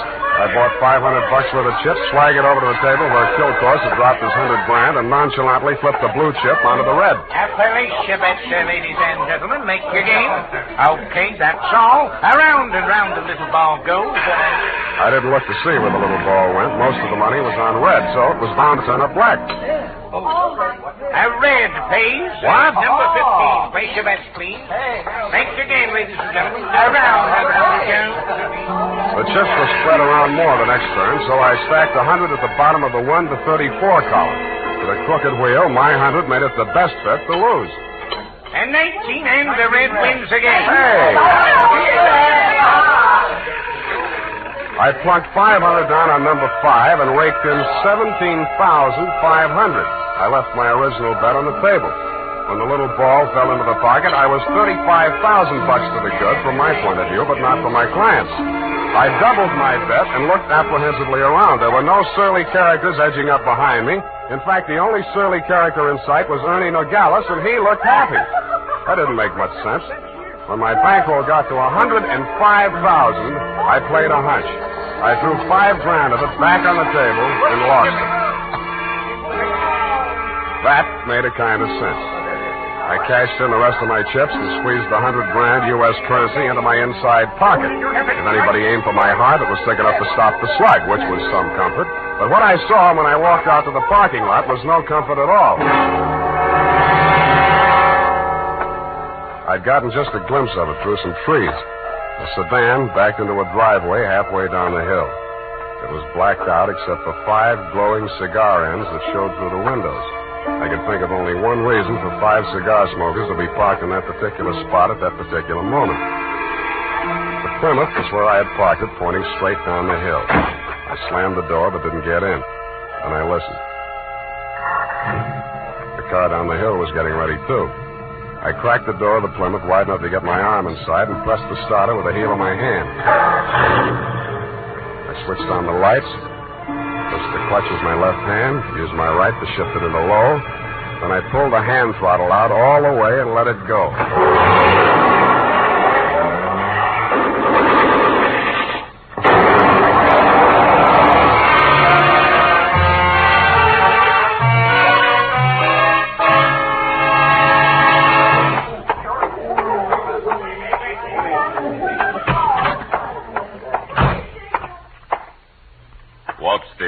Idea busting into my office. We're going to have a talk, Nogales. Please, don't wave that heater at me. It makes me nervous. I don't like guns. I don't either. That's why I'm here. Put your hands on top of the desk and keep them there. All right. Give me back that roll. I give you clean money for it. It was a gamble, so I lost. Can you blame me? Where'd you get this money? I buy it. 50 cents on the dollar. I don't ask where it came from, but I read the papers. I figured it was that shipyard payroll job a few days back. Like it just fell in my lap. I figured it'd make $50,000 instead of Kilcourse 5. I guess that was dirty trick you just out of stir, Tommy, huh? I got news for you, Nogales. I didn't know this money was hot, and I am not Tommy Lane. No? Then what? Private Dick. Tommy's sister hired me to take the fall for him.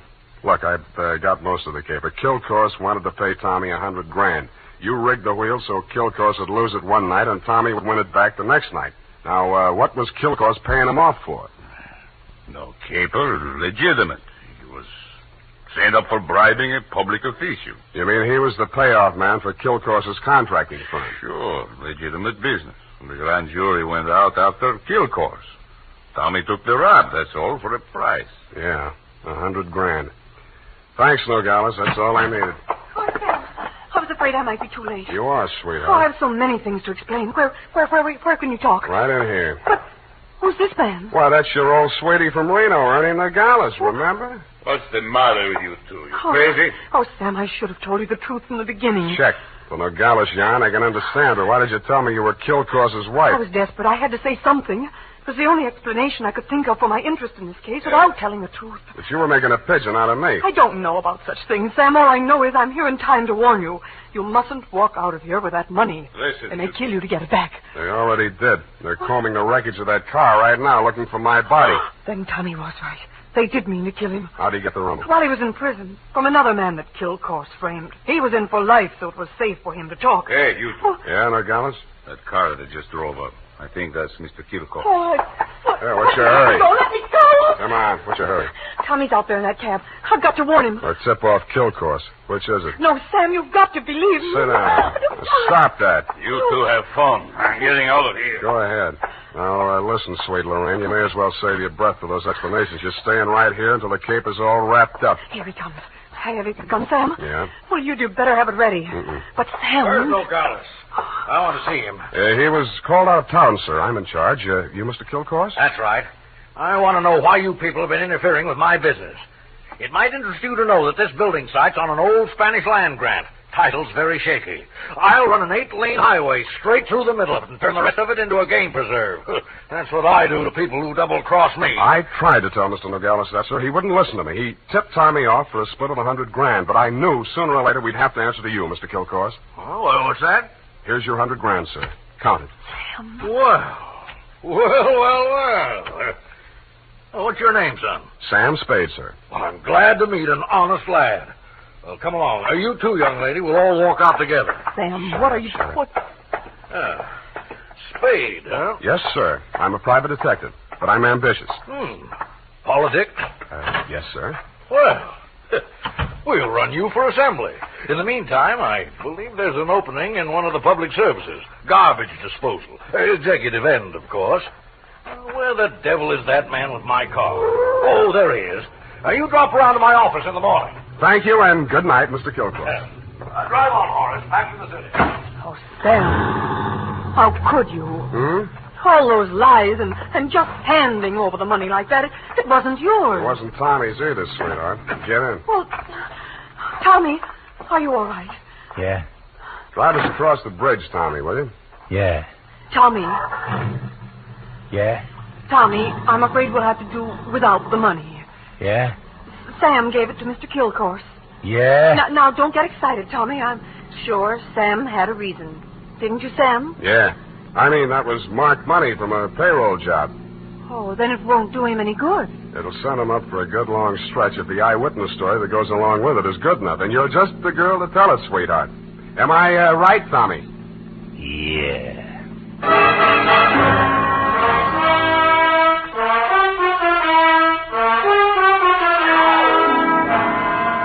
Period. End of report. Already? But Sam. Yeah? What happened?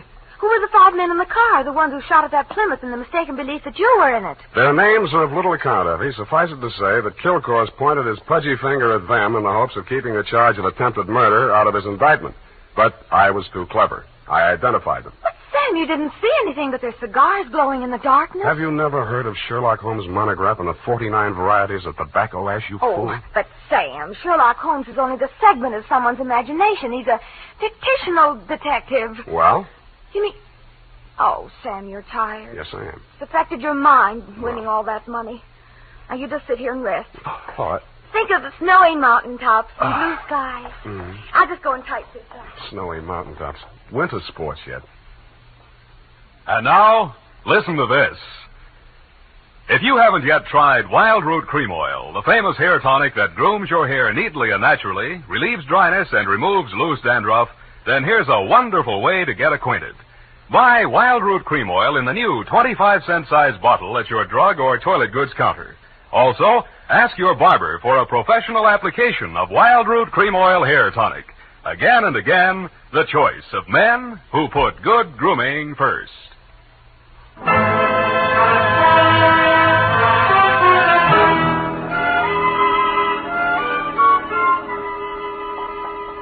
here it is, Sam. And not that it made any difference, but how did you guess that she wasn't Mrs. Kilcourse? Simple. Kilcourse didn't recognize it. But, Sam, that was after you denounced her. I did no such thing. From the report, Sam, in black and white. Quote, why did you tell me you were Kilcourse's wife? Unquote. At that point, you assumed that she was not Mrs. Leonard Kilcourse. I did not. I merely wondered why she had told me. Well, with all the lies she told, you might have assumed anything she said was totally devoid of truth. And I did, sweetheart. I did. Oh, well, that's a relief. I was afraid for a while she'd taken you in. What's that got to do with the truth? Good night, Sam. Good night, sweetheart. The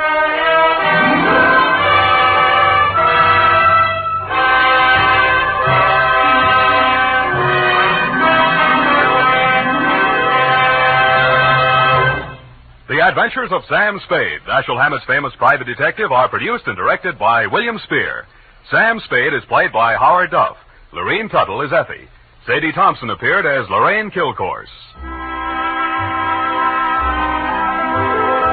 The Adventures of Sam Spade are written for radio by Bob Tallman and Gil Dow. Musical direction by Lud Gluskin. Score composed by Renee Garrigan. Join us again next Sunday when author Dashiell Hammett and producer William Spear join forces for another adventure with Sam Spade. Brought to you by Wild Root Cream Oil. Again and again, the choice of men who put good grooming first. This is Dick Joy reminding you to get Wild Root Cream Oil, Charlie. It keeps your hair in trim.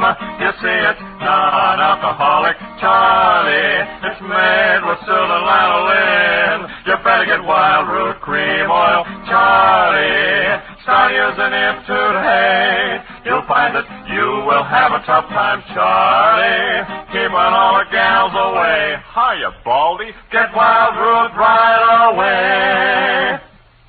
This is CBS, the Columbia Broadcasting System.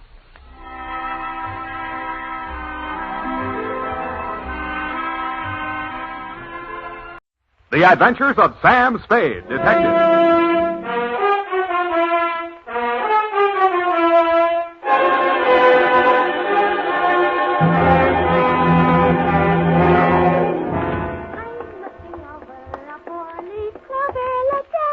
Very funny. Certainly took you long enough. Oh, thank you, Sam. Well, do you like them? My girls? Yeah, I guess so. It's your own hair, I trust. Oh, yes, Sam. When it's brushed out, you'll never know anything happened. Whenever you're ready, curly. Oh, gee, you like it that well? Yeah, very cute. Well. To business. To Detective Lieutenant Dundee, Homicide Detail, San Francisco Police, from Samuel Spade, license number 137596, subject the Bouncing Betty Caper. Yeah, Dundee. It all began on a Wednesday. My secretary, Miss Effie Perrine, tiptoed into my office and laid an engraved calling card on the desk in front of me. The name on it was Randall Carruthers. She said he looked like money, so I said, show her in. Or him in. She did. Good morning, sir. Do you wish the morning paper? Thanks, I've read it. Dear me. What's the matter? Well, this ashtray, sir. Have you a silent butler? I don't even have a noisy one. Oh.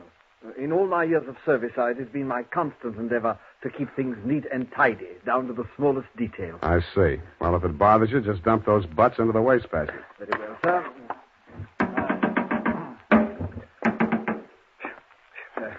If you will pardon the presumption, sir, you could use a well-trained servant in this establishment. Wastepaper baskets clean and empty at all times. Never allow refuse to accumulate. That's not refuse. That's this month's bills. So I noticed, sir. I also noticed that you have not opened them. From this, I conclude that your services are immediately available. Yeah, and I conclude that in spite of your glad rags and fancy handle, you are somebody's butler. Oh, that is correct, sir.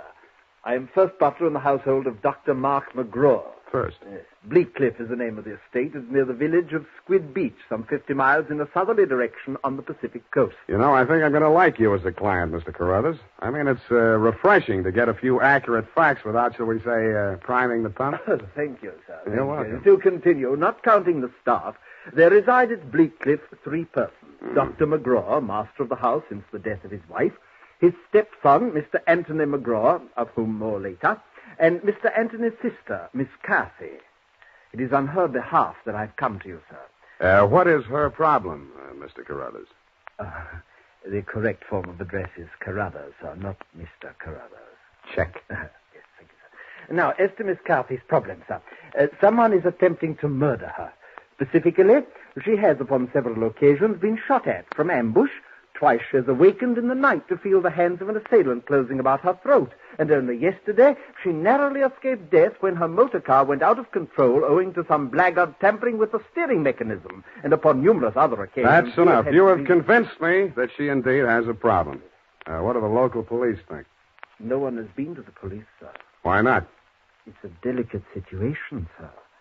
Miss Carthy's brother, Mr. Tony, is undergoing treatment for nervous disorder. Mm-hmm. The family did not wish to place him in an institution, and since Dr. McGraw, his stepfather, is a psychiatrist, he is allowed to remain at home. I see. He's flipped. Where do I fit in, Carruthers? Well, sir, if a reputable gentleman such as yourself were to come to Bleakcliff and witness these persistent attempts upon that girl's life, perhaps they could be forced to put the boy away where he belongs. It's possible. I'm willing to try. For money. Oh, splendid, sir, splendid. I took the liberty of drawing, in your favor, a draft upon the First National Bank of Squid Bay, 1 week's remuneration in advance of your services to the Bleakcliff estate in the capacity of chauffeur. Chauffeur? Yes, sir. I thought that might be a capital disguise. Have you a better suggestion, sir? Well, no, that's okay. This check. Yes, sir. $200. It's a pretty big weekly salary for a chauffeur, isn't it? Well, you will be allowed to shop for the vegetables, sir. Your cut has been added in.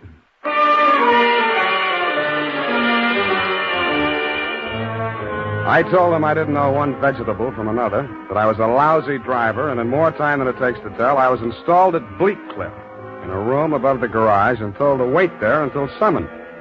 I put on my pearl gray uniform with the brass buttons and leather puttees, looked in the mirror, and decided I had missed my calling, but not by much. Nothing happened for nearly an hour, and then I got my first buzz.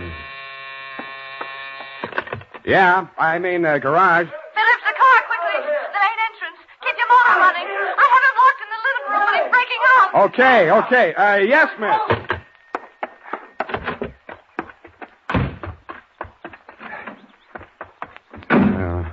Let me see. Get that door open. Open that door. Why didn't you have the door open? I'm sorry, miss. Well, get going, please.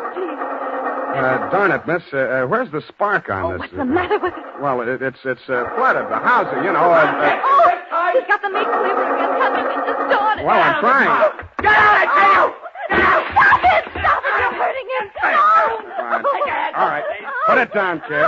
Put it down. Come on. Give it to me. What's going on? I say, who are you? Haven't you been instructed not to disturb my patient? I'm sorry. I'm new here. When I saw him coming at Miss McGraw with that meat cleaver, I naturally thought... Oh, well, no harm done. Come along, Tony. Come along now. Come along, boy. We'll have a nice long talk. What shall I do with it now? We'll put it back in it. Oh. You all right? Oh, sure. I should be used to it by now. By the way, you're new here, aren't you? What's your name? Sam. Sam? That's nice. Turn to the left outside the gate, Sam, and drive straight out to the shore road. Well, if I can just... Hey, I just turned that little key. Look, Ma, I'm driving.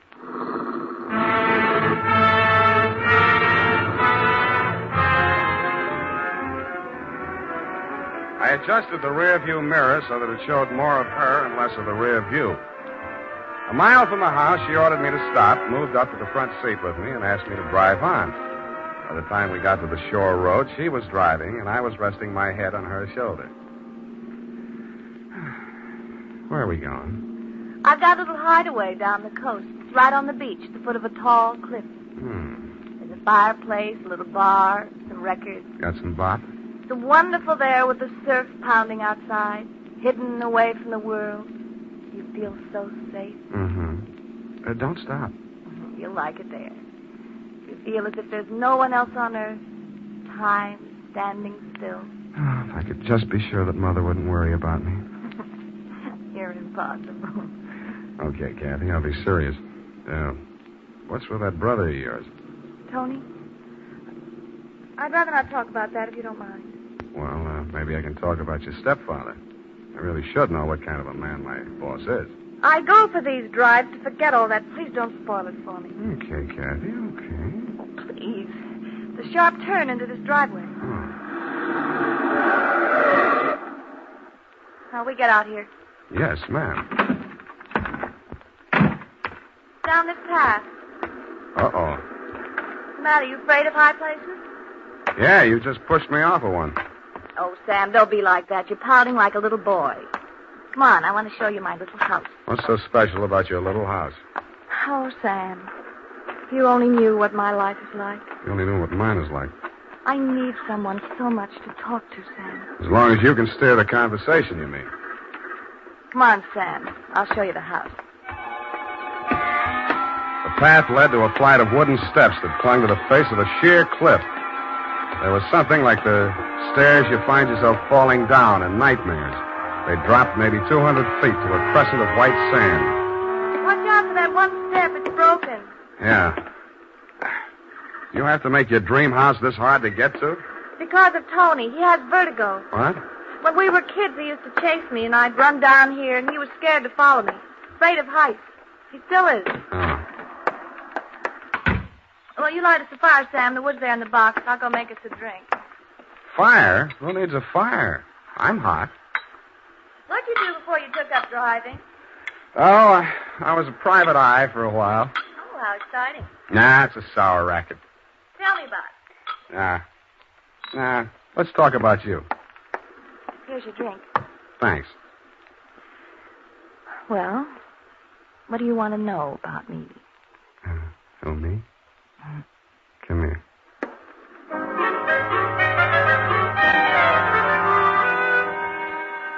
The scent she was wearing was 20 carat, but the story of her life was heavy melodrama. It seemed that Dr. McGraw, a handsome fortune hunter, was a folly of her mother's middle years. But she had come to her senses shortly before she died and cut him out of her will. But that was not the end of it. When Kathy's brother had been faced with the alternative of entering an institution or remaining at home under his stepfather's care, she had begged the doctor to remain in spite of his warnings that her brother might take a notion to kill her. But get this, Dundee, it's real deep. In spite of visible evidence to the contrary, she was convinced that her brother was not out to kill her, but that the doctor was. I couldn't sell myself on that part of the yarn, but she looked so awfully pretty while she was telling it. And suddenly, she didn't look so pretty. An expression of terror was on her face. No! Get down! I rolled her onto the floor and kicked the lamp out. By the glow of the embers in the fireplace, I could still see the gleam of the gun barrel shoved in through the broken window. I hoped he couldn't see so much. I knocked over a chair to give him something to shoot at. He was already halfway up the face of the cliff in those rickety wooden stairs. At the top, he turned and looked back. Who was it? It was Mark, wasn't it? The doctor? You know better than that. It was Tony. I thought you told me he was afraid of heights, couldn't come down those stairs. He never did before. Don't you believe me? Yeah, Kathy. I may wind up believing the rest of your story.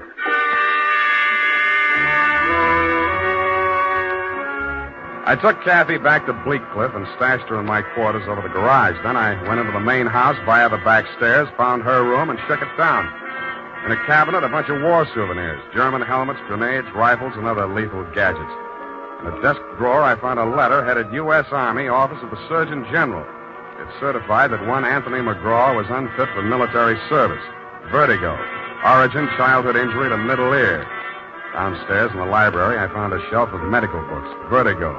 Vertigo was almost incurable, and there was certainly no quick cure. But some patients had lost their symptoms temporarily under hypnotism. Then it said, see narcosynthesis. I did.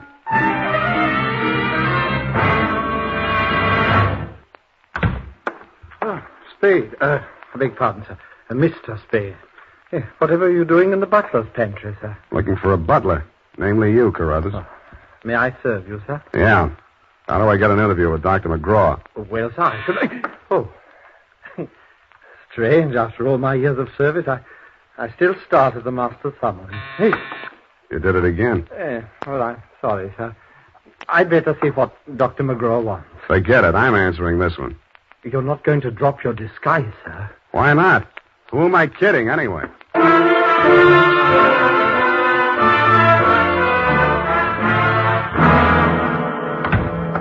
You rang, Dr. McGraw? Oh, I didn't ring for you. I rang for Carruthers. I ordered him to tidy up my office while I was at dinner. And look at it. Looks neat as a pin to me, Doctor. Oh, yeah, sure new here. Chauffeur, eh? I'm only wearing his uniform. Here's my card. Oh, detective, eh? That's right, Doctor. And this one's just about ready to wrap up. Well, you interest me. Go on. I will. I think you've been trying to use that boy as a murder weapon against his sister. Oh, and you call yourself a detective? If you can call yourself a doctor, I guess I can. You've been treating him with narcosynthesis, haven't you? Yes, that's right. Hypnotic drug.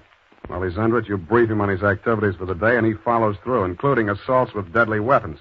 That would be possible with certain very suggestible patients, but I'm afraid impossible to prove. I think I can prove it, Doctor. You shouldn't leave your textbooks lying around loose. I found out the only way Tony could have walked down that stairway to Kathy's beach house without falling would be temporary relief of his symptoms due to hypnotic suggestion. Unquote. I see. What do you intend to do about this theory of yours? What do you suggest? You see this row of buzzers here on my desk? Mm-hmm. This one is for my secretary. This is to summon Carruthers, and when I press this buzzer, two of the most hideous plug uglies you've ever seen will rush into this office, beat you to a pulp, and dump you outside the front gate. That's what I think of your theory. Buzz away, Doctor. I think I like them better than I do you. As you wish.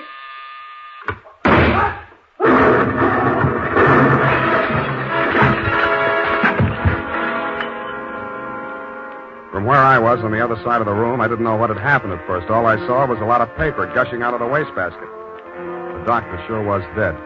His midsection was perforated like a shower drain. And in the wall, spanning out around the end of the room, about a yard up from the baseboard, there was a straight line of holes. I dug into one. What I took out wasn't a bullet. It was a perfectly round steel ball. Then I remembered the wastebasket, the paper flying out of it just before the explosion. In the bottom of it, I found the answer. The base of a steel mechanism with German lettering on it. It was a wartime anti-personnel mine that the GIs called the Bouncing Betty. The United States Armed Forces Radio Service is presenting the weekly adventure of Dashiell Hammett's famous private detective, Sam Spade.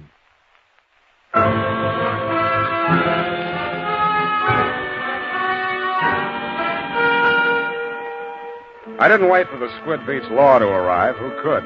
I went straight back to San Francisco. You, Lieutenant Dundee, were waiting at my office. Morning, Sam. Hello, Dundee. About that McGraw killing, Sam. Mm-hmm. The chief down at Skid Beach has asked us to cooperate with the department down there at Skid Beach. Squid Beach, Dundee. That's right.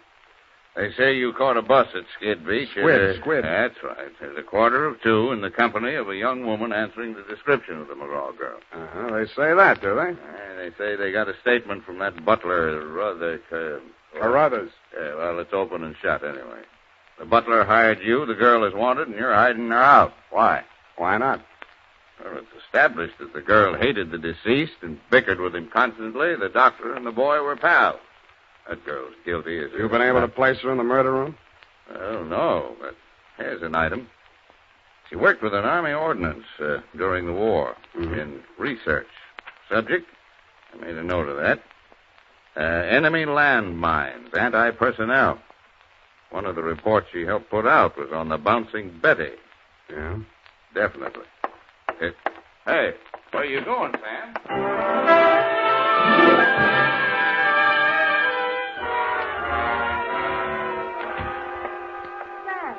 Sam, it's been so lonesome cooped up here all day. Why didn't you tell me you were with Army Ordnance during the war?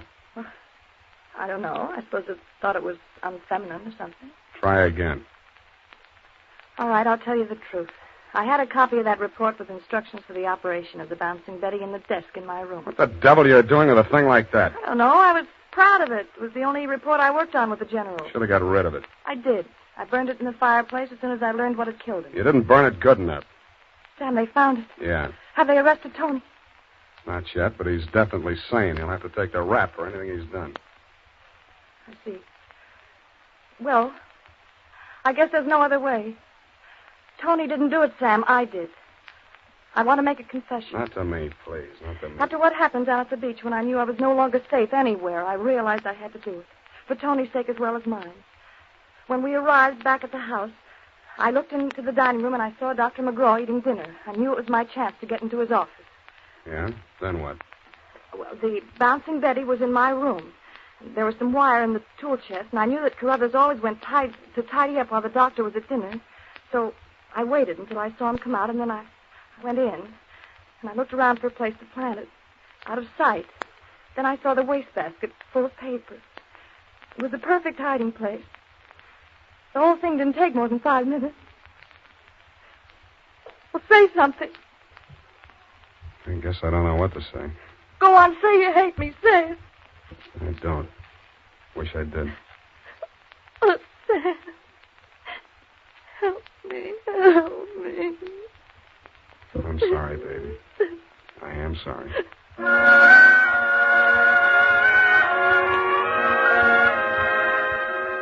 I don't know how long we sat there. I held her in my arms until she cried herself out, then we just looked at each other. I knew if I put it off another minute, I wouldn't call you at all, Dundee. So, with my arms still around her, I reached for the phone. Homicide. Lieutenant Dundee, this is Sam Spade. Lieutenant Dundee. Hello. Hello. Give me that. Lieutenant, this is Catherine McGraw. I wish to make a full confession in the murder of my stepmother. I walked out while she was still talking to you, Dundee. I knew she'd wait for you, and I didn't want to be there when you took her away. As I walked over to my office, everything she'd said kept coming back to me. I could see her sneaking into her brother's room and getting a contraption out of the cabinet. I could see her hiding behind the door until Carruthers came out after tidying up McGraw's office, dumping ashtrays, emptying wastebaskets. And that's as far as I got. I went back to my office to wait. And sure enough, 20 minutes after the papers hit the streets with Kathy's confession, the door opened and he came in. Well, sir, I believe it's turning a bit raw out of doors. Gardner was saying only this morning that we should order out some shrouds for the Sapiglosa Sinuar, sir. Am I discommoding you, sir? No, Carruthers, I've been waiting for you. With your permission, sir. The ashtray. Just dump it in the wastebasket. Well, I am gratified to note that your secretary has been looking after things and has emptied your waste paper basket. This is right and proper. Quite. Yes, sir. And, speaking of waste paper baskets... Allow me, Carruthers. You have come to apprise me of your part in the death of the late Dr. McGraw. Am I in error? You've already divined my purpose, sir. Yes, it was I who placed that infernal machine. In the wastebasket, Carruthers, yes, I know. It struck me as a bit of poetic justice that the buzzer, which that dreadful man used as a symbol of his despotism, should be the instrument of his own destruction. I'm sorry, Carruthers. I'll do all I can. No need, sir. No need. I'm aware that there is no final justification for taking the law into one's own hands. Every man is entitled to trial by jury of his peers. But where, Mr. Spade, where could be found 12 good men and true who would allow themselves to be called the peer of that monster, Dr. McGraw?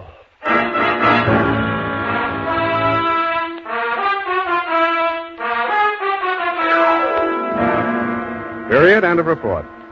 Sam, there must be some mistake. Mistake, Effie? Mistake? Well, the butler can't be guilty. That's old-fashioned. He was an old-fashioned butler, sweetheart. Where today can you get help like that? Somebody who empties the ashtrays, keeps the waste paper baskets clean, tidies up around the place. Well, I'd be only too happy to do the same for you, Sam. I know you would, doll. But considering what happened to Mr. Carruthers' employer, Effie, you mustn't allow your mind to dwell on such matters. It's wicked. Sam! Who emptied an ashtray in that wastebasket that I just finished cleaning out? Pay it no heed, sweetheart. I'll buy you a silent butler. I'll go type that up. Here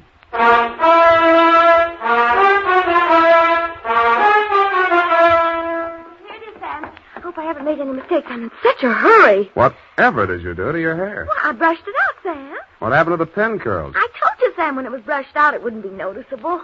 Hours of torture sitting under a hot dryer for something nobody will notice. But, Sam, it puts bounce in your whole makeup. I get it. The bouncing Effie caper. Oh.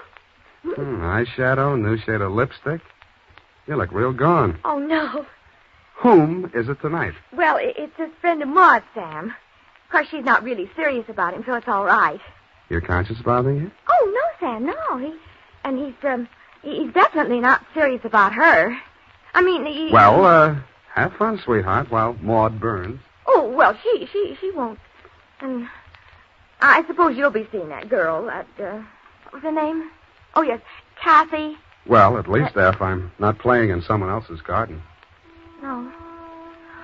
Well, have fun anyway. Good night, Sam. Good night, sweetheart.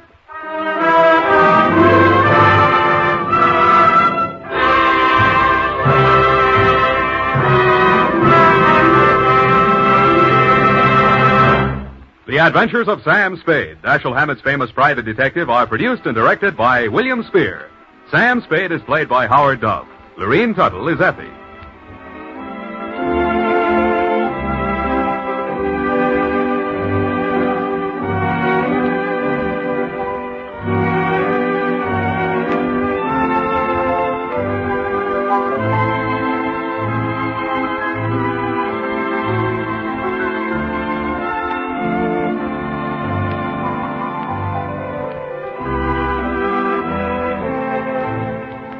The Adventures of Sam Spade, Private Detective, is a presentation of the United States Armed Forces Radio Service, the voice of information and education.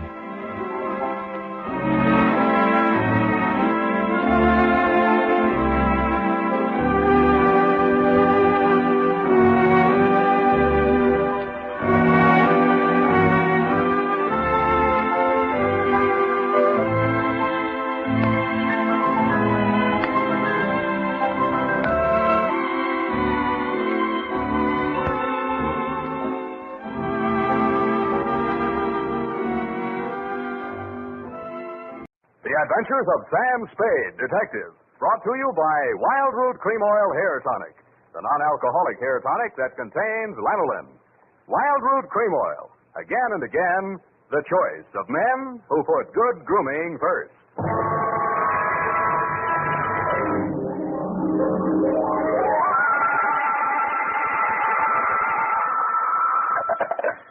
Sam Spade Detective Agency. Are you still there? I believe that interpolation is hardly rhetorical, Mr. Spade. To what have you been up, if you'll pardon the expression? And has that girl regained her facilities? I wouldn't know, but her faculties are as good as ever, if you'll pardon the expression. Mr. Spade, sometimes I think you're a regular philanthropist. Don't you mean philanderer? How much money did you make out of that case? Well, I broke even anyway. That's what I mean. You're a philanthropist. Well, you know best, Bernadine. By the way, was that man really murdered with the buzzsaw, or was that just publicity? He really was, Bernadine. Why? There just happened to be one lying around. Oh, I don't mean that. Why was he killed? For the Wheel of Life. Oh. You're not going to ask what that is? Some curio, no doubt. Listen, Bernadine, the Wheel of Life is, oh, well. I suppose I don't have to tell you to stay where you are. Just sit quietly with your book in your hand, and I'll be right down to dictate my report on the Wheel of Life paper.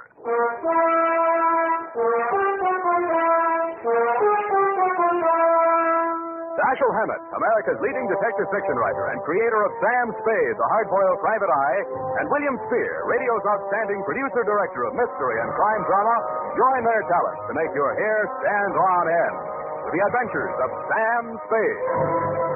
Presented by the makers of Wild Root Cream Oil for the hair. Come on, mister. Give the gals a break. Treat them to a look-see at a really handsome head of hair. Neat, well-groomed hair, the way yours is going to look when you spruce up with Wild Root Cream Oil Hair Tonic. Famous Wild Root Cream Oil grooms your hair neatly and naturally, relieves annoying dryness, removes loose, ugly dandruff. So, how about it, men? Why hold off any longer when now's the time to get Wild Root Cream Oil Hair Tonic? Again and again, the choice of men who put good grooming first. And now, with Howard Duff starring as Spade, Wild Root brings to the air the greatest private detective of them all in the adventures of Sam Spade.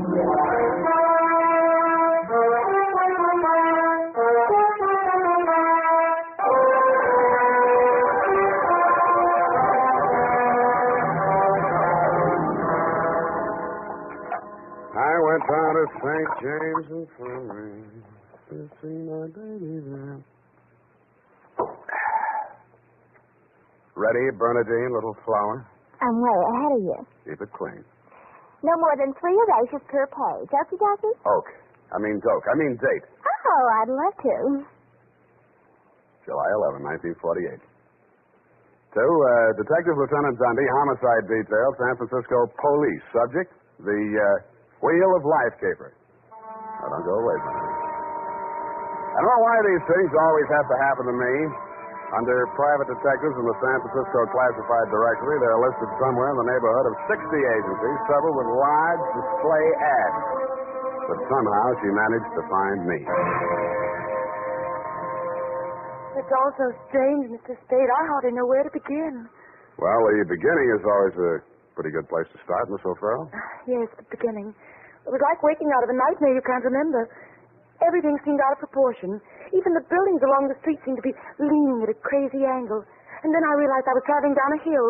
I looked wildly around for something to help me get my bearings. There was a street sign, O'Farrell, stuck in my mind, so I gave it to your secretary when she asked for my name. Uh-huh. And what's your real name? I don't know. I don't know who I am, where I came from, or where I'm going.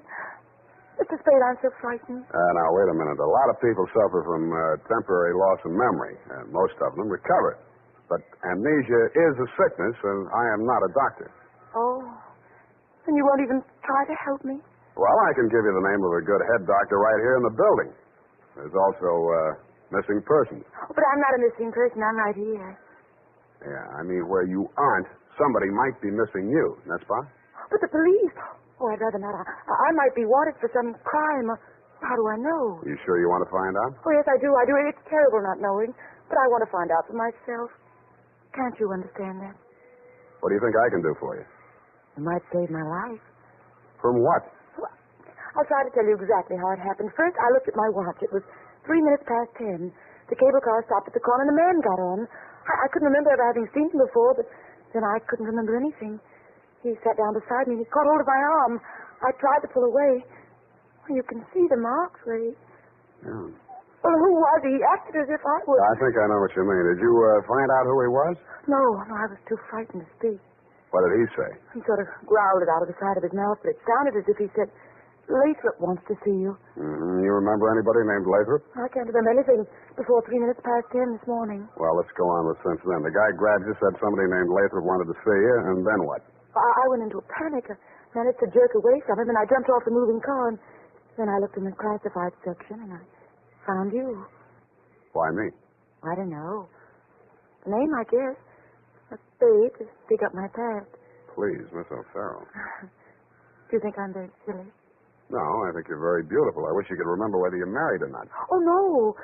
Well, at least I have no wedding ring. What have you got? I mean, besides what's visible. Well, I couldn't find much of anything. I went over my clothing. There don't seem to be any marks of any kind. Mm-hmm. Well, you got any money? A little over $300. Let's have it. The purse, too. All right. Lipstick, aspirin, bobby pins, Kleenex. Nothing here. They couldn't have been bought in any drugstore. Powder. Hey, what kind of powder is it? Then there was this in my coat pocket. Match folder. Sailor's Rest Bar, Hotel Calcutta, 1100 Embarcadero. Little number written inside. 120. What's that, a room number? I don't know. My purse, you have to destroy it. Here's $10 of your own money. Buy a new one. Wow. To find something? Coin, Chinese bit. Good luck piece, probably sewn in by whoever made it, maybe in China. That ring any bells? No. No, I'm afraid not. Shoe. What? Your right shoe. Let's see it. Take it off. You aren't going to tear it up the way you did the purse, are you? Dust. Plaster dust. Is that a clue? I don't know, is it? I'm not a detective. Well, you are in this case, baby. If it doesn't mean anything to you, it doesn't mean anything. Oh, it doesn't. That's everything. What am I going to do? Well, let me see. First, we better give you a name. O'Farrell's all right. You look like, Lana would do, but no, that's in use. How about Poppy for forgetfulness? Poppy O'Farrell. That's a funny name. I think so. I think I like it. You do? I think I like you, too.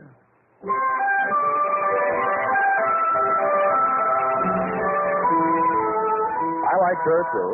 There may have been blanks in her brain, but the rest of us figured. In the elevator, I started adding it up, and by the time we reached the street floor, it came to quite a tidy sum. Where are we going, Sam? Far, I hope. But first, we're going to find you a place to stay. Oh, yes, we must be practical. No use overdoing it, huh? Oh, no, Sam, I didn't mean... Oh, wait. What's the matter? You remember something? That man, the one who followed me this morning, he's standing right out there waiting. The one in the straw hat leaning against the newsstand? Yes. Where are you going, Sam? You stay here. I just remembered something I hoped I could forget. Hello, Shuggy. What brings you back to town? Do I know you? That doesn't matter. I know you. The name you were using when you blew this down was Shuggy Bellows. You wouldn't take the risk of showing your face here again unless the caper was worth it. Just had a big nose. Keep it clean. You've been trailing that girl all day. Why? Dame? What dame? Who's Lathrop? I don't remember. Okay, I'll give you a chance to think it over. Hey, officer! You dirty stomach yelling. No, no, you don't. What's going on here? Break it up. Oh, Mr. Spade. Is this fella giving you trouble now? Yeah, what kind of a beat are you piling here, Clancy? Letting a cheap grifter like this walk around with an arm-tip full of guns? Or are they handing out permits to characters like these? Well, no. How about that, son? Have you a permit now? And a goat copper. Oh, so one of them clever lads he is. Well, come along, me bucko. There goes me chaplain. Give you your lumps now. Okay, I'm coming. Better now. What's your oblige, Mr. Spade? I'll pay you for this, Thomas. And a goop to you, too.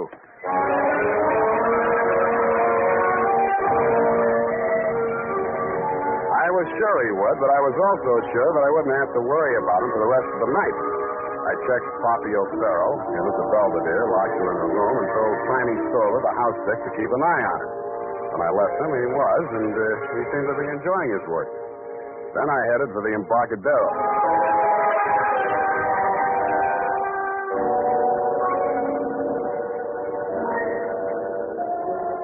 I found the Hotel Calcutta, but I couldn't find the lobby. There wasn't any. It had been squeezed out by the Sailor's Rest Bar. So I tried the bosun-type bartender. Howdy, mate. You got business aboard? Yeah, where do I find the purser? Hey, one ashore. All the officers went ashore except the janitor. He's passed out in his bunk. Oh? How about the passengers? You're in the thick of them right now. They spend most of their time and their money right here. Which one belongs to 120? You a dick? Yeah, but I got $10. Well, what I can tell you ain't worth it, but thanks anyway. He stayed in his cabin. I only saw him at once. That's when he went ashore. I says to the deck steward, that's room clerk to you, who's the general? He says, name of Korolenko. I noticed him because he was a real creep, see? 6'4", of solid brass. His head stuck up in the air, and he didn't move nothing from his stern to his shoulders. A real Frankenstein. Do I keep it then? Yeah. Do I get a look at his room? Yeah, sure. Go ahead. Who's stopping you?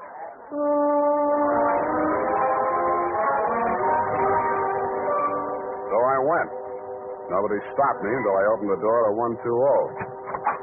Then I stopped myself. It was an inside room with one small window and an air shaft. It looked as if a flurry of snow had blown in. The floor and the rest of the flat surfaces were sprinkled with a fine, dirty white powder.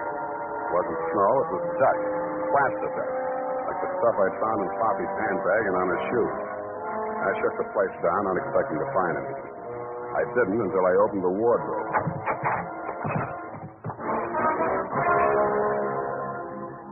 It was the body of a well-dressed ship surgeon, but his uniform was rumpled, torn, and bloodstained. From the look of him, his throat had been cut. I wondered if Poppy would be able to jog her memory that far back. When I found the murder weapon, I hoped she couldn't. I really did. It was not a knife. It was not even a razor. It was an electric buzzsaw. That's for it.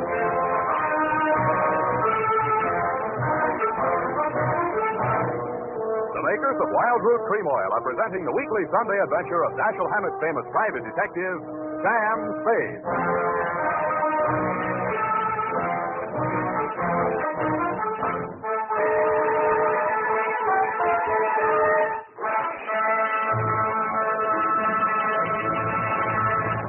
If you want the well-groomed look that helps you get ahead socially and on the job, listen.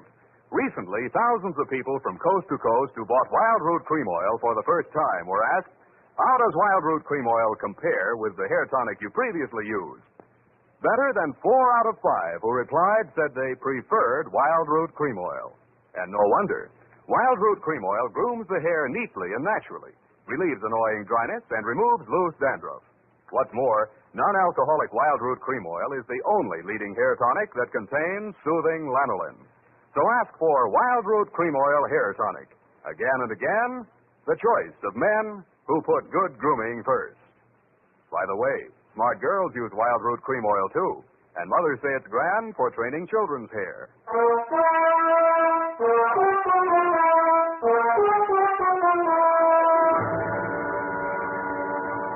And now, back to the Wheel of Life caper, tonight's adventure with Sam Spade.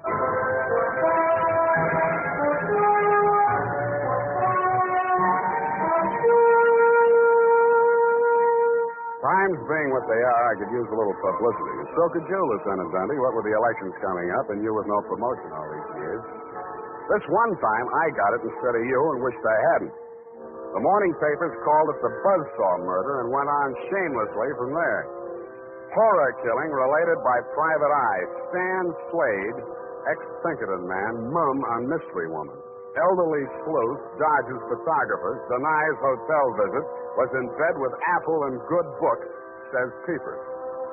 There wasn't a word of truth in it, mainly because nobody could get at the facts. I wasted most of the day down at headquarters trying to find out what name Shuggy Bellows had been booked under. Then I dropped in at the Belvedere. Poppy had checked out. I decided to get back to my office and drink poison. I hardly got the desk drawer open when a sobering influence walked in. It was a Mr. 6'4" of solid brass. The Frankenstein who had been described to me by the bartender as the occupant of room 120. Excuse me. I am Koryenko. Please, I shall sit down. I am so heavy. Make yourself at home. Oh. Mr. Spade. Spade. Excuse me. I am so heavy. I am Koryenko. So you told me. I'm really Spade myself. So, why are she hiding from me? Who? That girl, Miss Paget. Her I am paying 1 month in advance, $300 American. Me, she have deserved. I am not rich, only moderately wealthy. But you understand, it's not question for mortgage alone. That ship's doctor, he was most kind to me. He cared to me even after I arrived. Now he are dead for his pains, his dirty trick. Yeah, I know how you feel. Now, if you'll take it a little easy, I think we'll get farther. You say this girl's name is Paget, and she traveled with you. From Macau, where she is the Florence Nightingale for Portuguese hospitals, forcing me to employ her, all others being Chinese nuns. That figures. You sick? No, only I am so heavy. They are breaking my back in traffic accident, rickshaw collusion. You're wearing a plastic cast? Yes, like a turtle. I am closed with my neck sticking out. Look, see? Now it is better as before. The ship's doctor trimmed the rough edges with buzzsaw. Buzz, buzz, buzz, I can walk. But it's like shoot from armor, for which I alive. Look.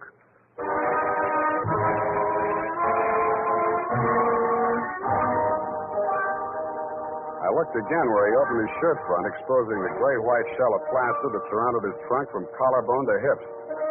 In a 6-inch circle over the left side of his chest, I counted 4 bullet gouges. I dug one of the slugs out and examined it. It was .32 caliber.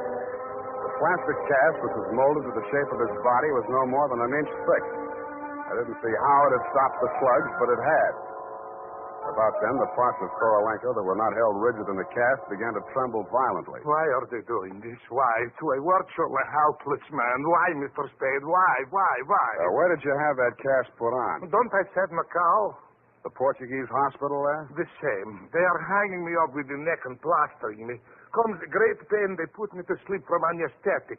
I are waking up in ambulance arriving at shipboard. Why you wish I should tell you my operation? More important things we should be discussing. I think so, too. I think Miss Paget and her friends had something they wanted to smuggle out of Macau and into San Francisco, and you're it. Oh, excuse me. I am not comprehensible. Look, I mean, while you were out with the anesthetic, they planted the goods, whatever they are, in or under your cast. Oh, that is why I am so heavy. The wheel. The what? The wheel. Look, I'll show you. He hauled a manila envelope out of his overcoat pocket and waved it in my face. I took it over to my desk and fished out the contents. It was a set of X-ray films. 3 of his spine showing the fractures, 4 of the skull, 3 I couldn't figure out, and 1 of his rib cage, only something new had been added. In silhouette, it looked like the wheel off of a child's wagon. What is it, this wheel? What to do? 6 months I must remain in this straitjacket. If I remove it, I die. If I keep it on, they kill me to get their smuggle. Well, you look to me like the luckiest man alive. That wheel, or whatever it is, saved your life by stopping 4 slugs. But still, I shall die. How shall I die? When shall I die? Your best advices, please. Korolenko, I think you'd better die right now. Excuse me? It's the only safe place for you. The morgue.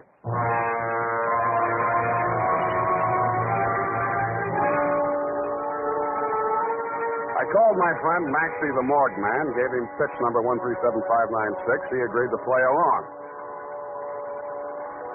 An hour later, I stood on the curb, head bowed, hat in hand, as the morgue wagon drove away into the gathering mist. Best station away, What do you want, Shuggy? I want to blast this gun straight through you, and I will if you give me any excuse at all. You sound like you mean that, Shuggy. You're getting smart, Shamus. I get going. Where to? Mr. Lathrop wants to see you.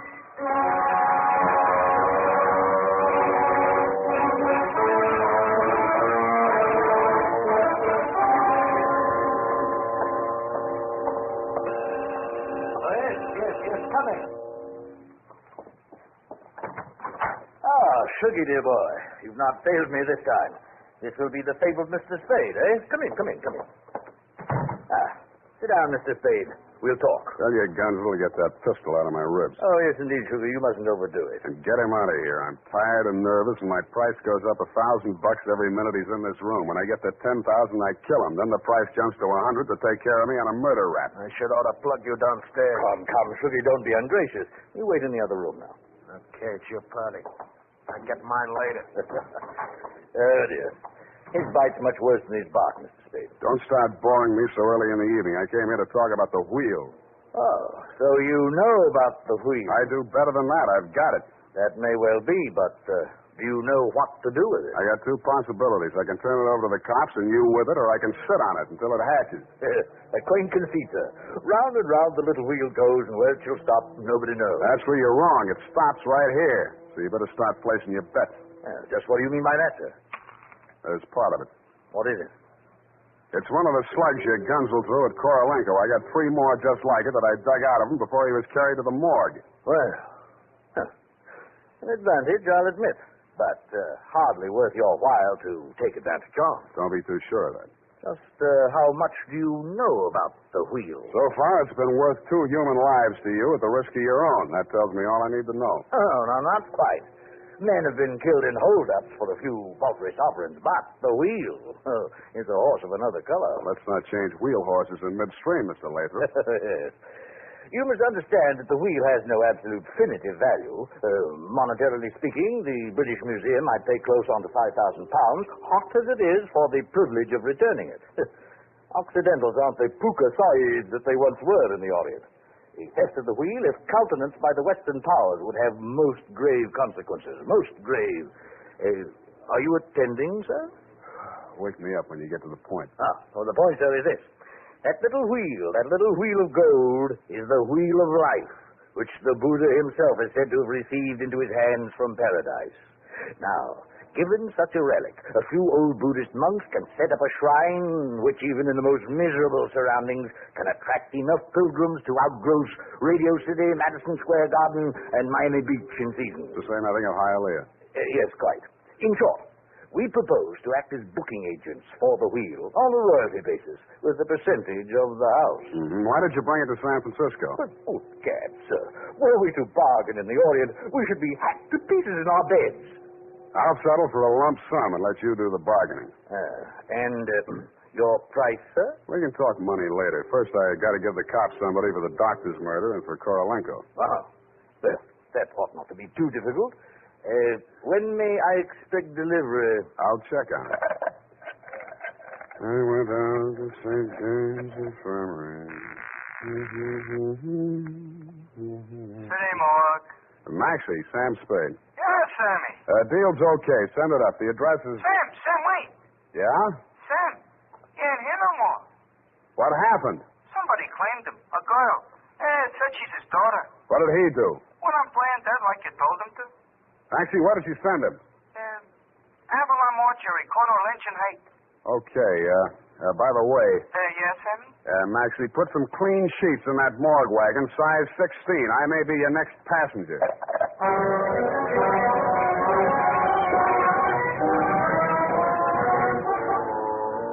At the Avalon mortuary, the night watchman let me in. He said Mr. Korolenko's daughter had brought an overnight bag and was keeping a vigil by his bier in slumber room number 7. I approached on tiptoe. Just as I reached the door, I heard the most terrible sound I've ever heard. It was a buzzsaw fighting into plaster. How deep, I didn't like to think. I did the first thing that popped into my head. I grabbed up a lamp from a console, smashed the bulb, and plunged it into a vase of flowers. As luck would have it, slumber room number 7 was on the same fuse box. As luck would not have it, I was facing a desperate woman in the dark. I hugged the carpet while she emptied her gun. I hope she didn't have a spare. I forgot about the buzzsaw. The room lighted up momentarily from the lights inside my head, and I staggered back against the wall.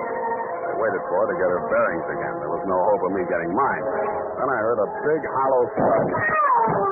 The whole room shook, and the lights went on. Poppy O'Farrell and/or Paget lay on the floor under the stony weight of Korolenko plus 60 pounds of plaster. Help! Help! You're crushing me! I can't. I'm so heavy. You comfortable there, Korolenko? Comfortable in such situation? Do you ask the turtle? Are he comfortable? Is Faker on bed of nails? He's equally here as elsewhere. Yeah, okay. Just hold her there until I get a statement. And he did. Item, statement by the aforesaid. It was like waking out of a nightmare you can't remember. Everything seemed out of proportion. That was her story, and I had to admire the way she stuck to it. But if you keep trying, I'm sure she'll get back enough of her memory to confess that she planted the wheel of life in Korolenko's turtle shell when she decided to double-cross Shuggy and Latham.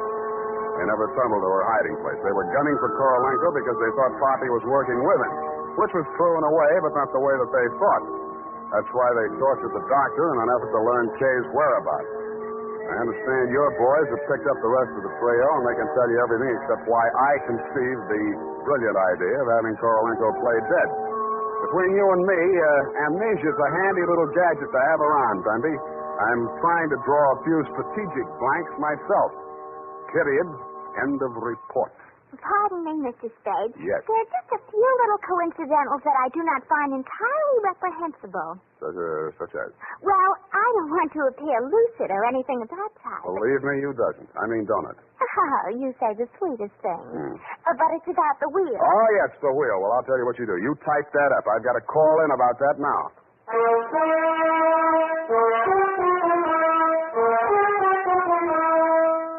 Tonight, when you're making out your must-do list for tomorrow, why not include a reminder to get Wild Root Cream Oil for the hair? Honestly, men, you'll be delighted with the neat, natural way Wild Root Cream Oil grooms your hair. The way it relieves that annoying dryness and removes loose, ugly dandruff. Just try it and see if I'm not giving you a good steer. Make a note right now to call at your drug or toilet goods counter for Wild Root Cream Oil. Get the big economy bottle and the handy new tube that's easy to pack when you travel. Also, ask your barber for a professional application of Wild Root Cream Oil Hair Tonic.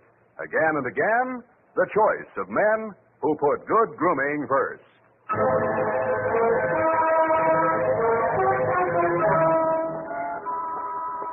Did you ascertain the lowdown on the wheel of life? I certainly didn't. No, we won't know about that for 6 months. Because definitively, I mean definitely, that plastic cast has to stay on him.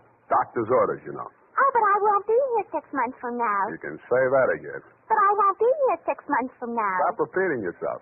But you just said you can say that again. Yeah, Just as distinctly as if I was sitting here. That's what I like about you, Bernadine. A woman of distinction, that's what you are. Well, if you want to take me dancing, why don't you just say so? Bernadine. It's leap year, and I always say discrimination is the better part of value. You are absolutely corrupt. Well, I'm glad I'm right about something. Good night, Mr. Spade. Good night, and I'll say if it kills me, sweetheart.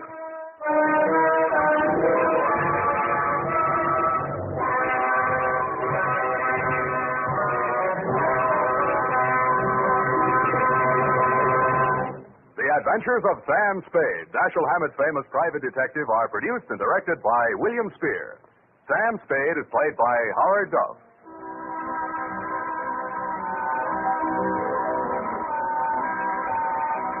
Adventures of Sam Spade are written for radio by Bob Tallman and Gil Dowd, with musical direction by Lud Gluskin.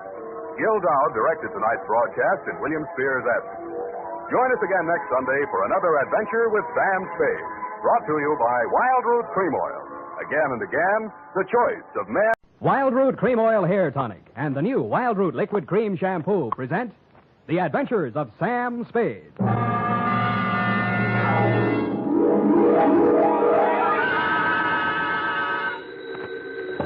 Sam Spade Detective Agency. Me, sweetheart. Oh, Sam. I'm glad you're back in town. So am I, Effie, so am I. Confidentially, I didn't think I'd make it. Confidentially, that is. Was it dangerous, Sam? I should say it was. Why, for the past 24 hours, I've been at it hammer and tongs over hill and dale, through shot and shell. It was enough to turn any ordinary man's blood to ice and his hair pure white. Oh, that sounds terrifying, Sam. I wish it had been only terrifying, Effie. It was blood-curdling, spine-chilling, hair-raising. I was bored. It was also rural and countrified. Well, what happened, Sam? Tell me. You've heard of the Martins and the Coys? No. And the Boston Massacre? No. Custer's Last Stand? No. Well, put them all together, and they spell what I'll shortly be in to dictate, a report which I call in a burst of clever literary plagiarism, The Farmer's Daughter Caper.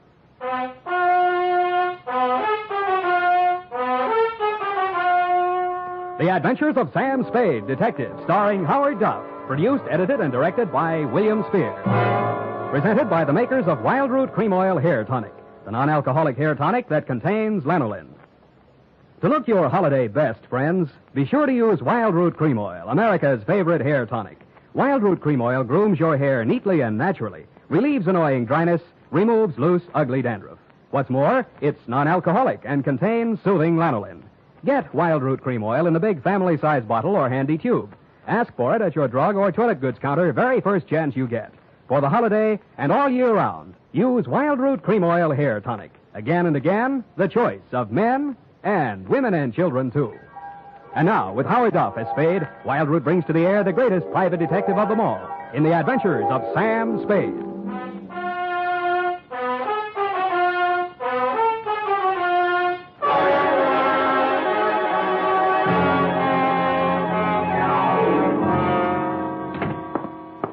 Effie, I'm right here, Sam. pull up all the shades. All right, Sam. Now, turn on every light in the place. But it's daylight. Do what I say. All right, Sam. Now, check the closets. But what for? For snipers. What do you think? All right, Sam. Nobody here. Okay. I guess it's safe to come all the way in. Oh. What's this all about, Sam? I don't understand. Effie, it's just that I don't ever want to be caught in the dark again, especially when people are shooting at me. I want to see every nook and cranny of every square foot of land that surrounds me. Sam, who was shooting at you? Where? They were shooting from the left, from the right, from up above, down below, everywhere.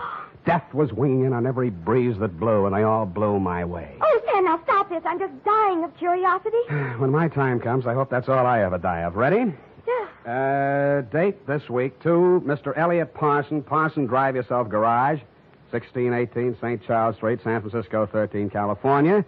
From Samuel Spade, license number 137596. Subject, the farmer's daughter caper. Dear Mr. Parson, I fear you have an explanation coming, one that you can pass along to your insurance company as to why the car I rented from you last week appeared as late as it did and in the condition it did.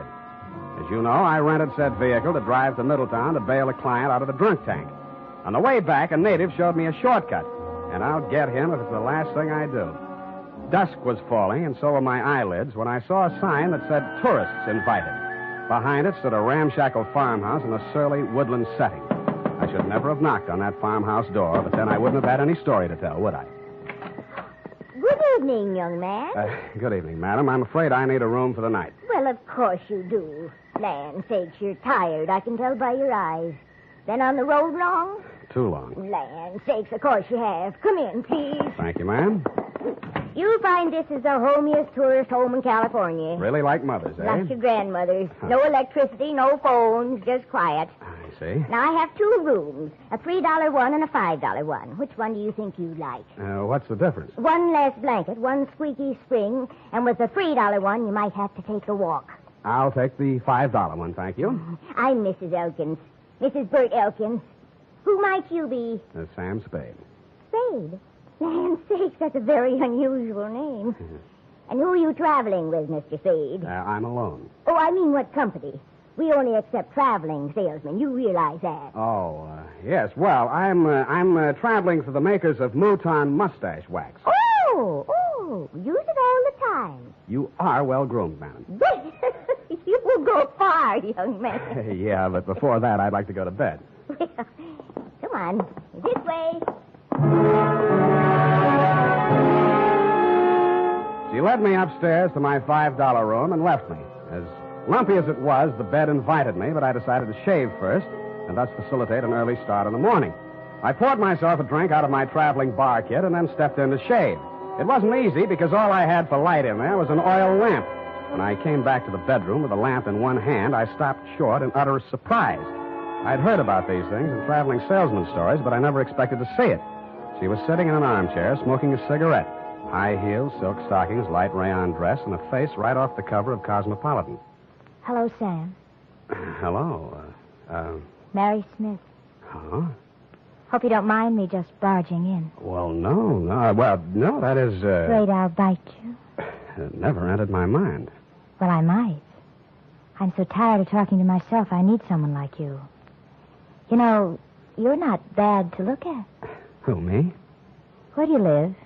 What do you do for a living? Well, I guess you'd call me independently wealthy. I wish someone would. How nice. San Francisco? There must be some fog on my lapel. Look, Sam, I'll give it to you straight. I want to get out of here, go to San Francisco. Could you take a passenger tomorrow? Well, what would your mother say? She's my aunt. What do I care what she says? I don't belong on a farm. Out in the west, wet pasture ruins my nylons. I'm a city girl, Philadelphia. Why did you leave? My parents died. Look, Sam, I won't be a burden to you. I just want to get to San Francisco. After that, I'm on my own. Sam, take me with you. Please take me with you. You won't regret it. Well, what am I going to do with this lamp? Who cares? Oh, Sam. Well, I thought I'd find something like this going on in here. And what Get out of here. Go back to your room, young lady. Go on. Now, Mr. Spade. It does look bad, doesn't it? Oh, I'm not blaming you, Mr. Spade. Land's sakes, it's her. She ain't responsible for what she does. She's like this all the time. I see. Now, when I go out, you just lock your door. Just keep it locked. But, ma'am, this is a $5 room. A sleepless hour later, I heard something slide under my door. I looked and found it was a note that read, Mr. Spade, Sam, please unlock your door, and when the house is quiet, I'll come and see you. I'm desperate, terribly, terribly desperate. Don't leave me. Give me a chance to tell you what it's all about, please. Stupid me, I unlocked my door, dressed again, and waited. An hour and a half later, I heard my doorknob turning in the dark. The door opened quietly and quickly. Sam, the things that go on in this house, they're insane. Oh. I've been here 3 months. When my father died, I had no money, and because Aunt Maud was my only relative, I came here. And ever since I came, they never let me out of the house for more than an hour. They never let me see anyone or do anything. Why? I wish I knew. 5 days ago, Uncle Bert left early one morning. He hasn't come back since. Aunt Maud says he's away on business. He doesn't have any business. Yeah, well, even so, that doesn't seem strange to me. Then there's my dog. And what about it? It disappeared the same night Bert did. They told me it ran away. I know it didn't. I've had it for 3 years. It never ran away. Well, what do you think? Well, I was sure I could hear it howling somewhere for 2 or 3 nights. Then the howling stopped. I think I know where it is, but I don't know why. It scares me. Well, where do you think it is? Sam, you're going to think I'm crazy right out of my mind, but, well, about 150 yards behind the house, there's a hillside with an old cave in it. Oh, an old cave. I don't know what it's used for, but yesterday I saw the whole front end of it closed with dirt. Sam, they buried that dog alive in that cave. I know it. Oh, wait a minute now. Did you ask Mrs. Elkin? Yes. All she said was the dog ran away and mind your own business. She told me to leave the cave alone. Sam, let's go out there and look. Please. Well... So big, brave, stupid Sam, idiot boy, allowed her to show me the back way out of the house, and we sneaked to the barn together. She found a shovel, and we walked to the cave. When my eyes got accustomed to the dark, I saw the entrance had been covered with dirt, and recently. I took the shovel while she stood watching. I cleared half of the dirt away and worked as quietly as I could, but apparently not quietly enough. A flashlight suddenly hit both of us in the face, and a shotgun barrel flashed in the beam. Get away from there before I shoot your head off. Point that thing someplace else, please, ma'am. Just what do you think you're doing, mister? Digging. Mary, you get back to the house. No. Aunt Maud, I won't. Get back to the house before I count 3, or I'll put a load of buckshot right through you. Now, 1. Aunt Maud, my dog is in there. 2. All right, Now, Mrs. Elkins, suppose you put that gun down and tell me what this is all about. I got one thing to say to you, mister. Get in your car and get out of here, and don't waste any time doing it. But, Madam... Your suitcase is in the car, and your $5 is with it. Yeah, but... Now get, or I shoot you as a trespasser. And I could do it, mister. Land sakes, I could do it. Now get. So I got under guard to my car. I got in and drove off. And Mrs. Elkins stood in the driveway with a shotgun still pointed at me until I was out of sight. I turned left at the first crossroad, parked the car, and cut through the woods back to the farm. I could see a light in the living room. Nobody was in or near the barn. And when I got to the cave, there wasn't a sound anywhere. I picked up the shovel I dropped and started digging again. 30 minutes later, the shovel broke a small hole through into that cave, and a stifling blast of fetid air rushed out, and something leaped out at me in the dark. And it wasn't the dog. It was a human hand on a human arm.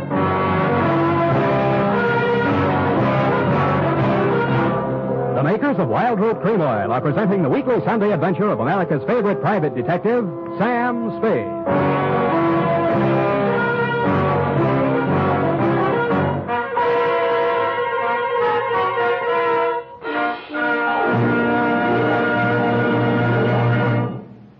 Now, here's important news on good grooming. If you want the well-groomed look that helps you get ahead, socially and on the job, listen. Recently, thousands of people from coast to coast who actually purchased Wild Root Cream Oil were asked, how does Wild Root Cream Oil compare with the hair tonic you previously used? The results were amazing. Better than 4 out of 5 who replied said they preferred Wild Root Cream Oil. Remember, non-alcoholic Wild Root Cream Oil contains lanolin. It grooms the hair naturally, relieves dryness, and removes loose, ugly dandruff. So if you want your hair to be more attractive than ever before, get the new 25-cent get-acquainted bottle of Wild Root Cream Oil, America's leading hair tonic, on sale at all drug and toilet goods counters. It's also available in larger economy bottles and the handy new tube.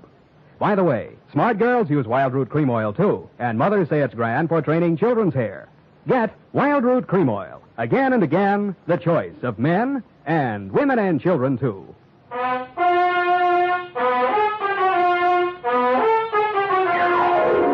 And now, back to the Farmer's Daughter caper. Tonight's adventure with Sam Spade. A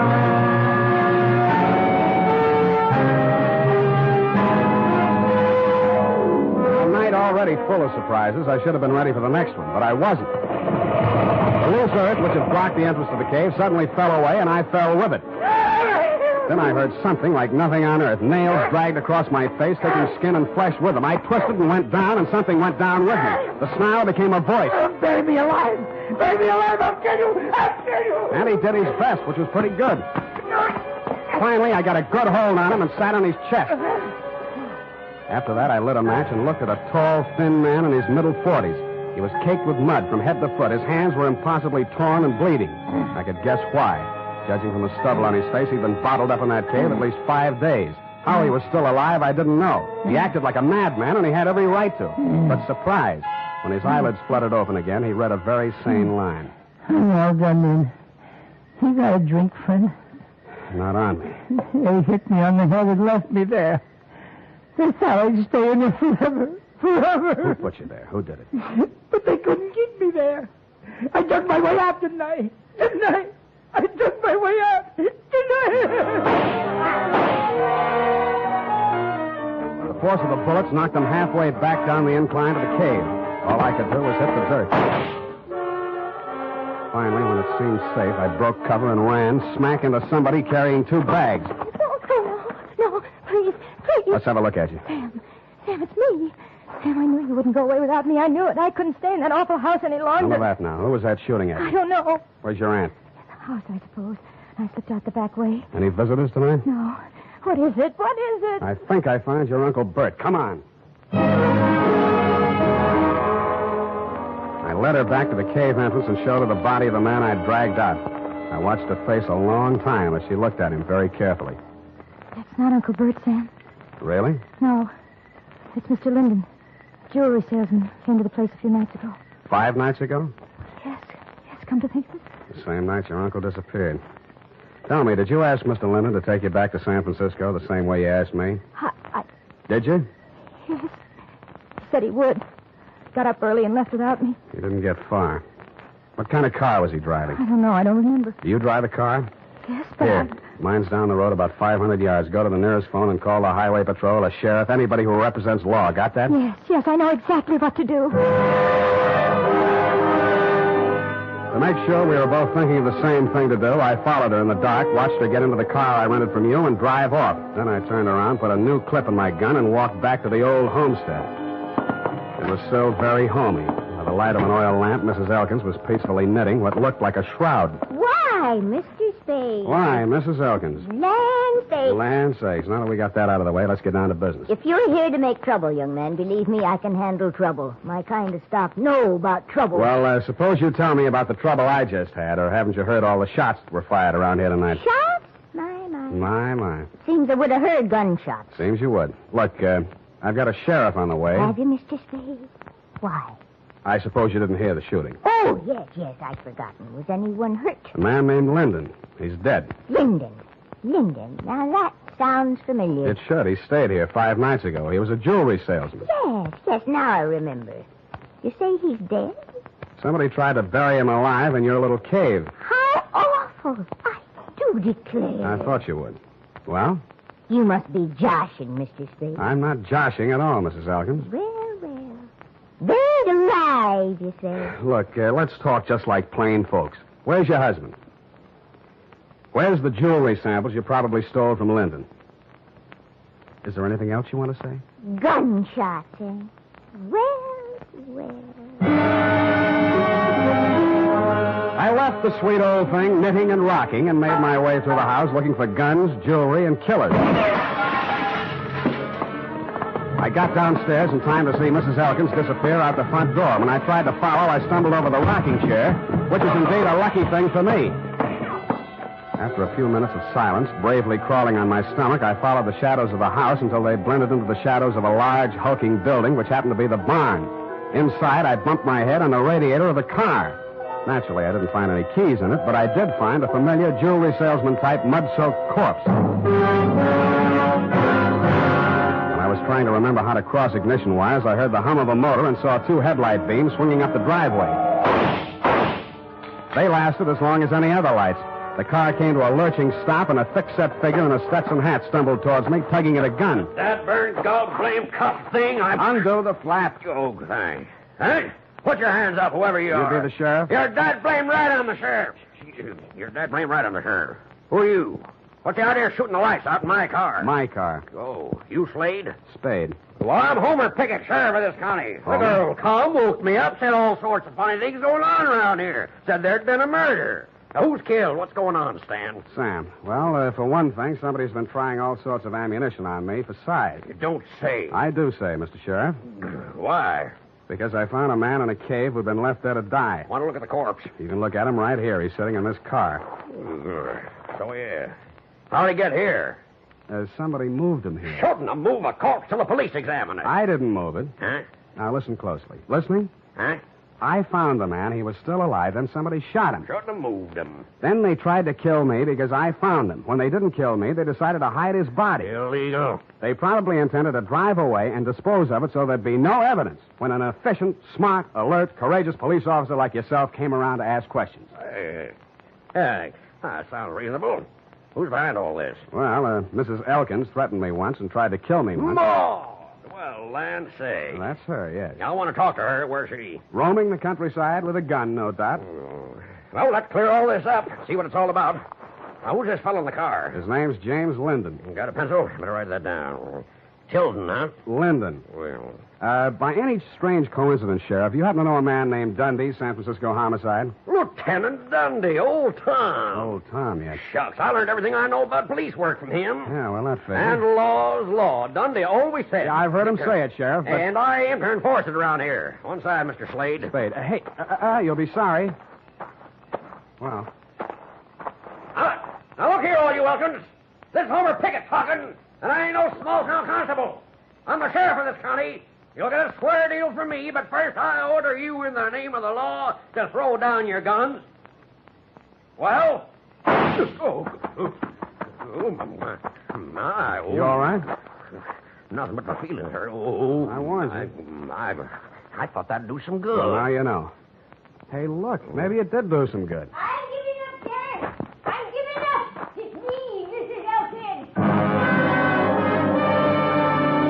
She came across the farmyard as the first light was showing in the eastern sky. Her hands were above her head. One held a shotgun. Get back where you belong, Maud. We could hear, but we couldn't see him. Maud stopped, hesitated for a moment, and then began running towards us. She almost made it.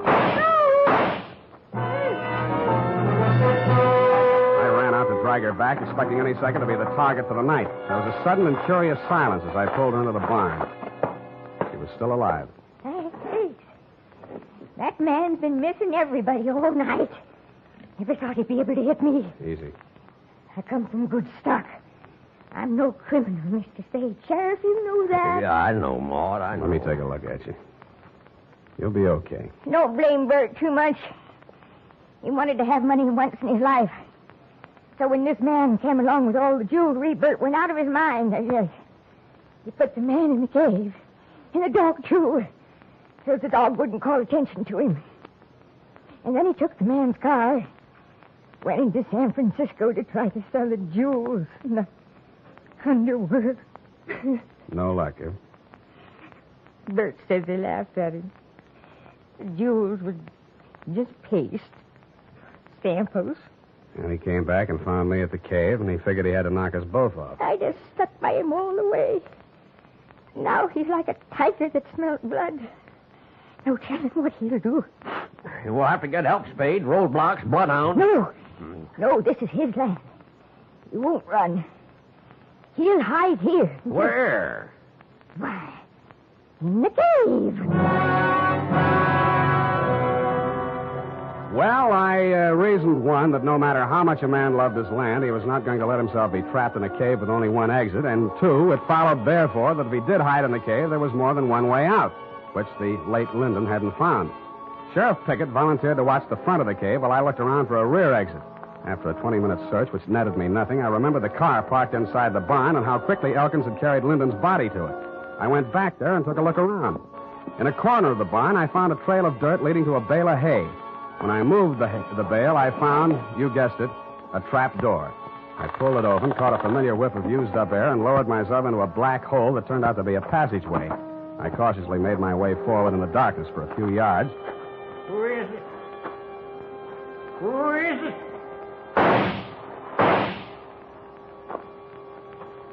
I pressed back against the dirt wall, listening to him approach. When I figured he was close enough, I threw a cloud of dirt toward him across the passageway. His gun flashed and lit up the whole place for a second, and I fired 3 times at the silhouette. I waited, then I went towards him. He was lying on his back. I kicked his gun away, and when I bent over him to feel his pulse, he suddenly came to life. Something crashed against the side of my head, and everything became darker than the inside of the cave. The next thing I knew, I was looking at a pair of red-rimmed eyes. Several minutes had gone by. Thought you was a goner for sure. You ain't used to this country fighting, are you? Is this country liquor, Sheriff? Yeah. Give me. Here. Yeah, country liquor. Tell me, Sheriff, did you by any chance... Well, sure. Of course I did. I got him, Slade.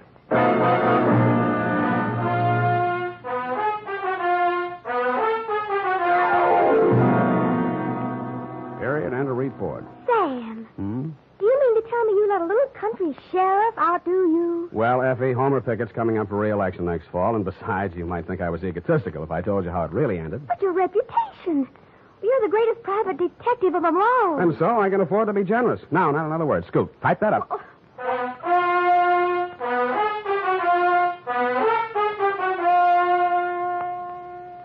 If your supply of Wild Root Cream Oil Hair Tonic is getting low, better make a note to get some more tonight or first thing tomorrow. Remember, Wild Root Cream Oil is the famous hair tonic that grooms your hair neatly and naturally, relieves dryness, removes loose dandruff. Always keep a big bottle or tube on hand. And ask your barber for a professional application of Wild Root Cream Oil Hair Tonic. Again and again, the choice of men and women and children, too.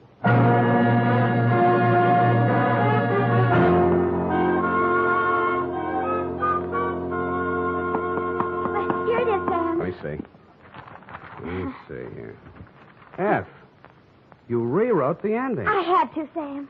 You're much too modest. And Sam Spade, with a knot of cold fury in the pit of his stomach, a vindictive fire in his eyes, stepped wearily over the loose rocks on the cave floor to do battle with the thing that loomed up in the darkness ahead. Mm-hmm. The thing's roar filled the night with terror. But Sam Spade, dauntless and knowing not fear, stepped up to the monster, laughed in its hairy face, and with one quick convulsion of his powerful shoulder muscles, dropped the thing in its tracks. I see. Well, is that the way you think it ended, Effie? Oh, Sam, I guess I was being a little foolish. I'll change it. No, as long as you've done it this way, we'll leave it this way. Can't waste paper. No, I'll change it, Sam. Leave it! Oh! Sam, Yep. I copied that ending out of an old Black Mask magazine. You what? Don't be mad. Come here. Come on. I copied that out of an old whiz-bang. Oh, Sam. Night. Good night, sweetheart.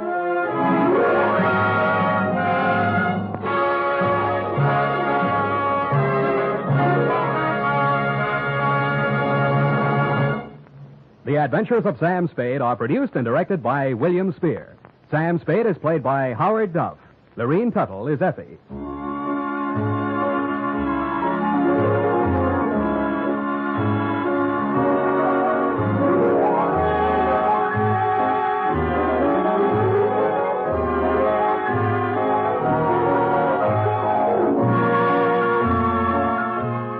Tonight's adventure with Sam Spade was written for radio by John Michael Hayes and E. Jack Newman. Musical direction by Lud Gluskin, with score composed by Pierre and Renee Garrigan. Join us again next Sunday when producer William Spear presents another adventure with Sam Spade, brought to you by Wild Root Cream Oil. Again and again, the choice of men and women and children, too. This is Dick Joy speaking. Here's an exciting new shampoo that's grand for all the family. And here's our own Squeaky to tell you about it. Look at your hair, is it stringy and dull? Does it only cover your skull? The Wild Root Liquid Cream Shampoo is just the thing for girls like you. Gleams your hair, know what I mean, and leaves your hair squeaky clean. Squeaky clean? Squeaky clean. Wild Root Liquid Cream Shampoo.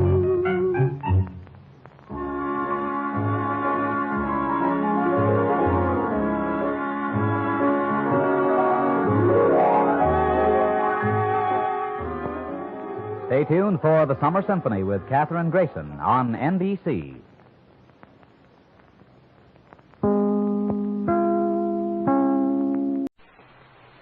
The National Broadcasting Company presents The Adventures of Sam Spade, Detective.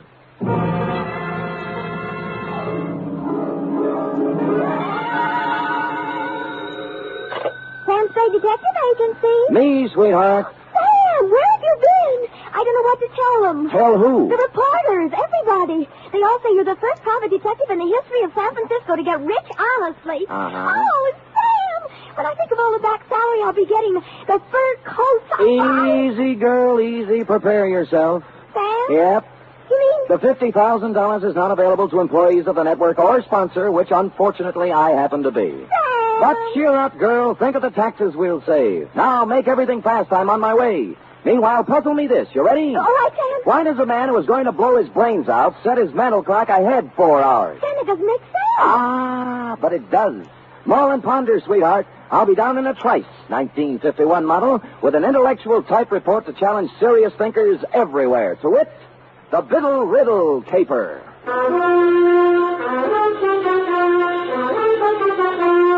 For NBC, William Spear, radio's outstanding producer, director of mystery and crime drama, brings you the greatest private detective of them all in The Adventures of Sam Spade. All alone by the microphone. Effie? Sam, I just can't get anywhere with this. Never kick on the third down, cherub. Give it another try. It's no use, Sam. I'm mentally through. Well, you know best. I just give up. Sam? Huh? What are those funny little bumps on your cheek? Go ahead, guess. Smallpox? Plague? You get warm. Look like little waffle marks. That's what happens when somebody hits you with a microphone, sweetheart. Now, if you look closer, just above the marks, under my eye. Oh, Clearly and distinctly, in reverse, of course, the three letters of a network known far and wide for its hospitality to unemployed private detectives. You mean? Shh, not here, girl. Poise the pencil. Who knows? A sponsor may be listening. Ready? Yes, To Mr. Tracy Abbott, Drake Carlton Hotel, copy to Dundee at homicide. From Samuel Spade, license number 1375596. Subject, the Biddle Riddle Caper. Dear Tracy, it had a nice conventional start, this one. A nice conventional phone call telling me to drop up to room 402 of the Drake Carlton around 3 in the afternoon. But when I got there, I found that over the nice conventional number on the door was hung a temporary sign reading Olympic Radio Productions. Tracy Abbott, editor, director, and producer. Bidding farewell to the nice conventional part, I made bold to enter the door. Abbott, 5'8" of solid Hollywood, was waltzing with what I took to be a musician, composer, or some such. We open cold, Bunny, like this. Now, killer at large. Banging with the theme. Bum, bum, bum, bum, bum, bum, bum, bum, bum. Bum, bum, bum, bum, bum, bum, bum, bum. A great big wonderful chord there, Bunny. Check. And then the teaser. Quote, don't go away, you out there. Stick right close to that radio set of yours, because the next half hour might put $50,000 in your pocket. Yes, $50,000 will be paid by the sponsors of this program for information leading to the arrest and conviction of a killer at large. Tonight, that's it, sustain the chord. Tonight, the murder, tremolo. Tonight, the murder of Carol Stevens. Then, da-da-dee-bum-bum-bum-bum-bum-bum. Check. What's that? Cymbal crash. Do it again. Don't need it. Check. Big, wonderful, lush. That's the word, lush. With scope and sweep and power. I got it. Well, I'll get as lush as I can with 8 pieces. Scope, sweep, importance. Gotta sound important. Check. Oh, I'm Sam Spade, Mr. Abbott. Oh, yes, Spade. Glad to see you. Please sit down. No, on the other hand, you'd better stand up. No time to lose. You have 24 hours to find a man for me. Well, that's pretty short notice. Mr. Spade, killer at large is real. Oh? We keep a sensitive finger on the pulse of the people. Well, that's nice. We deal in real facts, real people, real crimes, and real criminals. Check. Just how do you do this? How do you accomplish all this on the radio budget of today? Now, you see before you, Spade, the mechanical marvel which makes this possible, the tape recorder. You're familiar with the tape recorder? Oh, more or less. Check. Tomorrow night at 9 p.m. PST, with the aid of the tape recorder, we shall reconstruct one of San Francisco's more sensational, unsolved crimes. The murder of Carol Stevens. You mean the burlesque dame 3 years ago? 2 years, 8 months, and 29 days. You remember much about it? Well, let me see. She turned up dead on the floor of her apartment, didn't she? Check. Victim of the well-known blunt instrument. In this case, a bronze bookend carrying the bas relief of Abraham Lincoln. Much ado. Headlines by the yard, a parade of witnesses, but no arrests, period. Fine. Now, what about me? Our show, Spade, is made up of the simple, honest, spontaneous statements of the witnesses themselves. Mm-hmm. We're set on this one except for one man, the most important one in the case, of course. Oh, who's that? Jimmy Biddle, the doorman at the Broadway Burlesque, at the time the Stevens girl was killed. Oh. Knew her, some say he loved her. Top suspect until he came up with an alibi. Our advance men have combed the city for 2 weeks trying to find him, but no luck. So he's blown town. That's what I thought until this morning. You mean you've heard from him? I heard from someone who said he was Biddle. He also said he knew who killed Carol Stevens. And he wanted the $50,000. Right. I mean, check. Oh, fair enough. Well, that's what you advertised, isn't it? Not to people who hang up when you get curious. If it was Biddle, I've got to record his story. I want him here by 8 tomorrow night. Check? Well, since you keep bringing it up, check. Yes. You can make it out for $100.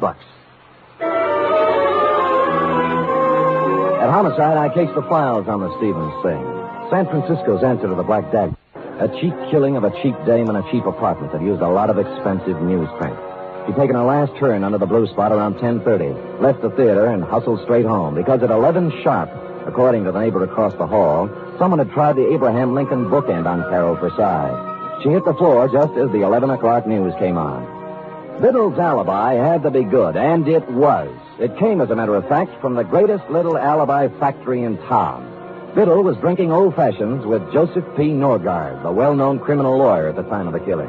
So I trotted over to Norgard's office on Market Street, found him tied up, and settled down in the waiting room next to a gimlet-eyed youth in a neon-striped suit who looked like he made a living sticking up crap games. He was filing his nails. Buddy. Yeah, buddy? You sure you're in the right office, buddy? Positive, buddy. I just thought I might save you some trouble, that's all. Sam Spade, ain't it? Hey, you're a smart kid. I try hard. I still think you'd be wise to blow. Now, this is quite a turn you do, buddy. Study nights with Richard Woodmark. Sam, I told you I want to save you a bad time. You're a nice guy. Thank you. Must be a lot of things you can do around town to make a buck without coming here. Now, why don't you lift it out of that chair? I'm not going to do it, Mr. Norgard. And that's final. I'll get with you later. Bye, buddy.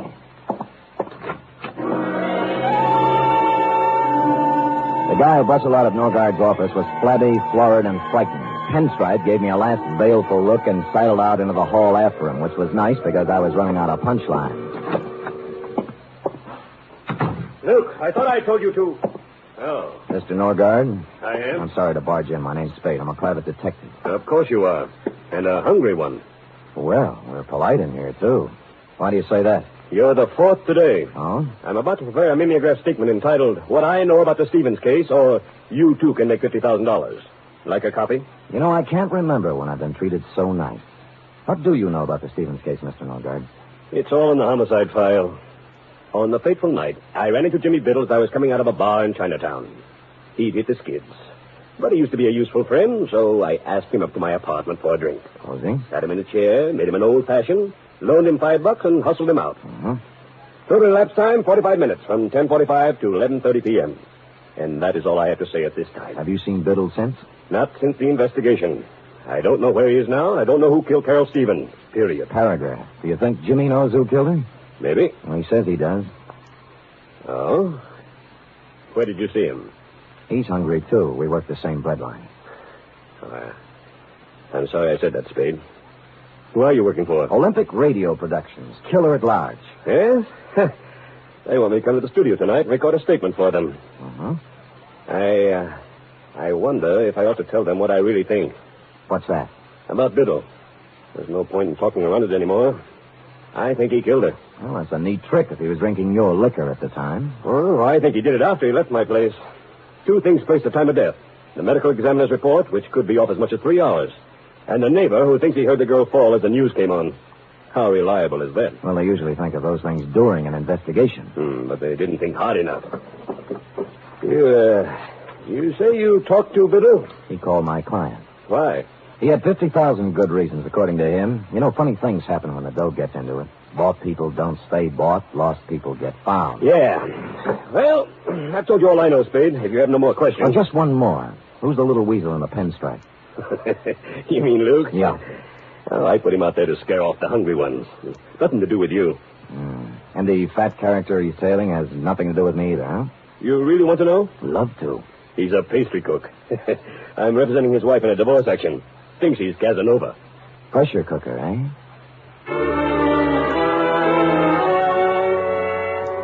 Shoving Norgard, Pinstripe, and the flabby pastry cook in the look-up later section of my hat band, I took off for Biddle's last known address, a boarding house on Pacific Avenue. There I held hands with the landlady long enough to learn that A, she hadn't seen Biddle since a few weeks after the murder, but B, when last heard of, Biddle had gone on from the burlesque dame to something even more extremely female.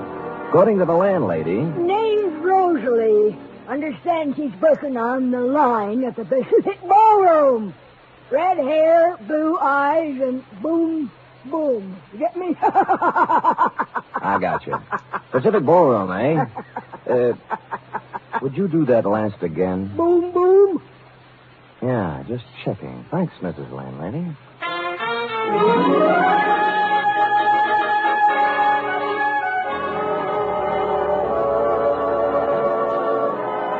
Hello? Am I the lucky girl? Well, you look like your name ought to be Rosalie. Oh, you're psychic. Got your tickets? Here, let me know when they're used up, huh? Don't worry. Hey. You know you're a pretty good dancer? Arthur Murray, class of 1906. Only I didn't come here to dance. Oh. I'm looking for Jimmy Biddle, you know him? Yeah, I know him. You a cop? Not exactly. Oh, what's the difference, cop and no cop? You'll find him one of these days. Where? In the bay, maybe. Or the morgue. He knows it. That's the funny part. He knows it, and he can't do anything about it. It's got him. Rosalie, baby, look, I'm not... That's enough about Jimmy. Let's dance, huh? That's what you're paying for, isn't it? Well, come on. Where is he? You're wasting your time. I won't sell him out. I'm through with him, but I won't sell him out. Oh, here's your ticket.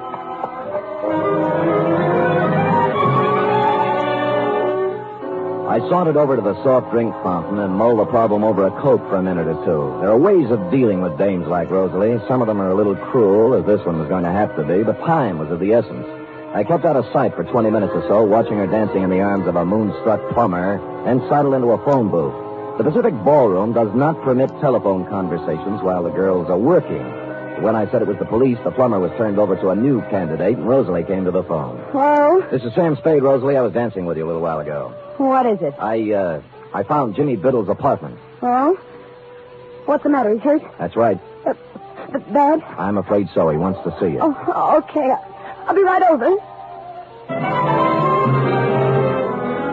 She didn't stop for a rap, just plowed a zigzag furrow through the mob at the main door and climbed into a cab at the curb. The driver must have been an old fan of hers, because they were almost out of sight by the time my cab got rolling, and that's the way it was across Market Street and all the way out Van Ness to the marina. Her cab was pulled up in front of an apartment on Jefferson Street, and she'd just gotten out when we slid in behind them. Hiya, you want to go up together? But you said you... I'm sorry, honey. I know it was a dirty trick, but now that's no way to be. You shut up.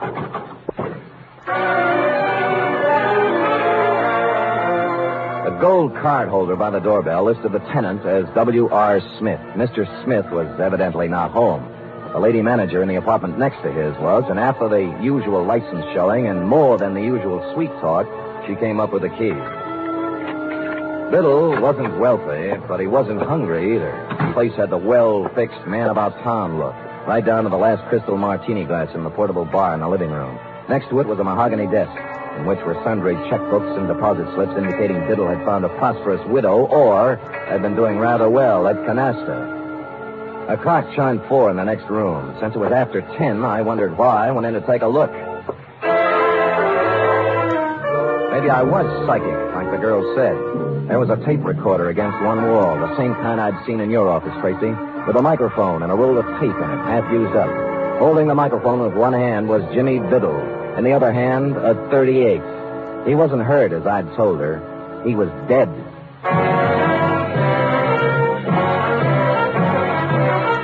You are listening to the weekly adventure of radio's most famous detective, Sam Spade.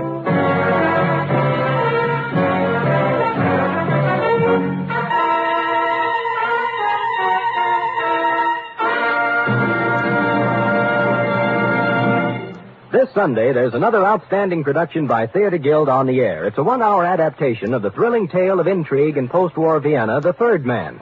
Joseph Cotton and Senior Hasso star in this Theater Guild on the air broadcast. And Sunday over most of these NBC stations also means The Big Show, an hour and a half of the finest in comedy, music, and drama.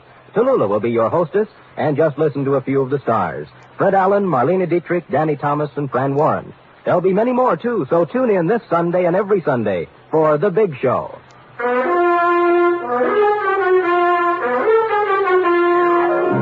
And now back to the Biddle Riddle Caper, tonight's adventure with Sam Spade.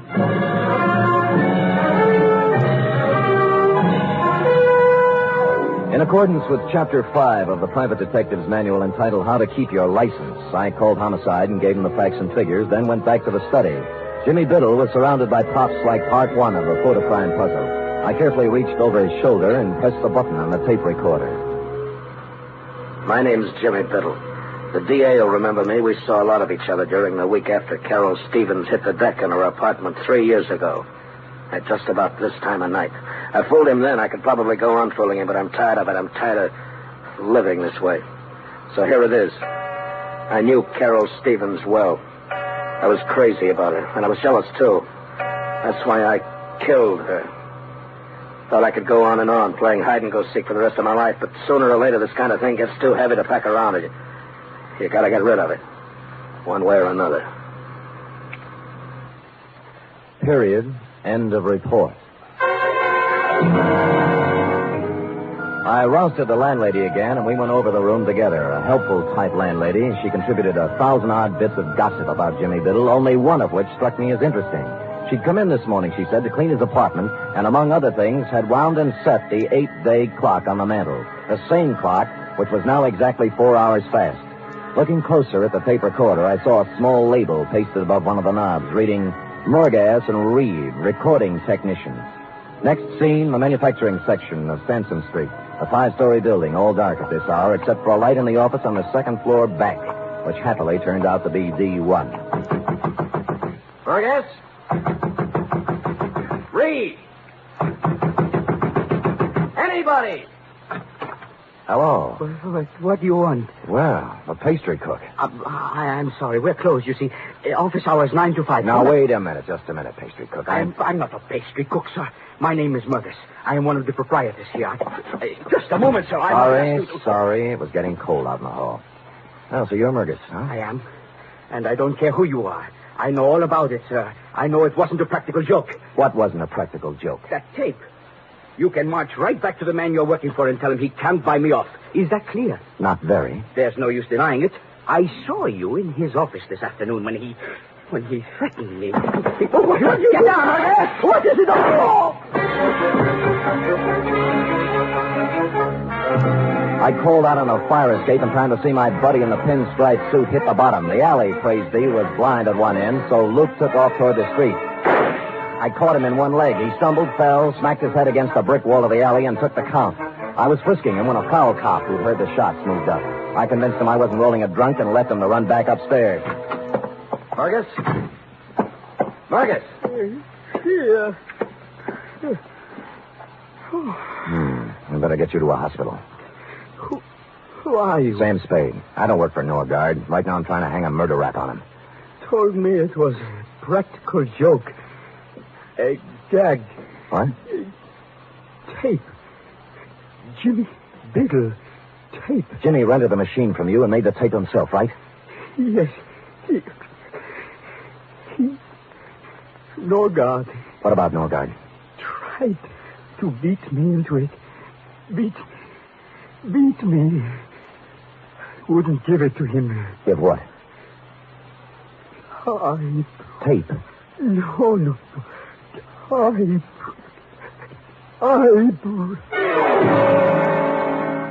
He tried the point of the desk as he passed out, and so to this already bubbling stew, we had a crucial typewriter.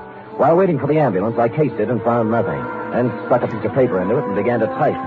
4 quick brown foxes had jumped over 4 lazy dogs when the sound changed. I looked closer, then tackled a messy job I always leave to my secretary. I hate to play with typewriter ribbons, but this wasn't a typewriter ribbon, since said ribbon had come to an end and I was pecking away at a piece of sound tape.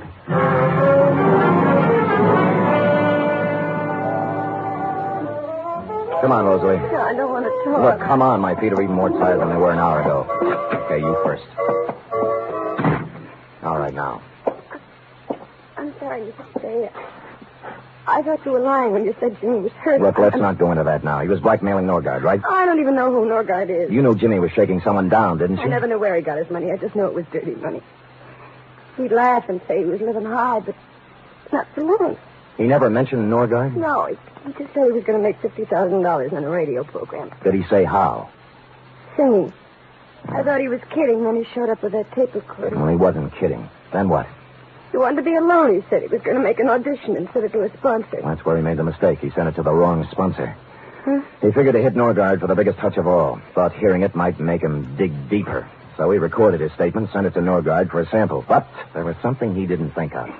What do you mean? He should have studied up on his tape recorders, baby. With a pair of scissors and a good technician, Jimmy's eyewitness account turned into a first-class confession.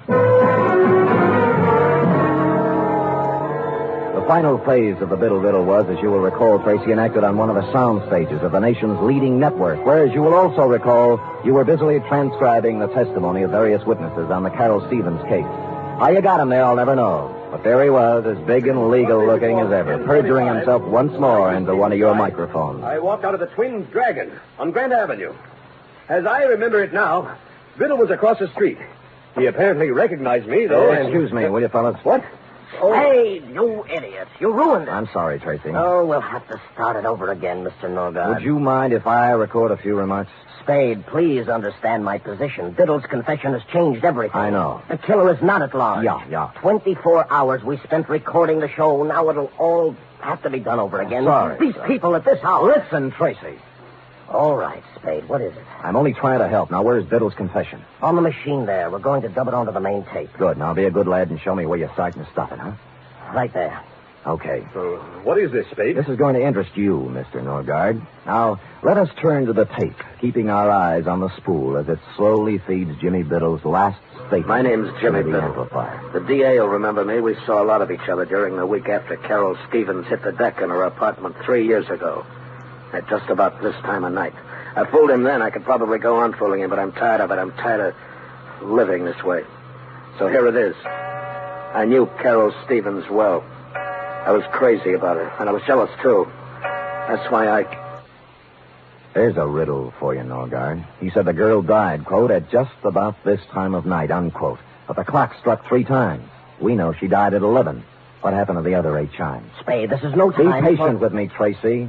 What about it, Norgard? Well, how do I know? The man was crazy, maybe. No. He wasn't crazy. Stupid, but not crazy. So we take this spool of tape off and put this one. What's that? This is the part that was cut out. Got it from the guy who did the splicing job for you, thinking it was a practical joke or something. Sam, do you know what you're saying? Yeah, but Biddle says it better. The last thing we heard was I was crazy about her, and I was jealous, too. That's why I killed her. Only he didn't say killed her. Just, that's why I... We're standing outside in the hallway of her apartment the night she died. I'd seen her leave the theater with a guy I recognized. I followed him home to her place. Heard the argument, everything, but I had no idea he'd kill her until I heard her hit the floor. Door busted open then, and he came out looking like a crazy man. He didn't even see me. He just ran down the back stairs as fast as he could go. I went in and saw her lying on the floor, dead. I could have killed him then, but I thought of something better. He's good pay. The cash comes right on time. But I'm tired of living this way. So there's the story. The man who killed Carol Stevens... That's right.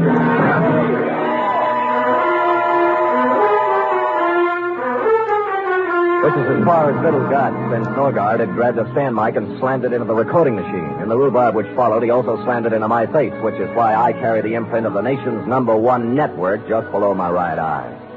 So that's about the crop, Tracy. Norgard and Pinstripe now lie cheek by jowl in the jail hospital trying to think of an honest lawyer who'll defend them. While you, Tracy, with a 3rd round of interviews before you, are considering tossing out Carol Stevens and doing the shooting of Dan McGrew. Period. End of report. Sam, how unfortunate. Unfortunate? You never got to explain about the clock. It was 4 hours past. Why, sweetheart, that's self-explanatory. The clock said 4, you see? But it was 12. Biddle had been dead an hour, which makes it 11. Carry 1. Subtracting 4 from that leaves 7. 7. And assuming he'd been there an hour before that makes 6. Sam, what relentless logic. Just like Ellery Queen. Effie, on this program, we do not plug rival products. Now go and type that up while I figure this out. Scoot. Yes.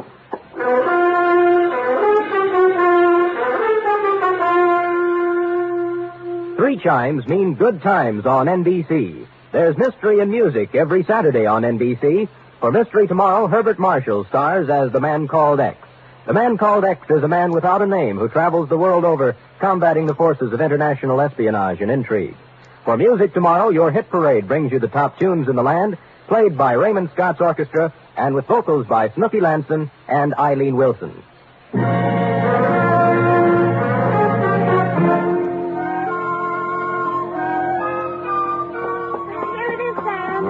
Thank you, dear one. I see by the furrows in your brow that you have not as yet solved the matter of the missing chime. Oh, why Norgard set the clock ahead when he shot Jimmy Biddle? How to approach this? You realize Norgard cut a hunk out of the tape, removing Biddle's eyewitness account, setting him up as a suicide, right? But Sam... Don't make me change my grip there. Though Biddle, by his own statement, made the recording at the time of the murder of Carol Stevens, to wit, 11 o'clock. Now, in cutting out the crucial words, Norgard also had to cut out 8 chimes. This, he realized, would be noticed. So he set the clock ahead to make the number of chimes jibe. Chimes jibe.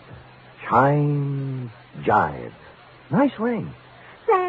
Hmm? Will it be all right with you if I just say I understand when I really don't?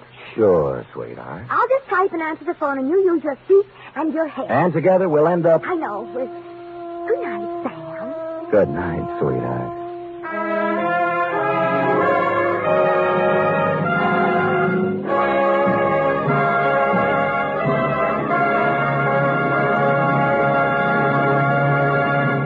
The Adventures of Sam Spade are produced, edited, and directed by William Spear. Sam Spade was played by Stephen Dunn. Lorene Tuttle is Effie.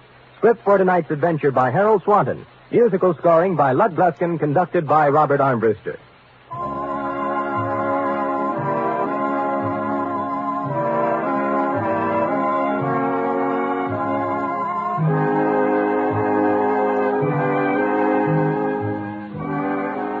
Join us again next week, same time, for another adventure with Sam Spade. Enjoy The Magnificent Montague, then Duffy's Tavern on NBC.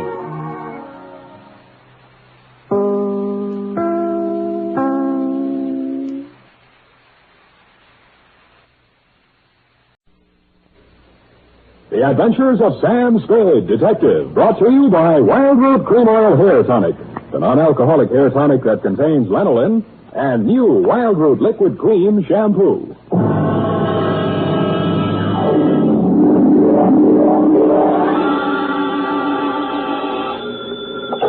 Sam Spade Detective Agency? It's me, sweetheart. You heard of pulling a rabbit out of a hat? Yes. Well, I pulled one out of a pickle.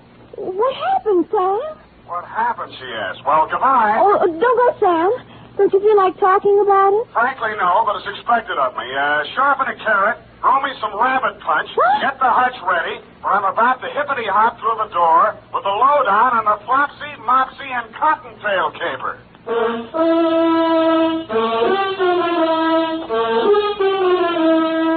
Dashiell Hammett, America's leading detective fiction writer and creator of Sam Spade, the hard-boiled private eye, and William Spear, radio's outstanding producer-director of mystery and crime drama, join their talents to make your hair stand on end with the Adventures of Sam Spade. Presented by the makers of Wild Root Cream Oil for the hair. Say, Mother, if you get a special thrill out of buying things the whole family can use, then stop at your drug or toilet goods counter for a big family-sized bottle or tube of Wild Root Cream Oil, America's favorite family hair tonic. Dad, Junior, Sis, yes, and you yourself, Mom, will find Wild Root Cream Oil ideal for grooming the hair neatly and naturally, for relieving dryness and removing loose dandruff. So, Mom, ask for it tonight or tomorrow for sure. Wild Root Cream Oil Hair Tonic. Again and again, the choice of men and women and children, too. And now, with Howard Duff starring as Spade, Wild Root brings to the air the greatest private detective of them all in the Adventures of Sam Spade.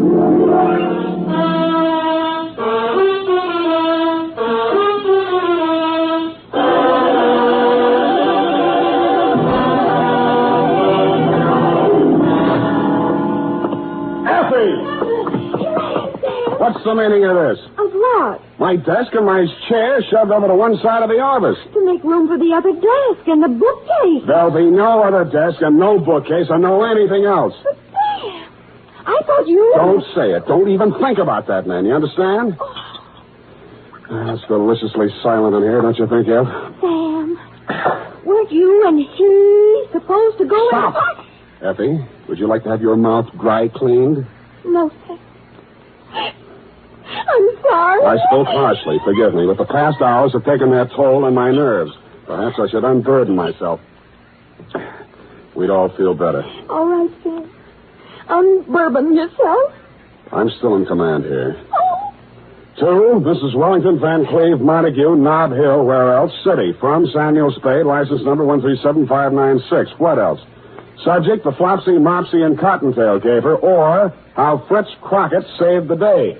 My dear, dear Mrs. Montague. It all began Thursday afternoon when I entered my office and discovered a tall, wiry young man sitting in my chair with his feet up on my desk and sampling my office bottle. Hi. The pose was so familiar for a minute I thought it was me. Hello, Sam. I'll be with you in a minute. Have a seat. Thanks. I think I will. The one you're sitting in. You see, the detective sits in that seat and the clients sit over there. Well, that qualifies me for this seat, then. I'm a detective. I see. Well, the detective we like in this office is Sam Spade, see? He pays the rent, he hires the secretary, he earns the money, and he sits behind his desk. Now, on your feet. Okay. But with two detectives around here and only one detective's chair, it's going to get a little crowded. Mind if I have a drink? Out of my glass? Oh, sure. Here. You know, we better make a note to get another glass, too. And some scotch. I don't care much for that bourbon. No self-respecting detective drinks scotch. And put this down. We'll need another desk and new paint job on these walls. Oh? I think something bright. Robin's egg blue, maybe. Soothes the nervous clients. And a bookshelf. You got that, Effie, dear? Or am I going too fast? No, Put it all down, Fritz. Desk, paint, bookshelf, scotch. That too, Effie? She's a doll. Wait a minute, that's my line. After I work with you a while, Sam, you'll appreciate me. So long. I'm great. Bye. You need me. Why? Because we'd be an unbeatable team. With high talent and your luck, we couldn't miss. Luck? Ever hear of Fritz Crockett? Chicago Fritz Crockett? Yeah. Never heard of him. Oh, Sam. Look, you're making a mark in your hometown. Now, why do you want to work for me in San Francisco? I lost my license in Chicago. Got caught on the hot side of a political battle. Worked for the losers, and the winners framed me for my license. Oh, gee, tough kid. I can't get a license in any state until I clear that mess up. And so I have to work under somebody else's. Figures, but why me? Because I've kept my eye on you, Sam. I like the way you're developing. I think you could work well with me. Gee, thanks. Well, your application's received. Now, give me a couple of years to think it over. What's the matter, Sam? Afraid I might cut your reputation in town? You found me out. But anyway, bye. Chicken, huh? Look, you want to compare scrapbooks sometime? A really good detective's got to be an actor. I play any style. Listen, we're following a Russian countess to recover Gorky's original manuscript of the lower depths. I meet her in the lobby of the St. Mark, disguised as an itinerant caviar salesman. Countess Natasha Bishakov. Oh, here in San Francisco, my dear. How long has it been? 8 years, 12 years. Have you forgotten little Andrea so soon? Andrea, sorry, no casting today. Well, look, you gotta be an actor, Sam. Look, we're dealing a mortal blow to the gun-running career of Don Jose Ortega Sanchez, the notorious bandit king. Don Jose, you have run your last peace-loving border countries. Yeah. I am powerless to prevent your execution.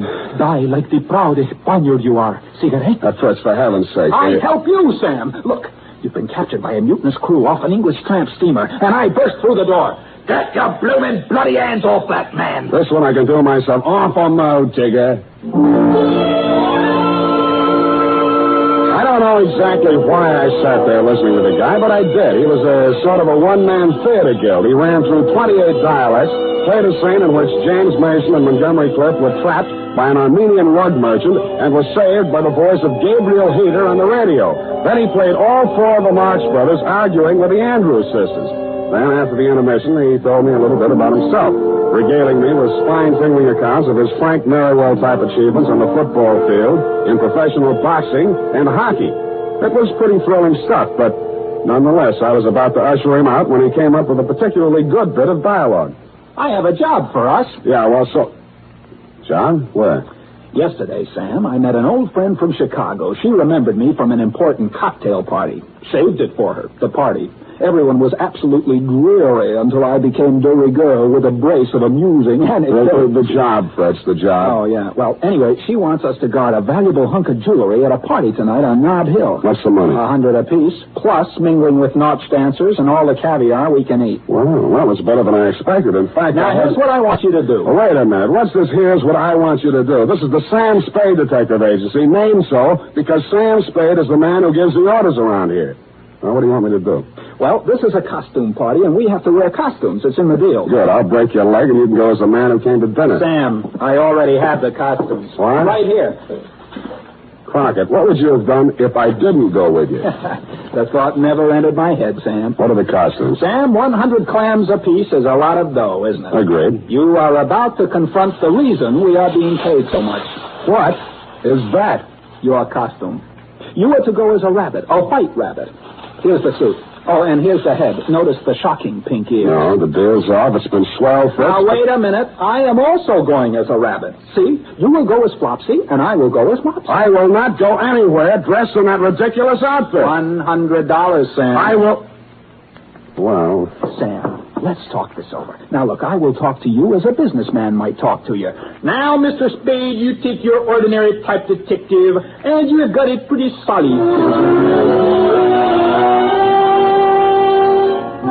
We talked and talked, and around 8 o'clock that night, I found myself still talking and walking up the steps of your Knott Hill mansion, Mrs. Montague, cleverly disguised as Flopsy the Rabbit, paw in paw with Mopsy Crockett. My headpiece covered everything but my eyes, nose, and mouth, and I was grateful for that. When I passed the doorman, I was tempted to say, what's up, Doc? But Fritz said it ahead of me. He walked in as if this were his personal hutch, and you, Mrs. Montague, cruised over to us. Here, my little bunny twins, aren't you both just darling? Yeah. Which one of you is Mr. Spade? Well, I'm Mr. Crockett, Mrs. Montague. Mopsy. You remember me from the Nesbit soiree, Ronnie and Benita, or maybe it was Gypsy introduced us, n'est-ce pas? Oh, yes. Oh, and Flopsy here must be Mr. Spade. I've always wanted to meet him. Thank you, Mrs. Montague. I am the straight man. How do you like my costume? Well, there's not another one like it in town. I'm the only wooden imp in San Francisco. The trees will swoon. They will. Oh, you... Mrs. Montague, perhaps you could suppose to outline our job. Well, of course, Mr. Crockett. Myself, Mrs. Arlington Crippen McGill, and the famous Spanish artist Julio Duriego are going to pick the woman with the most fascinating costume. Search no farther. It could be no one but you. Flatterer! I'm not eligible. Oh. Then, at 10 o'clock, we will have the grand parade. The winner will lead the parade wearing a small jewel-studded crown. Oh, darling. Diamonds and memories and all sorts of amusing things. Well, this crown once belonged to Josephine of France.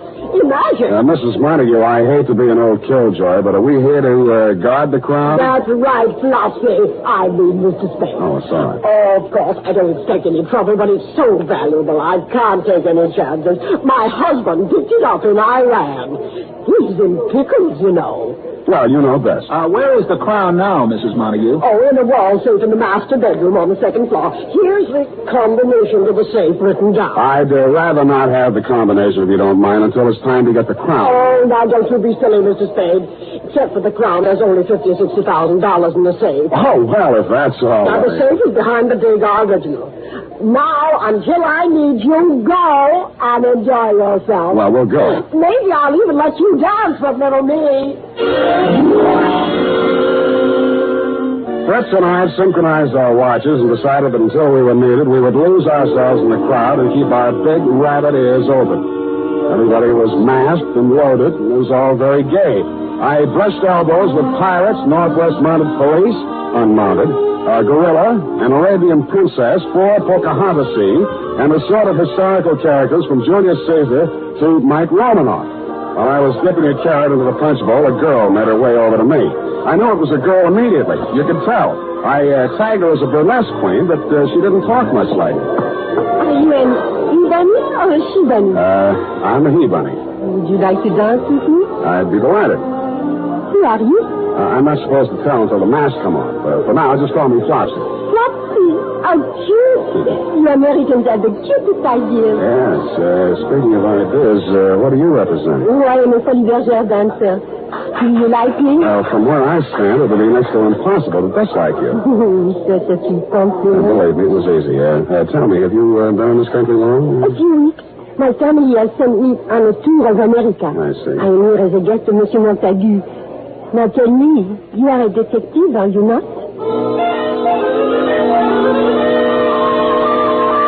As much as I regretted doing it, I hastily detached myself from Miss Foley's Bergère of 1949. How she knew I was a detective puzzled me.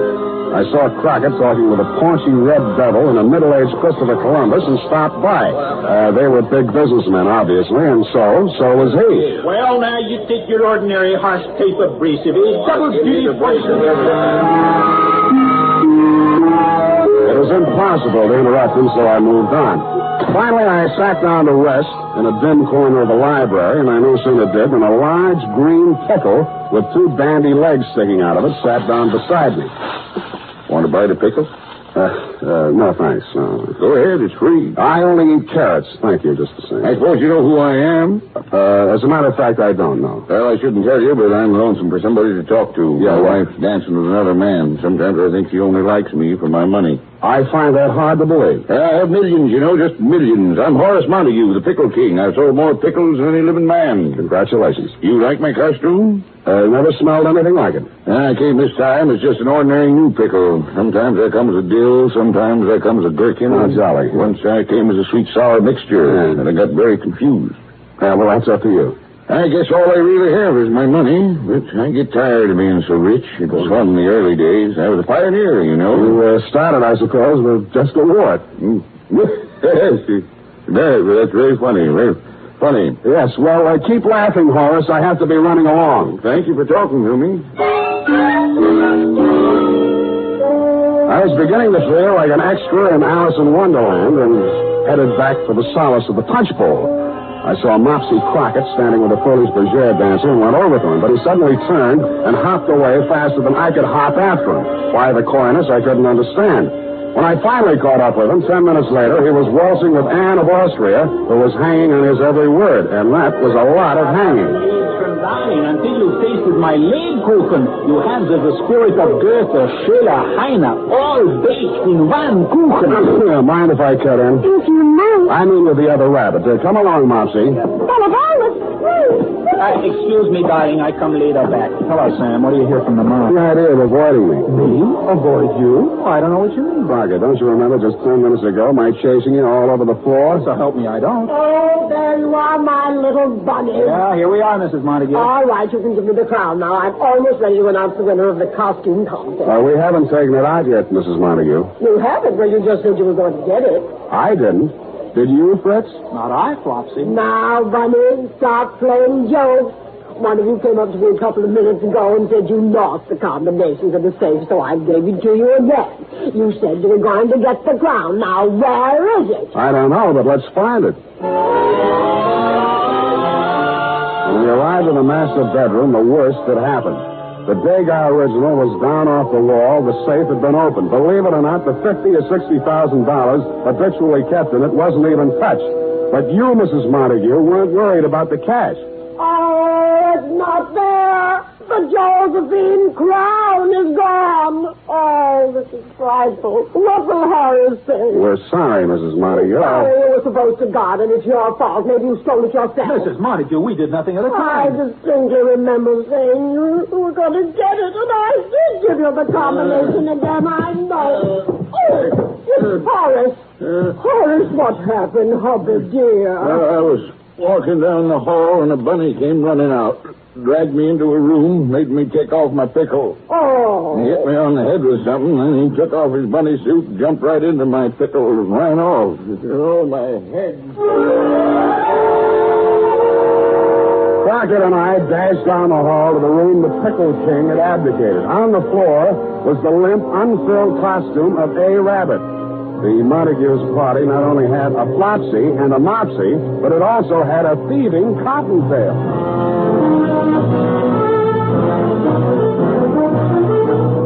The makers of Wild Root Cream Oil are presenting the weekly Sunday issue of Dashiell Hammett's famous private detective, Sam Spade.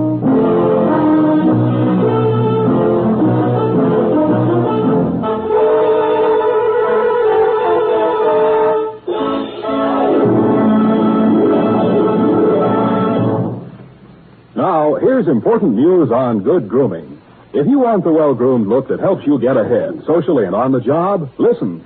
Recently, thousands of people from coast to coast who bought Wild Root Cream Oil for the first time were asked, how does Wild Root Cream Oil compare with the hair tonic you previously used? The results were amazing. Better than 4 out of 5 who replied said they preferred Wild Root Cream Oil. Remember, non-alcoholic Wild Root Cream Oil contains lanolin. It grooms the hair naturally, relieves dryness, and removes loose, ugly dandruff.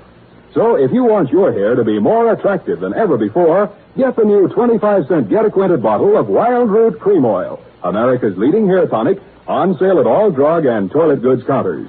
It's also available in larger economy bottles and a handy new tube. By the way, smart girls use Wild Root Cream Oil, too, and mothers say it's grand for training children's hair. Get Wild Root Cream Oil. Again and again, the choice of men and women and children, too. And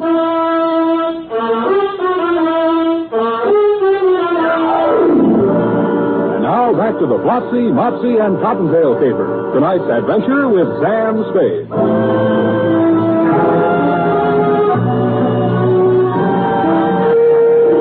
I left Fritz Crockett and you, Mrs. M, attending to Horace in your master bedroom and pounded down the stairs, through the guests, and out the front door. I was standing there wondering where to pick up the tracks of a rabbit-turned-pickle when I saw the Foley's Berger dancer come running out of the Montague mansion through a side entrance and enter a taxi. I jumped into another cab and followed her, divesting myself of my Flopsy costume en route. She went almost to the west end of O'Farrell Street and entered a shabby gray apartment house. I followed. I knocked on every door until I found hers. Yes? It's me, the he-bunny, Flopsy, remember? Why did you follow me here? Voila, because you're so beautiful. May I come in? No. Thanks. I said no. Did you not hear me? Yes, but have no fears. I'm bonded. How did you know there was a detective's heart beating under my rabbit suit? I am not going to answer. You have no right to come in here. Come on, huh? I think I overheard somebody say it. Now, if that is all you wanted to know, please go. Why did you leave the party early? Because it bored me. I thought America was not a police state. Why am I being questioned? Because somebody stole the Josephine crown that belonged to Mrs. Montague, you see. I heard that it was stolen, and I am delighted. But I did not steal it. What's your name? Charmaine Roger, and what is yours? Sam Spade. Why are you so happy that the crown was stolen? Because it does not belong in the ugly home of a rich American party giver. Oh? A childish woman who thinks only of her social position and her money. Where does it belong? In France, where it was made and where it was appreciated. I see. How much is it worth? In money, almost 50 million francs. In sentiment, more than 1/10 stay. Now, will you leave me alone? You're saying that the crown means more to a Frenchman than money, How would you like it if your Abraham Lincoln's death was being used by some French businessman to serve cocktails over? I get the point. I tell you again, I do not know what happened to the Josephine crown tonight. Do you believe me? I did, but only because when she left the party, she wore only her costume, and that costume wouldn't have hidden, well, she couldn't have had it on her. I went a block up the street, picked up a cab, and sat in it until she came out 5 minutes later.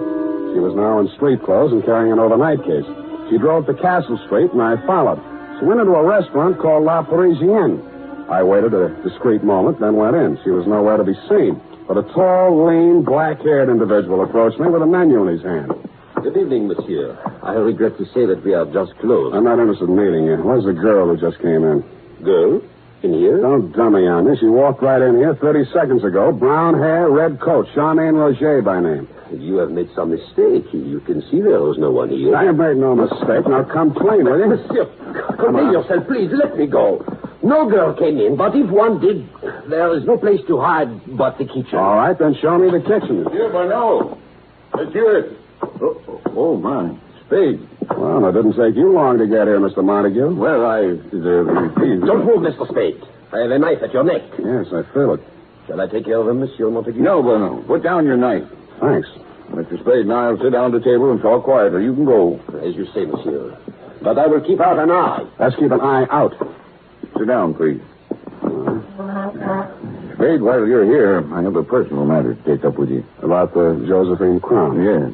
Well, I'm sorry to report that as yet I haven't found it. Good. I'd be happy if you never found it. Oh? Does Mrs. Montague know you feel this way? No, and I'd be equally happy if she didn't know. Mm-hmm. In other words, you want me to stop looking for it? That's the idea. Oh, you could make a pretense of trying to find it, but no more. That's interesting. I'll pay you a good fee if you do this for me. Why don't you want it found, Mr. Montague? Well, I'll talk to you man to man. Please do. A French girl showed up in town. Charmaine Roger? Well, have you seen her? Quite a bit of her. At the party. Well, she's young and beautiful, and to add to the point, I was indiscreet. I see. She turned out to be more designing than I realized. A blackmail? Of a sort. She didn't want just money. She wanted the Josephine crown. And you let them steal it? Well, I told them I'd get them into the party, furnish them a car, and the rest is up to them. Why didn't you just give them the crown? Well, I couldn't. My wife values it too much. It's her prized possession. She even wears it around the house when just the two of us are there. Oh, that's cute. Now, will you forget about this, Spade? I'm afraid not, Mr. Montague. I'm hired out to your wife, who asked me to guard it. I did a bad job, so it's up to me to get it back, you see. No, Spade, I can't afford a scandal with that girl. Well, you'll have to work that out for yourself. Very well. I'm sorry. I must admit, Mrs. Montague, I underestimated your husband, for at that point he produced a gun out of thin air and very professionally relieved me of mine. He called the proprietor, Bonneau, who appeared with Charmaine Roger. They held an immediate kangaroo court. Sentence was about to be pronounced when the front door burst open, and in swept a tall character in black beret and cape and sporting a handlebar mustache. Prominently pinned on his cape were a brace of French war medals, including the Croix de Guerre and so on. His entrance held everybody bug-eyed, including me. Keep your mouth shut, Spade. What a joyous, charming gathering have we here. Oh, the glow of warm friendship fills the room like a cottage fireplace in Alsace-Lorraine. Ah, no, it cannot be. Can I believe these weary eyes of mine? Is it not truly my intime ami, Monsieur Montague? I kiss you on both cheeks in happiness. Who is it? I don't seem to remember. Oh, what? You have not so soon forgotten me. We met at the legation in 38. Those years. Do you not recall the nights in Montmartre and the days in Montparnasse? Oh, my goodness. Parbleu. When he bent over to kiss Montague again, his mustache fell off. As usual, Crockett had overplayed. And before he could straighten up, Bonneau hit him in the back of the head, and he fell flat on his face, out cold. That was my cue to go into action. I turned over the table, wrestled with Horace and Bonneau, while Charmaine was striking at me with the heel of a shoe. I got to the gun first, and everything came to a sudden lull. At that point, Fritz Crockett came too. Oh, mes amis, where did the sudden darkness come from? Yeah, well, you can drop the dialect, Crockett. Oh. I wish I had a picture of you there on the floor for your scrapbook. Oh, it was in the act, Sam, all in the act. Yeah, well, you think you're well enough to hold this gun while I make a search? Oh, leave it to me, Sam. Everything will be under control. Now, stand back, everybody. I'm in charge here. The U.S. government is not entirely without influence in Washington.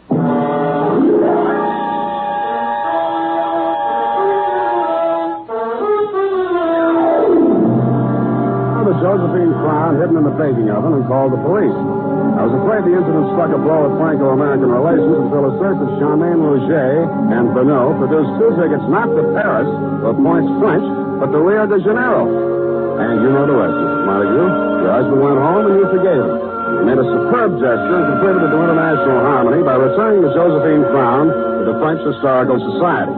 And when you asked who might be the man to guard the crown safely back to La Belle France, I was overjoyed to be in a position to recommend to you Fritz Crockett.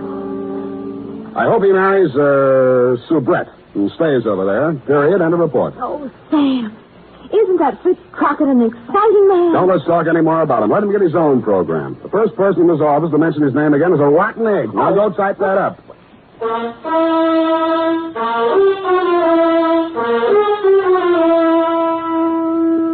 Don't buy a different brand of hair tonic for every member of your family. Get the one kind they all like. Wild Root Cream Oil Hair Tonic. Wild Root Cream Oil grooms your hair neatly and naturally, relieves annoying dryness, and removes loose, ugly dandruff. Get a bottle or tube tonight. And ask your barber for a professional application of Wild Root Cream Oil Hair Tonic. Again and again, the choice of men and women and children, too.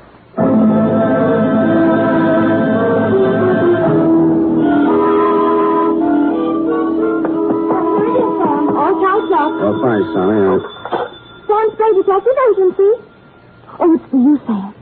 Hello. It's me, Sam. Fritz. Oh, no. I'm at the airport. I just wanted to tell you I'll be out of town for a while. Won't be using the office, so just take the whole thing over. Well, that's very generous of you. And you can use Effie if you need her for anything. Well, I'll never be able to repay you. Oh, that's all right. You did a pretty good job on the caper today. Thanks. I was just talking with Mrs. Montague, and I told her, I said... I'm looking over.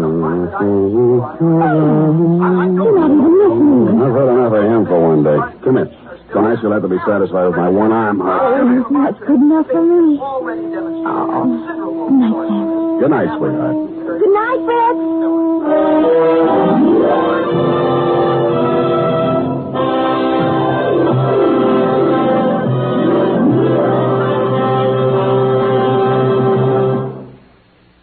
The Adventures of Sam Spade, Dashiell Hammett's famous private detective, are produced and directed by William Spear.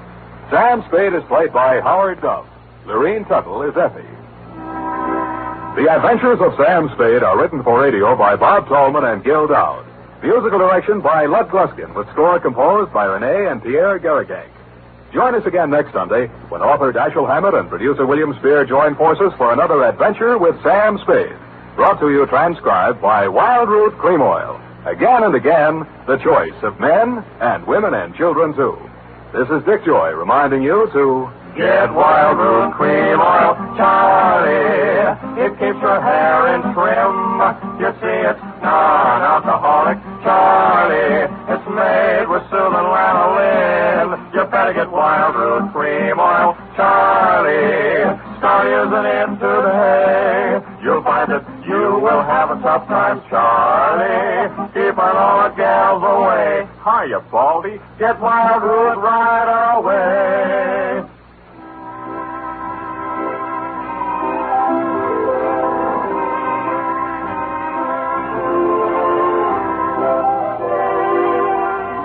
This is CBS, the Columbia Broadcasting System. The Adventures of Sam Spade, Detective. Brought to you by Wild Root Cream Oil Hair Tonic, the non-alcoholic hair tonic that contains lanolin. Wild Root Cream Oil. Again and again, the choice of men who put good grooming first.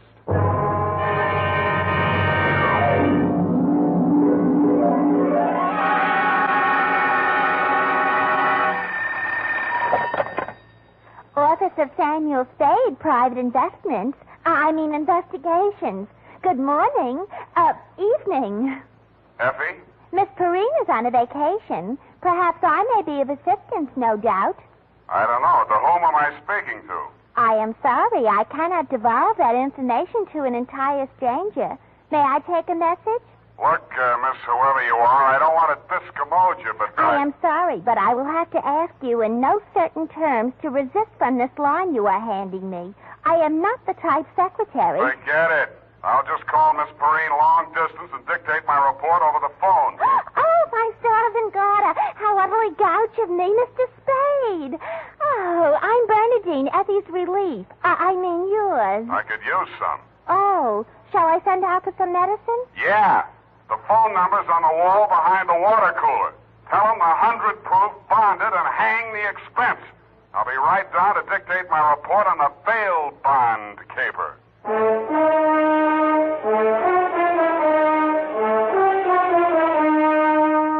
Dashiell Hammett, America's leading detective fiction writer and creator of Sam Spade, the hard-boiled private eye, and William Spear, radio's outstanding producer-director of mystery and crime drama, join their talents to make your hair stand on end with the adventures of Sam Spade.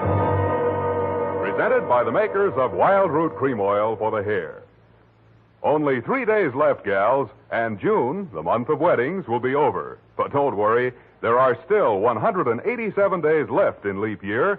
Still time to snag the man of your dreams. You know, the one who uses Wild Root Cream Oil on his hair.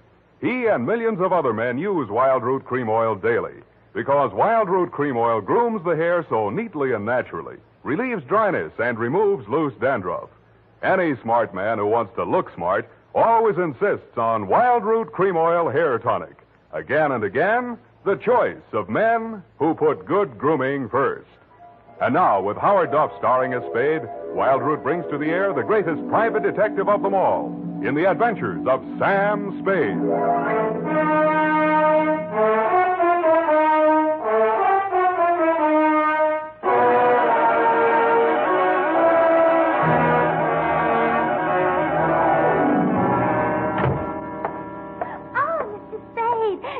Mr. Spade, you just gotta be. Yes, but why? It was fate. I knew it was going to be like this. I have my qualms, too, Bernadine.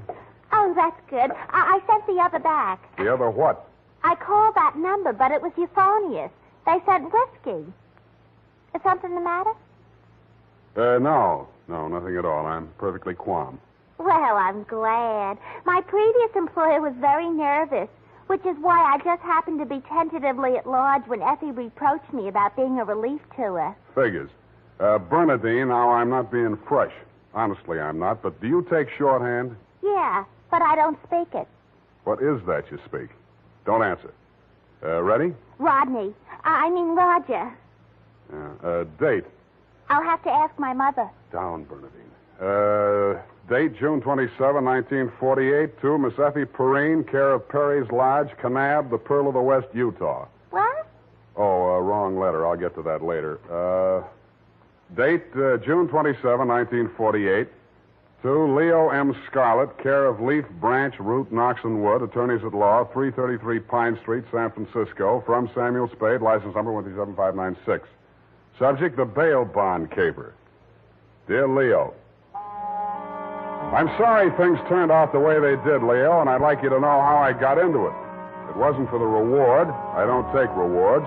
I'm not in love with your wife, no matter what she says, and I wasn't sore at you about anything. I was just sitting in my office, minding my own business, when the door opened, and Vivian walked in. She looked every bit as beautiful as she did when she lived under me in Ma Tuttle's boarding house in 41. In fact, I didn't recognize her until she slithered out of her mink. Hello, Sam. Surprised to see me? Yeah, but I'm trying not to show it. What's on your mind? Is that all you've got to say to me, Sam? Well, you're here on business, aren't you? All right, I don't blame you. It all happened pretty sudden, Leo and me. I should have written or phoned you, I suppose, but somehow... Forget it, Vivian. Now, what do you need a detective for? You, thinking of divorce already? Oh, please don't, Sam. If it was a mistake, I'm the one who has to live with it, and I made up my mind when I married Leo. This time it's for keeps. No matter what. Mm-hmm. What's the what? He's in trouble, Sam. Well, that's nothing new. Well, this time I don't think it's his fault. When Leo went legit, he meant it. What's he say he's doing now? He's a bail bond broker. Judging from your new look, I'd say he's a success. Sam, a man called him on the phone today. I answered. He said his name was Holliday, but I recognized his voice. It was an old friend of Leo's, Charlie Rosenfoy. Charlie, huh? When did he get out? A couple weeks back. He was paroled. I don't know what he said over the phone, but Leo looked scared and sick. I don't wonder. The word around town was that Charlie took the rap for Leo. And I don't know anything about that. All I know is Leo's on the level now, and Charlie never will be. He did plenty on his own during that time he served. Well, I won't argue that, but from where I sit, it looks like Leo better start wearing a gun again. He has. That's what I'm so frantic about, Sam. You hear any of the conversation from Leo's end? He didn't say much. But I did hear him say, "All right, 10 tonight. I'll meet you there." That wasn't very smart of him. I know, but that's the way he is. It might be only for a payoff. I thought of that, too. But Leo hasn't got that kind of money. He's been dropping a lot at the racetracks lately. And even if he had it, he's not the type to pay blackmail. I don't like it. Why should I stick my neck out? Why did you have to come to me anyway? 'Cause I trust you, Sam. I know you were jealous of Leo. I was? Sam, if we ever meant anything... If you meant half the things you said to me when we... Stop it. That's blackmail. Oh, I feel so lost and alone. I don't know where to turn. Okay. I'll see what I can do. Oh, Sam. I'll make it up to you somehow. You see if I don't. Sure you will. And tell Leo to stop dropping his money at Tan Ferran. This is going to cost them plenty.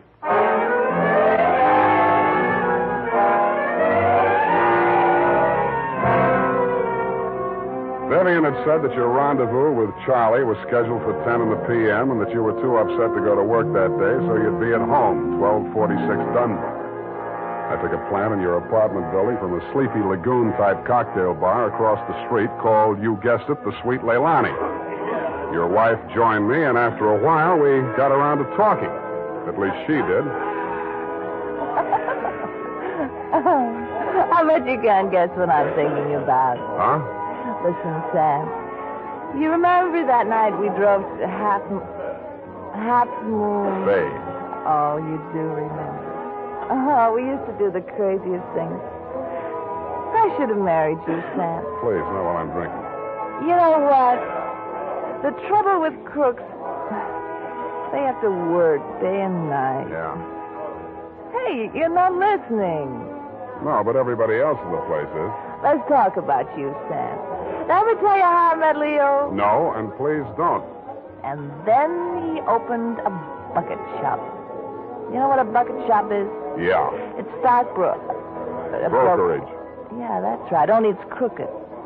That was the first business Leo started when he went legit. Mm-hmm. He had to shut it down on account of those securities somebody was always stealing out of the safe. Were they insured? Yeah, but they wouldn't renew his policy. So after the second nightclub burned down and he couldn't get any insurance at all, even on his own life. That's why I'm so frantic, Sam. Hey, give me a nickel. I want to play Sweet Little Annie.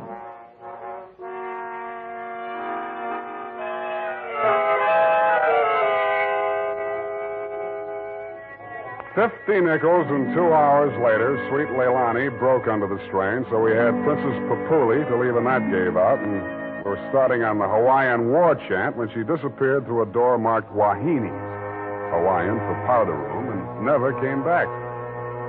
Around 9:45, I mumbled something to the bartender about the lady will pay, put on my smoked glasses, and strolled out and across the street. You came out of the building a couple of minutes later. You led me a zigzag course up Merchant Street to Salon, across Salon to Commercial, down Commercial to Drum, and made a lateral pass over Drum back to Dunbar. Your destination, I'd never have guessed it, was the Sweet Leilani.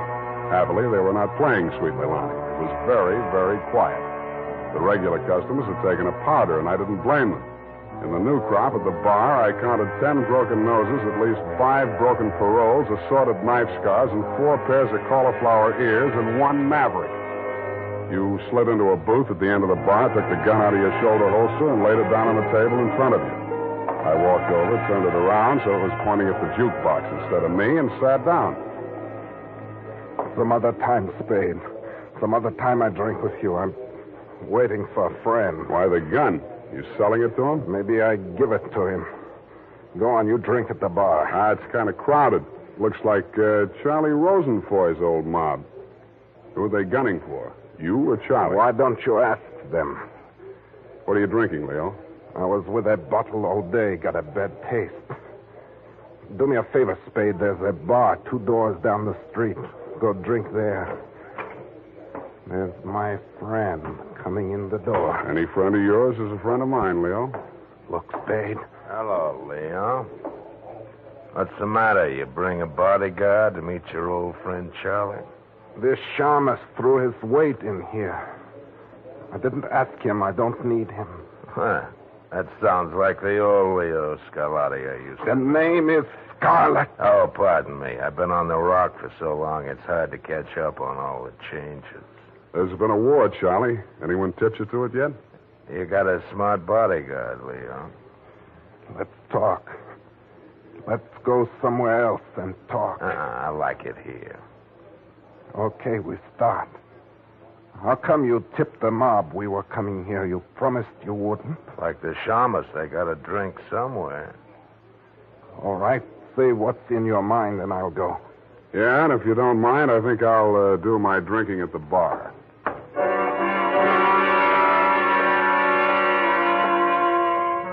Both of your guns were on the table. It didn't look as though you were going to use them on one another, and I figured that neither of you was going to do much talking in front of me anyway, so I strolled back to the end of the bar to look at the television. The 10 o'clock news roundup was on, and the ticker tape that was moving across the screen said ... in Atlantic City today, period. I ordered a highball, and then the ticker tape started again. This time it said San Francisco, $1 million bail bond robbery. $1 million in negotiable bonds is tonight in the hands of a group of daring hold-up men who commandeered an armored truck at the very portals of the police department and the Hall of Justice. And it said, this concludes the 10 o'clock edition of the Television News Roundup.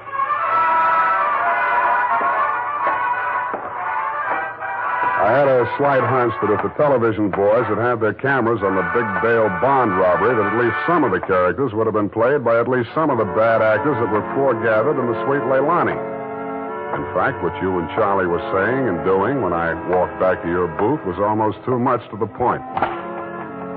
You let me see the bulky portfolio Charlie shoved across the table at you. It looked like a carrying case for bonds, bank messenger type. But it was sealed with wax blobs bearing the imprint of the Great Seal of the state of California. I was impressed. Where'd you get this? You can read about it in the papers, and if I was you, I'd get this out of sight before them papers hit the street. And one thing more. Don't try to clip none of them coupons. And one thing more in addition. Don't open it at all. Sure. Spade? Yeah, Leon? I think I hire you after all.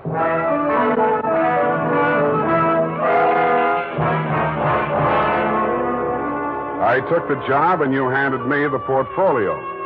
Outside, we flagged the taxi, and you gave the driver an address on Portsmouth Square. Your office, I hate to remind you, was behind one of a bunch of neon-lighted storefronts across from the Hall of Justice. The sign on the door said, "Press the button and let freedom ring any hour, day or night." The only bell in sight was a stop-press-type burglar alarm. You unlocked the door, and we went in. You paused in front of a big green safe with a combination lock and started twirling the knob. The tumblers clicked into place. I picked up an inkwell and waited for the safe to open. All right, Spade, give me it. I did, with both hands. With my left, I handed you the portfolio, and with my right, I pitched the inkwell at a well-wired slab of plate glass window. When the burglar alarm went into action, so did you. You dropped everything and were out of the door and out of sight before you could say, "Let freedom ring." While I was waiting for the cops to arrive, I helped myself to a $500 bearer bond I found lying loose in your safe. I had a feeling I might be needing some bail myself.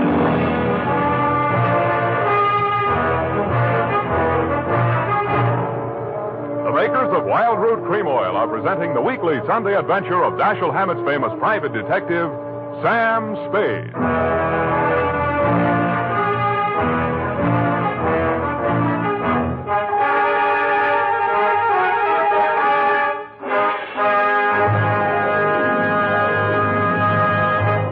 Now, here's important news on good grooming.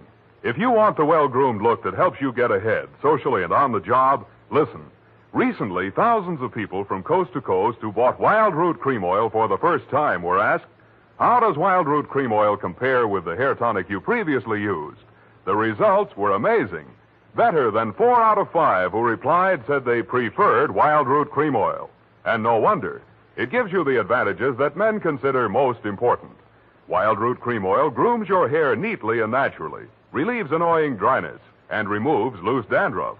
What's more, non-alcoholic Wild Root Cream Oil is the only leading hair tonic that contains soothing lanolin. That's like the oil of your skin. So ask for Wild Root Cream Oil Hair Tonic. Again and again, the choice of men who put good grooming first. By the way, smart girls use Wild Root Cream Oil too, and mothers say it's grand for training children's hair.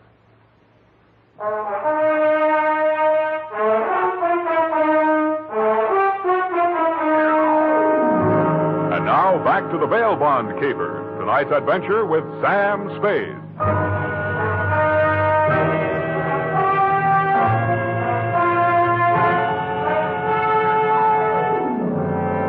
I had hoped, Leo, when I made my spectacular move in your bail bond office and set the bells to ringing, that I'd get the caper off my neck and onto the capable shoulders of the police, where it now belonged. Then I told myself I could go home and get some sleep. I had never been that fond of Vivian anyway. I was holding the $1 million portfolio, complete with its big official seal still unbroken, ready to hand it over with a flourish to the first boy in blue that rushed in. But then I saw something that dashed my hopes. There was a strip of Scotch tape across the bottom of it. It wasn't up to me to tamper with important evidence, but I didn't have to. It was only a question of what magazine had been cut up to replace the $1 million in bearer bonds. That question was answered at headquarters 20 minutes later. It turned out to be the last 52 issues of Radio Life, which even Captain Walsh of the robbery detail admitted was no help. Neither was Captain Walsh. Now, Spade, in your statement here, you state, so-and-so, Sweet Leilani, and that Rosenfoy did hand portfolio exhibit in question to Leo M. Scarlett, alias Scarlatti, at approximately 10:20 p.m. this date. That's it, Captain. Now, you sure you want to stick with this? You don't want to change any part of the statement? No, I just want to go home and go to bed. I'm afraid you're going to stay with us for a while. Who, me? Statement of Jordan Joyce, M.D. Statements of Hilda Sackwriter, R.N. and Mildred DeVilbiss, R.N. Day and night nurses, respectfully. Who's sick? Rosenfoy. He's been quarantined in his home in Daly City since his release from Alcatraz 4 days ago. Chicken pox. Sorry, Sam, I'll have to book you. You sure you don't want to add anything to that statement? Only this. Kelsey Walsh, if you continue to do such brilliant police work, you will be waving a stop sign at a school crossing in time for the fall semester. You are a hangnail on the finger of justice.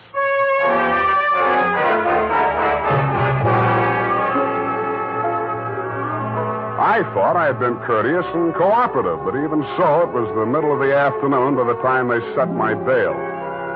$1,500. That made it light. But I hadn't had time to hang the curtains in my cell when I got even worse news. My bail had been posted by who? Vivian, a banana peel in the steps of progress. She met me outside. Well, aren't you going to thank me? What for? Getting me in jail or getting me out? Getting you out, of course. It was all the money I had in all the world. Leo's money was impounded, you know. But, Sam, when I thought of what you and I once meant to each other, and maybe we still do. Yeah. Well, you'll get your money back. I'm not really guilty. Oh, I know that. What else do you know? I guess it's safe to talk. Leo phoned me today. Where is he? He wouldn't say. Some pay station. He kept putting in nickels. Sam, you've got to talk to him. You've got to convince him it's best to give himself up. Now you're beginning to make sense, sweetheart. But how can I get to talk to him? I've arranged it. He's to meet us at the Club Leilani. You know, where we had our reunion yesterday. That place on Dunbar? Yeah. Oh, that's great. A crowded saloon less than a block from the police department. Besides, the place has lousy memories for me. By the way, did you ever get out of the ladies' room? If you don't mind, I'd rather talk about something else. Okay, let's talk about how do we bring this big secret meeting off in a crowded cafe. Is Leo coming in a false beard? You really think I'm stupid, don't you? I didn't say so. Well, it so happens that the place is closed on Tuesday. See that sign in the window? Closed Tuesday. Mm-hmm. Now, how do we break in? I was counting on you. You're a detective. Can't you use a glass key or something? Did you say that bail bond you bought for me was all the money you had in the world? That's the truth. Then get ready to forfeit it. It's a risk I've got to take. You've got to take. Sam, please, if we ever meant anything... Yeah, I know. Half Moon Bay. But sometimes I wish we hadn't been childhood sweethearts. Wait here. I'll case the alley.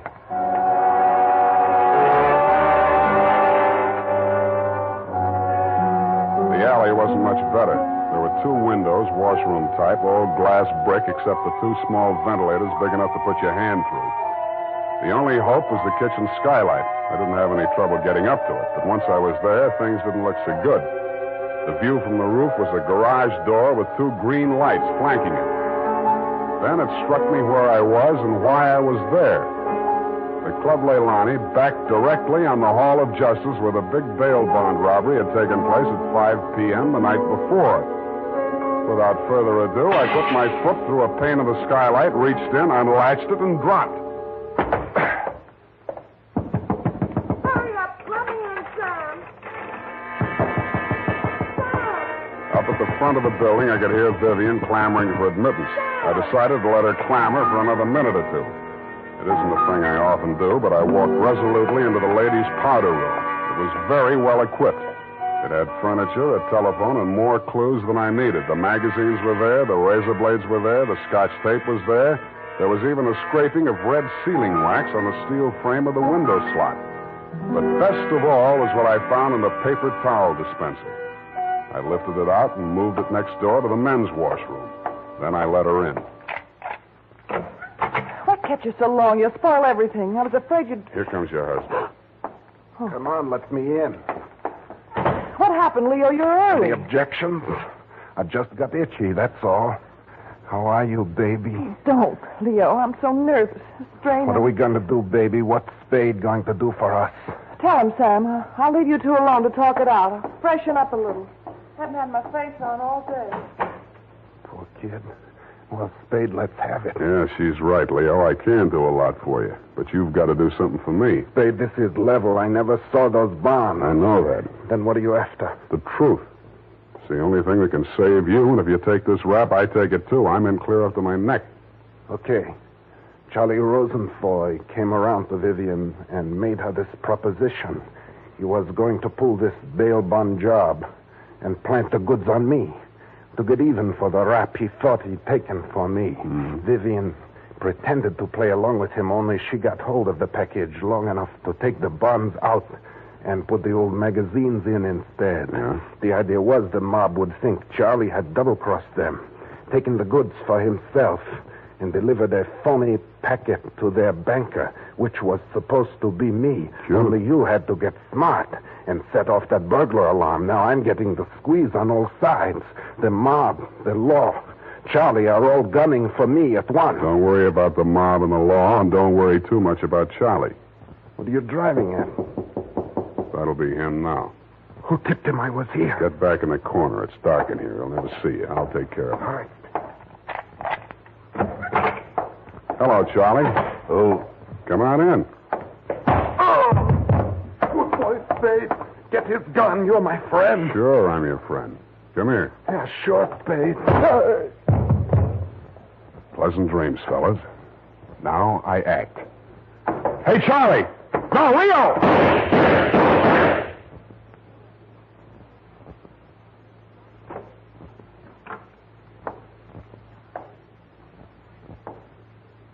Vivian? Sam?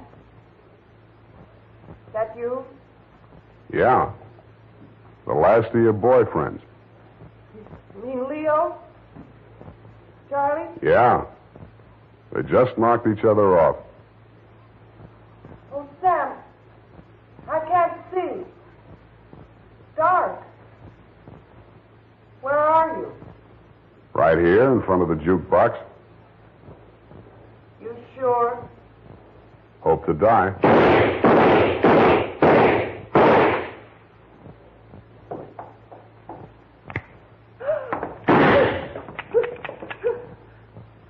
Drop it, Vivian. It's empty. Sam,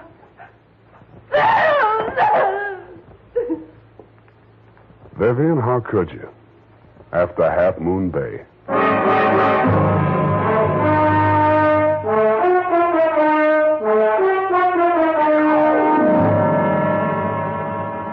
I'm sorry I had to knock you boys out, Leo, but better lumps than bullet holes, eh? After she started wrapping up the caper, it wasn't too hard to figure what she was up to, providing you could keep her smoke out of your eyes. She told Charlie how to operate on you and told you how to operate on Charlie. $1 million for her and 2 dead gangsters lying on the floor of an empty joint where they'd shot it out. The secret of the missing bonds would have to be written off by the police as having died with either one of whichever of you ever had them. Period. End of something. Pardon me, Mr. Spade. I know you're tired, and if you're too brushed, please feel free to allude the whole matter. But Yes, okay, let's do that. thank you. Effie said that you were always glad to qualify any little points that she didn't understand. Mm-hmm. She said that, did she? Yeah, but she also said that quite accidentally that you sometimes leave things out that should be left in. Bernadine, times are very bad. They're cutting salaries everywhere. But where were they during the whole nefariousness affair, if you'll pardon the expression? The bonds? In the paper towel dispenser. Didn't I say so? Oh, that's what you moved to the men's. Mm-hmm. But how did they get there? In the Walreenies, if you'll pardon the expression. Simple. When the thieves whizzed through the alley after the heist, Vivian had her well-manicured little lunch hook thrust through the window slot to receive them. Oh, that's how the red sailing wax got there. Bernadine, you're spectacular. Now go and type this up. You're making me nervous.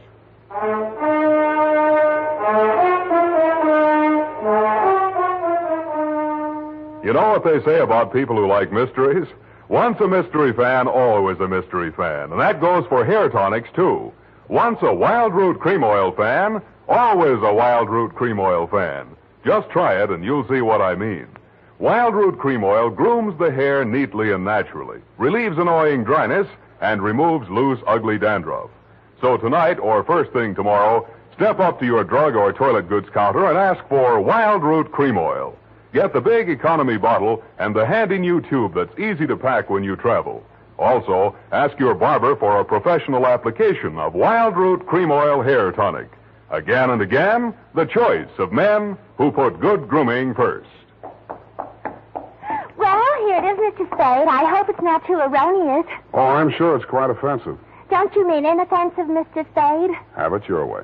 I don't want to sound imprudent, Mr. Spade, but I must say that your conduct through the whole thing was very brave and outrageous. Don't you mean courageous? Oh, now I've got you doing it. You're going to be just like Mr. Cummel. Your previous employer, no doubt. Yeah, poor man. You know, he finally became completely erasable. They had to take him away. Mm-hmm. What were his symptoms? Well, when he ordered the puppy biscuits, I thought he was just being concentric. But after a while, he wouldn't answer to anything but Rover. I had to sprinkle his flea powder in the morning, you know? And then he had his little tricks. He always wanted to show off, you know, sitting up and rolling over. He could shake hands, too. What's so great about that? Any dog can shake hands. Yeah, but can you scratch your ear with your foot? If I set my mind to it. Now go home, Bernadine, or I'll report you to the SPCA. You can't frighten me. Effie told me that your bark is worse than your bite. Good night, Mr. Spade. Effie, in far-off Kanab, come home, sweetheart.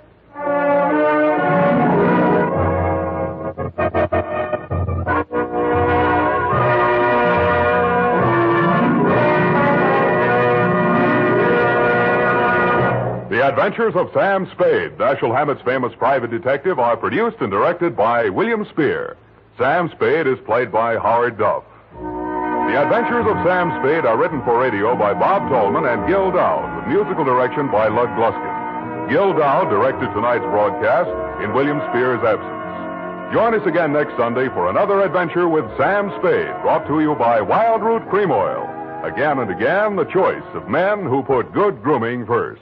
This is Dick Joy reminding you to get Wild Root Cream Oil, Charlie. It keeps your hair in trim. You see, it's non-alcoholic, Charlie. It's made with soothing lanolin. You better get Wild Root Cream Oil, Charlie. Start using it today. You'll find that you will have a tough time, Charlie, keeping all the gals away. Hiya, Baldy. Get Wild Root right away. This is CBS, the Columbia Broadcasting System.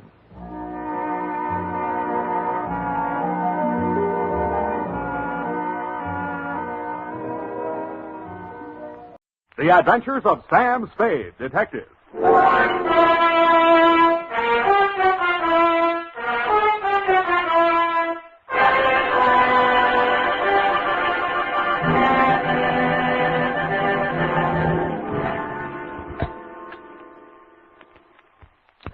To Thelma Darling. Last name, Sam. Roger. Thelma Roger. Darling. I only asked, Sam. Let's get on with it. Yes, Sam, I'm sorry. From Samuel Spade, license number 1375596. Subject? Subject, the Quarter Eagle caper. Dear Thelma Darling. Sam, Yes, sir? isn't that redundant? Again? The salutation, Sam. Shouldn't it be Dear Thelma or Thelma Darling, but not both? Now, get this, F. It's real deep. Her name is Thelma Darling. I have that, dear. Thelma, Roger. Darling, it's a name. Her father was a darling before her. Oh, really, Sam? Can't you take a joke? On the egg type, you should paste a label, grade AA, fresh. Dear Thelma Darling, I'm stubborn. Not all of this will be news to you. The part that is will be bad news. The start of it was not a quarter eagle, but a bald eagle. He swooped in through the door of my office, landed in front of my desk, perched on the edge of a chair, and said... My name is Eagle, Mr. Spade. Junius J. Eagle. My card. Eagle Vending Machine Company. They call me the Gumball King. I'm proud of it. Care to join me in a ball, sir? Not while I'm on duty. That's very good, our new avocado flavor. Yes, I've kept the Bay Area chewing for 20 years. And I will not be swerved from my purpose. Bully. I intend to fight them tooth and nail. Hammer and tongs. To the last ditch. Bravo. But I'll need help. That's why I've come to you. My competitors, Mr. Spade, are leaving no stone unturned in their contemptible campaign to drive me out of business. Now they've resorted to outright sabotage. In short, they have hired hoodlums to destroy my gumball machines. They've already smashed 11. And they won't be content until they've demolished my entire equipment. Sounds like a police case to me, Mr. Eagle. Well, I've been to the police. No, they don't understand my problem. Gave me a lot of double talk about juvenile delinquents. Ha, my foot. Cutthroat competition. You're sure of that? Well, what would you think? If theft were their motive, they most certainly would steal the pennies from the machines, but what do they take? My gumballs. And why do they do that? I'll buy it. Oh, well, by all means. Oh, here, try this. It's our bestseller in Chinatown. We call it Subgum. Better not. I have to drive later. Now, I had the foresight to buy up a 3-year supply of chewing gum at non-inflation prices. So I see. Well, you can see with what thoroughness they encompass my ruination. They are not only smashing my machines, they're making off with my gum. And you want me to try and stop them? No, I do not. No. I want you to catch them in the act and find out who is paying them. Well, okay, Mr. Eagle. I'll see what I can do. Good. Now, in this envelope is a list of my machines and their exact locations, together with a check for your retainer. Thank you, Mr. Eagle. I'll keep in touch with you. Mr. Eagle, I meant to ask you, how many of these gum machines do you operate here in town? 300. And guard them well. 300? 300 nuts. 300 nuts, Sam? No, 300 gums. Gumball machines. Sam, isn't it wonderful you took this job? I mean, because of my penny card. I'm sorry if I wasn't listening. My penny card, Sam. My new one, that is. I've already completed my Lincoln series, and now I'm collecting Indian heads. Scalps? No, Sam, pennies. You see, this is the card, and these little slots you see right there, that's where you put the pennies. And they're classified according to the date and the mint where they're manufactured. Now, you see, Sam, see where the little S is on these? Now, that's for the San Francisco mint. And the D, that's for Denver. Figures. And the ones with nothing, that's for Washington, D.C. Yeah, well, that's a very nice hobby. Pardon me. 300 gumball machines. You see, that's what I had in mind, Sam. Oh, those pennies. Indian head pennies are scarce, Sam. You have to go through a lot of pennies to find even one. Honestly, sometimes when I go past one of those penny machines, that's all I can do. Oh. F, this is all right between you and me, but don't ever mention your hobby to Mr. Eagle. No, I won't. Riddle me this, sweetheart. How does one detective guard 300 gumball machines scattered all over the city? Well, if they're going to smash all of them, you could just pick out one in the middle and somewhere and wait. No good. If it's an organized plan of sabotage, there might be some pattern. You seem to have given this some thought, though, Effie. How would you pick them? In the busy places where they'd have more pennies. But they're not after the pennies. They take the gum. Well, then maybe the quiet sections where they don't sell much gum. Well, they've knocked over 11 so far, here, there, and everywhere. Busy spots, dead spots. No pattern at all. You know, Effie, maybe I've bitten off more than I can chew.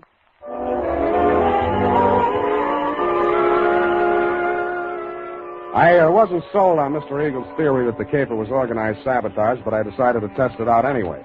I learned the operation did follow a pattern, unless it was coincidence that the 11 machines knocked over the previous night were the same 11 machines that had been refilled that afternoon. I checked with the Eagle Company's maintenance man and learned that only 5 had been refilled today. I picked the one that looked like the easiest to knock over. It was the one in the doorway of a darkened loft building near the Siemens hiring hall on Drum Street. At 9 p.m., I strolled down there. The block was deserted. I took a plant in the adjacent doorway and talked to myself until just before midnight. I shut up. My heart skipped a beat as she passed under the light. Red hair. My secretary? Then I noticed how she was dressed. Not on the salary I paid. She paused before the gum machine, opened a large handbag, stripped off her long black gloves, dropped them in her purse, and took out a small Boy Scout-type hatchet.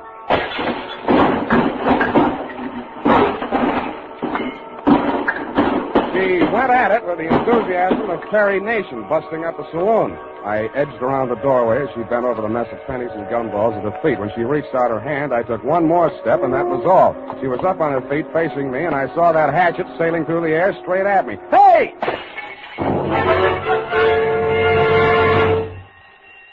Now see what you've done.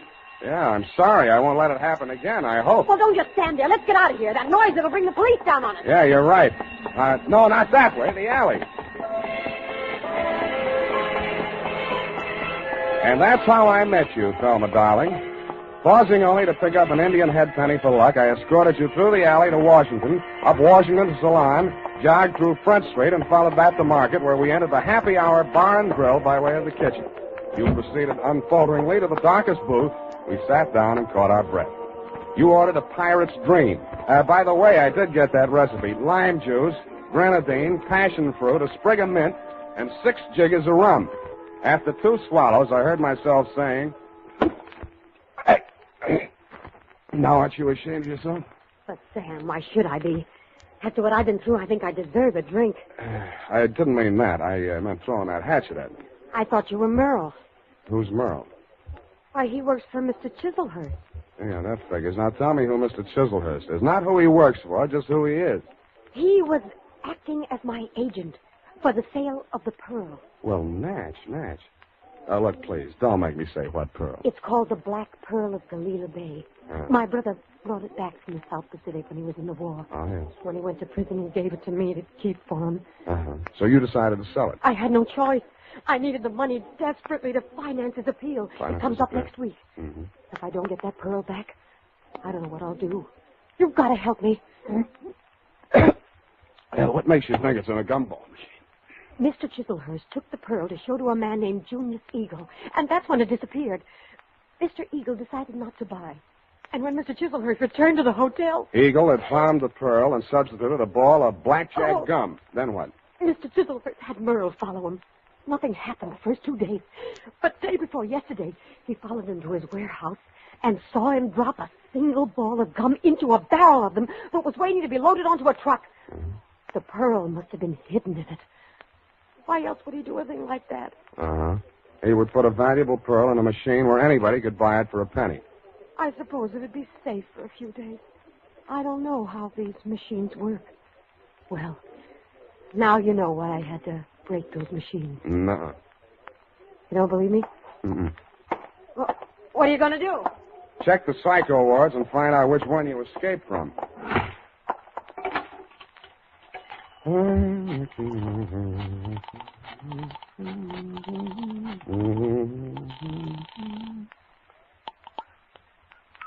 Hello? Mr. Eagle? Speaking. Spade. Oh, yeah, I just got in. I've been out making my monthly collection. Mm-hmm. Hey, I want to talk to you. You're falling down on my job. Another of my machines. Yeah, I know. Drum Street. I nailed the hoodlum. Ah. Who's he working for? Let me ask you one. Did a man named Chiselhurst ever try to sell you a black pearl? Hello, you still on the line? You stopped chewing. Yes. I think you better come over to my house. Right away. Hello. Nuts.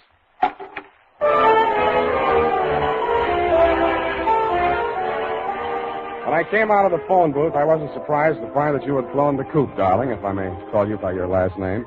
But I was surprised at what I found at my client's house.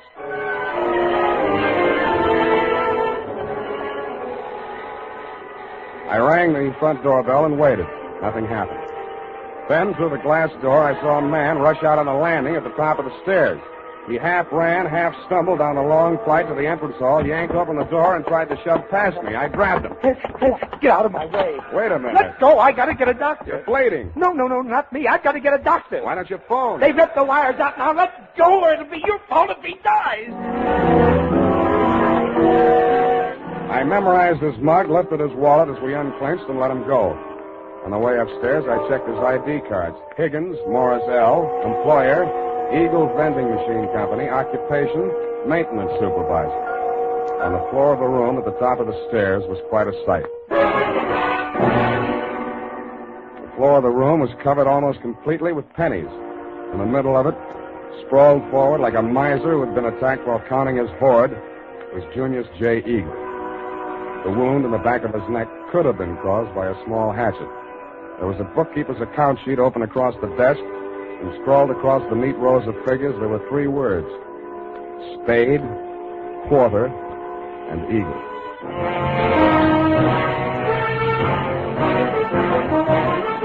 The United States Armed Forces Radio Service is presenting the weekly adventure of Dashiell Hammett's famous private detective, Sam Spade.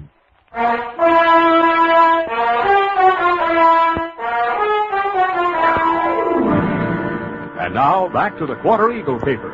Tonight's adventure with Sam Spade.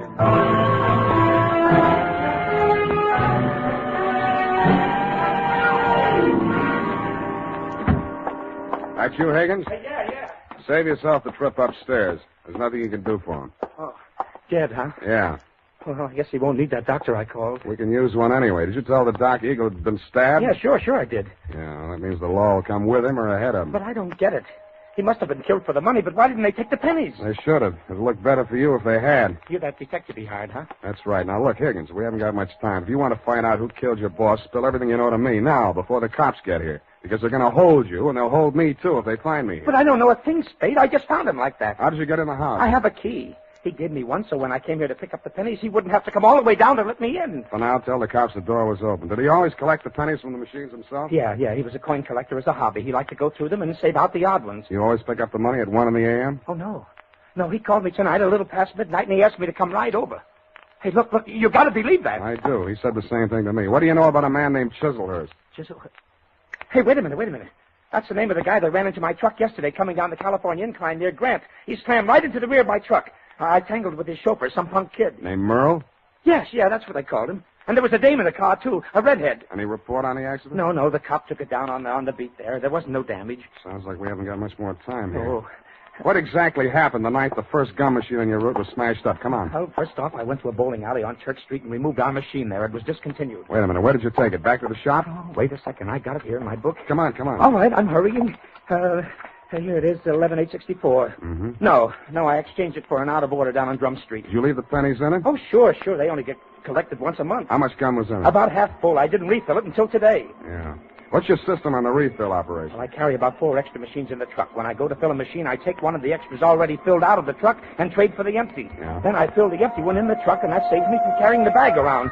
Now, is there anything else I can tell you? Yeah. Huh? Does Quarter Eagle mean anything to you? No. Okay, now where's the back door?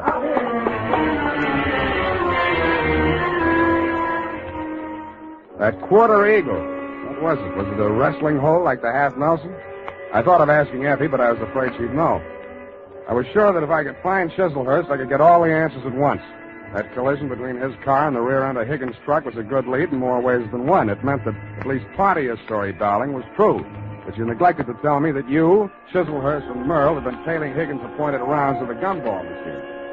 I checked the police report on the accident. The car was registered in Great Britain. The report said transient, no local address, and so to bed. I dreamed it was next Thanksgiving, and I was eating a roasted Quarter Eagle. Then it turned into crow.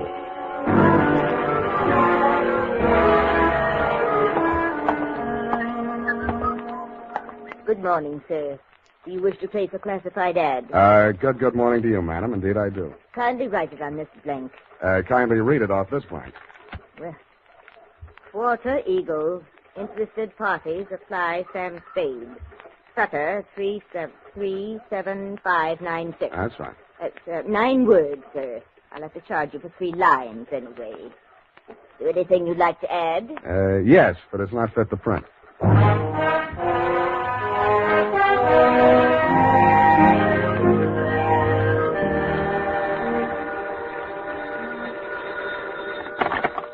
Tony's Beanery. Mr. Spade? Yeah. You got it for sale at Quarter Eagle? Who's speaking? I am speaking. Sergei Zacharias. Zacharias. You are numismatist? No, this is Mr. Spade himself. Look, I'd like to talk to you personally. Where can I reach you? Oh, I am by my shop, 2 doors from Belvedere Coffee Shop on O'Farrell Street. Okay, Mr. Zacharias, I'll be right over. Sam,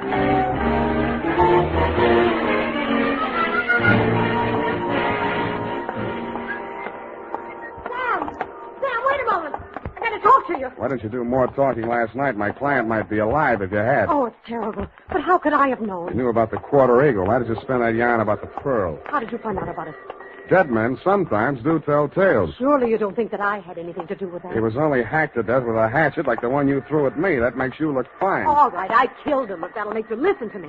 Sam, don't go into that shop. Please, it's a a new trap. suit. You don't know that man Zacharias. He's the cause of all our troubles. You mean he sold you that hatchet? Sam, please! Quit clawing me. Let go. I won't allow you to go in there. I won't. Wait a minute. What's going on here? What's the occasion of the squabble? Oh, well, no, it's Mr. Spade. Yeah, Clancy, this dame here just tried to pick my pocket. Ah, pickpocket, is it? Glory be, and such a pretty one, too. Never mind that, Clancy. Just have it locked up. I'll be down later to preferred charges.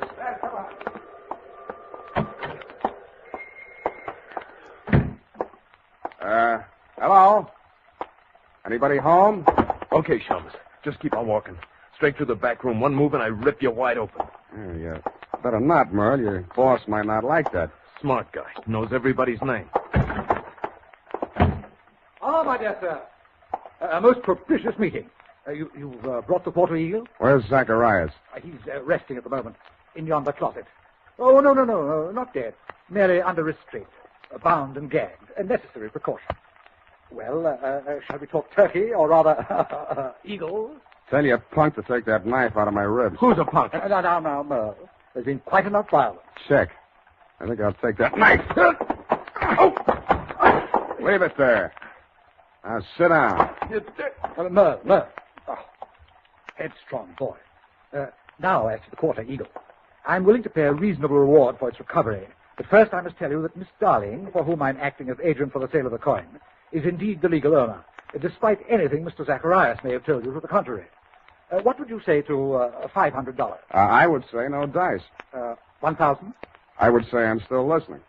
Sir, you seem to exaggerate the value of that tiny gold piece. It was worth one human life to somebody. That sounds like more than $1,000 to me. You may find the market valuation of that particular mintage of the Quarter Eagle in my coin catalog, $10,000.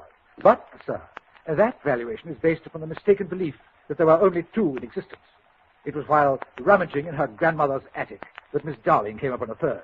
When she brought it to me, I could scarcely credit it. It was matter of official record that 2 specimens had been stamped out when the die broke. And then it came to me. There must have been a third. Namely, the coin which was in that rude stamping press when the die broke. Closer examination of the Quarter Eagle, now in your possession, revealed certain markings. Yeah. Some defective feathers in the war bonnet on the obverse. And a cleavage in the numeral 4 of the date, 1841. Yeah, all right. So how much is it worth? Well, as I say, the price last paid was $10,000. I think we may safely assume it will bring several times that amount in today's market. But only, mind you, if but 2 specimens, not 3, are in existence. So you decided it would be more profitable to clam up about it and see what the owners of the other 2 coins would pay to keep this one off the market. Precisely, sir. How did it get in that gum machine? Therein lies the tale. Keep it short, will you? I'm getting hungry. Well, sir, I brought the Quarter Eagle to Mr. Zacharias. Yeah. Who was acting as agent for the owner of the other 2 coins. An Australian sheep herder, I believe. Retired now. Yes, I'm glad. Well, not to put too fine a point on it, Mr. Zacharias' offer was so poor that I took umbrage. Oh, you didn't? I gave him a caning and left the premises. Really? But I'd gone no farther than half a league up Turk Street when I became aware that 2 ruffians were skulking at my heels. No. Sent, I have no doubt, by Mr. Zacharias to rob me of the Quarter Eagle. Egad, sir. Precisely. Knowing full well that they would not dare to strike in a populous, well-lighted resort, yes. I entered a bowling alley at the corner of Hyde Street. No pun intended. Thank you for that, sir. But there upon the wall, I spied a penny vending machine, and the word Eagle caught my eye. Association of ideas, no doubt. No doubt. But that, sir, is how I came to put the Quarter Eagle into Mr. Eagle's gum machine. Yes, I think I can take it from there. When you went back, the machine had been taken out by the Eagle Company's maintenance man, right? Not quite. I caught him in the very act of removing the machine and followed him out of the building. Yeah, but then you lost track of the machine. I found out why. Never mind that now. What I want to know is who followed Mr. Eagle home the night he was killed. I'd rather not say. Then all bids are off. One moment, Mr. Spade. Yeah? Am I to infer that your price for the Quarter Eagle necessarily includes bringing the murderer to justice? Just that, Mr. Chislehurst. Well, I suppose there's nothing for it but to make the supreme sacrifice. Merle. Me? You double-crossing pig? Now, Merle, you know perfectly well you did away with poor Mr. Eagle. Shut up. I'll cut you to pieces. Gross insubordination. You deliberately exceeded your instructions. I wanted you to apply only sufficient violence to recover the coin. Instead, you seized the opportunity to satisfy your nauseating bloodlust. Really, Merle? Cut you to pieces. I'll cut you to pieces. All right, ow! Drop the shiv, Merle. Knock that, you punk. Egad, that was a near thing, sir. The base ingratitude of that boy. Oh, well, what's done is done. When may I expect delivery of the Quarter Eagle?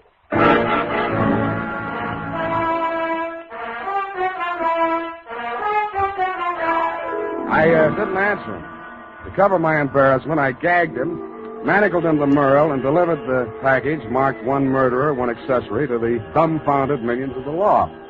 And that, Thelma, darling, I regret to inform you, is still the crop. After I'd sprung you from the pokey, I got hold of Higgins, and we went through every coin out of every Eagle gumball machine in the city of San Francisco. It couldn't happen, but it did. Your Quarter Eagle is, shall we say, no place. Period. End of report. Sam, I'm disappointed in you. Well, so am I, sweetheart. But I'll forgive you if you found even one Indian head penny from my penny card. Yeah, just one from that machine on Drum Street. Oh, Sam. There you are, sweetheart. Oh, thank you. And it's an old one. And no older than I feel. Go type that up.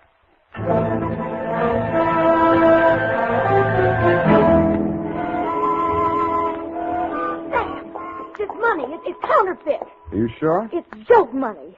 It says $2.50. Hmm? You see where it should say 1 cent? $2.50. Let me see that. $2.50. If an eagle is a $10 gold piece, what is a $2.50 gold piece? Now, let me see. $5 would be half. Sam. Right. A quarter eagle. Yeah, that's just dirt on it, see? It's gold, really. Oh, look at it shine. Like the stars in your eyes, sweetheart. Oh, you darling. Mm. Good night, Sam. Good night, sweetheart.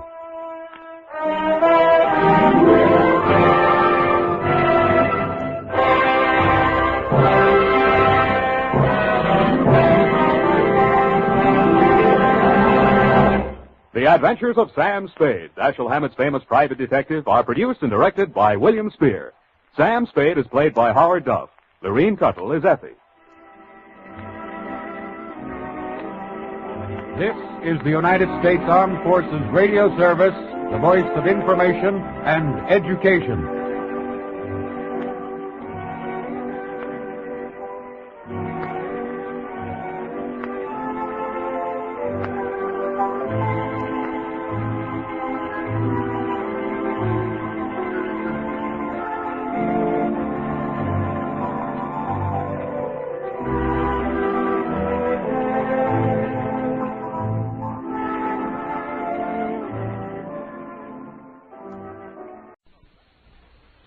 The Adventures of Sam Spade, Detective.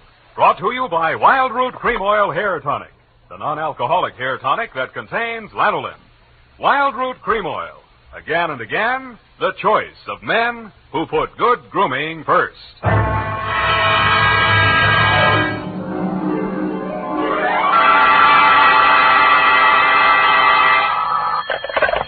Spade Detective Agency.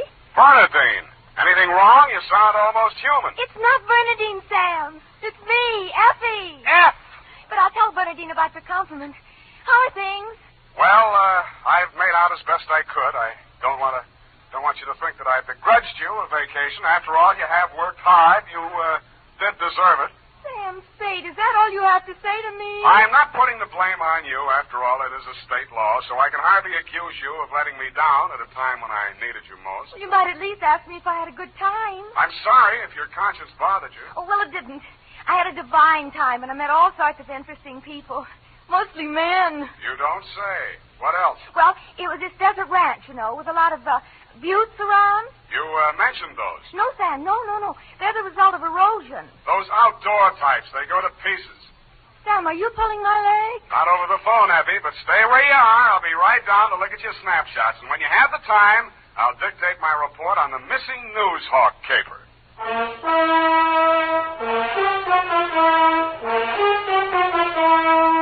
Dashiell Hammett, America's leading detective fiction writer and creator of Sam Spade, the hard-boiled private eye, and William Spear, radio's outstanding producer-director of mystery and crime drama, join their talents to make your hair stand on end with the adventures of Sam Spade. Presented by the makers of Wild Root Cream Oil for the hair. Wild Root Cream Oil. That's the famous name to remember, men, next time you buy hair tonic. And look what Wild Root Cream Oil does for you. It grooms your hair neatly and naturally. Wild Root Cream Oil also relieves dryness and removes loose, ugly dandruff. Yes, men, Wild Root Cream Oil is your shortcut to really handsome hair. So be smart. First chance you get Wild Root Cream Oil Hair Tonic. Again and again, the choice of men who put good grooming first. And now, with Howard Duff starring as Spade, Wild Root brings to the air the greatest private detective of them all, in the adventures of Sam Spade.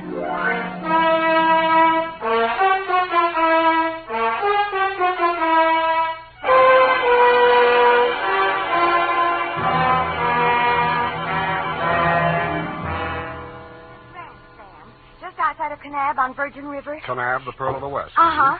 And did I mention the buttes? Oh, well, they're very interesting. The result of erosion. Yes. And it's authentic, too. Fay Hamlin's ranch. You mean a working ranch? Yes. You see, that way you get into the spirit. Mm-hmm. My job was to feed the chickens. And that's how I met him. One of the buttes? Oh, Sam, he's a very cultured gentleman. Culture smulcher. What's he do for a living? He cures stammering. You don't say.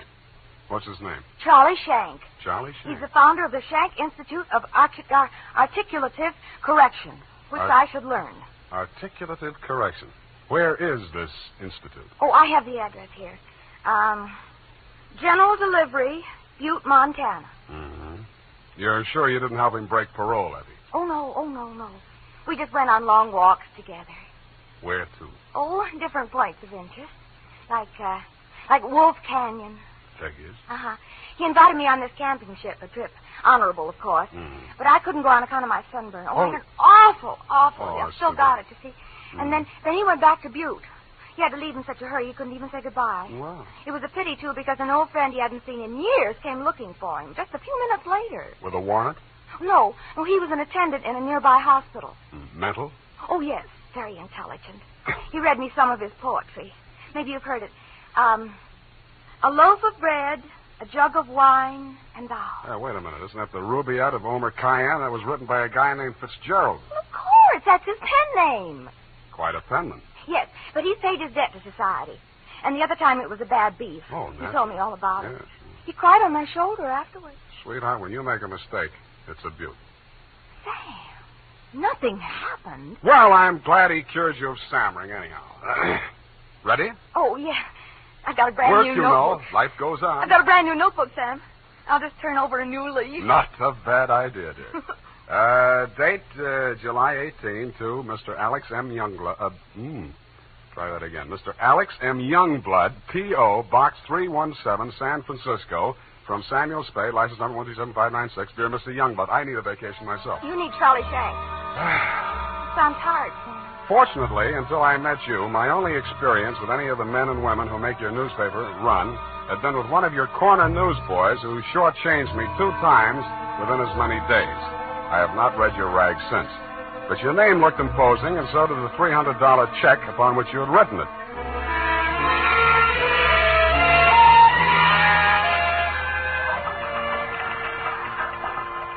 Per your instructions, promptly at 4 p.m. on the 15th inst., I munched through the litter of your city room toward a door marked A.M. Youngblood, publisher, managing editor, and city editor. I wondered if you were ambitious, frugal, or 3 men. I did not know that you had good taste until I saw the trim, 20-ish, and toothsome secretary in your outer office. Hello. You're new here, aren't you? Well, I'm not exactly here. I'm just here to see Mr. Youngblood. Oh. The name is Spade. Samuel Spade? Sam, except for my most intimate friend.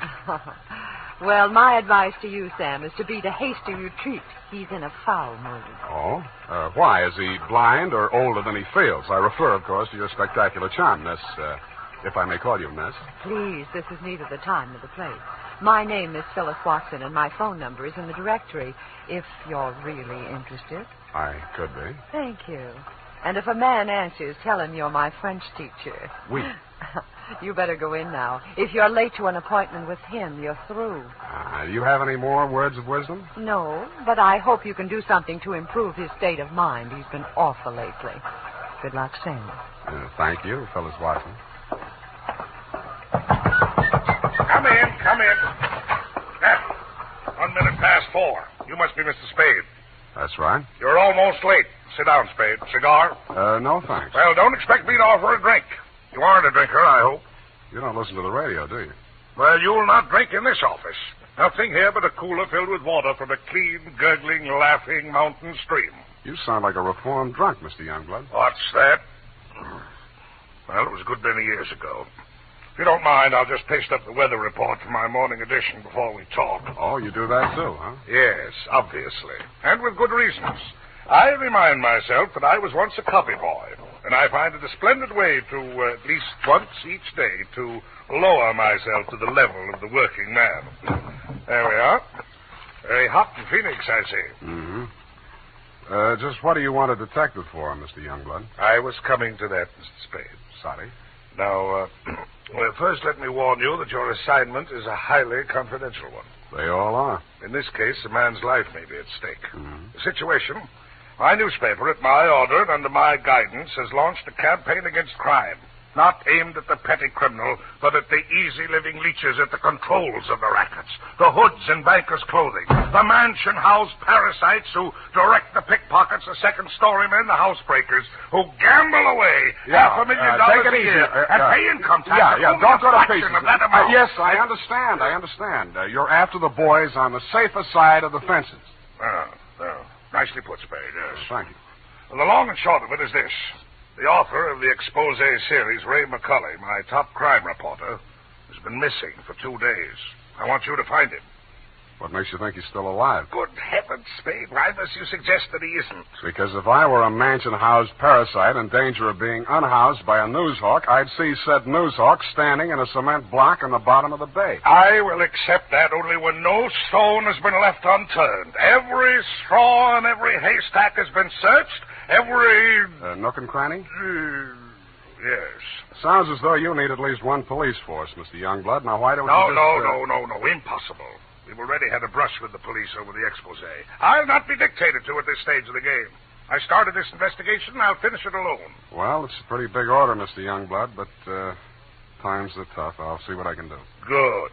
I hereby turn over to you all the resources and power of this, my newspaper. When one of my reporters is in trouble or danger, sir, I will spend every penny of my fortune, if necessary, to deliver aid and succor to his side.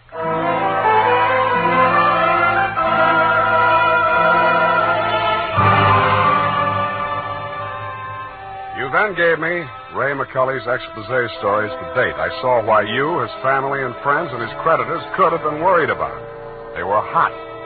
One followed a stolen car from the time of the heist through the alteration of the body color, tire brands, license number, motor serial number to the time it was shoved onto a used car lot. They named names all the way through. And another did the same to the firm of Otter, Badger, and Mole, furriers, and alleged manufacturers of coats from clouted pelts. Ray McCulley had dropped out of sight right after that story had been published. So I left your office hoping that I'd reach the address of Otter, Badger, and Mole before closing time. I did. The plushy showroom was occupied by a dozen attractive fur-bearing models, female, but wax. The live models, male, were wearing padded shoulders, pointed shoes, and coats tailored for underarm artillery. They would have looked more natural at Madame Tussaud's waxworks, Bertram the burglar section. Hey, what'll it be? Something for the little woman? Where do I find Mr. Otter? You the law? Leo sent me. He's in his office. Come on. Oh, wait a minute. Don't crowd me. You say you want to see the boss? On business. Stop nudging me with a rod. In there, hey, move. Okay. Hey, boss. Yes, Woody? Here's Joe here to see you. Leo sent him. Well, nudge him in, Woody. No nudging, Woody. Well. So Leo's sending a man to see me. I wonder why. If you'll comb this character here out of my hair, I'll try and tell you. Sit down, Woody. Thanks. You're new in town. Yeah, that's why Leo sent me. A local muckraker named Ray McCully interviewed you. He also interviewed Leo, but it didn't get printed yet. Leo wants to find him. So do I. How can I help? Well, he walked out of here, went to his hotel, wrote the story, and mailed it in. That's the last anybody's seen of him. Leo was just sort of hoping that you'd already taken care of him. Not yet. That's all I wanted to know. Thanks. Just a moment. Yeah? Leo sending you out alone? Why not? That's a tough boy, that McCully. He's got plenty of protection. That's what you need. What kind of protection? Go along with him, Woody. Who, me? You're Woody, aren't you? Now, look, Mr. Otter, I don't want to look a gift horse in the mouth, but the way I see it, this is a lone wolf type caper. Hey, what's the matter, hey? You think I'm too good for you? Well, Woody, I wouldn't say that. Good, it's settled then. Take care of him, Woody, and don't mix it up with any of Leo's boys. If he's out to get that rat McCully, he's our friend.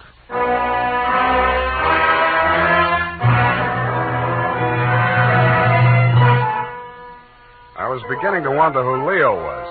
I'd grabbed the name off a calendar on the wall, Leo's Van and Storage. I didn't know whether he was the Leo Mr. Otter didn't like, and I hoped I wouldn't find out. The best way I could think to keep from finding out was to shake Woody. On the way uptown, I walked him past 4 police stations. Crossing Market Street, I pushed him straight into the arms of a traffic cop who begged his pardon and let me off with a warning.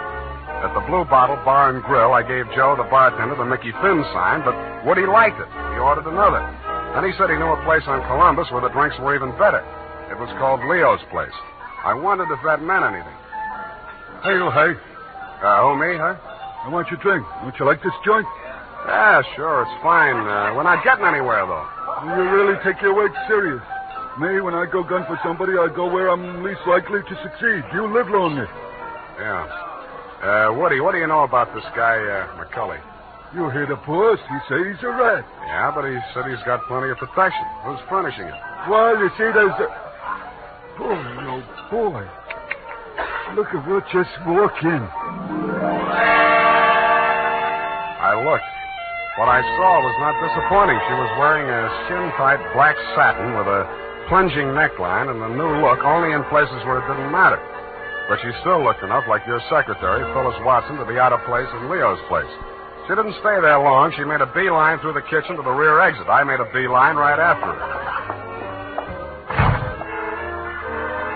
Woody was breathing down my neck as I started up the rickety outside stairway at the back of the building. I stopped the landing and turned around to face him. See you later, Woody. I didn't wait to see if he made it all the way to the bottom of the stairs. I was more interested in what was going on at the top. A door had opened, and Phyllis stepped inside. The man who let her in looked like Ray McCully. Who are you? The name is Spade. I don't know that name. Your boss hired me to find you. Private Dick? Yeah. Can I talk to you for a minute? Sure. Put your hands behind your neck and walk up slow. Okay.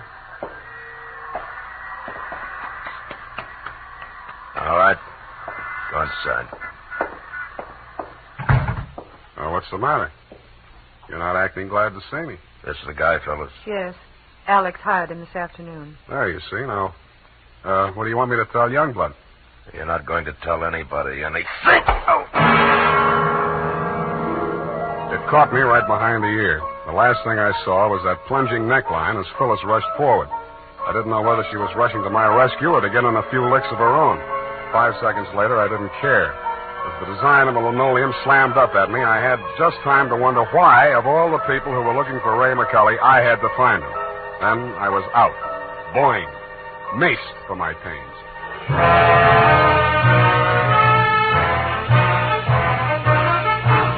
The makers of Wild Root Cream Oil are presenting the weekly Sunday adventure of Dashiell Hammett's famous private detective, Sam Spade.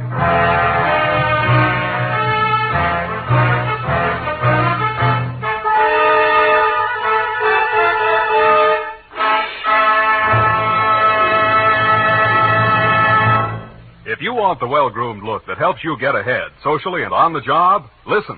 Recently, thousands of people from coast to coast who bought Wild Root Cream Oil for the first time were asked dryness and removes loose dandruff. What's more, non-alcoholic Wild Root Cream Oil is the only leading hair tonic that contains soothing lanolin. So ask for Wild Root Cream Oil Hair Tonic. Again and again, the choice of men who put good grooming first. By the way, smart girls use Wild Root Cream Oil, too, and mothers say it's grand for training children's hair.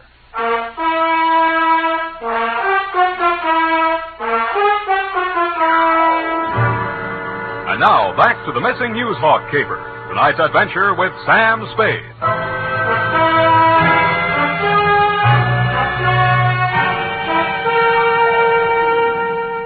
I was lying on the floor in a room with nothing in it but a sink, an army cot, a square of dirty linoleum, and a body. I staggered to my feet, ran some cold water over my head, and took a closer look. It was Ray McCulley. He was a very dead crusading reporter.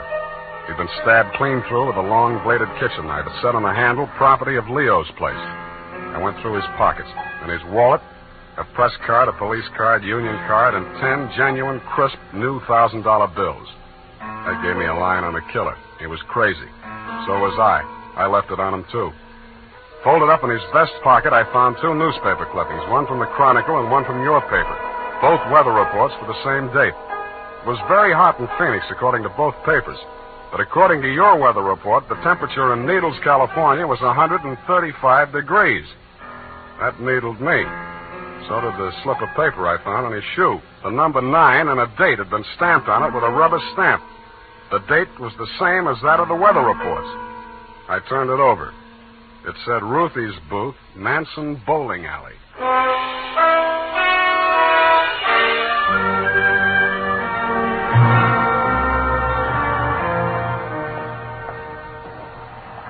Don't tell me yet. You're the cigar type. Coronas or Panatellas? Thanks. I'm just shopping. I got a nice line of notions. So have I. No, I mean the dolls, the Hollywood dolls. You know, for the bed, only $1 plus tax. Very reasonable. Say, what's on your mind? Leo sent me. Oh. Are you going to collect the slips hereafter? Well, not tonight. You see, I'm sort of a troubleshooter. Leo's checking up on some of the numbers that didn't come out right. Listen, I'll tell him to his face, I don't want any part of those wrong numbers. They're scary. Nuts. Who bought this one? Let me see. Oh, last Thursday. Oh, number 9. How can I forget? He put $500. And honest, if he's been around once, he's been around 100 times to see if it paid off. Did it? What's his name? Mr. Spinelli. He buys a slip every day. And if you ask me, he's learned a system. Because he's been winning, you know. Dimes and then $1 and then $5. And then when he come in with 500 on number 9 until he dropped dead, did it win? Where does he live? It did. Wait, I'll look on the sheet. Hey, somebody else was in just this afternoon. Give me that address. Hurry up, will you? It's right around the corner on Manson, 810. Say, maybe that's his system, 8 and 1. Don't that add up to 9?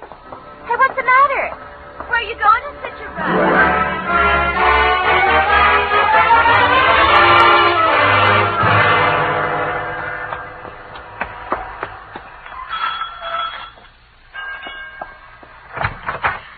Please, come back later. Tomorrow. Next week. Are you Mrs. Spinelli? Yes, please. I had so much trouble. Is your husband home? Oh, my poor man. They take him away. He's dead. Oh, I'm sorry. How did it happen? Who are you? I'm a detective. Maybe I can help you. May I come in? All right. Come on.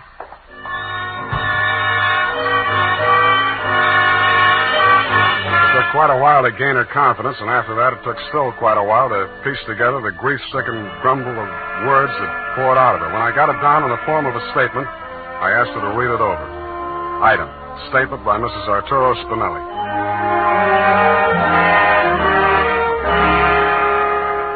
All the time he played those numbers, I told him they're just a bunch of gangsters. They don't let you win.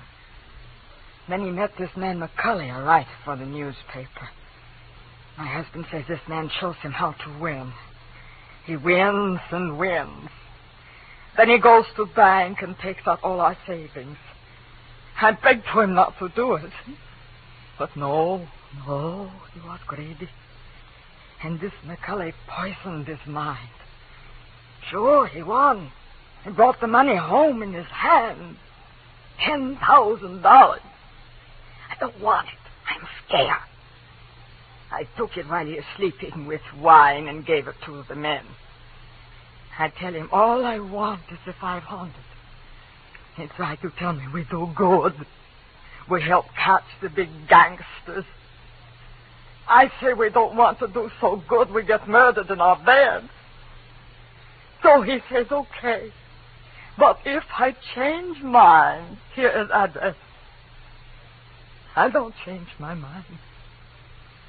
Because already my husband, he is dead. Has home. Stabbed.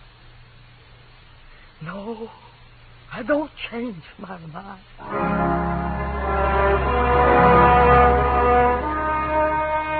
She signed it, and I left her alone with her grief. I wasn't working for you anymore, Mr. Youngblood.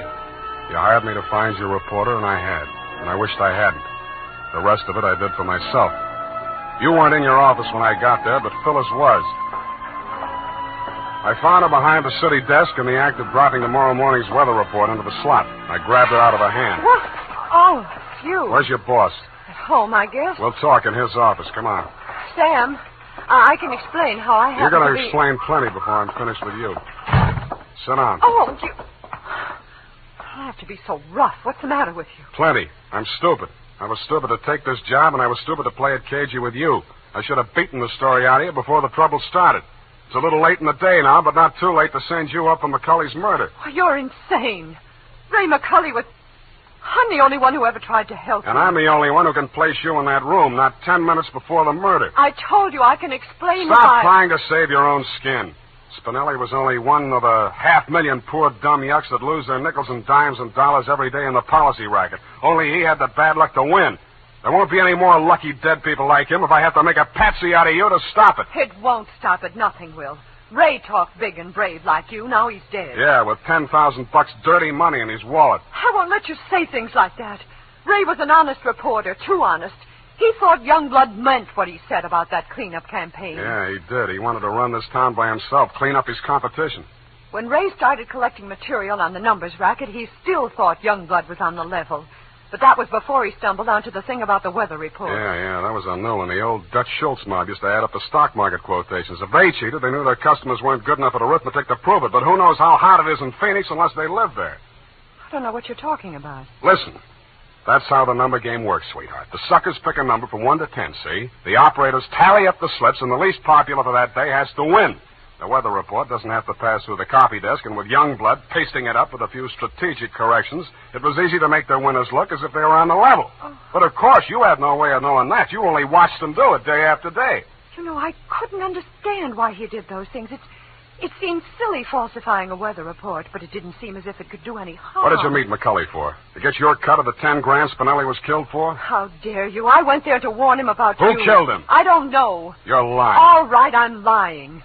But I can prove that Ray was on the level. I've got the proof right here. The whole story he wrote on the numbers racket, even naming Youngblood as the head of it, his own publisher.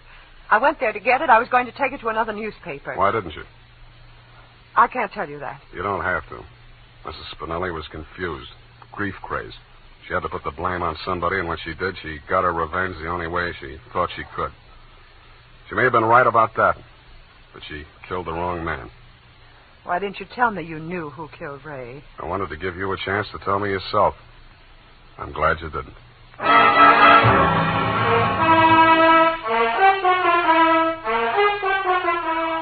And that, Mr. Youngblood, is the crop. I'm sure you appreciate the fact that I gave the double scoop to your paper. Like Mrs. Spinelli, I have my own ideas of vengeance. Besides, it may up your circulation a little, and you can certainly use a little extra money for your defense.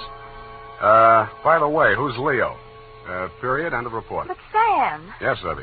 I thought Mrs. Spinelli killed Ray McCulley. The vacation helped. You were absolutely correct. Mrs. Spinelli killed Mr. McCulley, if you'll pardon the expression. Well, why did she kill her husband?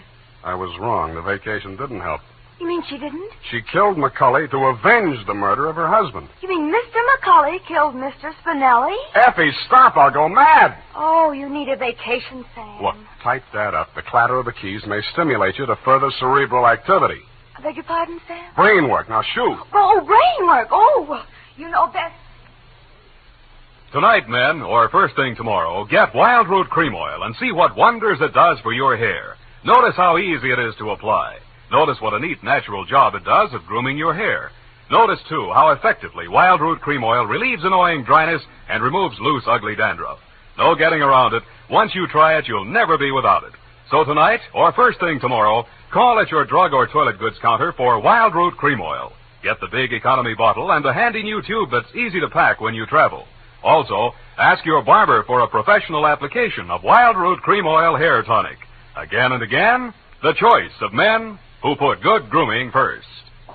Well, here it is, Sam. And you were absolutely right. The typing cleared my mind. It's all clear now except for one thing. Well, let's clear that up right away. Why did Mrs. Spinelli kill her husband? She did not kill her husband. Oh, I'm sorry.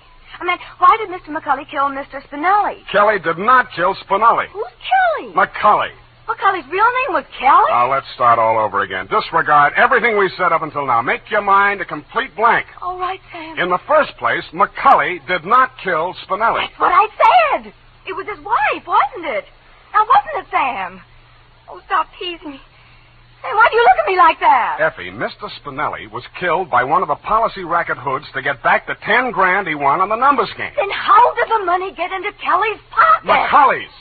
Why do you insist on using his alias, Sam? Effie, that was a tip of the tongue. I mean, look, Mrs. Spinelli took it to him because she was afraid her husband might be killed for it. Then why didn't they take the money when they killed him? Because Mrs. Spinelli had already taken it. Then she did kill him. Go home, Effie. All right, Sam. I'm sorry I'm so irritable to you, but I thought it... Well, it's been so long since I've been here, you know, Sam. Angel, you're just tired. Vacations have a habit of doing that to you. After a week or two in the office, you'll be all rested up again. I'll take it easy. You act as though you thought my mind were affected. Come here. Sam, now don't. My sunburn. Yeah. Oh, it hurts. It's nice to have you back. You look good, too. All tanned and healthy. Your roof. It's great.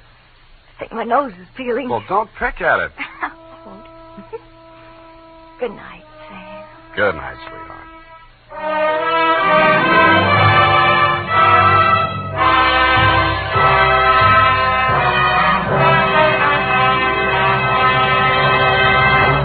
The Adventures of Sam Spade, Dashiell Hammett's famous private detective, are produced and directed by William Spear. Sam Spade is played by Howard Duff.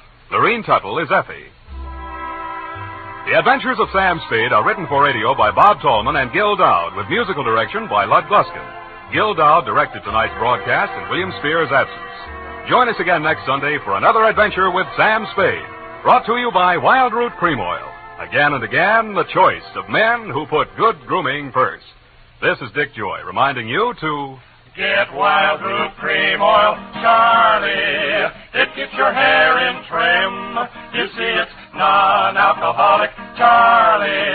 It's made with Susan Lanolin. You better get Wild Root Cream Oil, Charlie. Start using it today. You'll find that you will have a tough time, Charlie.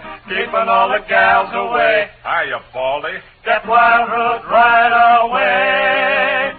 This is CBS, the Columbia Broadcasting System.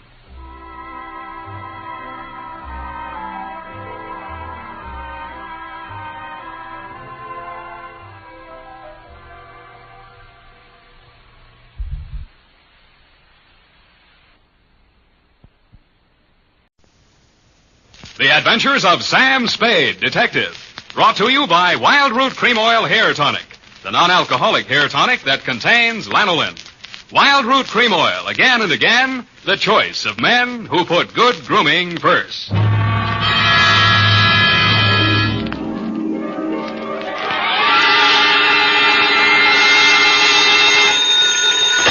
Sam Spade, detective agency. It's only me from over the sea. Oh, Sam, how was it at the beach? Same as always, foggy. Did you go in? Well, I was up to my neck from the first rumble. If you mean did I go in the water, I did. Was it cold? I didn't notice. I was too busy landing a corpse. Oh, Oh, Sam, what a coincidence. I was just reading my new library book. Yeah. And it's all about a body in the water, pushed over a cliff. And there's the strangest girl in it with a strange mother. Figures. And she drinks, the girl, and runs away with a chauffeur. They're rich people. They can't do that. They're stealing my material. Oh, no, Sam, no. It's by Owen Fitzstephen. He's very well thought of. Mother always understands his plot. Not tonight, she won't. Stay where you are, Angel. I'll be right down to dictate my report on the critical author caper.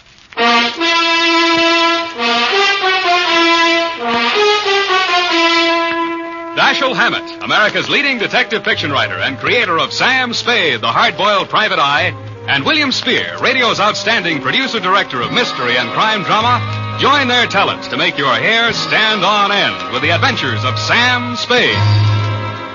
Presented by the makers of Wild Root Cream Oil for the hair. You know as well as I do, fellas, your hair is one of the first things any gal notices. So it's really important to keep your hair spruced up right all the time. The answer? Why, of course. Wild Root Cream Oil Hair Tonic. Wild Root Cream Oil grooms your hair neatly and naturally, relieves dryness, and removes loose, ugly dandruff. I have a hunch, fellas, she'll help herself to another look if you're using Wild Root. Get Wild Root Cream Oil Hair Tonic in bottles or the handy new tube. It's again and again the choice of men who put good grooming first. Later in this program, we'll have an important announcement. Listen for it. And now, with Howard Duff starring as Spade, Wild Root brings to the air the greatest private detective of them all in the adventures of Sam Spade.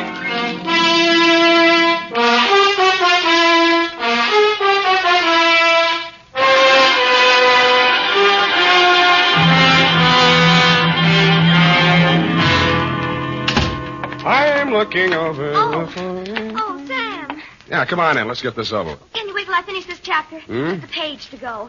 The detective has just found this girl in a sordid rooming house. Mm-hmm. He had this fight with her boyfriend and boinged him. And now butter wouldn't melt in her mouth. But I don't trust her. What's the name of the book? Morgue Fruit. Morgue Fruit. His last was a spindly stiff. That was about this neurotic nurse who was in love with her employer. Effie, how And she long got have you been reading this kind of trash? It's not trash, Sam. Oh, he really makes his characters live. And I love his detective. He's real hard-boiled like in Dashiell Hammett. Dashiell, damn it. Mark your place and come in. All right, Sam. Ready? Yes, Sam. Oh, I can hardly wait. That's the way I like you, eager. To finish the chapter, I mean. Please. I wonder what she's up to. She's guilty, of course. Of course, but what of? You can read it when I'm finished.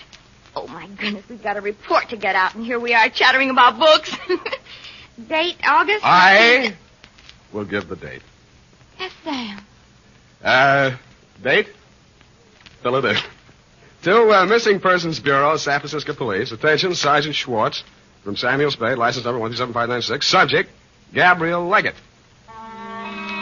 Dear Dave, I should have handed it over to you at the start, but you know me, I'm greedy. I cashed the check she'd sent me as a retainer without consulting my better judgment. Gave the money to Effie to pay bills without batting an eye. Borrowed a dime car fare from the corner newsboy without collateral. And arrived in front of the Leggett Mansion on Nob Hill without the foggiest notion of what I had been retained for. I'm Gertrude Leggett, Mr. Spade. It's about my stepdaughter, Gabrielle. She's been missing since the funeral. Whose funeral was that, Mrs. Leggett? My husband, Gabrielle's father. That was nearly 3 weeks ago. She came to me afterwards and said she was going down to Quesada, to our country place, for a few days. That she wanted to be alone with her grief. But I discovered that she never arrived at Quesada. Do I make myself clear, Mr. Spade? Yeah, except for one thing. Why do you want her back? First, she may do something to disgrace me. She'll undoubtedly try her best to do so. Secondly, unless I get her signature to some papers, in accordance with her father's will, I can't go on living in this house. Furthermore... That's okay. You've convinced me. Now, when she left, what did she take with her? Just one piece of light luggage, and her liquor case, of course. She drinks, you know. No, it's not my place to disapprove. I merely thought it might help you to know. Well, we could case all the bars in town, but it'd take a lot of time and a lot of money. Besides, I'm on the wagon. Well, you might talk to Eric, my chauffeur. He drove her to the station, or says he did. Where do I find him? Let's see. 10 o'clock. He'll be loitering down the hall somewhere in the neighborhood of the linen closet, helping the upstairs maid fold the sheets. I'd knock first if I were you and avoid embarrassment. Thanks for the tip. Oh, mind if I have a look at your stepdaughter's room? Eric will give you the key. I'm not allowed one. Figures. Oh, Eric. Oh, lady. Sorry, you great big Excuse me, sir. Thank you for your kind assistance, Mr. Collins. Okay, Myrtle. Anytime. And yes, sir. You Eric? Collinson, what can I do for you? I'd like the key to Miss Gabrielle's room. You the law? Why? You expecting some? The old lady's been threatening to yell cop. She decided to whisper instead. Oh, private dick. You catch on fast, lover boy. Okay, I'll let you in her room. Come on. Mrs. Leggett says you drove Gabrielle to the station. She says that, does she? Isn't that what you told her? I'm not telling you what I told anyone. Suit yourself. After you. Mm-mm. What's eating you? Nothing at all. Just want some privacy. Oh, now, wait a minute. I'm responsible. Go help Myrtle. Give me those keys. Oh, listen, you... Look. Hey, let me in. Don't have your lights. Her room was, shall we say, untidy. The mirrored dressing table was chipped around the edges, and ranged helter-skelter across it between two polo pony bookends was a mess of books. 3 odd volumes of the Harvard 5-foot shelf, a horse breeder's gazette, and a bunch of detective novels. I picked one up and opened it to the title page. It was called Morgue Fruit, and it was by Owen Fitzstephen, author of The Corpulent Cadaver, The Spindly Stiff, and The Kiss-Off. It was autographed to the author's great and good friend, the late Edgar Leggett. The signature looked familiar, but it didn't look like a lead. Neither did anything else in the room. I started to unlock the door with the key on the ring I grabbed away from Eric, and the light caught the smooth side of a Christopher medal. It was engraved for Eric, forever, Gabby. When Forever Eric went off duty that night, he went across town. The trail ended at a crummy, broken-down rooming house out in the Fillmore. He let himself in with a key and climbed the stairs. I waited until he was out of sight. In more time than it takes to tell, the door cracked open and a nose that could only belong to a landlady razored out at me. She was gumming a sen-sen. What you want? They get settled in all right? They ain't nobody settling in on me. Never touched me. You got me wrong, Mom. I meant the newlyweds. Did they raise the rent money all right? Oh, them. Raised it and spent it. He's a Dick Smither. Dick Smither. Stocks it up all day and throws the dead soldiers out the window. And they call it a honeymoon. Who are you? I'm her ex-husband, darling. I came to pay her the back alimony I owe. Well, give it to me. I'll see she gets... Oh, no, you don't. No, don't you come pushing in here. Quiet. It's after hours. Don't allow callers in here after 10 o'clock. House rule. Shut up. Well, I don't... What's their room number? Now, give it to me or I'll shake it out of you, darling. 212. 212. And if it weren't for these new uppers, I'd let you try it. Oh, is that what those are? Thank you, Grand Duchess Marie. Smart Alec. No wonder you can't hang on to a woman. It's all right. You drove her to drink. I did not. Alimony's still good for you, young whippersnapper. Who is it? Western Union. All right, let me... I told you to stay away. Now beat it. Eric, what is it? Look, Eric, I don't want any trouble, but I'm coming in. Over my dead body. Eric? Get back in the room, Gabby. Now, look, I won't let you hurt her, so... Now, so look, help... Collinson, don't make me do it. I don't want to. Okay, I'm sorry. Eric!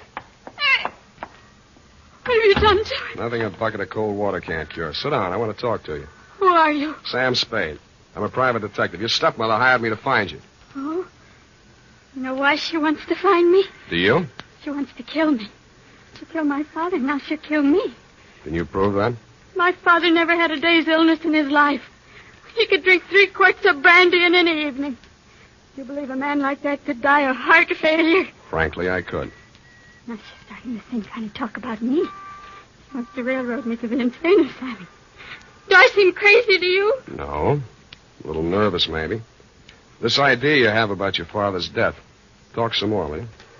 All right. I'll tell you the whole thing. But I gotta have a drink first. Hey, I can't get the top off. Give me a hand, will you? Sure. You need a corkscrew for this one. Yeah, I think there's one down there in the cupboard. I don't see one. Back in the corner. A little farther. There. No, there's nothing in... Hey! Oh.